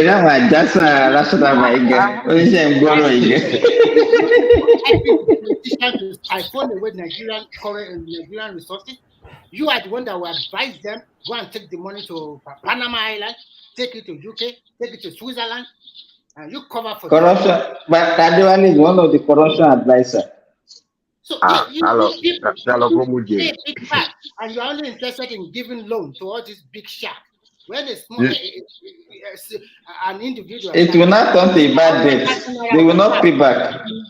Okay, let me please allow him to talk. I'm going to before you talk. I want to kill him today. You know, he was beating before he left yesterday, so he started by beating him today again. No, I wish that I called with you before I left banking. Maybe I'll be able to talk and just cover my eyes and not be able to reply to me. But hold on 1 second. Can you guys hear me? Yeah, yes, very clear. Okay, because I'm using Bluetooth, so I hope it's clear. But I mean, it's not like the way you painted it. I joined banking in the late 90s, and what I observe is that everything is opportunity. Majority of people that we see parading themselves around today and call themselves billionaire bankers and all that, they started early when the military was giving out banking license. And some of them actually a prosy to some of these politicians and head of state and military officers. They were holding some of their wealth in prosy. And that's why every time you see federal government selling um, uh, public assets, we're always trying to read between the lines. They're selling it to themselves. Okay. And some of these banks that, a lot of mushrooms bank then. But what I found out was that they're not just using Abu's money to entertain Abu. Abu is also, licking the soup too. Um, there was a day, Kuro with my eyes, I saw the NDDC. It was newly created then. NDDC, an entire agency money being put into 30, is it 30 or Fixed 60 deposit. days? Yeah, fixed deposit, 60 days, fixed deposit, short-term investment. My mouth was agape, They were starting as this young democracy then. Now that tells you how long this corruption has really hidden deep. But apart from, let me just move away from the accusation of what bank is all about. It's about the big boys who are the one hitting it. Not the. Let me say I was a bank worker, not really, because those guys are eating the money. Then they were actually hitting the money. That was how you saw the likes of GTB banks, Access Bank, STB banks, all those mushrooms bank. Then they were holding some of those corrupt money, dirty money for the politician, and they are able to make their own money as well. But anyway, that's that about that. And there's nothing like you and I could do as at that time. So even though we saw the money being brought, agency money being brought into bank, do you think I would go ahead and inform the journalists and say, "Oh, I saw NDDC money in a short-term investment account"? Number one, whether I lose my life or if I losing job, it won't be the smallest sacrifice. Anyway, let me move away from that. Let me speak on. By the way, let me you touched the subject that touched the heart earlier when you talked about China. So during the time you were in China, Remy, can you hear me? Yeah, I can hear you. You said that in China you could find anything, African store, groceries, and all that. So does that mean that? I said you can only find it in one city, which is Guangzhou. Oh, okay. But when you can find the store there, but what people do, some people also trade from home, but we are far away from each other because China is as big as America. So when you buy, you guys import to China. Then you import they import to China, but there's some food, some food stuff like white beans also produced in Guangxi, part of China, which you can also you can also buy from them. That is interesting to know. But another thing is that there's no way you go to Nigerian culture will always follow. So what about the Ashewos and all that? They are also present available. Maybe you can ask Joe. Maybe you can ask Joe that question.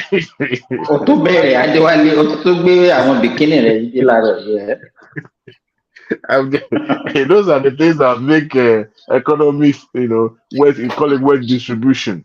Those are But the sectors that you need to. don't worry. In Eh? China, there is something we call neon light club or neon light Yeah. hostel. They are plentiful at night. You can go there for massage, and from massage they also do the happy hour if you want. So some are for massage, Happy some hour. are for the What is happy hour? What is happy hour? Am I corrupt Simba Maybe now? you know Am I Simba. corrupt Simba?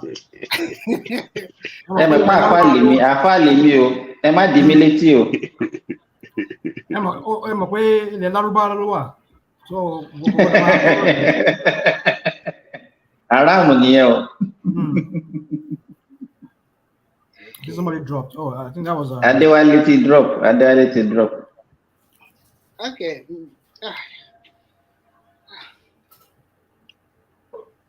Our country has monumental problem, and I don't know why we can solve it. What happened, Adéwálé? You dropped. You are back. Maybe it's using Bluetooth, so it's off and on. But I'm also using Bluetooth. You two were dropping it now. Do you know which room? Do you know which room Adéwálé is in now? You don't know. That's all. I told probably my one man I was going to be not like 1 hour or two, and then it's almost like 4 hours now. So I think when it's like Adéwálé will fight you, rational mind. I'll be shutting down in about 10 minutes time now, so we can just discuss whatever I want to discuss. I can't hear you. You sounded robotic. No, you dropped it again. No, you're still here. Yeah, we can't hear you. We can't hear you. Oh no, ni wọ́n máa sọ pé ǹtẹ̀ wà l'Amẹ́ríkà network yìí ò dáa. Yeah, but I want spy the one it could be. My spy one. He's talking. He's talking. We are not hearing him. Can you hear me now? Now we can hear you now. Yes. Oh, okay. I switched from Bluetooth. This platform self. Sometimes they are broadband, or what do you call it? It will drain your battery. It's so your data will, if you're not careful, you're not using Wi-Fi. In fact, I pity you. Those people calling from Nigeria, they are rich people. Don't mind them. They will come here and be telling stories. They are rich people with the data that they use for this platform every now and then. They are very rich people. Anyway, speaking. What is the topic, yourself, Abeg? Yeah, I'm not been on the pizza one. Hello, go Joe. See, brother. Ṣé ń jẹ sàrí lá máa ń pè yẹn? Àtúná máa ń jẹ sàrí ni. Ẹ̀mẹ́kì láàrin òru. Kíní ló tún máa ń jẹ oúnjẹ ló máa ń jẹun báyẹn bíi broiler patoski. The broiler. Anyway, yeah. We're talking about Tinubu. I mean, not Tinubu. NNPC $3 billion they want to borrow. So they were due Tinubu.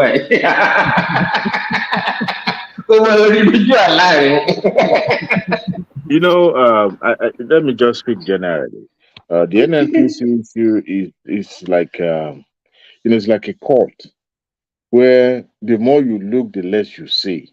And I think that agency was established purposely for people in government to catch away money in such in a legal way.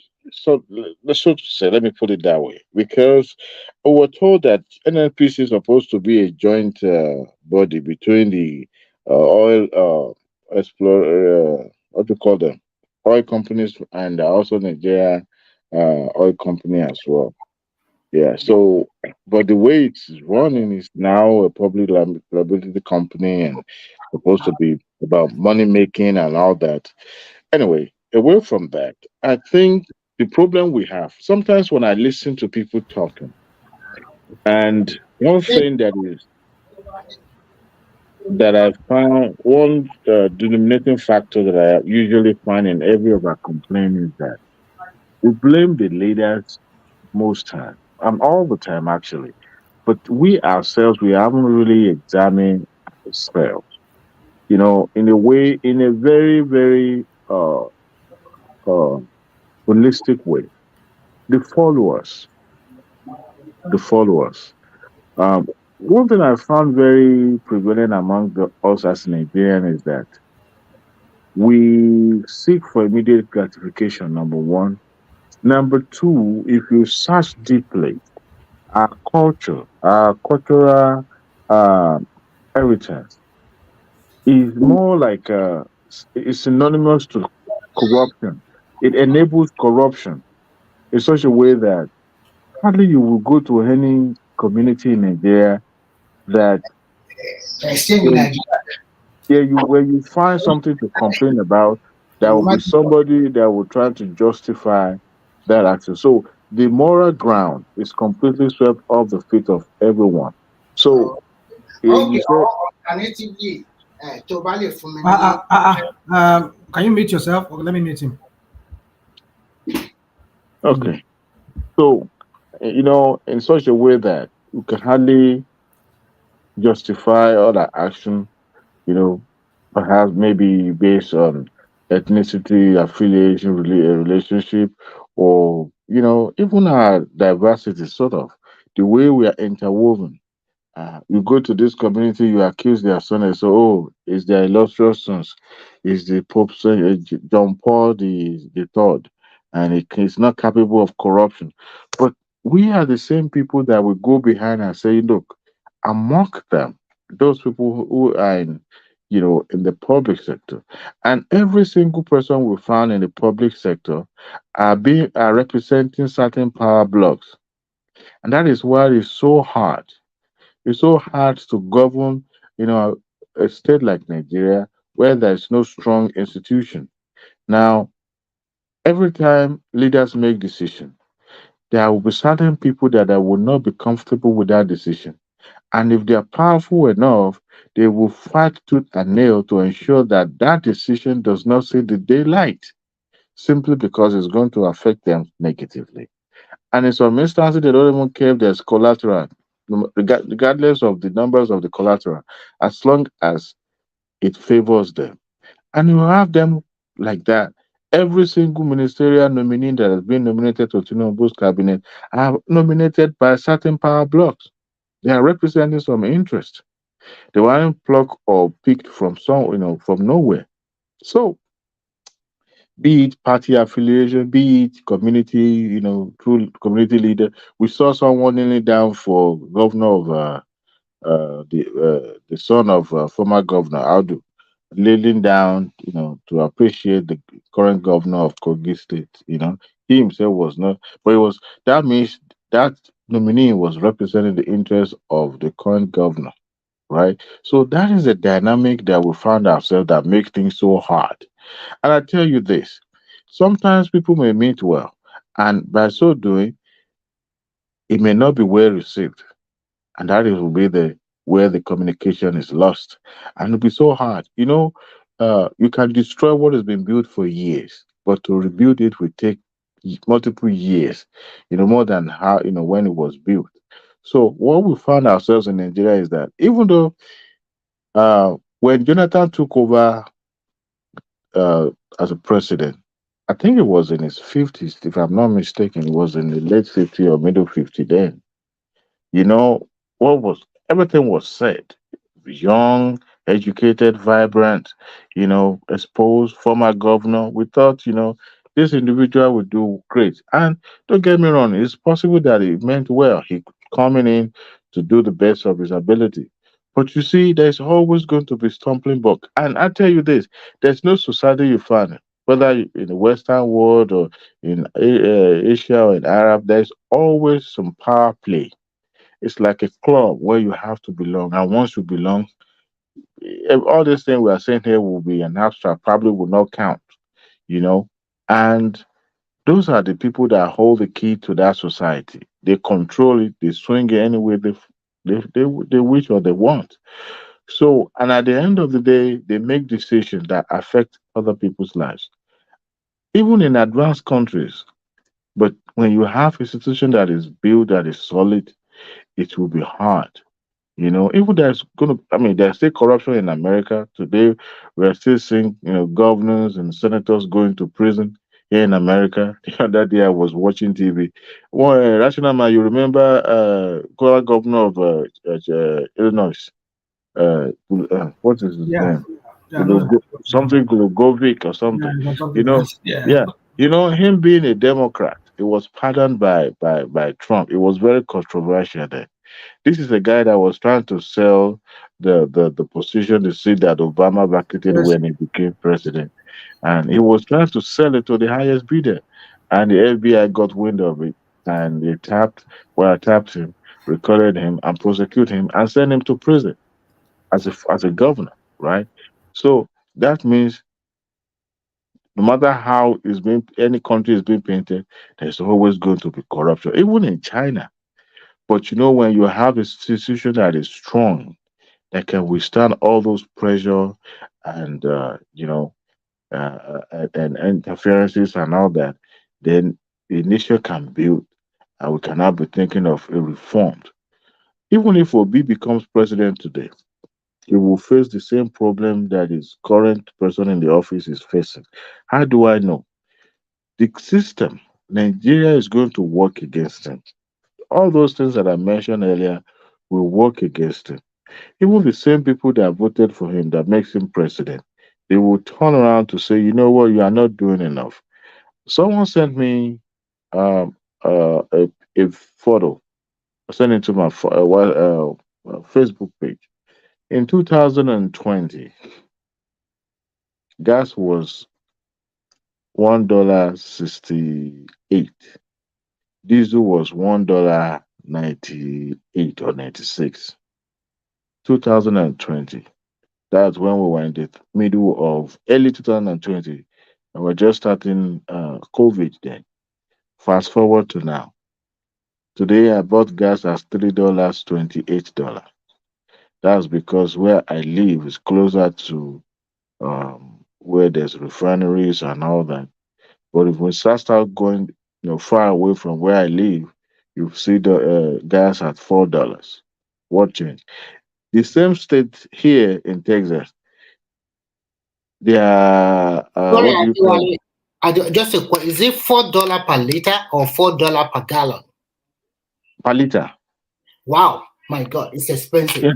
Oh, what are you talking about? And the state No, itself has hold on. Are you saying in Texas where you are, they sell by liter or per gallon? per liter.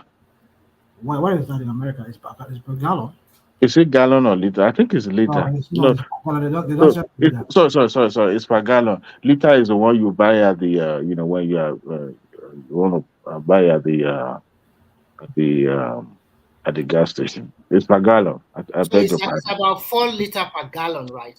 Yeah, 4 point Yes, something. Yeah. So that yes. is average like $1 plus, okay? So some kind of. Yes. So it's And still the not, far it's you still not go, cheap. It's still not the cheap. Okay, it's still not it's cheap. not. The far you go, the expensive it becomes. As a matter of fact, I bought it at 329. By the time I got to where I live, I saw it at 316. I was like, man, I should have driven home and buy this thing right here. Those cents will count, towards filling up the tank. But what am I saying is that the state itself has not even, vote to increase the salary of their workers. The same, what do they call it? Minimum wage. I think minimum wage supposed to be $8, $8 per hour. Now in Texas, it's Federal minimum no wage. federal has their own style. See, the state even pay, in some instances you find some jobs that the state pay better, but in general, even the federal government has not even increased minimum wage. What they're trying to do is through tax, but the house is becoming more difficult to go through, and that was how they resulted into tax credits during the COVID time and all that. The states has not increased their minimum wage because each state also have their own minimum wage and they're trying to benchmark it against the federal as well. So I think the highest is $10. I don't know if it's California or New York, 10 or $12. I'm not so sure. But Texas is $8, and they've not even passed legislation that But increased. Texas is one of the richest states in No, America. they pay higher than that though. It's just the minimum, but establishments, the agencies, they pay higher than that. It depends on yes, the federal government pay a little bit but higher than that, but the increase wasn't You that know why I'm significant. asking you? Because somebody was discussing this issue yesterday on another platform, and he said it's about the federal pay about it's not up to $80. It says about $7. The last Just time it about was $7. increased, I think last time it was increased, the federal, I think it was wasn't it around the Obama time that it was, or George Bush. I'm not so sure. I'm not so sure. But they haven't really they pay more than the minimum wage. But that is the standard, the golden standard. So but that's to tell you even there's inflation. The baby cereal that I used to buy at $3, I'm buying it at $5, $6. Depends on where you live. So there's inflation everywhere. Your purchasing power of the money you have in your pocket. Here actually, the granite oil that I used to buy for 25 for a year, I'm now buying it for 40. You see? You see, but 2 liters, by, 2 liters. by and large, I think we can make progress. Someone said Tinubu probably going to be the last man standing among all these old stars, and I said that's it. That is not good. That is not true. You will still see older people. You will still see worse politicians becoming president. It sometimes I want to believe some of them have Nigeria at heart, but some of the factors that will, that won't let them breathe, that won't let them perform. Can you imagine? You already have your plan, but you have to pick who to work for you, who to be your ministers. Your hands are tied. Within the party, your hands are tied. Among your friends, your hands are tied. At the party level, at the state level, everything is just modeled up and all that. So even Adewale, you know what I said to that is why I said the kind of democracy that we are practicing is not going to work for us. Because if you don't have that power and people know what they can use to actually sabotage everything that you are doing, then even if you're a genius, you'll not be able to do anything. It's And gonna that's be what I hard. can see exactly. Jonathan Because by the time your party member are coming on national television and start criticizing you, you are finished. Oh yeah. Oh yeah. Because everybody wanted position, they wanted this, they And why wanted somebody that. like Rational Man will come and say, hey, come and see the APC, hey, you can see. That even his own party member are criticizing him. If today Obi become president or Atiku become president, even Showore, okay, let's just say Showore, he can't just change judiciary overnight, right? So the same judges that are there as we're going to be, he can't just fire them if there's no concrete allegation against them, right? Those are the things that will make him, tied his hand, because every person you face in Nigeria always have certain interests. They want something, all those things will play out. And that is the problem. Our culture doesn't work well with democracy. During the military did their own abracadabra. But if we look very well and examine their tenor, things weren't that good too. It was about complaint apart from ruling and governing. I can't call it governing.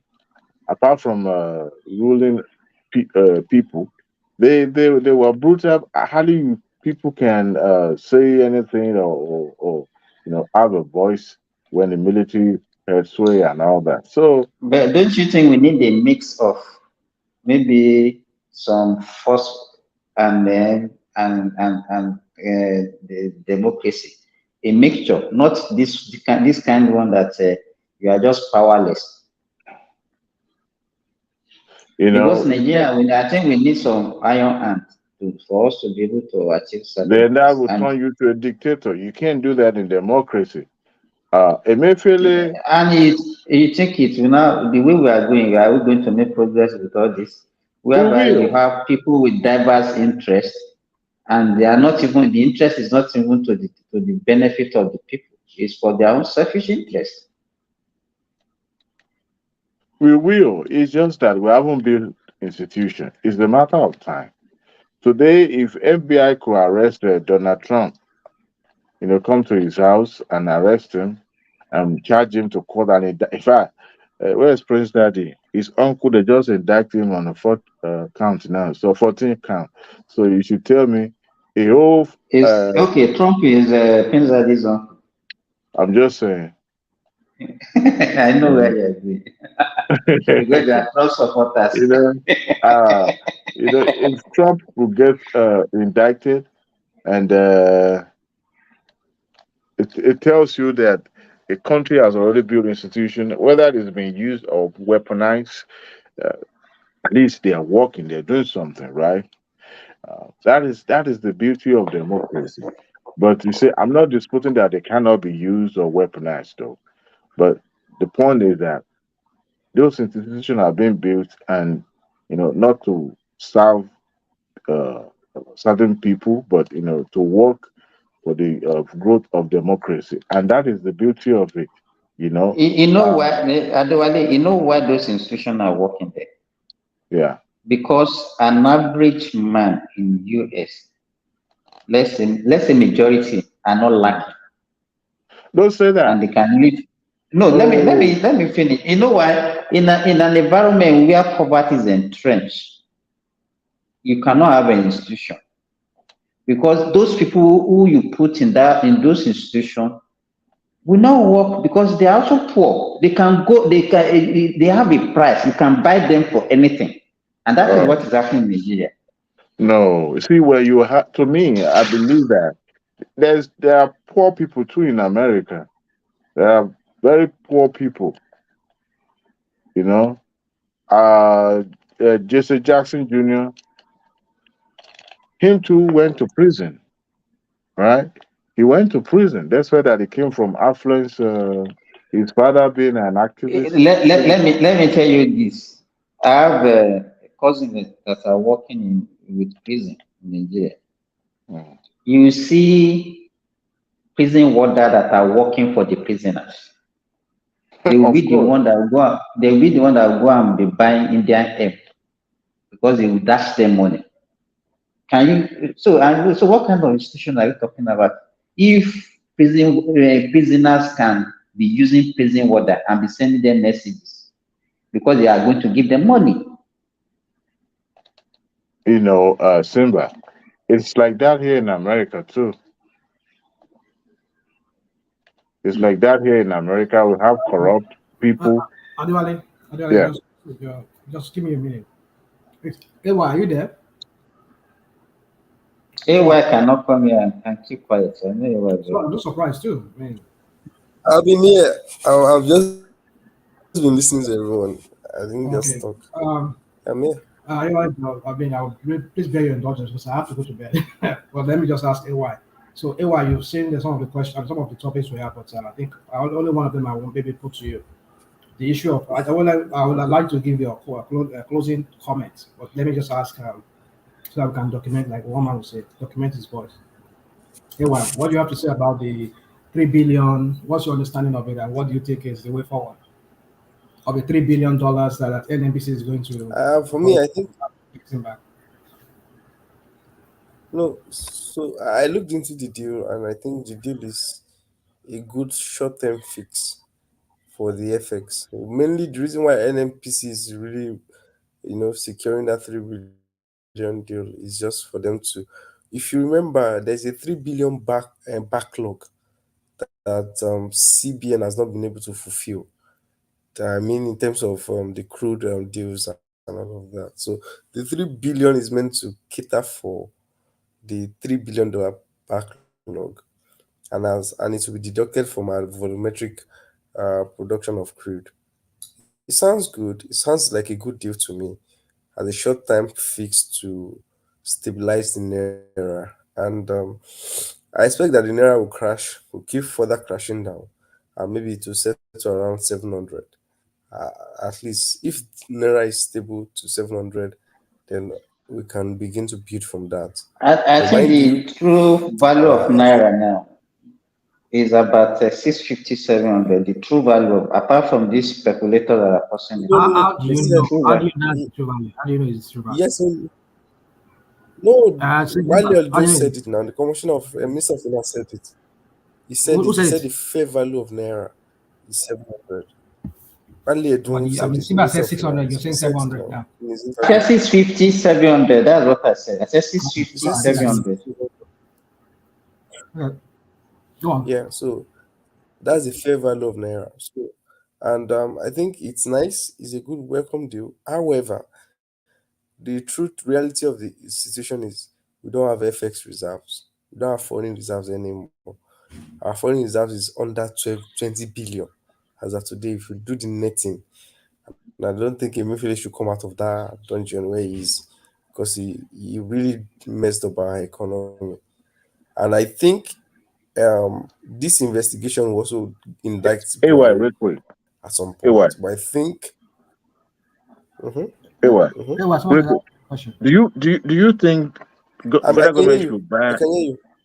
Okay. Do you think federal government should ban this bureau de change people? Yes. And I think Good. there's a process going on. The acting CBN already said there will be a foreign exchange market. So it's like they'll float a platform where anybody that, like the way Binance is, people are buying and all of that. So everybody will be a player on that market. And the market will still be a free market. So at some point, bureau de change people will Do you fade trade? away You trade crypto? because CBN will also be a player. AY. Yes, I AY. do. I do. Oh, okay. Yes, I do. I do. Because I heard Yes. you say Binance. There's a Binance So I Binance. do. Yes, yes, yes. Because most Nigerians are already moving their market. Have moved their market to Binance. So and that's why. So they are going to use the instrument of e-naira as the entry currency for naira. So from your e-naira, then if you need to swap to your real naira, then you move it to your bank account. Then you keep spending. So it's a welcome idea. That was the initial idea of e-naira before Emefiele did all this nonsense. So the change people at some point will have to go. And the thing is, I think Tinubu is waiting for the court to affirm his victory. Once they affirm his victory, there's a likelihood he will move against people that the north, especially the northern cabals, that are considered as institutions and untouchable. And for instance, if he reforms the judicial process and the investigations in Dax Buhari, there's nothing he will do. If there is a need to arrest Buhari, make Buhari come and account for all the Yeah. instructions he gave. So be it. So, but you can't move like that now until the Supreme Court affirms his electoral victory. So that's one of the things I'm saying. That's why he's probably just gathering evidences, gathering those things until then he will allow the institutions to work, which is fine. And most of his psychophans followers, a lot of them will be disappointed. That's why I feel about it. So then I'll speak to the ministerial list too. Uh, I looked at it when I look at the ministerial portfolios. I was a little bit disappointed, but then I looked back again, I looked into it again, and I discovered that actually what Tinubu is actually offering, his portfolios is offering the Southerners is if we can utilize this very well, we'll be able to jumpstart our economy and run our economy better than with a less influence from the north, especially when they take up power. For instance, if you can solve power issues, if you can solve our infrastructure deficit, because if you look at northern Nigeria and southern Nigeria actually has more infrastructure deficit compared to northern Nigeria. Roads are more bad in the south compared to the north. So services in terms of economy, our Don't seaports, you think marine, is the look at all weather these weather structures. that is the weather that responsible for that? It's not the weather alone. Don't say it's the weather. What does it take them to fix Edo State, Lokoja to Edo State? and they were fixing. You know what they are doing in Nigeria SIM now? card, You know, you cannot be canoe. using asphalt in a place where you have a lot of rain. And that's what we are using. It can last longer in the northern part. Let me tell you, here, if they build their road 10 years from, the thing will still be there because they don't have rain. So in Nigeria, I think they should have find another way of constructing our road rather than those ways of just asphalt. Simba, even at that, even compared, even if it's asphalt, or look at the number of bad roads in the south compared to the north. Roads in the south are bad. They are worse than roads in the north. Look at it. What's the economic value of what's it called? Kano Maduguri Road compared to some strategic notes, Patakota Road. Let's be honest now. Look at the economic activities Can I say something? going on in this corridor. AY, can I say something? You see, for me, what I think is the main cause of it is, besides the low quality of roads that they build, the traffic. Do you know how many trucks that apply that road? Apply those few roads that are even not well. So the traffic, the traffic in form of because like some of these industrialized countries we talk about, like America, Canada, most of their stuff they haul them by rail. They haul most of their products by rail. Yes. Yeah, cars, everything by rail for the most part. I agree. That way, they congest the road, whereby their trucks, maybe I don't think they don't have trucks on the road, though their roads mostly are very quality. But if you can imagine if those rail system here does not work in America, I tell you, their roads will be going bad every time because the sheer amount of hauling that they will be doing by road. So Nigeria need to understand that. But national mind. Look at the number of rail networks in the north compared to the south. Yeah, that's see true. Now, who does more haulage of trucks? So you can imagine. So because who because does south more is haulage of trucks? Yeah, that's where the economic is, and that's where they bring all the products from up to the north. Besides the food, so I think federal government needs to sit down and think very well and see how they can devise a means. That rail, we need to concentrate more on rail for hauling. And you have more people in the south with less land, so we are congested more in the southern part than even in the north. And the traffic will be higher. For that. That's true. Yeah, that's another factor.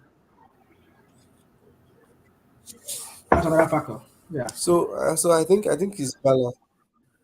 I think it's balanced. We already gotten our education to a point. Of course, we just need to standardize our education, our basic education, and all of that. So I think the North needs more of security, more of education. So give them those ministerials. But it's fine.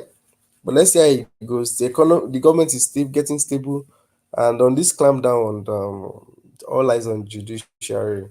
The truth is, I think Tinubu is just waiting for. Again, I'll say he's waiting for the electoral the court judicial judgment. If the judgment favors him, and the thing is, I won't be surprised if there will be institutional clampdowns on the institutional review on Obi's actions during the political process. So I don't expect that.